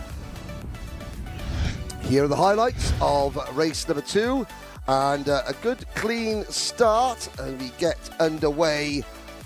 Now, trying to find out. Look for the number 99 kart where they were starting. They started that one. Well, let's have a look. They're in Alvin Choi. They're making a big move, and Super Turbo in that very nice red and turquoise race suit. The first lap went well. A little bit of argy-bargy in the fact that's Rotax Racing in the number 57 kart. Action further up, that is the number 48 kart passing Tanked Up on Speed. They would feature very strongly, however. Meanwhile, there's number 99, and of course, there is, again, the South African team here have been, an absolute credit, the Mingay family and the other guys and girls part there. That is exit stage left, Super Turbo. That's one of our AlphaLive commentators, Jake Palmer. Here is Jack O'Neill, scything his way into the lead, tells Larry Tyndall, sit on my rear bumper, old chap, and we'll pull away from everybody else. And then Jack O'Neill proceeded to just pull away from everyone anyway. There's Cameron Dass. Again, Cameron Dass, karting handbook, great on-track performance. The minute they get in the pit lane, it all goes pear-shaped. Christian Hill making moves for KC Racing. Now, here is idea of a good pit stop, and out they go. There is Anwar Beryl Smith getting into the pit lane. You can see drivers, fuel caps off. That is, oh no, there should be another driver getting in. Hello. There's a race leader coming in. So, O'Neill gets out, Genman in, cap on. The number 41 team, Project K. Inexperience showing. There's a second fuel bowser there. The driver missed it. Project K would eventually finish 15th after running. Now, KBR getting in. Now, these are penalised for an unsafe release. That was obviously not out of the pit lane. That was not out of the pit stop area, but out of the pit lane itself. So they got an unfair release. Now, this is Rory O'Regan waving at the back of the kart in front of him. We thought he was waving at us, but he wasn't. There's Pike. What's your name, sir? Don't tell him, Pike. That's a Dad's Army joke, ladies and gentlemen. That's the number 54 team, and that is Warwick B. Sam Pike, to give him his full name. There's 57 Rotax Racing. sideways. And now Owen Genman, he did get a warning flag for a bit of contact during lap traffic. He was able to emerge from relatively unscathed from that pack of lapped karts to take another win. That's the third win, I think, Piers was saying, for Titan Motorsport. If it's not the third, it's their fourth win, sorry. Piers is back down in pit lane to preview Pit Stop Endurance, race number 3, the penultimate race of the 2026 Rotax Racing Club Finals. Take it away, Piers. Thank you, Henry. Yes, penultimate race of the 2026 Rotax Racing Club Finals, as you say, and we are just a few moments away. Drivers are getting in their cars, getting themselves ready. Let's chat to one of our female drivers, Rhianna Percox, who has represented the UK at the FIA Motorsport Games previously for this very category, the endurance karting. Rhianna, hello. How are you doing? Are you racing for the Motorsport Women team? Sorry, hashtag Motorsport Women team. How's it been going so far? Yeah, not too bad. It's been in a few incidents for last race, and yeah, my sprint didn't go to plan, but yeah. You've got a good grid start in this one, P8 on the grid, so hoping for a good result? Yeah, well, the inside didn't work for me last time, so maybe the outside will. So maybe. We haven't seen that many people make the outside work, but maybe you can be the one to do it. Exactly, yeah. Amazing. Well, good luck in this one. Motorsport Woman going from outside of row number 4, working our way down the grid. SFX here in the number 36. They're going from 16th on the grid. 16th is one of their middle starts, so we will see how they get on Kurt. 16th on the grids. We've seen that most of the top 4 in the provisional standings can get their way through. What's your plan? What's your outlook at this race? Same as always. Survive the first lap and then see what pace you've got and just try and move forward. Yeah. So the first laps in these hour-long races slightly less important in terms of gaining positions, I imagine, more just staying out of trouble. The pit stops seem to be getting quicker and quicker with every race. Are you just dialing them in? I think we underestimated how fast 20 mile an hour is on the first race. So the second race we took it a bit quicker in and found, I think, 6 seconds. But the Titan boys have still got 5 seconds on everybody, so they've got it dialed. They know exactly how fast 20 miles an hour is. Yeah, they're always dialed. It's what they're doing. It's their bread and butter. It is their bread and butter, which is why they've won so many races. And right behind SFX, interestingly, we have Project X, which is Sam Lovelace. Sam, quick words. One of your... Sorry, we're waiting for Dante to stop talking. Championship rival right in front of you. Yeah. How are you feeling? Yeah, no, they always play nice with us. So, yeah, we'll play nice back, I think. Oh, it sounds very friendly. Well, there we go. That's our grid, almost completely formed for the third and penultimate race of this afternoon. Henry, back to you. I'll see you in a sec. Thank you very much, Piers. 2 hours of racing left to go. It will fly past in a jiffy. Now, Danny Lacasas still watching from Melbourne, Australia. Wonder what time it is there. I'm going to flick over to the other YouTube channel now to see what is going on there. Thank you again. We appreciate you joining us so much. Now, we're going to have a very, very quick grid run through coming up shortly because there's no full parade lap. We use the cut through, 3:45, so we're running about 15 minutes behind the printed schedule. That's not a problem at all. It just means that you get to watch karting for longer, ladies and gentlemen. Who wouldn't want that? There is Mr. AlphaLive, Luke Austin, walking down, holding a couple of drinks for the camera crew out on turn number 1. Here we go then. Pit Stop Endurance number 3 out of 4. Onto the circuit we go. And here is your starting lineup. It's going to be a quick one. Karting Sweats and ICKC on row number 1. Row 2 will be Formula Brooks and 4 Nations Racing. Then we've got Future Motorsport with the Club 100 Goons, followed by Team Formosa and Motorsport Woman. Then it's Zesty Drink and the Intimidators, that's your top 10, followed by Zuant 2 and 2 Sexted. Then it is Project K and the Volterol Racing Team, the Portuguese team going from row number 7. Then the Brum Boys and SFX. Miles Shelby Squad and Project X and X, the top 20, rounded out by KBR and UBMC Titan and Bravecart on row number 11. Then B80 and KC Racing.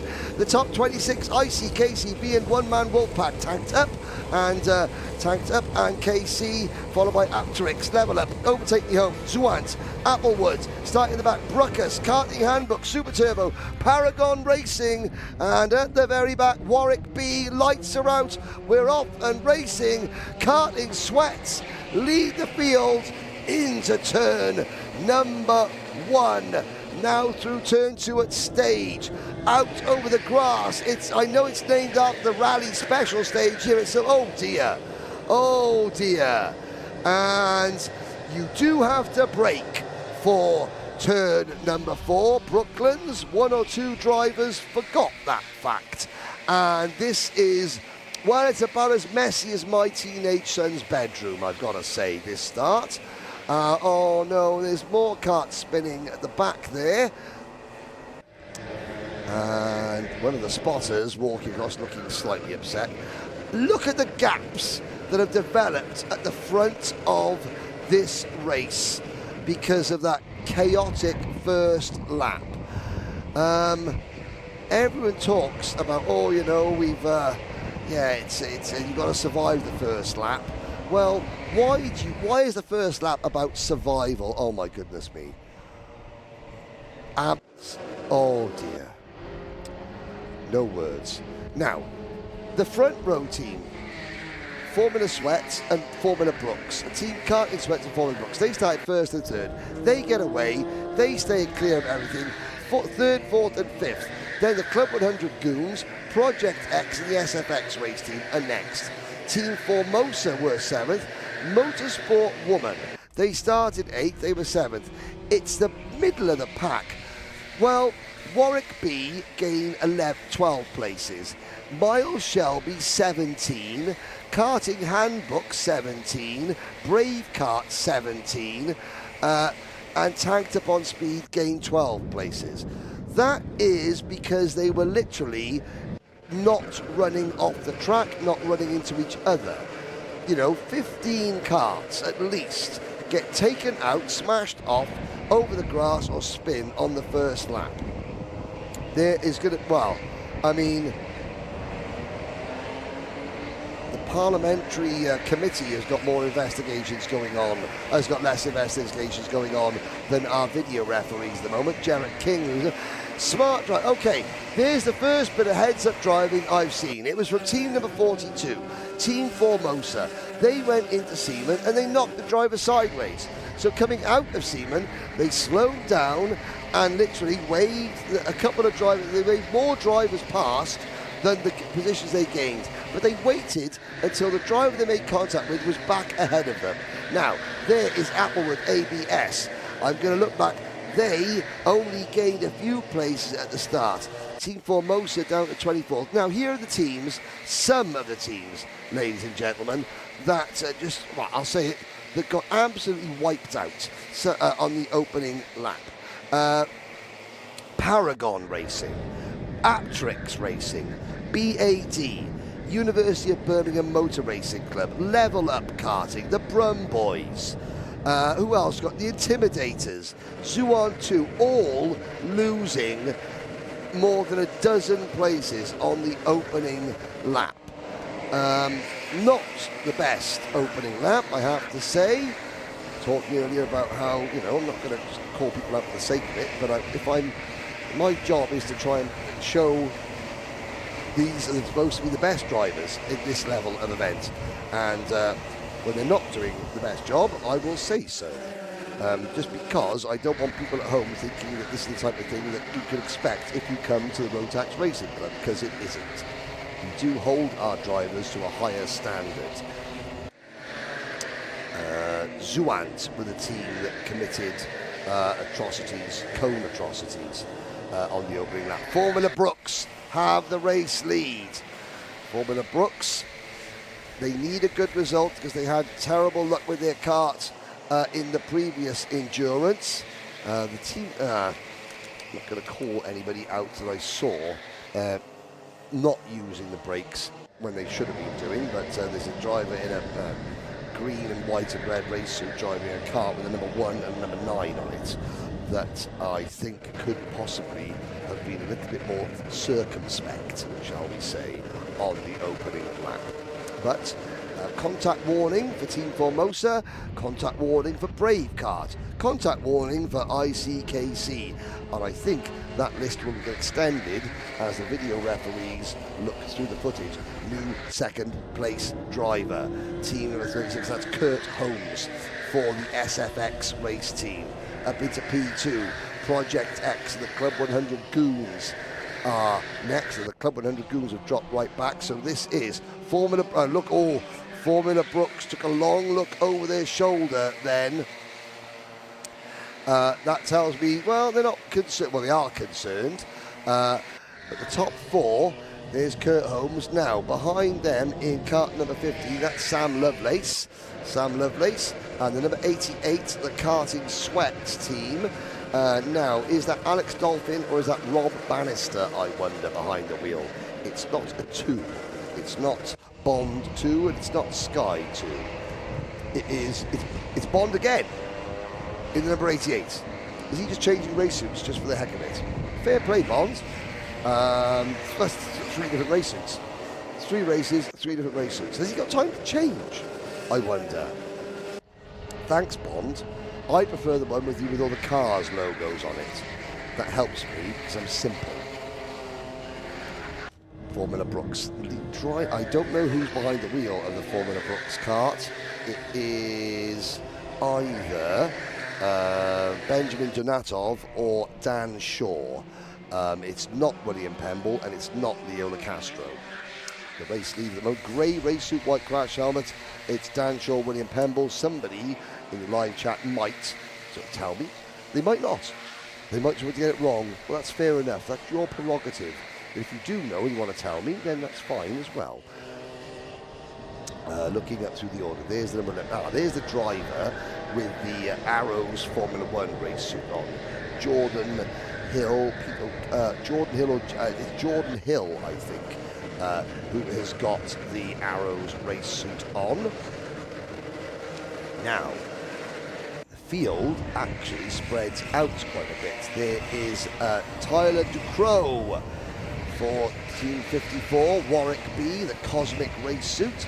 Tyler Ducrot raced at the BUKC, and he's trying to stick it high, wide and handsome to not lose a place. Well done, Tyler Ducrot, for the move. Now, Titan Motorsports from 21st on the grid.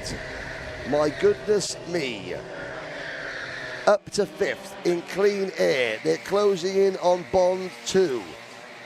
They've passed Motorsport Woman. They passed the Club 100 Goons. They passed 4 Nation Racing, although 4 Nation Racing, that behind the wheel of the 4 Nation Racing kart is, I believe, Hussein Rashid, yes, with the Indian design on his crash helmet. There is Cameron Das going through again. Jarrett King in the number 12 kart, side by side. Tyler Ducrot still on the outside of the number 66 kart. Now you watch back. Oh, and the 66 kart now is on the outside of Tyler Ducrot. I wonder if the two might be connected. Oh no, and that's the number 78 team of of KC Racing, not leaving a great amount of room. The 34 kart looking at there, that would be the Intimidators.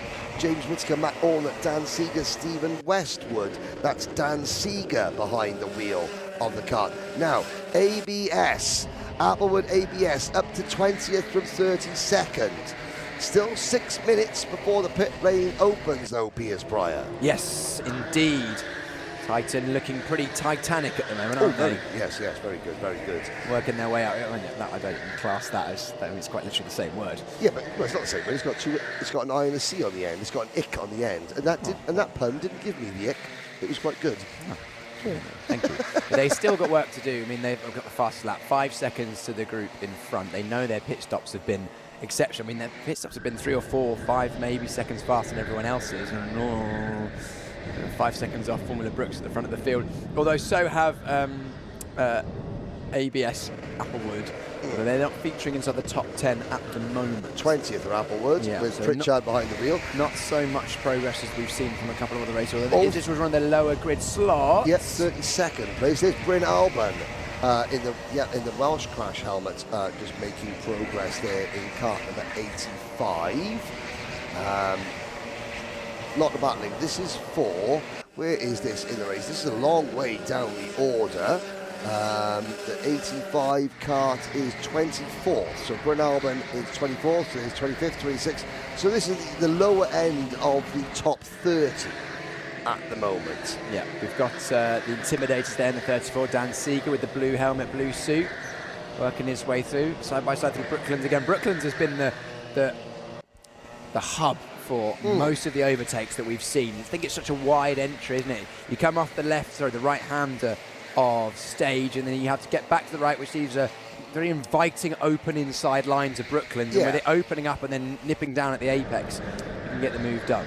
By the hub, I think you mean that even if the passes don't happen at Brooklands, the genesis of a pass starts at Brooklands. Quite often, yeah. I'd say probably 40-50% of the passes we've seen that have been successful as Titan have made their way past Karting Sweats. The 99 past the 88, Bond 2 in a different race suit, as you mentioned, Henry. Yes. And Jack with the black helmet, O'Neill, and his brother is currently on a mission. Now, we haven't seen Mike Philippou in it. I mean, is it highly likely he's not going to go out? I think Mike has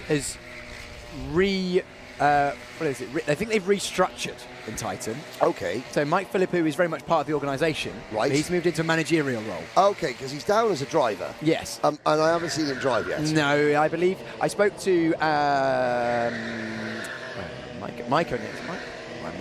Yes. Mr. O'Neill. Mr. O'Neill, the executive, what do I call him? I called him the executive director because he's normally manager of the team. He's moved to executive director. Really? Mike Philippou has gone from driver to manager. Okay. And that leaves Andy as the help.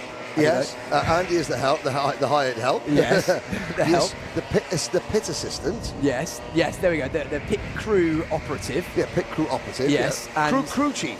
Crew chief. Yeah, we'll go with that. And then they're leaving Owen Gemman and Jack O'Neill to pretty much win every race. I mean, I think if Titan win this one, we may see Andy get a run out, maybe even Mike as well. But I mean, that's absolutely no slight on either Mike or Andy. They're both very quick. We saw Andy at the front of the heavyweights. Mike was well involved as well. However, when you've got something that's working and you want to take victory, Titan do it as a team. Yes. If they win this one, they might not even need to win the final race. I had a race like it. I just wasn't on the money. It was at Rye House in a Club 100 kart. It was an endurance. I thought you were about to say I had a race like it where I wasn't the money. No. Didn't happen often. But I was the university team captain, and I did my minimum back then was 5 laps or 5 minutes or something like that. And I went out, I did it, and they were like, "Don't you want to get your driving in?" I was like, "No, I want to finish in the top 10." Yeah. Thank you very much. And I'm at the moment pony. Yeah. Yeah. So that's what you do. You know, it's all about winning. Team penalty, Team Zua. I think Team Zua has had a penalty in every single race so far. Yeah, they've received 2 penalties in quick succession. Oh, Pete Gillette, Andrew Golby, Christopher Heath and Jamie Garside. Yes. One of them was for cones. So Zuant's part of the... what's a group of murderers called? It's a murder of crows, isn't yeah, it? it is. Crash of rhinos. A crash of rhinos. Have you heard my I don't know if this is official, but my submission for a group of commentators? Okay. It should be a natter of commentators. A natter of commentators. I like that, a natter. Cone murderers are, well, I mean... Should it be... what can we think? We'll take recommendations. What is the collective noun for... a group of cone murderers. A group of cone murderers. Yeah. Keep Let's it clean know in the chat. in the live chat. Yeah. Now, I'm looking PG. AlphaLive chat because I know that Dave Whitehouse is editing that chat, so it's not it's not suitable, it'll go. I don't believe there's anyone on the Rotax karting live chat editing at the moment, but on the AlphaLive chat, please let us know, what is the collective noun for a group of cone murderers? Do your best. Again, PG, the wittier the better. Yes, please. Double entendres are welcomed. Yes. Now, what is also being welcomed is the fact that we're about to have a battle for the lead. It looks like we're about to get a 3-4. Yeah, we could potentially get a 4-car battle for the lead. Because it's closing in, I think, by the looks of it. The times, in fact, it very much is, because the fastest of the top 4 is Jack O'Neill for Titan in 4th place, and Formula Brooks are holding good pace, but O'Neill could drag the rest of Project X and SFX up. Formula Brooks are holding good pace, actually. Now, Benjamin Donatov, I wonder, and the pit lane opens. Are we going to see Alex Pritchard pit the Applewood kart again early on? Or, to be fair, there's only 2 of them. How fit is Anwar Barrow-Smith? How much has he got left in the tank? And I don't mean that in terms of how much can he just still drive. How much can he still drive on the absolute limit every single lap? That's the key. Here comes O'Neill closing in on Lovelace. This is for 3rd position. We'll keep an eye. And it is Kurt Holmes into the pits first of all. So, SFX Racing into the pits for the very first. And this is, tactical masterstroke. Look at the amount of fuel. Is there going to be 6 turns? 1, 2, 3, 4, 5. Oh, fuel.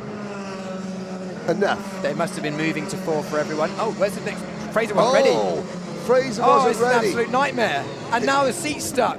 This is going from bad to worse. That's game over. Oh, this is at least 15 seconds lost. Yep. And who's that coming in? The 77 team coming in. Is that Applewood again? So early pit stop again. Fraser Brunton, he wasn't ready. Wasn't ready. Now, SFX, they started the 4 pit stop endurances in a tie for the race lead, and now it's the pit work that is letting them down. The pit work, oh no, we could be about to see it. Oh, there's a Club 100 tester going past, that poor cone. Rest in pieces. Okay. Couple. What about a consortium of killers? That's really good. Who's that? Who said that? That's Scott Parker. Oh, that's really good. Fair play. How about a conglomerate of killers? Oh, also very good. Also very good. If you've used any AI to get that, then you've only cheated yourself. Yes, exactly. If they are your own, then very well done. And be honest with yourself. You can fool us, but you can't. You've got to look yourself in the mirror. In this game of really pithy, witty remarks, you've got to look yourself in the mirror. Oh, and SFX. We said it's gone bad from worse. It's gone from bad to worse to horrendous. Yes, horrendous. Not only did they not have their driver ready at the time, not only did they then get the seat stuck, not only did then they have to faff with the fuel, but in the process of coming into the pits, they've got a pit speed penalty, which is going to be hefty. Titan Motorsport and Jack O'Neill have got past Sam Lovelace at 2nd place. Formula Brooks continue to lead this race. Yes, that is.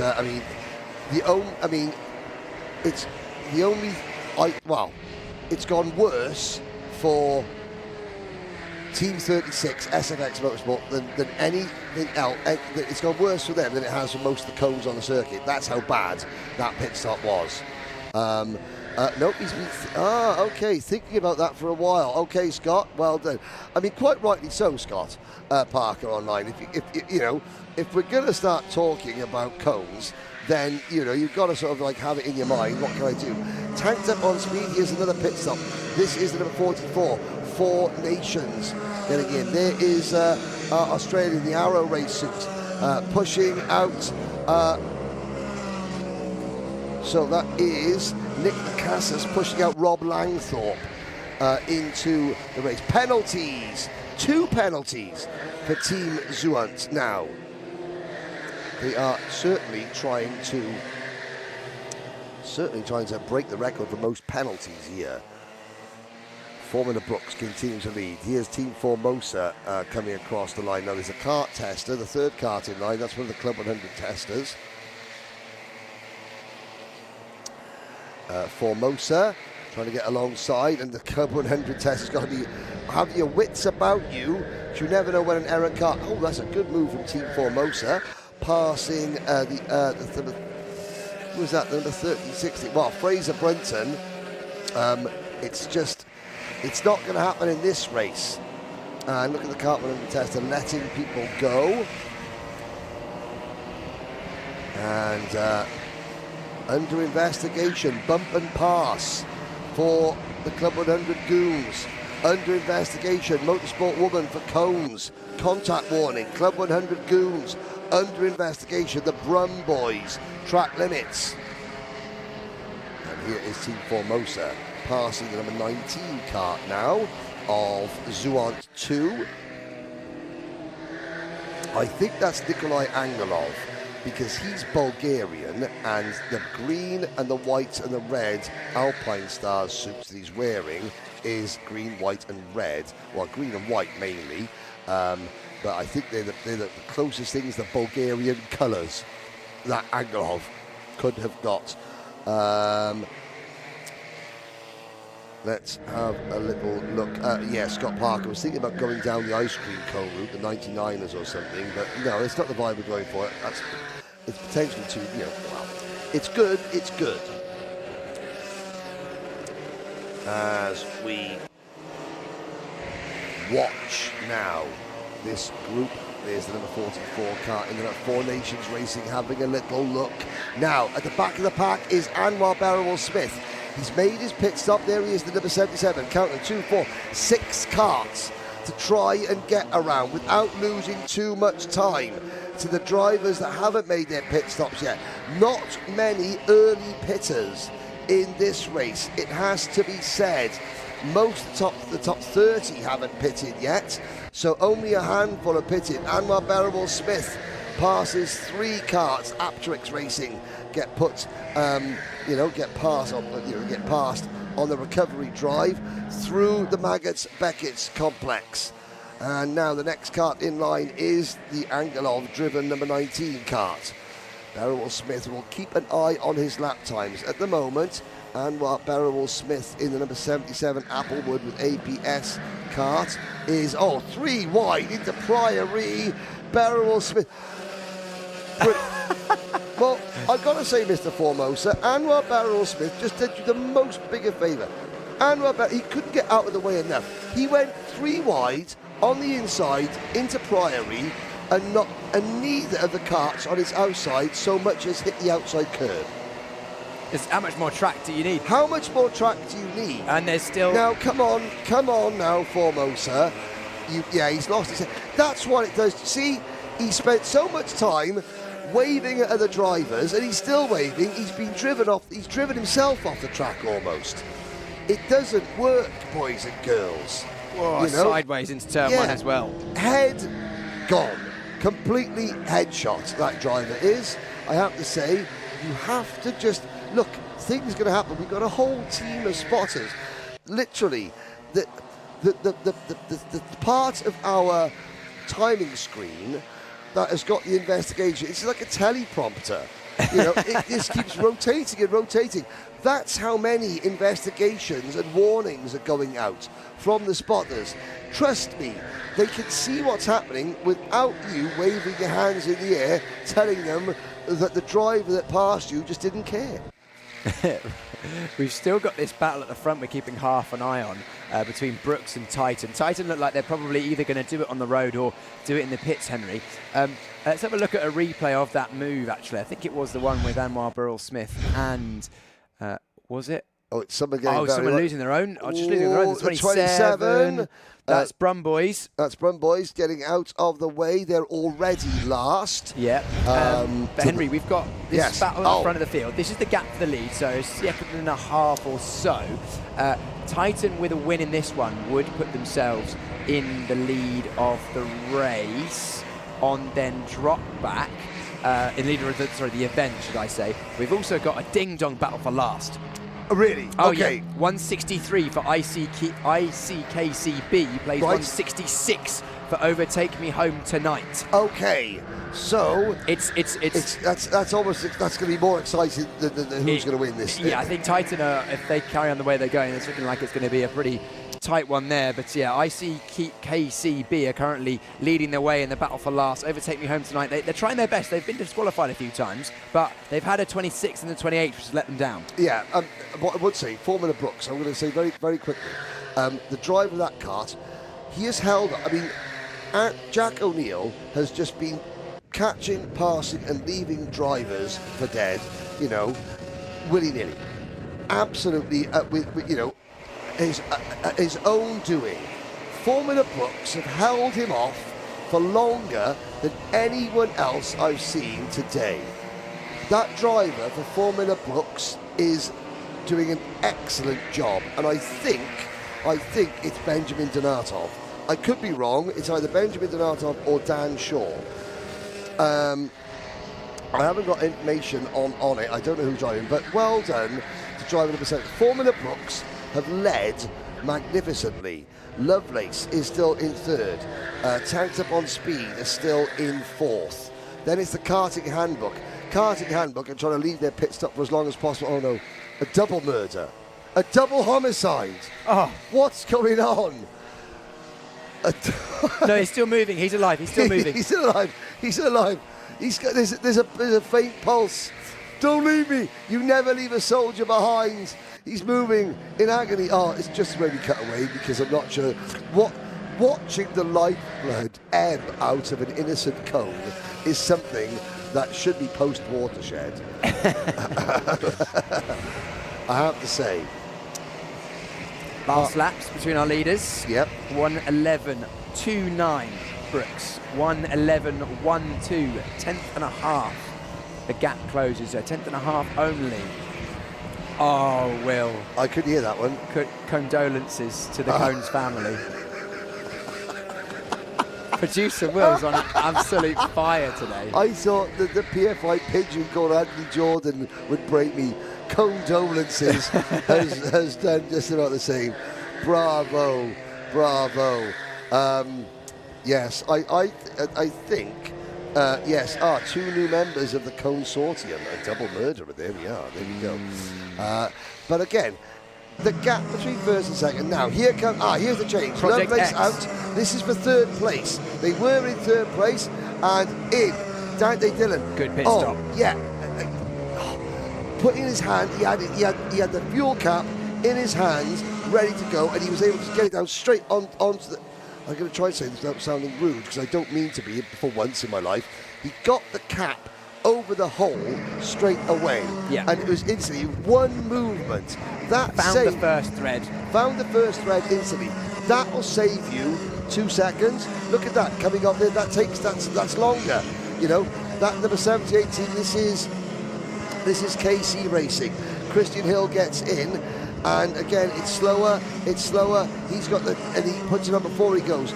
That I want to see that pit stop time from when they've done another lap, because Project X, that was you know, an outstanding pit stop. Yeah. Where do cones live? Let me ponder on this. Come back to me. Okay. I won't look. I won't shoot, mate. Okay. Where do cones live? Orange County. Very good. They live in condominiums. Oh, okay. I think mine was better. I think yours is better. Orange County. Yeah, that's very good. The gap's still 1.5 seconds between Formula Brooks and Titan Motorsport. And Titan have just set the fastest lap of the race. Responding though, Brooks did 11.0, Titan 10.8. Yeah, I mean, it's like Titan Motorsport is like karting's version of Thanos. Inevitable. Yeah, it is. It is inevitable. It is inevitable. But again, all credit to Formula Brooks. They got a bit lucky. They got lucky in terms of their grid position for this race. But everyone gets. They had a last and they finished last because they had a car problem. So they're going to try and finish first, but they have stuck out there 15 minutes before the pit window closes. And even though Titan Motorsport are closing in, they're not close. They're closing in by a fraction here. a fraction there.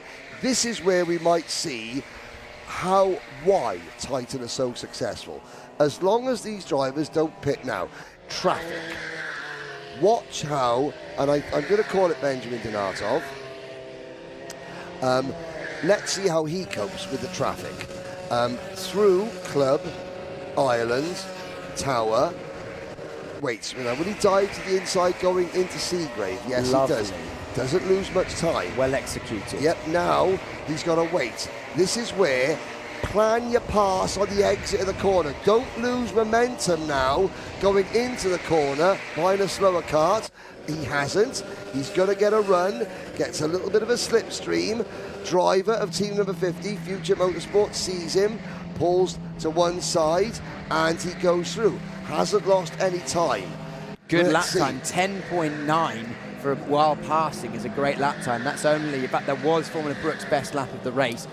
And also gained half a tenth on Titan Motorsport as well. Now Titan have to go side by side through Maggots and Beckett's, which will inevitably lose them a little bit of time. But he was forced to do that because Formula Brooks got through the traffic so quickly. Right, back to Project X. Their pit stop time was a 2:54. That's about as good as we've seen. Yeah, I think we did a 2:50 from Ashwood and BS. However, that's probably the second or third best time that we've seen. And don't forget, some of the lap time is not only stationary, it's the speed you go down the pit lane.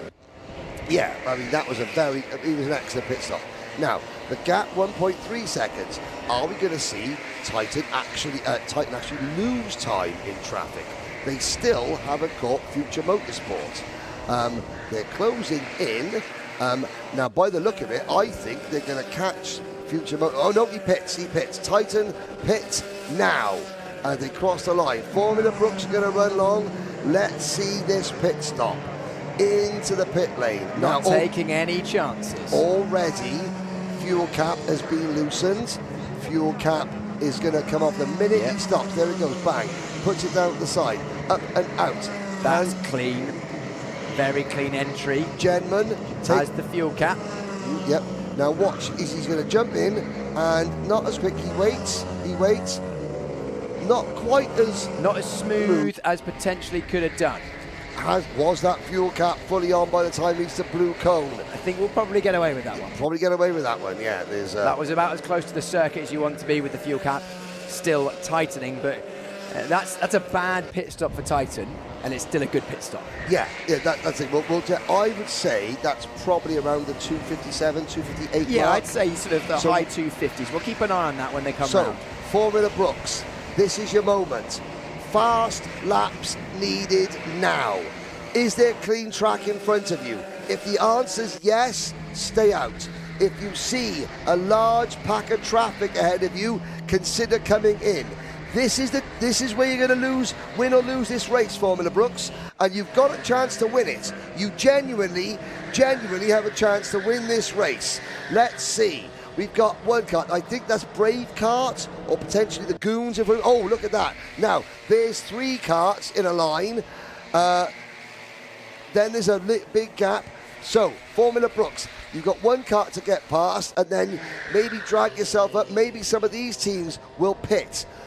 This is where the team need to be on edge. They're ready to react instantly. If their pit stop strategy is to pit around now, then they'll be better off, as you say, Henry, pitting now.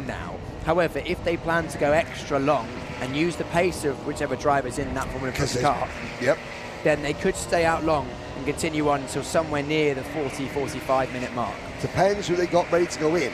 We've seen incredible pace from Leo Castro. We've seen really good pace from William Pemble as well. There comes the 71 kart back out onto the pit lane. KBR. Let's have a look. Lap time for Formula Brooks.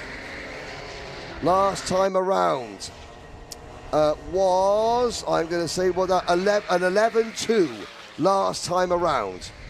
You know that poor pit stop that we said? Yes. 2:52.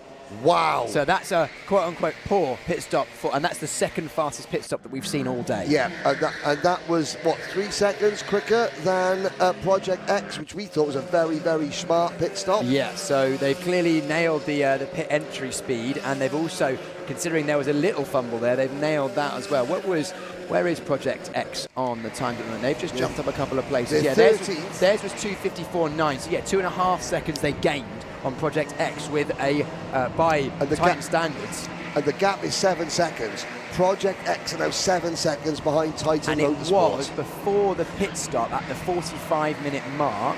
It was Project X were 2.7 seconds. Yeah, so back. there was a second between them. Titan were a second behind Project X at the 45-minute mark. And now they're 6 seconds ahead Yes. at the 35-minute mark. Yeah, so 20 minutes later, they've gained 9 seconds. 8-9 seconds. Yeah. Formula Brooks, an 11.6. Not a great lap for Formula Brooks. They had to pass one kart, did they?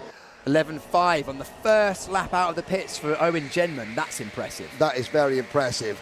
Formula Brooks, oh, this could be wrong. Is he going to get around the outside? Good move from Benjamin Donatov. He missed the apex, though. That's not ideal. And he says, well, what could the other driver do? He just I think it was caught at the actually a wrong time. thumbs up, to be fair. It was a thumbs up. Okay, thumbs up, fair play. Now, what does Formula Brooks do here? There are a little bit of clean track. I can look on the graphic and I can see 1, 2, 3. I can see there's 5 karts now in front of Formula Brooks going into Seaman. It's coming out of Seaman and going into Museum. If I were Formula Brooks at this stage, whoever this is in the car has got a good pace going. I would leave this late. I would leave the momentum they've got going. You're entering into a high-risk situation if you pit now, because it looked like that Titan were enough of a match for you, but you've changed driver, so you know that you've got the pace at this stage. Just stay out. Give yourself a good chance. Hopefully just be clinical through traffic. Bang in the lap times. But it's interesting that we saw from Formula Brooks there a thumbs up to one of the lapped drivers. Yep. That was something that also, Henry, I know you're not a big fan of drivers gesticulating towards each other negatively. No, I'll finish my point. Yep, sorry. On the other hand, there's the opposite, and we used to do this when I used to race in endurance races like this. If a driver was not unhelpful, if a driver was neutral to helpful, yes, we'd give them a thumbs up. Yes, because I agree. Next time they see you, they're like, oh, they gave me a thumbs up. I'll help them again. I agree with that wholeheartedly. No, I mean, it's not going to... I mean, there are... Sometimes you need to give someone a thumbs up. You need to give someone a little signal. Here's Anwar Barrowell-Smith. Fighting with SFX. So this is Applewood and ABS. Yeah, 10th position. Now, a 110.651 for Anwar Barrowell-Smith. He's just at a 110.775. His pit stop was good. The 36 team's pit stop was bad. SFX, they were in the lead group, and at the time when Alex Pritchard came in, he was 20th. And so SFX have lost, I'd say, 8 or 9 places, and because and the team from 20th has now passed them. Yeah, that is how bad that pit. Did we get a time on the SFX pit stop? I'll have a look. Yes. SFX pit stop was before I can access. Oh, they haven't pitted. Wait, what? No, they haven't pitted. No, SFX. They must have done because Kurt Holmes started the race. Yeah. Unless they just pitted now. Hang on. Maybe they're coming over the line and we're going to get the time now. Well, didn't they have they had the dreadful pit stop though, didn't they? Oh. It must have been before lap 17. Oh. And that, again, we haven't got all the lap times in front of us, that's what. Yeah, so they pitted early. They were one of the first. So I'm I remember sorry. now. Yeah, no, I'm sorry, ladies and gentlemen. We thought we'd had all the lap times up, but unfortunately the system doesn't allow us to see that. Now, Formula Brooks tanked up on speed, 6 seconds down. Here's Anwar Barrowell-Smith. Think to yourself, I'm not out of this one yet. He's just gone purple through sector number 1. There's Anwar Barrowell-Smith. That is the fastest. 10-6. Formula Brooks are in. Formula Brooks are in. This is big. Now, Donato, I'm trying to get the cap off. It's Leo Lacastro getting in. Oh, there's a second Leo or so Lacastro lost getting there. And another second lost there. Turned the engine off. He didn't turn the engine off. And then his teammate had to lean across and then got in the way of the fuel filler.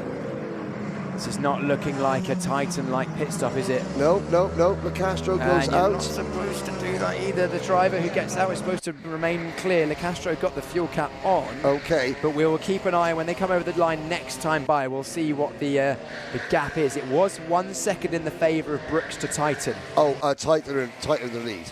tight and in the lead because there they are. Oh, they've lost fistfuls of time. Yeah, yep. Owen Genman Yeah, leads. so what's that, 5, 6, 7 seconds? More than that. That's game over. You know, it's all down to the pits. It's the 3 or 4 laps before you pit and the pit stop itself and the 3 or 4 laps after you pit are the most critical, because of course that driver is getting used to the kart. How quickly do you adapt to a kart that you weren't in before? It's a new kart to the drivers. It does take time, doesn't it? You're getting into a new kart, it's got its own little intricacies and quirks. Well, it takes time but it doesn't take very long for the best drivers. We saw Genman jump in and do an 11.5 first lap out of the pits. I mean, that's which is, I mean, when you consider that the last lap for Tanked Up on Speed, who are our current leaders, was an 11.3. 2/10 off is not bad, is it, really? No. And right here, be a first crack at it. The battle of the last. Well, not in the race, but in the championship. Overtake me out tonight. And it was ICBC. No, what was it? What was it? ICKCB. And take me out tonight. Yeah, easy for me to say. No, I haven't even been drinking. Let's have a look. Level Up karting are down at the back of the field in this one. So unfortunately, our South African team are not having a great time. ICKCB are 35th. Overtake Me Home tonight, 28th. So, in the battle for finishing, in the battle for 36th position in the standings, I think Overtake Me Home tonight might be about to win that battle for 36th. Looking further up, Tanked Up on Speed, karting handbook, and surprisingly leaving their pit stop very, very, very late indeed. Formula Brooks pit stop, 2:56, so not horrific. Actually, I think it was a combination of a traffic on their in-laps, not the best pit stop, losing them 2 or 3 seconds to tighten, and then not the best out-lap, so yeah. I mean, so not a bad, they lost 4 seconds. They lost 4 seconds stationary, and then probably another 2 or 3 seconds. Yes, well, 3 seconds is the gap. So yeah, no, actually it was just a stationary time. Yeah, just a stationary time. Literally, the on-circuit lap times have been fairly comparable once again. So that the stationary time, it's all down to clinicalness in the pits. Clinicalness, is that a name? Is that a word? Clinicalness? Clinicalness, yeah. That's a word. It's all about being clinical. It's all efficiency. About efficiency in the pits. That's the word. That's the word. That's far better, isn't it? That's more English-like, isn't it? So yeah, too right. I hate it. I hate it when people use bad grammar, like, you know. But what we're saying is the strategist for Formula Brooks got it right, timing the pit stop, because they didn't lose any time on track. No, it was just finger trouble. It was, and again, yeah, it's. But of course, it's frantic, it's quick, you're out on sticks because the adrenaline's going, because you've got a chance to win. And as my mum always used to say to me when I was a child, less haste, more speed. Exactly, less haste, more speed. I wish that... slow is smooth, smooth is fast. I wish my driving instructor had said that, otherwise I wouldn't have had 2 driving bans. There we go. Right, I'm going to go find some chocolate bar, because I'm low on... But do you want some Jaffa cakes provided by, was it Super Turbo? Excellent. Super Turbo, who are... apart from the most handsome team. And the thing. Now, here we go. Leo LaCastro. Over to you, Leo. Whoa. What can you do? Now, we're going to follow this. There's Genman. We look for the old Coles race suit. Leo LaCastro. Super Turbo is 7th, by the way. Well, I'll let you chomp on that, Henry, while we keep an eye on LB Wang in the number 13 team, which is Overtake Me Home tonight. Overtake Me Home tonight. How are they doing in this one? They are one of our drivers vying for last position. 28th, this would be one of their better results, so actually taking them further away from their goal of last place. 76th, that is our Formula Brooks driver, Castro. Clinical move up the inside of Seagrave. We work our way through now, Seaman as well. Can Castro close that gap? There is still time, 2 seconds, 16 minutes, so we've still got more than a finals length from yesterday's sprint races, and the pit window is closing any minute now, and I think pretty much everyone has served their pit. In fact, everyone in the top few spaces at least has served their pit stop. Tanked Up on Speed are coming into a good run of form. They finished 3rd on the road in the last one, received a penalty, but now 4th on the road in this one, although they are being bared upon by Applewood and ABS, who are absolutely charging towards the back of the top 4. can Applewood and ABS continue their excellent run? They are the fastest driver on circuit, both in terms of overall fastest lap time of 10.4 with the hands of Anwar Burrell-Smith, but also they did a 10.5 on that last lap, 11.6 for Tanked Up on Speed, 11.9 for Project X. So 3, 4, 5, 6, 7 tenths a lap are Applewood reeling in everyone ahead of them. I think the gap 12 seconds to our leader of Titan is too much, and Formula Brooks doing a great job as well.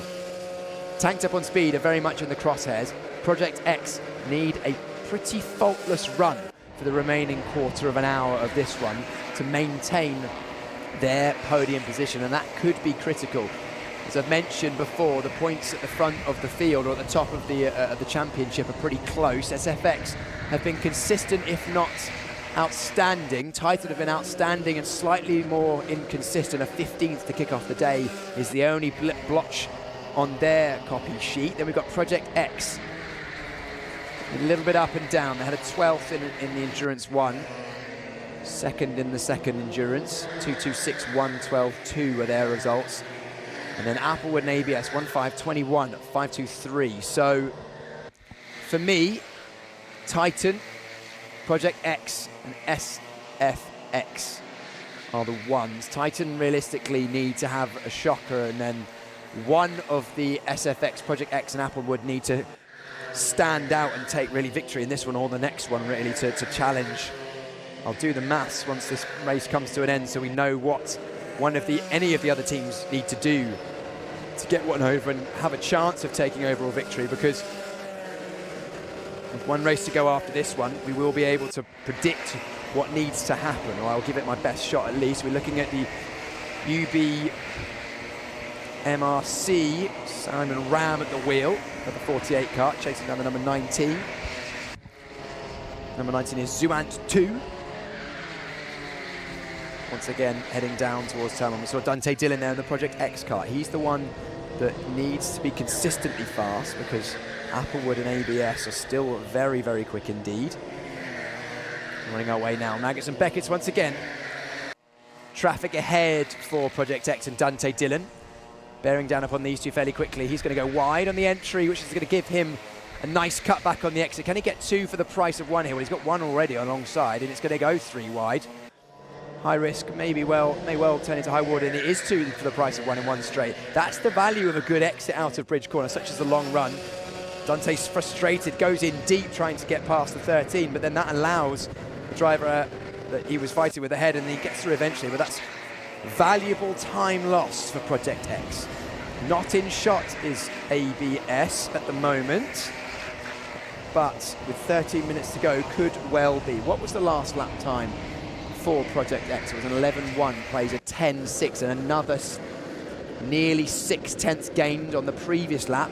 Dante Dillon comes over the line. That was a 12.1, so a second and a half. 1.2 seconds, the gap is eroded.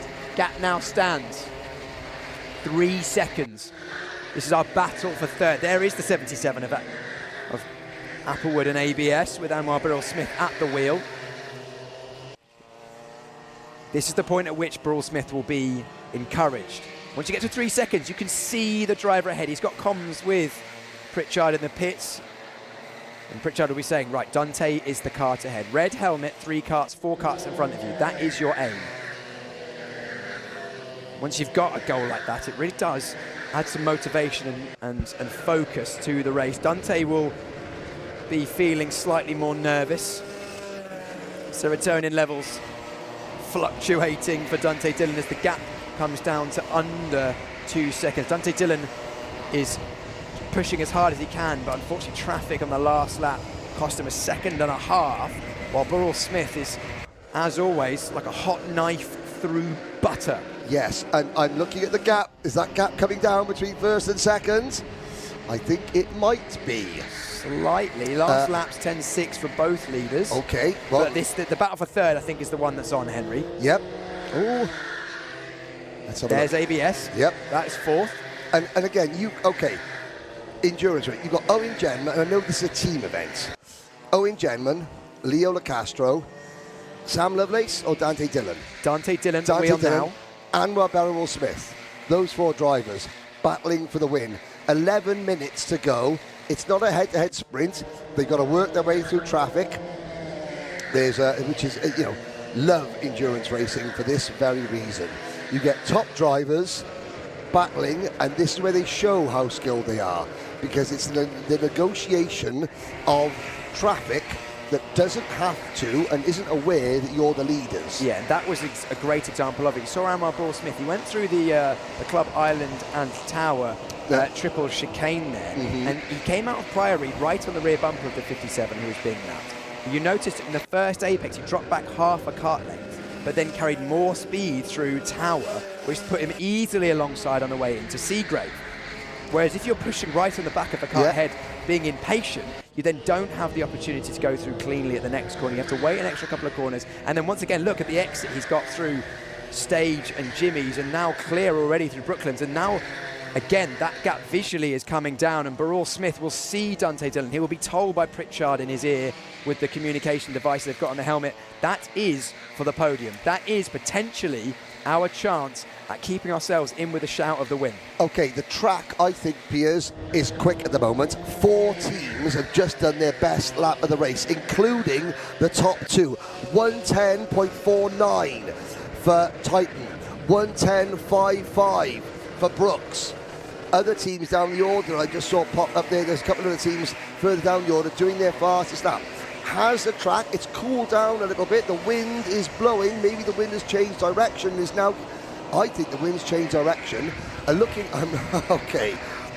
am looking at Nick Lacassis's hair, and his hair is blowing that way, and the flags are blowing that way, which tells me that the drivers on this straight are getting a tailwind. Yeah, it's been like that, to be honest, pretty much all day. But the wind hasn't, it was a slightly different wind to the other day, but big tailwind down towards turn 1, which in theory is a headwind through Maggots and Beckett's and down towards Bridge, but because you're turning for more of that section, the wind affects you less, which is why we're seeing pretty quick times despite the heavier weight category and also more used tyres.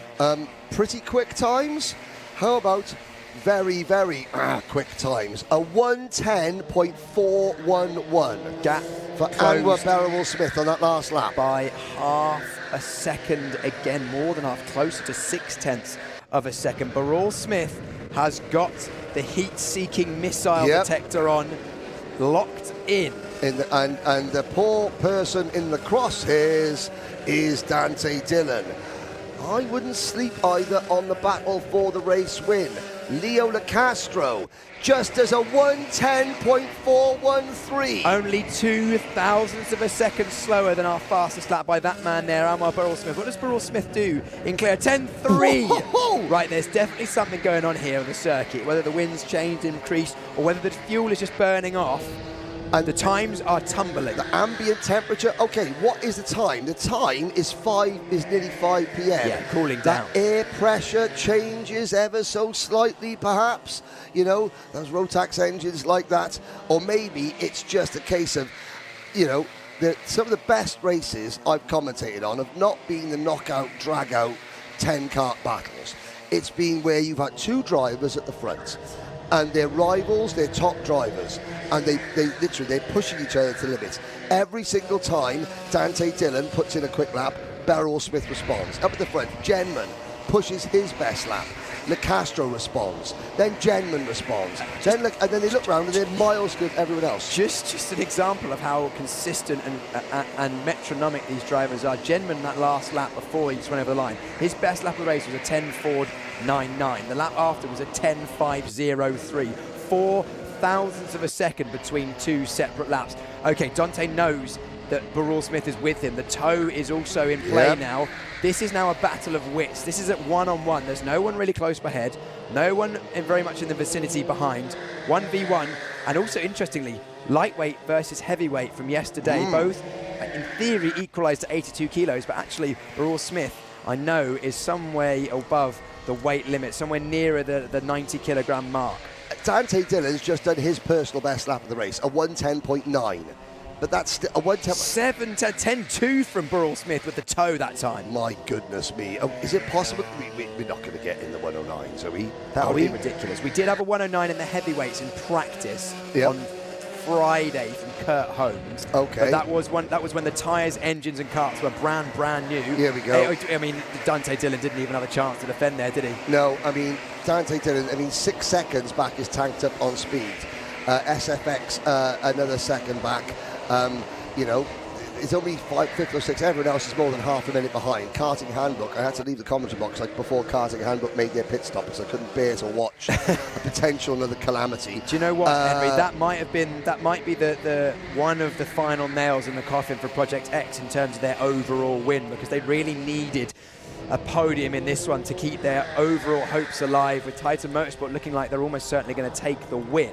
2.2 seconds, 5 seconds. 5 seconds. It's not coming down enough for me unless traffic gets very much involved. But basically, all that needs to happen now is Titan need a solid result in the final race. If they have a disaster, they've still got that 6th place to lean on. But if they have a disaster, that leaves the door just slightly ajar for a win from either AlphaLive or SFX. But SFX with this 6th place is not going to be enough. So basically, this is now AlphaLive basically being the ones to take the challenge to Titan. Yeah, Anwar Beryl Smith. I mean, talk about doing heavy lifting. Alex Pritchard is in the first 15 minutes of each of the first 3 pit stop endurances. Then the last 45 minutes of each race have gone to Anwar Beryl Smith. That's a hell of a lot of driving, and if anyone has driven a Rotax Racing Club kart before, you'll know that it's not easy stuff. No. Drivers, yeah, even fairly keen kart racers who race at their local circuit, when they first drive a Club 100 kart, it's not uncommon for drivers to experience arm pump, neck ache, and blisters on the hands. Oh, yes. And the palms of your hands. Thumbs up from Owen Genman as he goes through. Yep, so Genman in traffic. He's passed 2 drivers. LeCastro will have to negotiate them. They're coming up to Bravecart. He's just lapped Christian Hill. Here's Leo LeCastro. Different crash helmet for Leo this stint. Last time around, the gap did grow by a 10th or 2. And Dante Dillon is a 110.8 now for Dante Dillon. He's responding. Using the toe of... but LeCastro can see the race leader. This is going to give you an extra bit of momentum, an extra bit of adrenaline, an extra bit of, you know, that acid coursing through your veins. Genman's going to have to make a move going in at turn number 1. So brave karts, don't slow Genman down too much, or if at all. Now LeCastro's got to get through. The gap 1.7, a 111.4 for Genman, a 110.6 for LeCastro. However, but LeCastro's going to catch him through the Beckett's complex. This could slow Leo LeCastro. It has slowed Leo LeCastro down. He's now on the outside. Disaster for LeCastro. And he's going to lose a bucket load of time here. Oh, that's it. That's done. He knows it too. He knows it too. He knows that's it, gone. 3 minutes to go. It's not the fault of the 2-lap drivers. They're minding their own business. They don't have to get out of the way. They may not even be aware it's another leader behind them. But look, that's it for Formula Brooks, I'd say, after such a valiant effort. Yep. You saw that LeCastro head back on the exit of Bridge when he ran wide, got off the racing line. He will have known that will have cost him at least half a second. I reckon this lap from LeCastro is going to be in the 112s, while Titan are going to be in the low 11s, maybe even high 10s. It is 11.0 for Titan. It's going to be an 11.6, so only 6/10, but that grows the gap from just under a second to, just under 2 seconds to in the mid 2s, 2.3 over the line with only 2 minutes remaining. That means this lap and 2 more. Yeah, Leo LeCastro lost 0.6 of a second in the second sector. He was actually quicker than Genman in the last sector. 10 seconds back to... Simon Ram waving at the 27 on the way through. That was funny. That's the UB MRC team. University of Birmingham Motor Rotax Club. Looking back, I think that Anwar Beryl Smith has eased it back now. He's eased it back and lapping in the 110.5s. Just chilling, going, just doing lap times that the 2 leaders have done on their best lap. Yes, just chilling. That's it. And Beryl's last lap was faster than the fastest lap of every driver from 4th downwards. This is a battle for 7th place. Karting Handbook and Super Turbo, wheel to wheel. That is behind the wheel of the number 95 car. Alistair Irvine with a fellow Pink Helmet gang member. Yes, well, Nico, what's his name? His name is Luca Nick. I keep saying Nico Teach, but that's another driver. Luca Nick and Alistair Irvine battling for 6th, 7th and 8th position. It's happening 33 seconds behind your race leader. And Titan Motorsport 1.9. Owen Genman's eased back. There's 45 seconds to go. Owen Genman is coming out towards Priory at the moment. Yeah, we're looking at this battle here for low down the order, but the gap actually has dropped down to below 2 seconds again. So this lap and one more, it won't be full nerves, but there can't be full relaxation either from Titan. I must say, as you said, Henry, valiant effort so far from the Formula Brooks team. This is by far their best result so far today. Formula Brooks currently sitting in where are they in terms of the running order? What number are they? Formula Brooks. 76. 76. Currently sitting in 15th place overall. Their best result. They've had a third. That was in Sprint 4 this morning. Well, but in the endurances, they've had a 14th, a 33rd, and this would be a second. Last lap. Clear track. At least the Castro can see there's nothing in front of them. The two leaders stand by.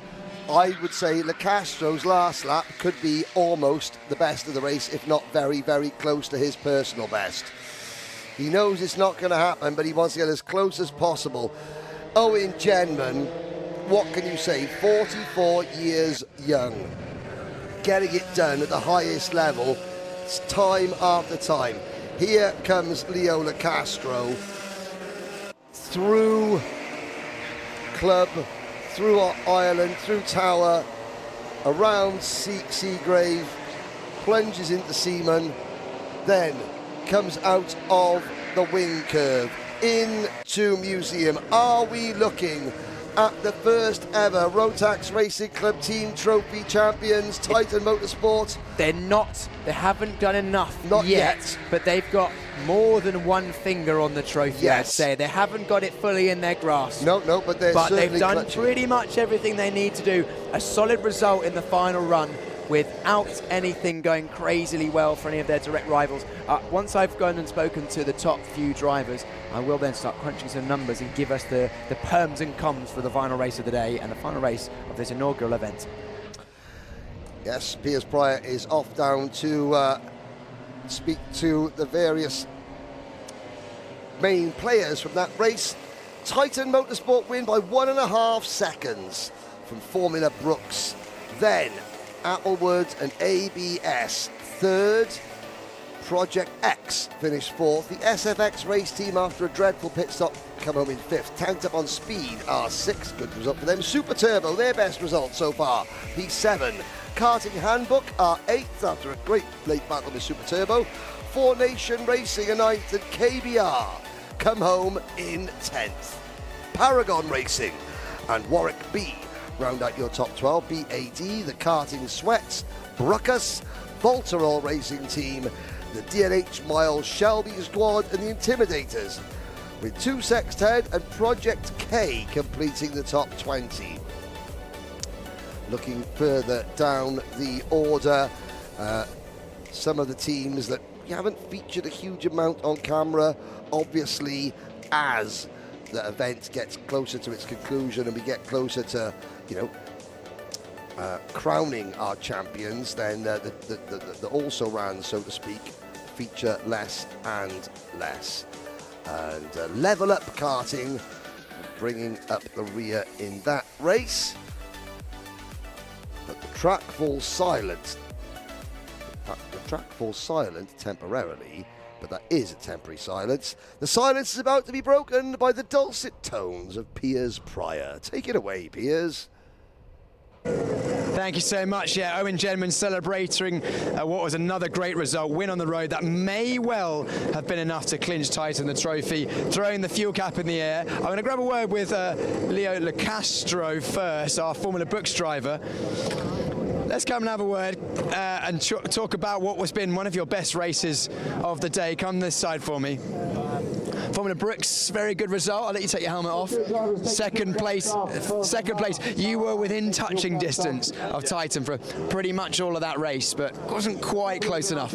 Yeah, no, it was a good race. We started in P3, made our way to the front, and Ben, the guy who drove in the first stint, we gave him 40 minutes.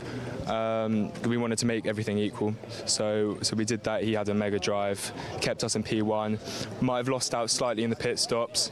But then, yeah, we managed to come away with seconds. I couldn't quite get into the toe of P1, which would have helped a lot. Like once you get to that about a second behind, you can really start catching. But yeah, so we didn't quite manage it, but it's all good. P2's a lot better than all the other results today. So yeah. Yeah, you guys had a third in the final sprint this morning, but this has been by far your best team endurance race. Yeah. It must have been frustrating to be leading before the pit stops. The pit stop, I think, was a decisive moment, wasn't it? Really, Titan just that much more clinical. Yeah, exactly. I mean, once I saw, when I was coming out of the pit lane and I saw he was like a few seconds ahead, I was like, okay, I'm going to need some sort of traffic or a mistake from him to have a chance of catching back up, because they're all very quick. It's Titan Motorsport, right? Yeah. Correct. Yeah. So they have won. Yeah, 4 races now, so. Yeah, exactly. All their drivers are very fast, so I know that it's going to be very difficult to catch them once you're a few seconds behind. But yeah, we started catching slowly, but not quite enough. Not quite enough, but still a great result for Formula Brooks. That will have definitely leapfrogged you out the order a little bit in terms of the overall classification. I'm going to go and grab a word with some of the other drivers. Do you know what? I think I might save my interview with Titan until after the next race, because I think this is going one way. Let's look at the highlights of the penultimate race of the day. Thank you, Piers. Yes, I think you could be right. But what an effort from Leo Lacastro. Here are the highlights, and this was a really good one. So Bond 2 on the front row of the grid, kart number 88. The first lap was not the best, as we see karts vaulting over each other. There's 5 karts off at turn number 1, and there we go. Now there's a driver in the blue and white race suit there that I think got a penalty, quite rightly so, for that. And there's just, there's more karts on the grass than there is on the track, and the crashing still carried on throughout the first lap. If you started at the front, you survived the chaos. There is Jack O'Neill in kart number 99, having to fight his way through. Oxford Brooks, Formula Brooks, they were up the road. They managed to maintain their lead. A lot of activity there. It is getting touchy. I know it's the last race. Drivers are getting tired. There's Tommy Lee for Paragon Racing, but Formula Brooks taking the lead. At this point, Kurt Holmes was up into second place. However, the 36 team, the SFX Racing team, were going to have on. There was a great battling going on. The SFX Racing team would then endure a horrendous pit stop. Here it is. The fuel cap that was going well now, and then it went so badly we can't film it because it's upsetting. Titan Motorsport passing. Yes, this is still the pit stop going on. We cut to another, because they were in the pits for so long. Eventually they go out, and it was virtually game over. They would eventually finish 5th if they hadn't have made such a terrible pit stop. They were only 19 seconds behind the winner at the end, and they lost a good 10, 15 of those seconds in the pit lane. Now, over to Anwar Barrowell-Smith in kart number 77, scything through the pack after taking over at the 15-minute mark. Drivers spinning, and that was the number 27 team going around, the Brum boys. They would eventually finish that race stone last. Formula Brooks, Benjamin Donatov, driving excellent. Now here comes the pit stop. This is the pit stop that effectively won the race for Team Titan, for Titan Motorsport. In, out. It wasn't perfect, but it was good. And off we go. Here comes Donatov, shaking his hand. He has driven hard. His hand was cramping up, and he's got to try and get the fuel cap off. It was a couple of seconds slower, but not too much. Leo Locastro then had it all to do. Owen Genman was busy winning the race for his team. Here comes Locastro at the end. Now, there is, that's Mr. Hill getting out of the kart. Kart number 11, that's a leisurely pit stop. Here is, are we about to see a good pit stop for Karting Handbook? Well, the driver's ready for a start. Out goes the number 11, and no sooner was tanked up on speed, out on circuit, they were being monstered by Anwar Barrowell-Smith, who had his sights set on Dante. Look at the gap between Barrowell-Smith there and the number 15 of Dante Dillon. He caught, passed and left Dante, who finished 4th on the road, but 3 seconds behind Anwar Barrowell-Smith. This is the moment that Leo Locastro's faint chances of taking the win effectively came to nothing, and he knew it. On the outside, just catching traffic at the wrong side. This was a great battle between Alistair Irvine and Luca Nick for 7th position. It eventually went the way of Alistair Irvine, as although Luca Nick dived into the inside there, taking the position, Irvine would fight back. A lot of crossovers going on. Irvine would hold on and take the victory. Take the position rather. The victory went to Owen Genman, Titan Motorsports, by 1.49 seconds. A very good, competitive, close race. And it means, ladies and gentlemen, we've got one race to go. One more race in what has been such a historic, such a warm, it gives you a warm feeling in your heart, seeing so many enthusiasts, karting enthusiasts, enjoying racing at a world-class venue, at a world-class event, a global event, with such fantastic organisation behind it. Well, Piers Pryor, over to you one more time, sir. Our final grid walk of the Rotax Racing Club finals team trophy today. What a day it's been. What a week of racing it has been. And we are just one race away from knowing who our champions are going to be. Is it going to be this lot, Titan? Probably, but not confirmed quite yet. We've got one last fight in it. And also, interestingly, Project X, who are one of the drivers in the fight for that title, starting in 2nd place. And it looks like Dante Dillon will be taking the start of that one. Let's head towards the front of the field and grab a word with our final front row sitters. Little pedal adjustment for Project X. Dante, 2nd place on the grid. Good grid slot for this one. You need a good result to give yourself any chance of a win, don't you?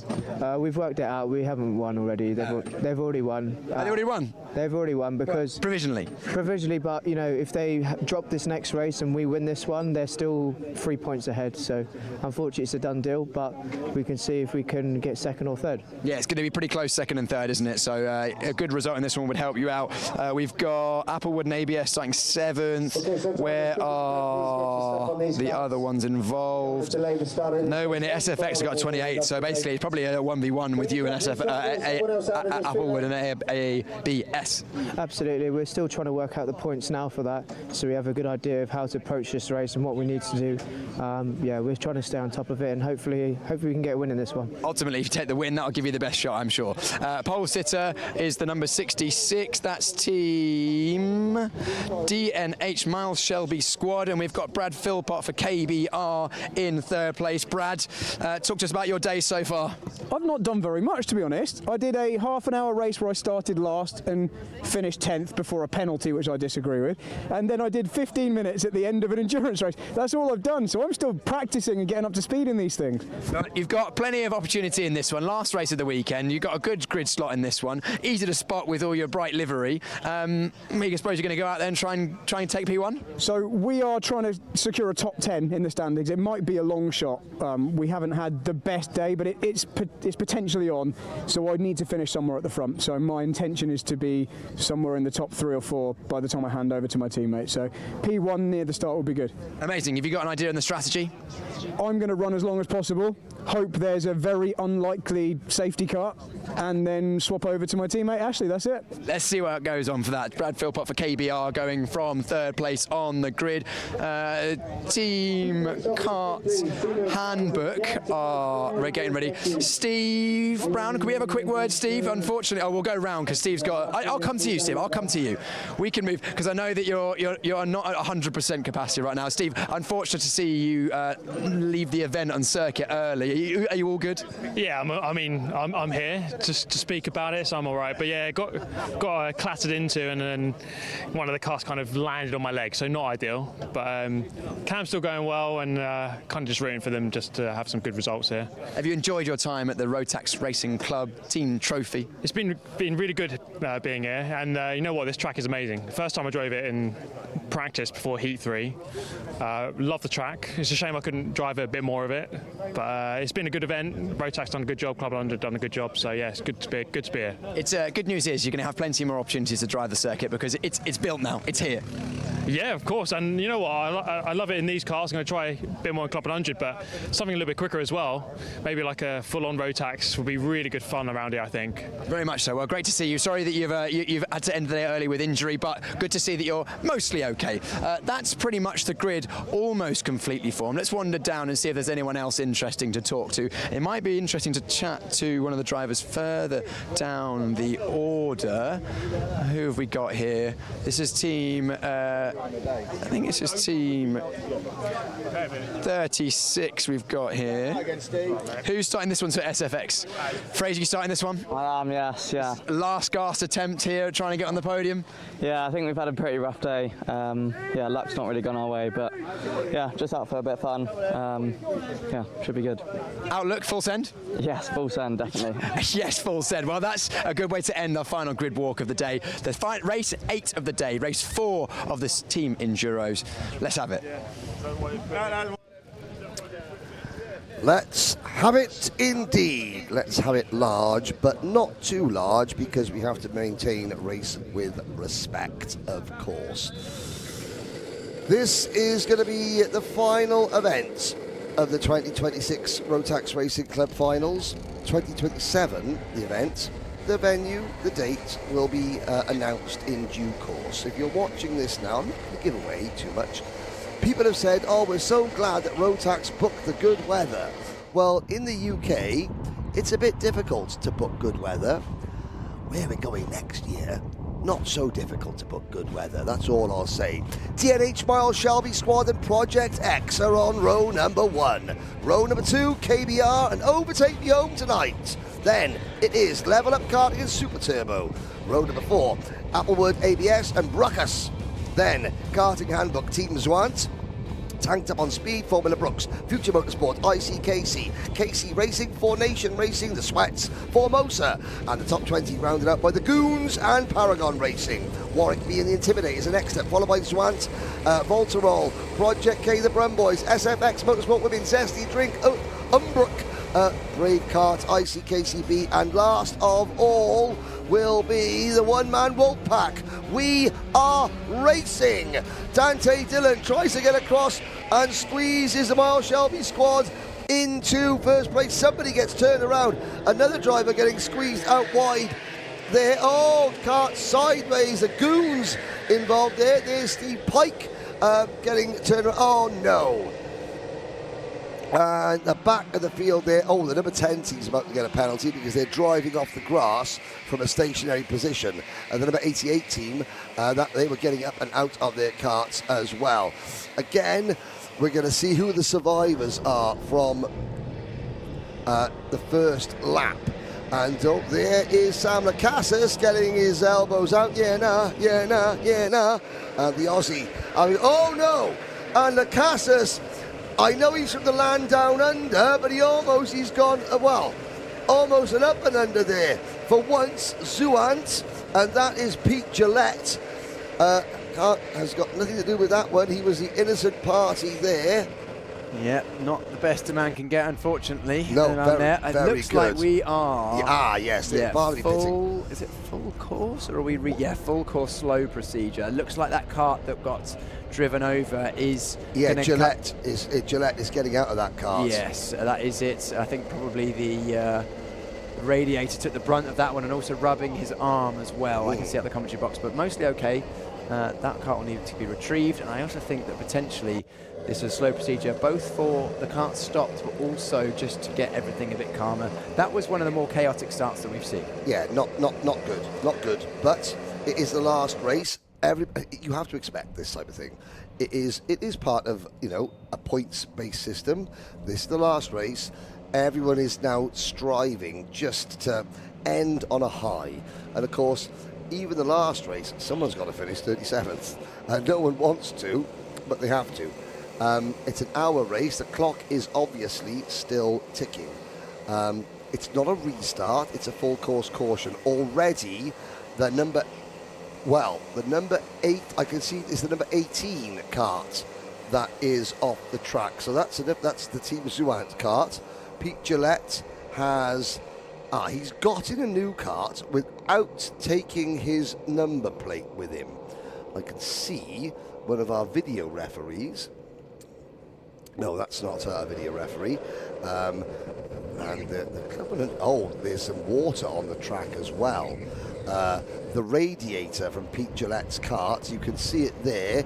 Look at all that moisture across the circuit. Yeah, that'll be why we are in the full course. And on slick tyres, there's oil and water by the looks of it. You can see them. Should just be water. It should just be water. Yeah, it should just be water in theory, of course. But I mean, they're obviously trying to get that liquid off the track because, of course, everyone on slick tyres. But look at the response from the Club 100 Rotax Racing Club UK. Look at those moves. Team. I mean, we a bit of moonwalking almost. Yeah, there is a bit of moonwalking. A bit of stanky leg going on there as well. Yeah. Good job, guys. Yeah, quick, efficient, and stylish. Yeah. Now, we're not going racing yet. The clock still ticks. We're going to wait because obviously that is the worst place to have moisture on the track. The apex of a corner on slick tyres, because all it takes, somebody goes in, understeers, suddenly slams on the brakes, cart loops around.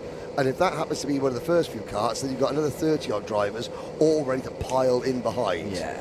How many times have we seen that in racing carts? Occasionally when there's a downpour and it ends up with everyone going off into the same barrier, which is not exactly what you want. Let's have a look back at the start here. So Dante Dillon managed to get good launch around the outside into turn 1. That was the spinning cart on the inside of row 2, I think. The inside of row 2, that would have been, that wasn't KBR, that could have been level up karting. Inside possibly. of row 3 then. That was level up karting. So level up karting going for a little pirouette. This is just unnecessary. Yeah. There's getting turned around backwards. And this is how we ended up going through Priory. Now, where does the cart go up? It was just a case of sandwich, to be honest. Neither of those drivers actually were the ones that were wholly and directly at fault. And unfortunately, our Aussie driver in the Arrow suit, Mr. Lacassis, once up, couldn't get down. What goes up must come down. Yeah, it looks like we're getting close to that part of the circuit having the cement dust and sand being applied to absorb the water. Yep. They may well send everyone round once again, but on the racing line to just bed it in and sweep it. That would be very, very smart. Yeah, they're going around it for now while they still attend to that part of the circuit, sweeping the cement dust and sand at the moment on the racing line. Great job by the Club 100 spotters. Tom Justice, who was one of our competitors yesterday. Yes. He makes a very good point, telling off from JV incoming. Almost certain. Yes, almost certainly. Now we wait, we're not. We've gone green. Green flag. Oh, some of the drivers at the back of the field have been caught completely unawares. Green flag, and there's still 2 people. There's people now running off the side of the circuit. Okay, we'll wait until we get to the inside of club. Now, this is interesting because Dante Dillon's going to be the first one to stumble across this. They know that there's water there. They know there's sand down. Fastest line normally on the racing line right by the apex, but it I think that a lot of the drivers in this front group will just choose to go around it. The drivers in the mid-packs will be able to watch the drivers ahead and see how it affects the karts, but Dante will have to leave a fair margin. Super Turbo doing well to hold into second place at the moment. 3 abreast. Fraser Brunton for SPX taking the inside line at Priory. Are they going round it? No, they're going straight through it, and it seems to be fairly well grippy. Well, so great job by the track officials. Yeah, good job on the spotters and the Club 100 staff to get that all sorted and absorbed so we can go racing still for 53 minutes. We lost 5 minutes or so of running, but in a 60-minute race, not too bad at all for a circuit repair. Jump start, Formula Brooks. Jump 3. Well, that's just come up 3 times. Somebody has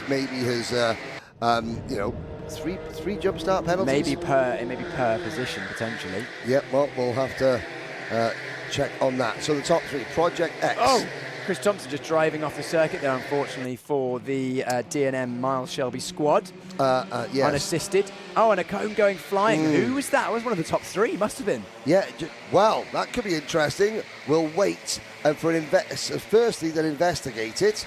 I wonder if there is a slight replay, I'm not sure. But Dante Dillon, the driver from Super Turbo, that's Jean Samut, and it was another. Formula Brooks. So they're under investigation for a jump start and also have clouted a cone potentially. Well, they've already been given penalties for a jump start. William Pemble has there he is. Not covered himself in glory in the first 8 minutes of this race. Yeah. We head through the final sector. There was our driver in the orange and white helmet, the number 66. I think it's Chris Thompson, who unfortunately left the circuit at Brooklands and lost positions. Still 3 for the lead. Super Turbo having a good run in this one, fighting with Dante Dillon for Project X and KBR with Brad Philpott at the wheel, but SFX have had a good start. Fraser Brunton started, Fraser Brunton started 28. He's up 24. That's the Fraser Brunton that we know. Yes, and he will be closing in on this group. I've got to say, now, black helmet, black race suit, is that Jean Samut, I wonder, for the number 95 Super Turbo team? It's not Alistair Irvine, it's not Jake Palmer, it's either Matthew Bolton or Jean Samut behind the wheel. I think it was John Samut in the previous one, and we misidentified him as Matthew Palmer. Sorry, Matthew Bolton. So this could be Matthew Bolton. I think this is Matthew Bolton. Okay, Matthew Bolton. Brad Philpott sitting in behind. The reason I got confused is because since I last saw Jean Samut properly, he put on about 10 kilos of muscle. Yes, and the last time I saw Jean Samut, he was only 12. Yes. Well, I saw him in the British University Kart in Germany, I think a year or a half, 2 years ago, and he was. He's not a tall man, and he was slight. He's now not a tall man and quite muscular. Well, that's the Maltese in him. That's Southern European. Too many Maltesers? But I mean, if he was 10 kilos heavier, that would be too many Maltesers. If it's 10 kilos heavier due to the muscle, then he wants to be the Maltese Falcon. There is now. Let's see. There is Alex Pritchard battling with Chris Thompson, and Chris Thompson makes a move. Pritchard now trying to fight back side by side to the Maggots-Beckett's complex. And this is for 6th, 7th, 8th and 9th with Bruckus, Peter Jankowski behind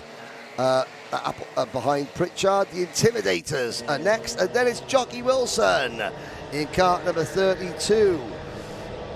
The 55 kart of the Goons, Club 100 Goons, are next, and then a gap back to the rest of the pack. Project X have the lead by 0.3 of a second over Matthew Bolton for Super Turbo. Then it's Brad Philpott at KBR. Now the SFX team. Fraser Brunton, he's 3 seconds off the lead at the moment. And will he start? Well, he's already putting away from Formula Brooks. So William Pemble, fast on track, but is going to have a multitude of penalties. Then it's the number 28 team. That is behind the wheel. It is still Luca Nick, who'll hand over the camera and dash later on. Side by side, battling the Liverbird logo. Now, which university has the Liverbird logo on the back of it? It's not Liverpool. Are you sure? The blue and white race suit with the yellow bird on the back. Have a look. I might recognise it. Where am I seeing? Not there. Well, I mean, I will try. It matters not now. The moment has passed. My own stupidity for not seeing the number of said go-kart. Brad Philpott passes Matthew Bolton the second. Dante Dillon continuing to pull away. Now, Brad Philpott has not covered himself in glory today. Let's see. He's a good little driver. What? Brad Philpott. You said Brad Philpott. Brad Philpott. No, that was Brad Philpott has not covered himself in glory. Now, there's the thumbs up. Okay, looks over his shoulder. Let's try and keep both hands on the wheel, Bradley. Coming into turn number 1. He is 0.2 of a second slower than the race leader, but he now has cooperation from behind Matthew Bolton. Let's see, can the KBR team and the Super Turbo team catch the Project X outfit? Oh, there we are again. What is he doing? Sorry, ladies and gentlemen, if you think it sounds unprofessional, there's a driver. I mean, no.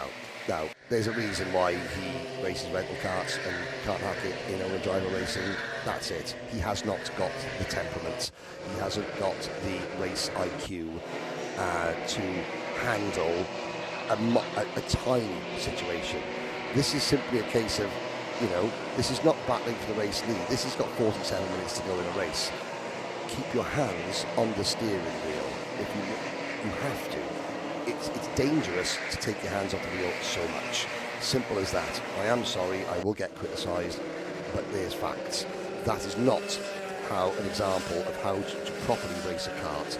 And anyone who is looking up to some of these drivers as heroes, as people that inspire them, that is not an example of how a driver should inspire others. When he gets on with it, look at this. When he gets on with it, he's quick. Focus on the job that you have to do.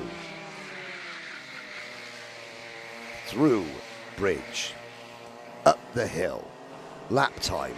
Last lap, he lost 0.3 of a second to the race leader.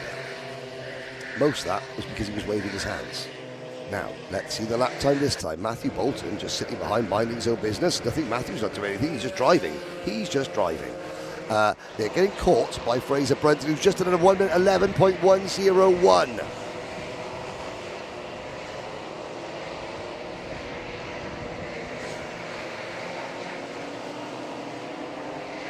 Let's have a look down.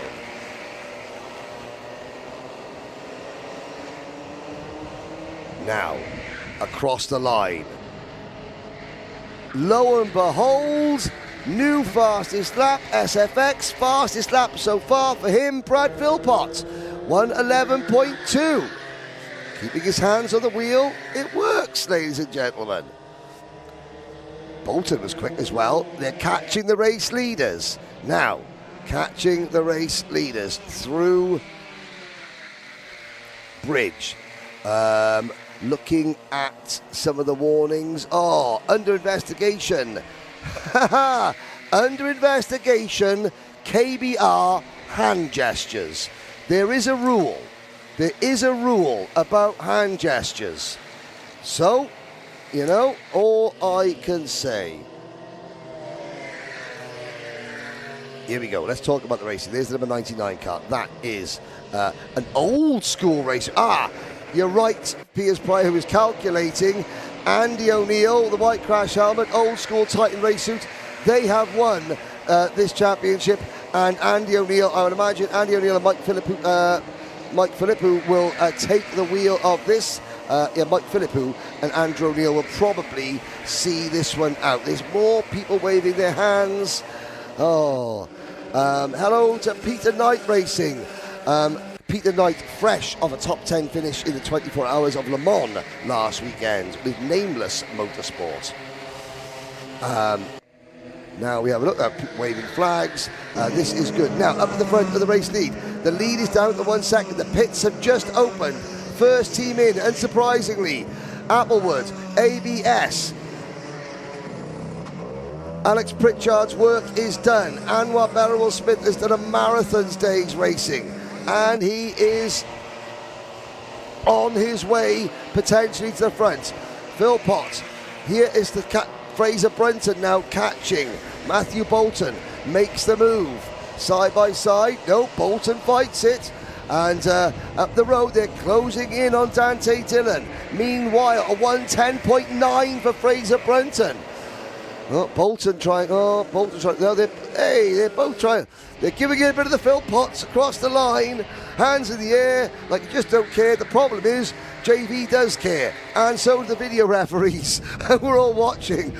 Meanwhile, Dante Dillon, who was under pressure, is now no longer under pressure. And this is enough for Dante Dillon and Project X. They win this race, they pretty much, in fact, they do guarantee themselves second overall. So Dante Dillon is doing exactly what he needs to do. We've seen Project X been pretty solid in the pit stops as well, so a clean pit stop for them would be enough. SFX, if they were to win this race, where would Project X need to finish?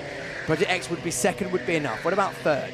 Third would still be enough. Fourth would tie them, and it would then go down to count back, on which it would also be a tie for second place. So basically, a top 3 guarantee Project X. Yeah, top 3 guarantees Project X second place. By my maths. Okay, and I trust your maths, Piers, because you're more intelligent than me. Actually, that's not saying much, because most of the human population is more intelligent, but you definitely are. Now, Fraser Brunton, the lead battle is on. The lead battle is on. Brunton is pushing Philpott up towards Dillon. Dillon has been very consistent, but his best lap is actually the slowest of the top 3. They're coming up to some lap traffic. The 27 kart already having been in the pits, the Brum boys. Here comes Fraser Brunton, passing Philpott. Now, will we see... Now, this is where Brunton, the thumbs up goes up. Well, that's one hand gesture. Now, get your head down, push, work together, close in on Dillon. Are we going to see an early pit stop? Well, I think we're going to see some early pit stops as the pit stop window has opened now. Yeah, we've already seen Barrow Smith in, yes. Confirmation, even if SFX win this race, they currently sit third overall in the point standings. Even if SFX win this race, fourth would be enough for Project X, because they would win on count back 3 second places, plays 2. 1 victory apiece it would be in the hypothetical situation that SFX win this race. So Project X just need a solid race in this one. That's all they need. SFX need to win this race to try and get themselves a second place. What about Applewood and ABS? Oh, it's going to be very close. While you look at the calculations, I'm looking at the lead battle closing in. The sun is beginning to set in. It's getting lower in the sky. The shadows are lengthening. The drivers who have done a combination of 4 30-minute races. This is the 4th 1-hour race. Even though some of them, like say Brad Philpott said, he'd only done sort of like 1.5 races so far, so he's still fresh. Other drivers, the likes of Peter Jankowski, Jarrett King, the likes of Anwar Berrowell-Smith, Alex Pritchard, they've been out there all day, chopping and changing. What have they got left in the tank? As Fraser Brunton closes in once again. Now the lap number 25 kart, that is a lapped kart. That is Kira Boylan. She's already made her pit stop and got into the hashtag Motorsport Woman machine. They are well down the order. Motorsport Women, they've been hovering around the top 20 in virtually every race. Matthew Bolton, smart driving there from Bolton. He stays in the slipstream all the way down the main straight and then makes the move. Rather than running side by side down the main straight, he stays in the slipstream. Here is your leader. Now, Dante Dillon's got to negotiate lapped traffic. It's the number 27 kart. Dillon can't dive to the inside. This is gonna help SFX. What was the calculations, Piers? Is it who finished in front of who? So the situation is Project X are guaranteed to finish second in this championship if they're in the top 4. Okay. If they're in the top 4, even if SFX win, they are second on countback. Our champions provisionally are Titan. Yes. So if SFX gets through, it's fine. Dante Dillon can follow Fraser Brunton to the end and even afford to lose a place or 2. SFX's only chance of second, realistically, is taking the win here. So Brunton's going, as we heard on the grid, full send in this one. Hell for leather. Yeah. Penalties. Team Zuant, standard. Braking formation. The Intimidators, braking formation. Formula Brooks. Well, William Pembleton about everything to get a penalty on the opening lap. He gets one. SFX, penalty. Braking formation. That's uncharacteristic for any of the experienced drivers. They know that they have to stay within the tram lines. It would be good, actually, I don't know if it's something we can do, to have a look back just at the start from the turn 1 camera, just to have a look back and see where that was. I don't know if that's something we can bring to the broadcast. We'll leave that with the producer for now. But yes, it will be interesting because Brunton, a driver super experienced in Club 100, former Club 100 and Rotax Racing Club UK lightweight senior champion, also junior champion as well, if my memory serves me correctly. This is the battle for the lead for now, so we'll stay with this for a second. Through they go, through Seagrave into Seaman. Brunton not making the move yet, but he knows now, Brunton, that penalty may well be it for SFX. That may well mean that the best that they can do in this race is, or the best they can do in the championship is third. There you go, there's a bit of gesturing to one another. I think that was the, yeah, that was. I think them both seeing the fact that Brunton has a penalty. Brunton saying, oh, what's that for? And then Dunter Dillon saying, oh, well, we race on. Yep, we race on indeed. Now, out of Brooklands towards Maggotts and Beckett. Now, I would imagine that is, am I correct in thinking that is all she wrote for second in the standings? As we look up the hill out of Bridge now. Yep. Yes, that is all she wrote in terms of the second place in the standings now, in terms of SFX. It's not guaranteed because there's the move from Brunton up the inside of Priory. It would require Project X to fall fairly far down, into the mid-lower end of the top 10. Yeah, so okay. Still possible. Okay. But if Project X don't have an absolute shocker from here on out, basically that means that we're looking at Project X being second and SFX being third, unless we see... Where's Anwar Berrowell-Smith? Yeah, exactly, because that's the only spanner in the works. Wow. Still got It's a very fast spanner. 36 minutes remaining. Where is that kart? Not having the best run so far. They've already made their pit stop. So they've already pitted. Interesting. ABS is back behind the wheel. Under the radar. Yes. Looking at the lap, we need to keep...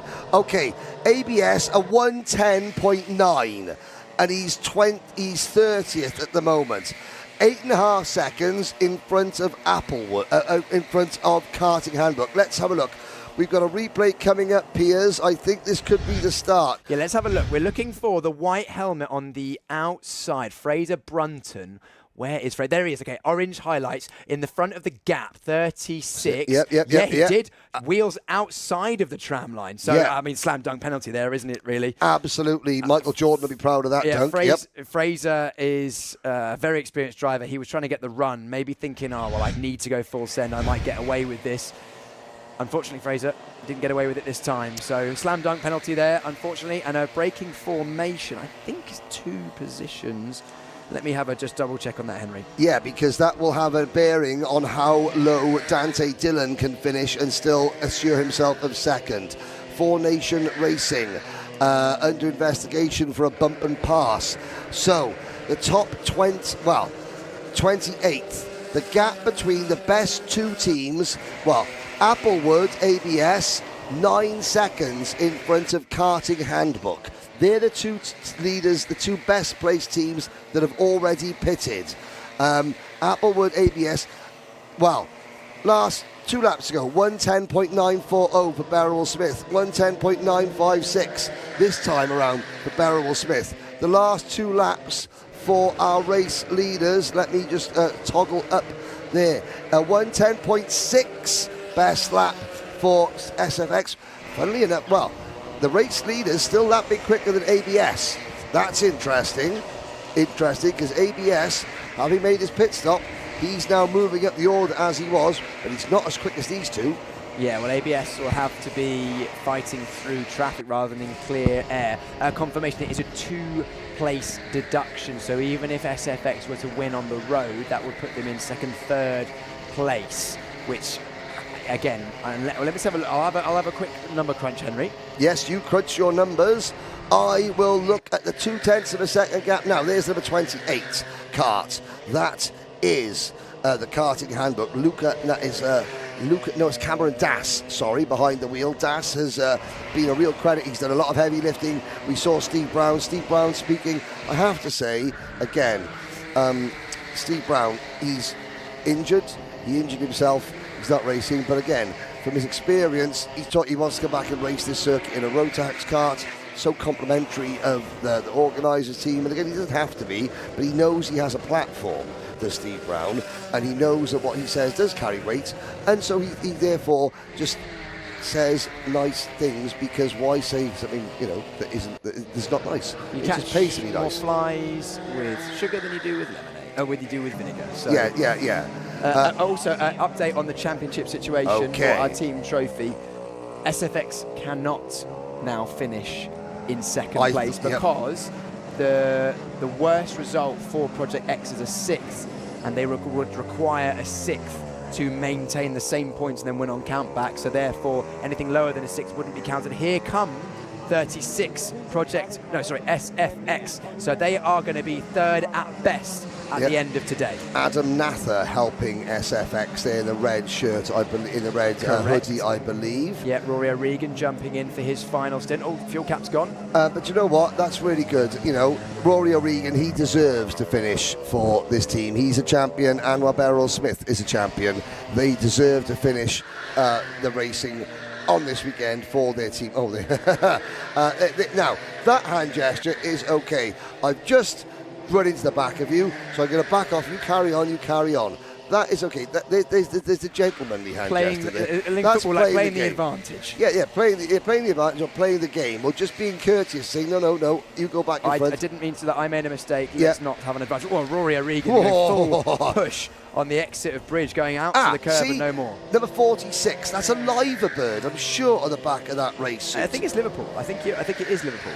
So is that Michael Jones, Josh Spurgeon, or Sahib Channa? I don't know. Sahib Channa's got the Shrek socks on. Oh, yes, the Shrek. So that's not Sahib. Because he didn't have a blue race suit on, No, he didn't. It was black. So it's either Michael Jones or side Joshua by side. That's Giovanni Perez D'Amico. Mr. Pike.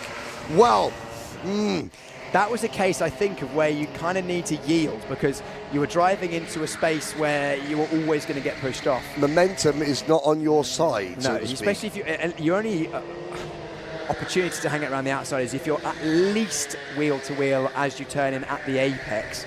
So probably ahead as you turn in, whereas Mr. Pike was alongside but slightly further behind. So I think Perez D'Amico was probably within his right to run out to the edge of the circuit there. Applewood's ABS are okay. SFX have come out 3 seconds in front of ABS after their pit stops. So let me crunch some more numbers. Yes, you crunch some numbers. So basically, Project X, if they don't have an absolute, in fact, actually, Project X are all but guaranteed second place with this result. Yes. If they have a result inside the top 6, then it's pretty much guaranteed. What about Applewood? What can they do? So at the moment... actually, if Applewood finish ahead of SFX, then that would promote them. Oh, actually, hang on. Applewood could still be a player in this in terms of second place. I think they could as well. Yeah. Oh, actually, hang on a second. No, sorry, they couldn't. Okay, well, no. So at the lead, Project X, Dante Dillon has extended his advantage over KBR and Brad Philpott to 2.2 seconds. So if Project if Project X win this race, they are guaranteed second place. Applewood, if they finish ahead of SFX, I believe that puts them third in the championship. This is this is a one-on-one fight, basically, for third in the championship between Applewood, ABS and SFX. Whoever finishes ahead on circuit down to a point, because then you'll start to get the drop scores start moving. I'll work out what point that is, but basically if they're inside the top 5, Whoever finishes ahead of the other when they're both inside the top 5 will take 3rd place. Okay, and that's with the 2-place penalty for SFX breaking formation. Yeah, well, yes? with the penalty. With so the penalty, that's confirmed results, penalties applied. Right, so Rory O'Regan versus... Well, isn't this good? Rotax Racing Club Senior Light Champion versus our Rotax Racing Club Senior Heavy Champion for a 3rd place in the Rotax Racing Club Team Trophy in the final race. Yes, that's a good way to end the week of racing here at Kart Silverstone for the inaugural Rotax Racing Club, and hopefully it's a pretty good battle as well. I think it will be, because Henry Beaudette has been on a mission. There's Mr. Pike over the curbs coming through Brooklands, and it's, yeah.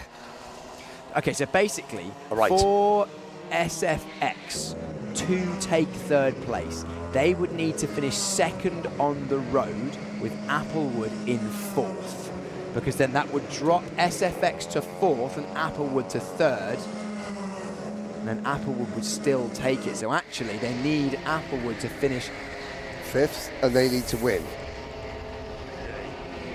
2nd and 5th on the second. Yeah, for 2nd and SFX. 5th. If we assume that Project X are going to run away with this, 2nd for SFX and 5th, 2nd would turn into 4th, and 5th on the road. Yeah, that would be enough then. So yeah, it needs to be. So there needs to be carts between them, basically. Okay, well, Anwar Barrell-Smith is not a man who likes to let carts get between him and his goal. No. But let's check the lap time. Up at the front, no change. Titan Motorsport running in 5th, tanked up on speed 4th. I'm looking to see who hasn't pitted yet. We've still got a fair few drivers that have not pitted. Yeah, we've got Project X at the front, we've got KBR, we've got Super Turbo. Not sure about tanked up on speed. They haven't pitted yet. Neither of Titan, neither of Future, neither of KC, Paragon, the Goons, the Intimidators, the One-Man Wolfpack. In fact, the top 16 teams have yet to pit. So we're running fairly long in this one. SFX are the leaders on the after pit stops. Well, of the teams that have pitted, rather. SFX are the best placed. They're 3 seconds in front of Applewood. Karting Handbook are a further 8 seconds back.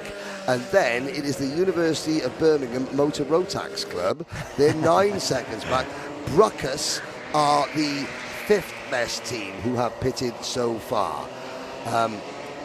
Formula Brooks have dropped down the order, but Anwar Barrell-Smith, spoke to Anwar. He is working hard on trying to convince his lovely wife to come to California for a week in August. He's trying to make the dates work work-wise. So if his wife doesn't want to go, he can convince me. So he could race in the America Freedom 250. It's the most American kart race name ever, the Freedom 250. If you're not watching yesterday, Philip Pegler, Formula KFX, Rotax Racing Club California, which is the only Rotax Racing Club at the moment in the USA. At the end of August, at the Lodi in California, on a Saturday night under the lights. These karts, they're Birrell chassis, Rotax engines. Rotax Racing Club California run this exact package, and they will race on a dirt oval. Turn left. The lights, turn left. The karts have already been tested extensively on the dirt oval, and they work fine. The America Freedom 250. Well, it's the 250th anniversary of America gaining independence, and there will be 250 laps completed over the course of the evening. So therefore, the America Freedom 250 entries are open. You don't need to be American. If you want to go to Lodi in California and become someone of... There are 54 places on the grid. 36 for seniors, 18 for juniors. If you would like to become one of the 54 first Rotax drivers in history to ever race a Rotax-powered kart on a dirt oval, go to Formula KFX online and see what the deal is. Anwar Barrell-Smith is trying to get out there because he went and raced the very first Rotax Racing Club California event last year, and he wants to make a little bit more history for himself. I'll be there. I cannot wait. Are you going to be there driving, or are you going to be there I'm commentating? going to be there announcing. I'm announcing, not commentating. Announcing. You know. I hope that's I hope that's an accurate shortening for announcing. Yes, it was shortening for announcing. Yes, it wasn't. It wasn't another word. I was getting my O's and U's not mixed on up. normal court order. No. Yes. Sorry, not on normal court. Anyway, moving on. There we go. We're looking at Titan, our champions elect. There's Mike Philippou into the kart, and how much you sign up for this? Yeah, you pay, and then you stand back, and you know you may not get a race. Because it matters more that your team win than you get in a car. Do you know what? It's a really good team spirit within Titan. They are very much a team that travel together, win together, lose together. Yep. They are less interested in. They want to go karting, of course, but they also, for them, the enjoyment is going competitive racing and being part of the team that does well. Yes, of course, driving the kart is good fun, but they've been doing it for so long that driving around for the sake of driving around doesn't light a fire in their belly. No, so therefore, if Mike Philippou, he's been the team manager effectively for the previous 5 races, and that's what's been getting him involved in the team and giving him the value that he wants to get out of his racing, which is amazing to see. Well, Mike Philippou has helped guide the team to this victory over the last 5 races. The work he has done in terms of pit stop times, tactics, communication. That's what has put Titan Motorsport and, of course, the driving into a position where Mike can get in a kart with Andrew O'Neill because they've won already with a race to go. That's fantastic. Now it's the number 48 kart. Jack Finch of University of Birmingham Motor Rotax Club. Yeah, it's obviously, ladies and gentlemen, I am. It's the motor racing club, but for this purpose, it's the Motor Rotax Club, quite rightly so. Now, Jarrett King in the number 12 kart is behind him. Now, Bruckus have had a quietly good day. I wonder where. I'm not sure where Bruckus are. Bruckus currently sitting 12th at the moment, and that's a 2-man team. That's Jarrett King and Peter Jankowski. Yeah, they've been doing all the heavy lifting, and there's now. Jarrett King, if you've seen him on the live stream in his interviews, he is the head driving instructor for the Formula KFX Academy, Junior Academy. The kids literally worship everything he says because he's got such a way about him. And now you met him, you understand. When he coaches, he talks like this. And the kids, and I helped him with one of his sessions, the kids literally will follow his every word to the syllable, and here he is doing it on a global stage. Yeah, they follow what he says because not only is he very enthusiastic and an engaging speaker, but also clearly knows what he's doing behind the wheels of a kart because he banged it on pole in the first heavyweight qualifying session, didn't he? Yes, he did. On Friday morning. Yes, he Friday did. afternoon, should I say? With a dodgy Scylla.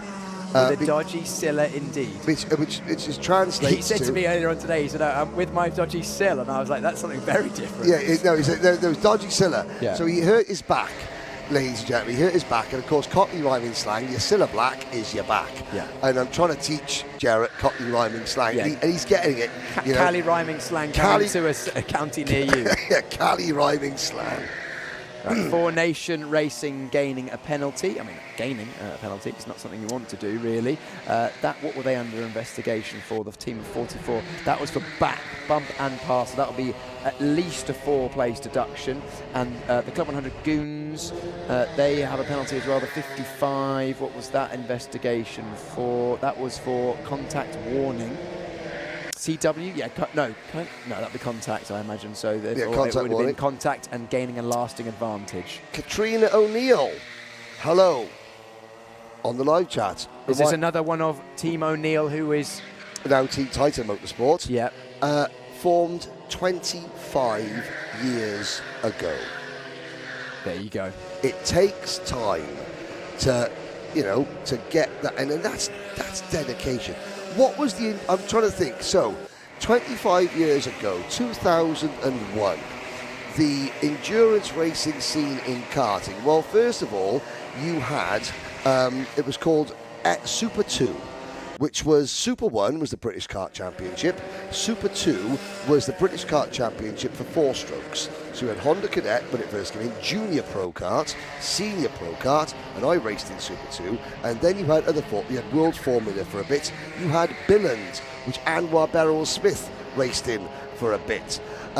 Then you had the various endurance championships, which were circuit-based. The British Pro Kart Endurance Championship, BPEC, which is now known as, it was called something else back in 2001, but it was a hotbed of British kart manufacturing. You had the Wright chassis, Stratoses, 7 karts. You had, you know, as well as like your LRGs, your Elks. My goodness me, you had Dutch Eglem karts, you had your MS chassis, Zips, Bizzes. There was a chassis called a Formula 1 with an F1 chassis that actually had suspension on the front. It was remarkable. That was pro karting engineering, which is, you know, endurance racing back 25 years ago. And Katrina is Andy's mum. Hello, mum. How are you? Andy and Jack. And Jack. Oh yes, and Jack. Yes. Not sorry. just Andy. Well, maybe. She's just giving it away. Andy's her favourite. She's just giving it away. Oh no, she says Jack and Andy. There was a heart overlooking the Jack word, so it's okay. And no, there we go. So yeah, a fantastic achievement. Now, Brad Philpott still running in second. He said he was going to run long. It's going to be an elongated stint. Yeah, he is going to be an elongated stint, like an elongated baked bean, which is a private joke about watching the cartoon Trapdoor. If you remember that, ladies and gentlemen, I urge you to go and watch it. Fantastic. Now, 2.7 seconds behind Dante Dillon. We're looking back now. SFX Racing Team remain... they're only 1.8 seconds in front of Anwar Beryl-Smith now. Super Turbo are 3 seconds back. So Super Turbo having their best run. This is now going to be key. When is Philpott going to pit? KBR now take over the lead of the race as Project X pitted. This next 2 minutes are the most 2 crucial minutes that some of these teams have had all week. Dante Dillon will hand over to Sam Lovelace. Let's have a look. Considered and leisurely roll into the pits there, so that won't be fast, but it won't get him a penalty. And they know that's all they need to do is not get penalties. Not get a penalty. It doesn't matter if they lose 2 or 3 spaces, but they can't afford to get like a black flag or something like that. Yeah, very, very deliberate putting of the fuel cap on. Starts it, pushes him away. That was Sam Pooley pushing him away, ex-Kartmasters GP champion. Who will be at Kartmasters again. He's a great enthusiast. He's just graduated from the university, I believe. Yeah, Sam has. He was. Yeah, great guy, lovely family. His parents got married last year. It only took about 30 years. Just got married. It's fine. Why worry? They were well, basically, that's how long it took to pay the debt off after Sam's owner-driver karting. Another advantage of this level of racing, which is far more achievable. Yes, this is for the 99%. Now, KBR, this is going to be key. This is the first shot they've had at winning a race. Brad Philpott continuing to lead. His best lap, 1 minute 10.956. He will need to pit this lap, though, because the pit window is closing in 1 minute and 5 seconds. You must be in the pits before we reach 15 minutes. Yep, okay, so this lap, it's this lap for Brad Philpott, and he's in, out of the kart. Getting in will be one of the kings. That is Aston, yes. Not James King, the other King. And there is Julia pushing the cart off. That looked like a good pit stop for team number 71. Ashley Mason King will bring it home for KBR. We need to wait for a lap. All the main everyone is now pitted. The main players will be SFX, KBR, Applewood, Project X. They are they're your 4 main players in this race, I believe. Looking down, yes, it will be. The main thing we're looking at is the relative positions of SFX and Applewood, because those are the 2 fighting for 3rd in the overall standings as it is at the moment. If those who are interested, Paragon and Tanked Up are looking like 4th and 5th, as well as 4 Nation Racing, but they're a good 30 points back total, so therefore 4 Nation Racing being just be giving a penalty. Yeah, exactly, so that's unlikely. But yeah, so basically it's between SFX, Applewood and ABS. I have to say, 14 should I say it? I'm going to say it. 14 minutes to go. This race has been significant for the lack of one thing. No cones have died whilst making this race. Next cone is that's on your head. Okay. You know, I've got faith. I have got faith. Like George Michael, you've got to have faith. Got to have faith. like a dunce, you've got a cone. Yeah, like a dunce, you've got a cone. Yeah. You know, but you know what? I believe in these drivers. I believe that they will allow. Here we go. Now this is the battle. Let's go back. So SFX 1.9 seconds in front of Applewood. KBR, they lost about 3 seconds in the pit lane, but they're still ahead of Project X, so they've jumped Project X. So Project X, we saw them have a leisurely pit stop because they don't need one, but how leisurely was leisurely? Let's have a look, shall we? Project X, their pit stop time, 3:015. They lost a good 6-7 seconds, maybe 8 seconds or so. So again, not critical for their second place in the championship unless Apple would take the win. Let me go back to the drawing board. Yes, Applewood, Anwar Barrowell-Smith is, well, SFX have got a penalty anyway. So at the moment, Anwar Barrowell-Smith is going to win this race. As things stand, he's got a 5-second advantage over Project X and KBR. Piers? If Applewood win this race, which they're going to, and Project X finish 4th, they tie on points, and Applewood win on countback with 2 wins versus 1 for Project X. Right, so and currently they're second and third at the moment. Well, they're first and second at the moment in the race, but KBR 1/10 of a second behind Project S. So basically, SFX lose 2 places. Yes. So basically, if KBR gets ahead of Project X and it finishes as it is, then that'll be third for Project X. No, if KBR get ahead of Project X... Oh, so yes. SFX will drop 2 places to third. Project X would be fourth. KBR second. Applewood would win. First, and therefore Applewood would win... would come third on countback. Third on countback. So basically, this is a fight for the podium. KBR. The hopes and dreams of this is the battle, because Applewood, if they win on the road or if they come second on the road, they win this race, which puts them gives them a number 1, which would take them to 351 points by my maths. Right. Project X would then need to finish in 3rd. Okay. So therefore, they basically just have to beat KBR. Okay. So Sam Lovelace, you've got to stay in front of team number 71, KBR. That is your job, Sam. This is literally the battle for 3rd on the road and 3rd in the overall standings. Yep, it's going to boil down. And we've got 11.5 minutes of this, and I guarantee you this battle should go down to the wire. Traffic will play a factor. Fatigue, maybe a factor. Well, Sam Lovelace has been in the kart a lot longer. He's used to that kart. Now, Mr. Ashley Mason-King is just getting into the kart. He's got to get used to it. He's hustling, though. He's hustling. Lovelace, look at the body language. Lovelace looks absolutely still. There's 2 karts in front of him. Lovelace still.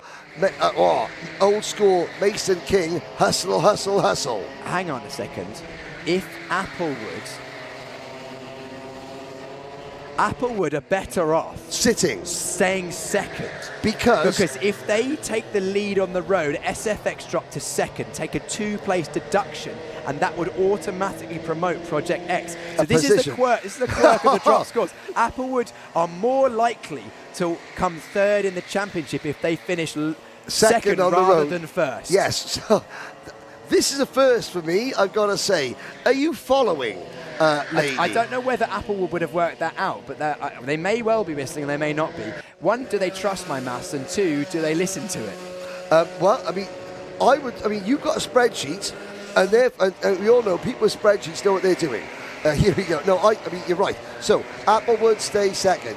SFX at the moment would drop to 3rd. Okay, so to make this more simple for everyone at home, if you are putting yourself in the shoes of Team Project X, your sole goal is to beat KBR, try and finish 3rd on the road. That gives you your best chance of taking the victory. If you are Applewood, you need to beat Project X and stay behind SFX, so basically finish second. Now, 71 were under investigation, weren't they, for hand gestures. Let's see. Did that penalty, has there been a penalty?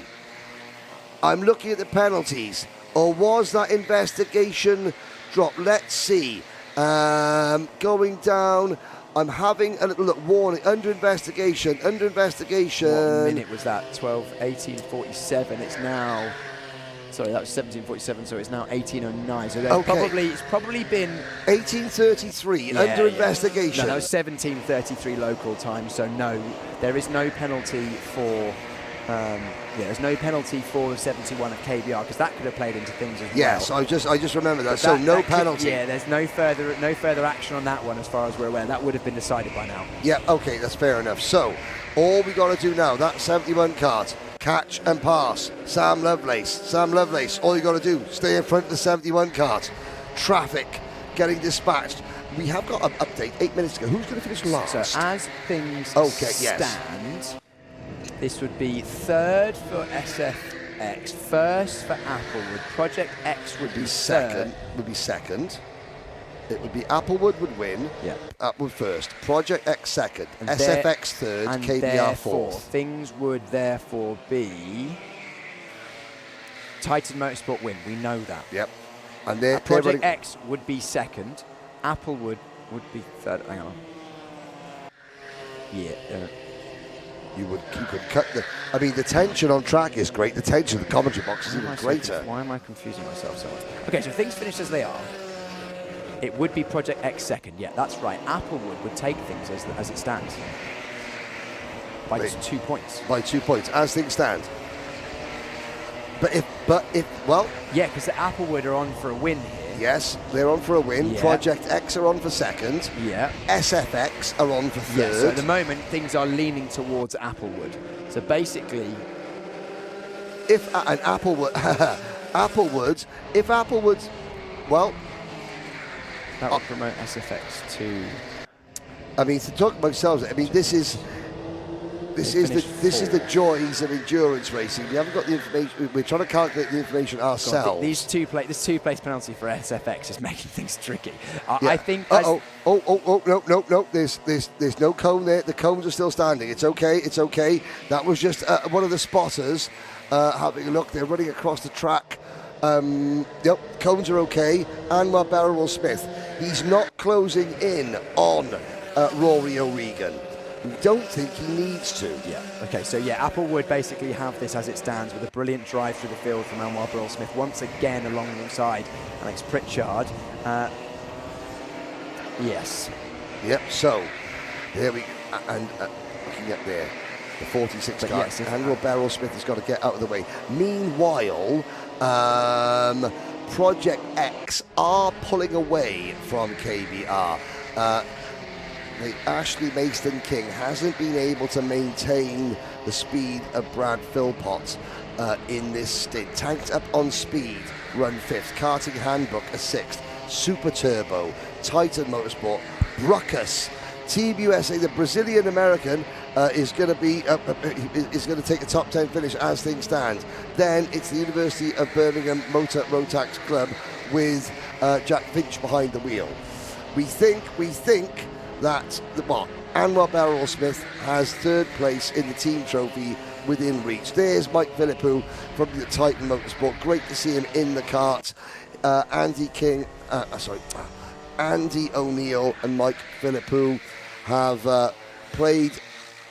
Just because they haven't been on track does not mean they have not contributed just as much towards this Titan Motorsport victory. Yeah. Last place, Piers, with 5 minutes to go. Oh, yeah, okay. That was between number 13, Overtake Me Home, and number 11. So where are they? No, not number 11. Number 21. Yeah, 20. So where do they currently sit? At the moment, I'm going to scroll down because Overtake Me Home are currently sitting in 30th. Okay, and ICBC are 35th. 30, 35. That would put things in favour. Oh, ICKB KCB are absolutely romping away with the last place. Yes. Oh, okay. Well, I mean, if you're going to do something, do it well. Yeah, that would be an 18, 17 point advantage to ICKCB in the race to last. Okay, well, yeah, the race. There they are. There they are.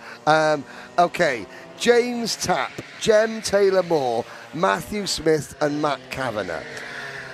These drivers are the epitome of the 99% that Rotax Racing Club want to attract. They're businessmen, they're friends. They want to come and experience the fastest type of karting they possibly can. They don't want to own their own karts. It doesn't interest them. They've got busy lives on a Monday to Friday. Families. But on a weekend, they want to get together with their friends. They want to go out. They want to push their limits. They want to drive as fast as they possibly can with their friends and have a good time and do it at the highest level. These are the people that the Rotax Racing Club is for. It's for the drivers at the front. It's for your Anwar Beryl Smiths. It's for your Dante Dillons. It's for your Fraser Bruntons, etc., as tanked up on speed and karting handbooks rock places. But realistically, you know, the vast majority of drivers that will come in to the Rotax Racing Club are the likes of, James Tapp, Jem Taylor-Moore, Matthew Smith, and Matt Kavanagh, and the four of you, we salute you. Here we go. Here's a good battle, because they're going to improve. They're going to get better and better. Oh, no doubt. They're going to get better and better. Now, karting handbook, Cameron Dass, passing tanked up on speed for P4. Now, let's have a little look back here. This is the 44 and the 57. Just looking up the order.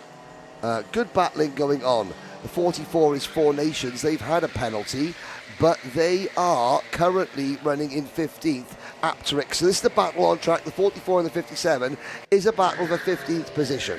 And they are following, in fact, there's a whole group of karts battling for position. Because you've got the 78 of KC Racing just in front of them in 14th. Then you've got the Intimidators in 13th. And you've got Paragon Racing and Future Motorsport.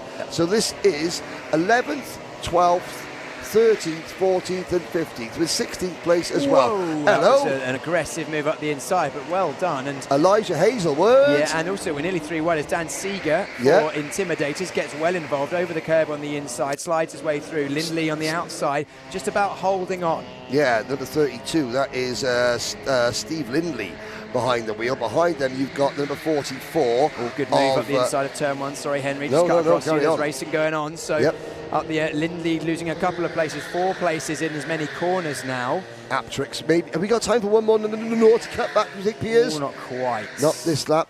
We're going to try and do a slim shake. No. I almost got a little bit excited there, but the cones were nervous as Lindley was Tell you what, if that was side by side around Magus and Becky's, we could have been seeing 2 trailer park cones. Yeah, go around 2 trailer park cones go around the outside. Yeah. That's outstanding work. Outstanding work, Piers. After 4 days, you produce that with 1 minute and 12 seconds to go. You have a bright future in this game. 1 minute to go. 1 minute to go. What an event this has been. We have seen drama. What we have seen is we've seen some excellent racing, some excellent driving, an excellent level of talent, not least from the 2 drivers that you're seeing on our screens pretty much now. There is Anwar Beryl Smith. Anwar Beryl Smith, our Rotax Racing Club heavyweight champion, the first ever in the Rotax Racing Club. Rightly so. 6 seconds he took victory by yesterday, and he's been chasing down SFX with Rory O'Regan. And Henry, we're getting very, very close. It's Daniel Bedingfield time of our race weekend right about now. Daniel Bedingfield? Yeah, 21 seconds to go. Oh, that's so solid, crew. Is it? Yeah.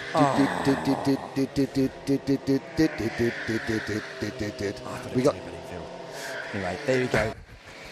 Daniel Bedingfield was a pop singer, so Sonic Crew a garage act. I love it. Last lap, the clock strikes 0, ladies and gentlemen. Rory O'Regan, he's going to take the win on the road. It's not going to be a win overall, but he did that yesterday. He did that in the most dramatic way possible. But it's been an exemplary day of endurance racing. Yes, there have been a few incidents. Yes, tempers are frayed. Yes, hand gestures have been thrown. But Rory O'Regan, he said, no, I am hanging back. But above all else, the Rotax family has been introduced to a whole bunch of new names this weekend. This is on the Rotax Karting YouTube channel around the globe.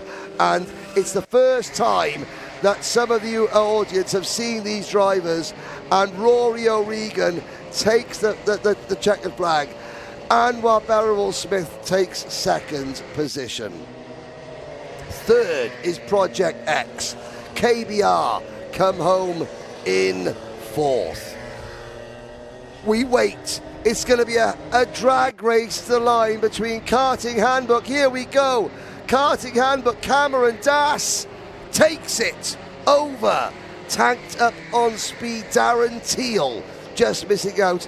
There's Super Turbo finishing in 7th place. The champions, number 99, Titan Motorsport. Jarrett King takes a top 10 for the American team. Fantastic performance from Jarrett and Peter Jankowski. Then we look for there's number 19 cross the line. The 48 of Jack Finch has also crossed the line, a double BUKC Drivers Champion. And the rest of the drivers filing home. Each one has their own story to tell. There's been their own set of trials and tribulations up and down the order, but the most important thing is that when we go and film the closing ceremony, all the 37 teams will be sharing their stories of trials and tribulations with one another, because they have turned up as a community. They're part of the biggest club in karting, because they are part of the Rotax Racing Club. We're gonna obviously go down to Piers, and then we're gonna come back and show some highlights, and I'm gonna waffle for a bit, and then we're gonna play some lovely videos, and then we're gonna probably do the podium presentation. So you'll hear a lot more of me, but I want to speak to you, the viewers at home, for a moment. I want to thank you, first of all, genuinely thank you. You didn't have to watch this. This is something new. Some of you don't like the language that I use to describe rental kart racing. It is not meant with any form of disrespect whatsoever. I thoroughly appreciate the talent of rental kart racers. I drove rental karts. I drove owner-driver karts. Yes, I am known for being a two-stroke man. Not a two-stroke man, but just a two-stroke owner-driver commentator more than anything else. But it does not mean that I think any less of the driving talent that we see out there. Sometimes some of the drivers prove that, you can't do things in owner-drivers that you do in rental kart racing. We've seen some of that today, and yes, I've called people out on it. It's nothing personal against them. It's just that these drivers have been given a platform by Rotax that we've never had before. Yes, Club 100 for 30 years have done championships. They do championships that are viewed in Europe and in the UK. This is a global event. Rotax Karting send this footage globally to 60 different nations around the world with distributors and Rotax, their networks. These drivers are being seen for the first time. As Rotax try to introduce national racing clubs to their distributor network around the world, they use this footage. And it's so important that when they use this footage, they see the best drivers in the Rotax Racing Club behaving and conducting themselves like proper athletes. That has happened, I'd say, 95% of the time, and that's great. The 5% is what's got to be worked on, and that's something that's the same for owner-driver racing. Everyone now has to up their game because, ladies and gentlemen, and I do say this with Rotax written on my shirt as their official speaker, Rotax have just raised the game in terms of Rotax Racing Club and rental karting. Piers Pryor has raised the game in terms of the commentary. He's been outstanding. Take it away, Piers, one more time, and thank you for watching. Henry, thank you so much for taking us through the final part of that race and for all weekend here at the Rotax Racing Club.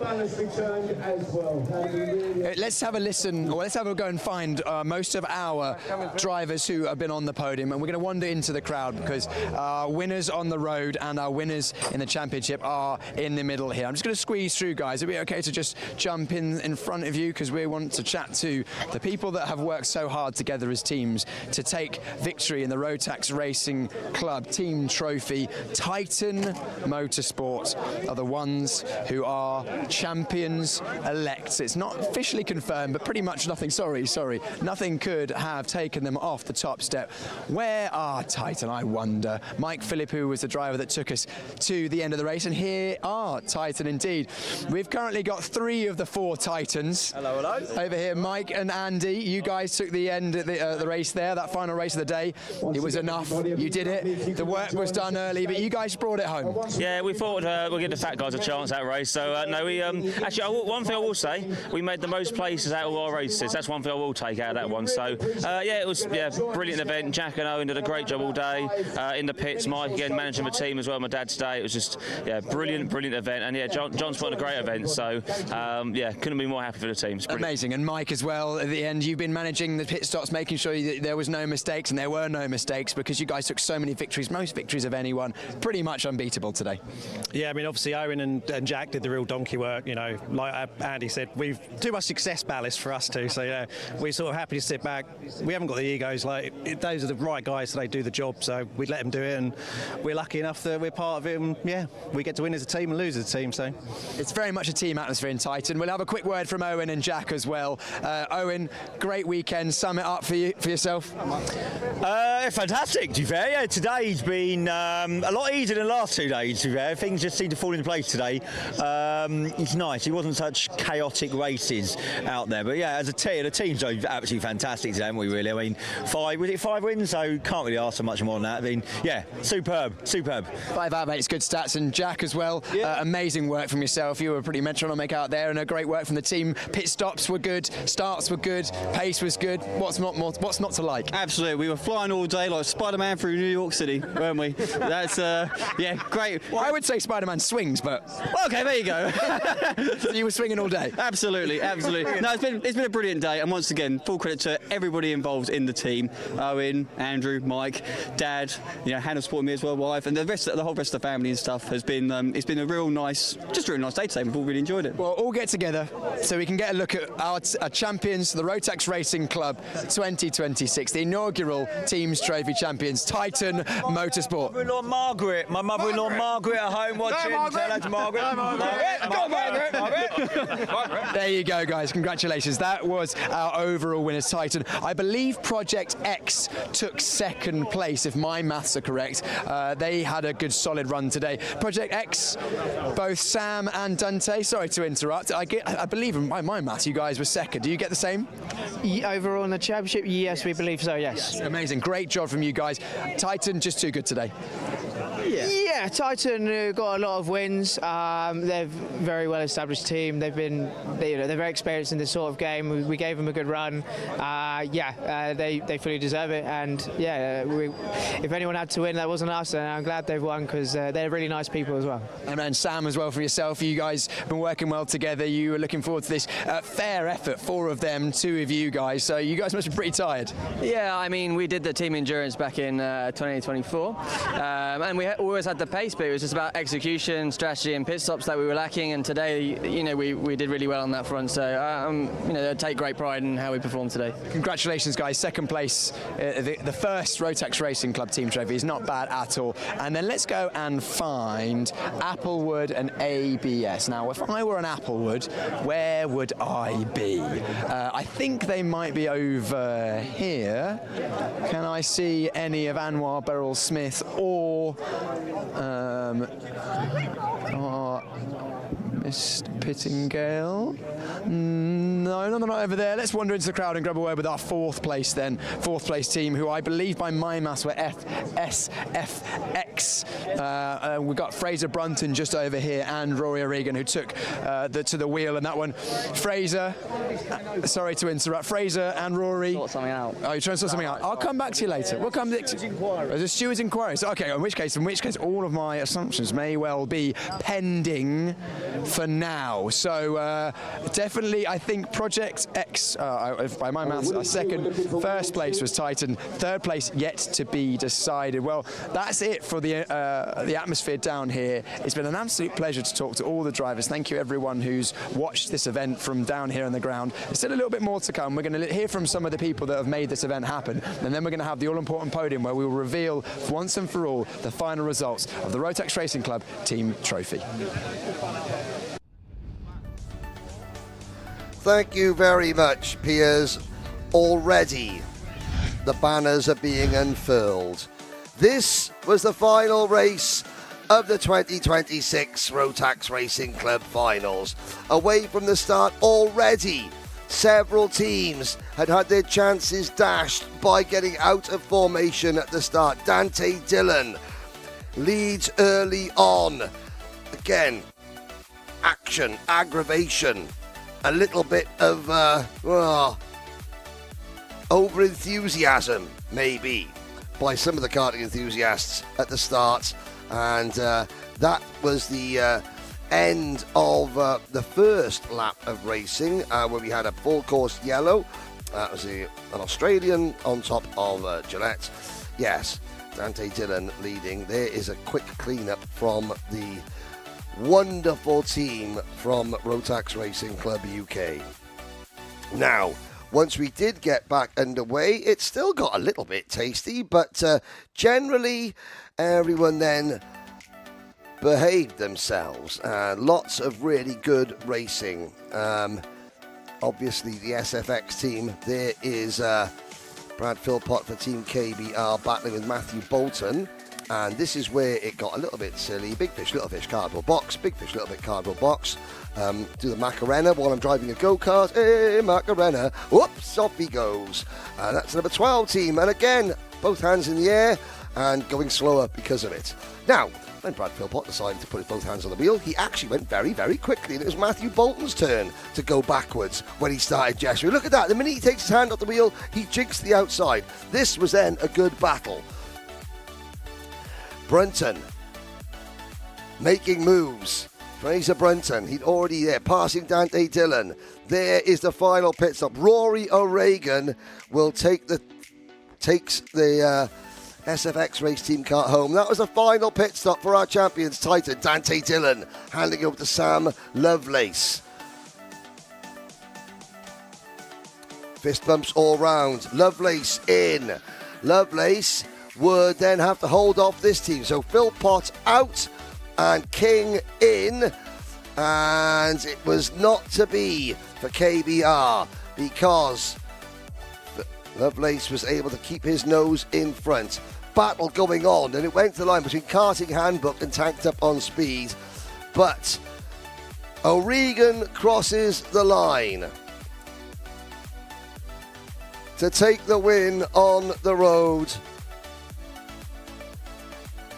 Anwar Barrowell-Smith, Applewood ABS, finished second. A drag race between Cameron Das and Daz Teal. That was the end of the final. There we go. Already, Kart Silverstone falls silent. The long night ahead of the men and women you see in orange tabards and the black Rotax Racing Club logos begins. So much branding, so many karts, so much equipment. A global final is not the work of a moment. And packing up after it, after everyone has been here for a week, early mornings, late starts, stressful days. But we do it because we love it. And we do it for you, the drivers, you, the viewers, and you know what? We love doing it. And I'll tell you who else loves doing it is Alex Vandal, who is going to tell you a little bit more about this when he spoke to peers, and then it'll be the podiums. I'm sat here on the podium right now with Alex, who we'll get onto in a moment. This is the place where all of the drivers want to be at the end of their race weekend, taking the top step. And there's a lot of work that's gone on behind the scenes to get to where we are, to get all the infrastructure like this podium in place. And Alex has been a pivotal role in this. Alex, tell us a bit about your role within Rotax in this event. That's right, Piers. So I'm responsible at Rotax for sales usually, but I'm also heading this event from the Rotax side. We're the engine manufacturer, and we want to make sure that everybody competes with the same equipment on equal terms. So in the end, the talent or the driver wins or makes the difference. Well, absolutely, and this is going to be an incredible event. I know the driving caliber is absolutely world class.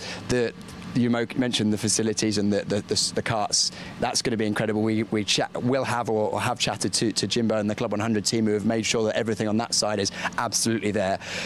This hasn't just popped up out of nowhere. I've touched on it a little bit already. There's been a lot of work behind the scenes. A big event like this doesn't just happen. Tell us a bit about how we've got to this stage for the inaugural Rotax Racing Club finals. Absolutely. So we do have Rotax Racing clubs around the world where actually some of the drivers have qualified. We have guys from California coming from Formula KFX. We have guys from Montreal, SH Karting. We do have guys from Italy, TV Kart, RMAX Championship, and we have many others as well. So obviously the drivers already had to work to get here, which is, I think, a great thing. And we have some regional, let's say, bubbles or national bubbles. And we said, why not get the people to race together and compete on an international level? Absolutely, and that is the thing that all these drivers are here to do, is race at the highest level in a very accessible way as well with hire karting. Absolutely. I mean, really, that's kind of the spirit behind the Rotax Racing Club. It's making motorsport accessible, right? Giving everybody the same machinery. You know, there's no way where you can tweak. You know, it's what you get. It's all equal machinery. So, you know, the driver decides, and that's what we want. I'm interested to hear a little bit about why Rotax Racing Club. You know, what's it come from? Of course, Rotax has been synonymous with karting, with motorsport for decades. This is a new initiative. It's something that's come up in the last few years. This is the first event of its kind. What's the goal with it? Right. I mean, I think we see increasing number of enthusiasts for motorsports watching and following international motorsport series, and also trying the kart for the first time. And sooner or later, you know, there will be the question, what's next, right? So usually when you're in leisure karting, you know, what do you do next? To go from national karting to, from leisure karting to a national karting event, it's going to be expensive, it's going to be complicated, and I can tell you, I've been there. It's really not easy to start that. So the Rotax Racing Club for me is the step between, you know, leisure karting and stepping up into the higher classes. You know, making your way and phasing in there and really competing already on a very high level. And the event already, from my perspective, as someone who's turned up this weekend, not been involved in the organisation side of things directly, the level of the event so far I've loved as well, and it's been great to see that this is just the beginning. Talking about this event, what are you most looking forward to?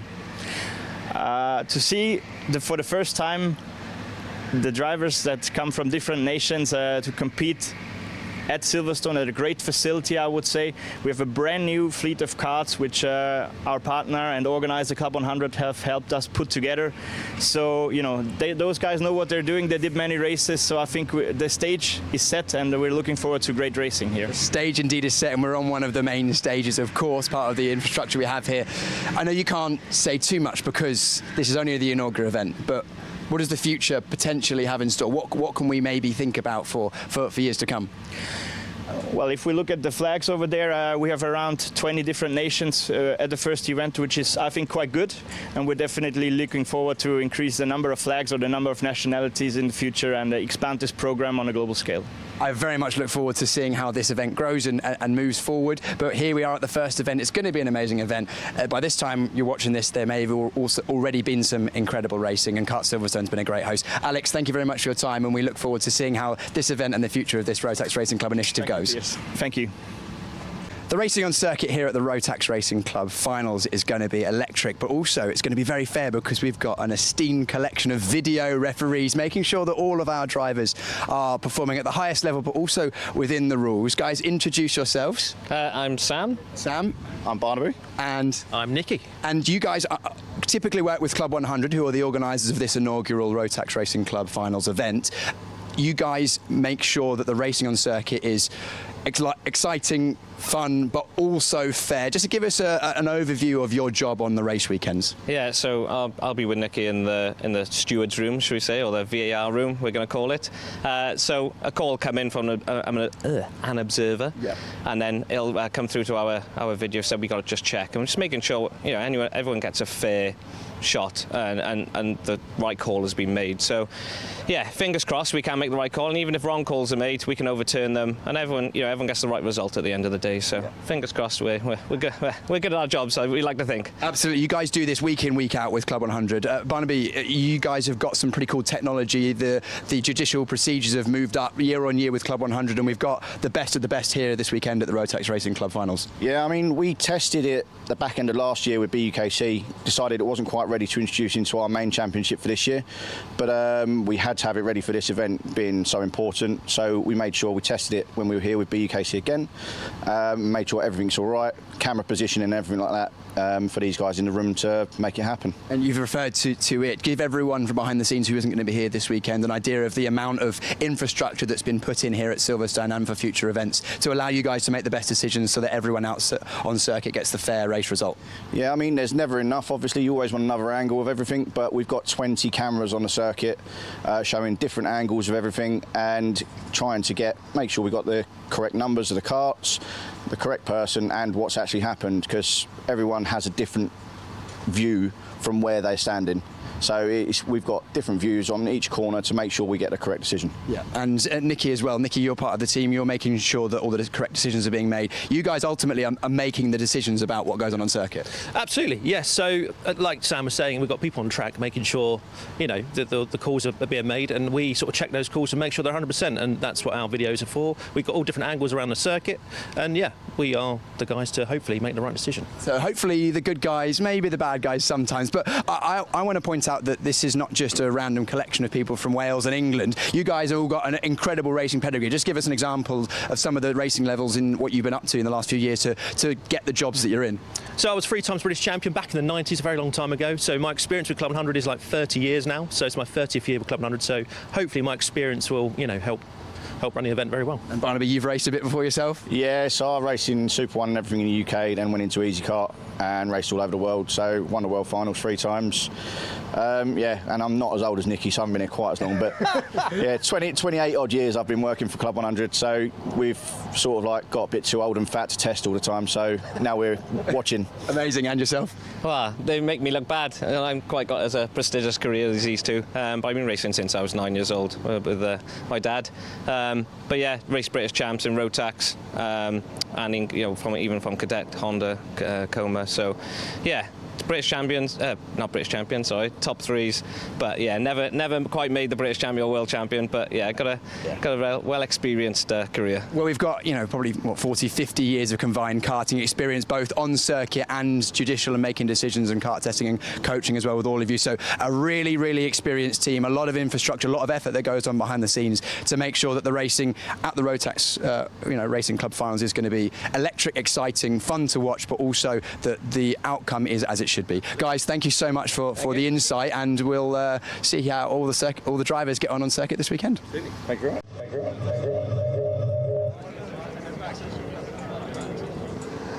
Well, there we go, ladies and gentlemen. Those were the names and the people in the VAR room and on the circuit whose job it was to make sure that everyone drove safely and correctly.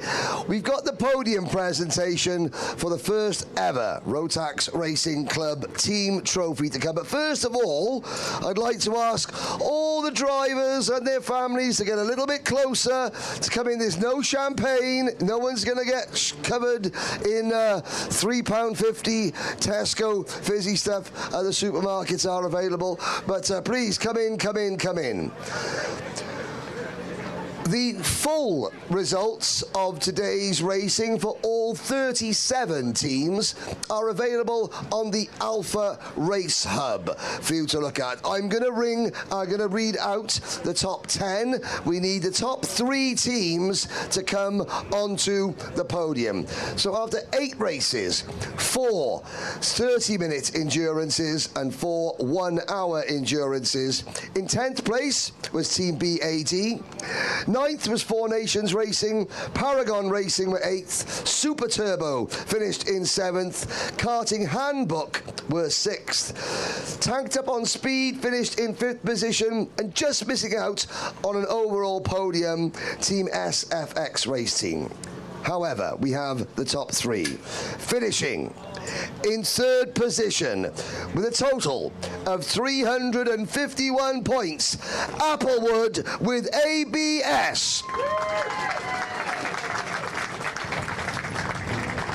Drivers Anwar Berrable-Smith and Alex Pritchard will receive their 3rd place trophy from John Vigor, getting congratulations from Alex Vandal and Natalie Palmshofer from BRP Rotax. Results: a first in the first 30-minute endurance, and they had a second, a third, first in the last race as well. Congratulations, Applewood ABS. Finishing in 2nd place overall, just 2 points in front of Applewood, Team Project X. A second, a 6th, a 1st, a 12th, a 2nd, a 4th, and a 2nd. Drivers Dante Dillon and Sam Lovelace. And Dante doing an excellent job today. Both Dante and Sam, they take 2nd position. But your winners, they have competed as a team for 25 years in total. They have been stalwarts of the British karting scene. Their results from 8 races: 5 wins, 1 4th, 1 7th, and 1 15th place. With 357 points, please welcome your inaugural Rotax Racing Club Team Trophy champions. It's Titan Motorsport! Drivers Owen Genman, Jack O'Neill, Andrew O'Neill, and Mike Philippou will make their way onto the stage. Hello, thank you. A lot of these drivers have competed for the United Kingdom in the FIA Motorsport Games, and 25 years of working together.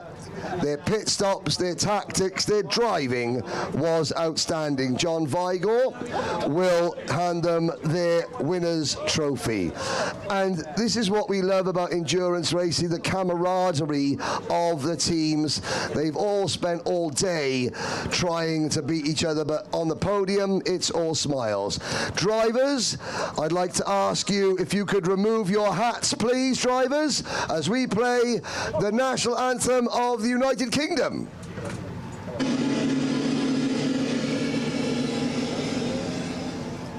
this, then I'll do a bit, call you up afterwards.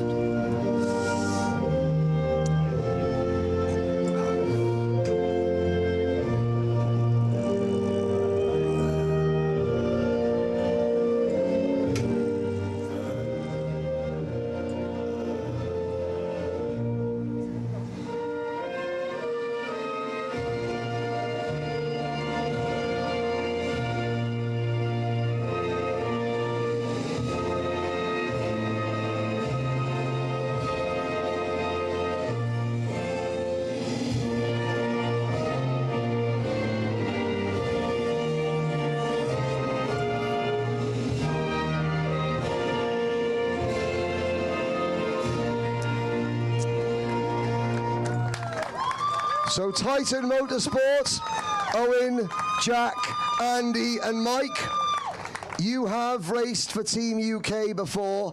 Officially, you can now call yourselves Global Karting Champions. At this point, I'd like to ask Anwar and Alex to leave the stage, and also Dante and Sam to leave the stage as well. I hadn't forgotten his name, I was having a hiccup. Thank you very much. Drivers, if you'd like to stand at the front of the stage. Rotax have the Victory Monument Trophy. It is a trophy with the name of every single Rotax Grand Final winner on it for the last 26 years. It sits in the Rotax factory in Austria alongside some other incredibly valuable pieces of memorabilia from the history of Rotax karting. Guys. We would like to ask you to add another piece of history. Alex Vandal, the project manager and from the sales manager from Rotax Karting, has one of the very special Rotax commemorative mini helmets. They're not for you. He would like you all to sign this helmet, because this helmet will now live alongside the Victory Monument Trophy at the Rotax factory as a reminder of the start of what will be an incredibly long, rewarding and successful journey. This event will travel the globe. It will grow year on year from 24 nations in the sprint categories and 37 teams in the endurance. It will grow to hundreds more and 60 countries. Every nation that has a Rotax distributor will eventually have their own national Rotax Racing club for sprint and endurance. Thousands upon thousands of drivers will compete in the RRC Team Trophy in the years to come. But only you were the very first. So, on behalf of Rotax, on behalf of Club 100 and our partners at Birrell ART, can I please once again say congratulations to the winners. And thank you to everybody else who has made this week such a special week indeed. Titan Motorsport are officially the Titans of the Rotax Racing Club Team Trophy Edition number 1. It will only be fair, the final words of this event and of the live stream broadcast go to the man who 33 years ago began Club 100 with 6 karts. John Viger. Got to hold both. Have I got to hold both? Oh my God, I've got to hold both microphones. My hand's not big enough. Okay, yeah, you can leave now, guys. All right, you've won. All right, well done. No, well done to Titan for winning this event today. And I just want to just say a couple of words of thank yous, if you don't mind, and if you could just stay with me on this one. First of all, I would like to thank it's their event and the main promoters, if you like, for the team from Rotax. Alex and Natalie have been with us here since Tuesday last week. What Rotax have provided for this event and invested in this event, the support has been phenomenal. You've seen it with the bags you've received through to the party that they laid on Thursday night for the individual racing, the branding and everything that goes with it this stage. So thank you very much to Rotax for supporting this, and I think we've got a nice long journey together between the two of us. Club 100 days, we all know John, those of you that race Club 100, thank you Johnny boy, and a real big thank you please to Mr. Rotax himself, Henry Beaudette, who's just one of the best commentators, one of the best presenters. He's fantastic. We've been so fortunate to have Henry with us on this. He turned down the British champs at PFI to come and do this one. He preferred this one. There we go. And obviously alongside Henry has been Piers as well. Piers Pryor has been fantastic as well. The commentary has been amazing, and indeed the production from the whole AlphaLive team has been an enhanced production throughout these last 3 days, so thank you very much to them.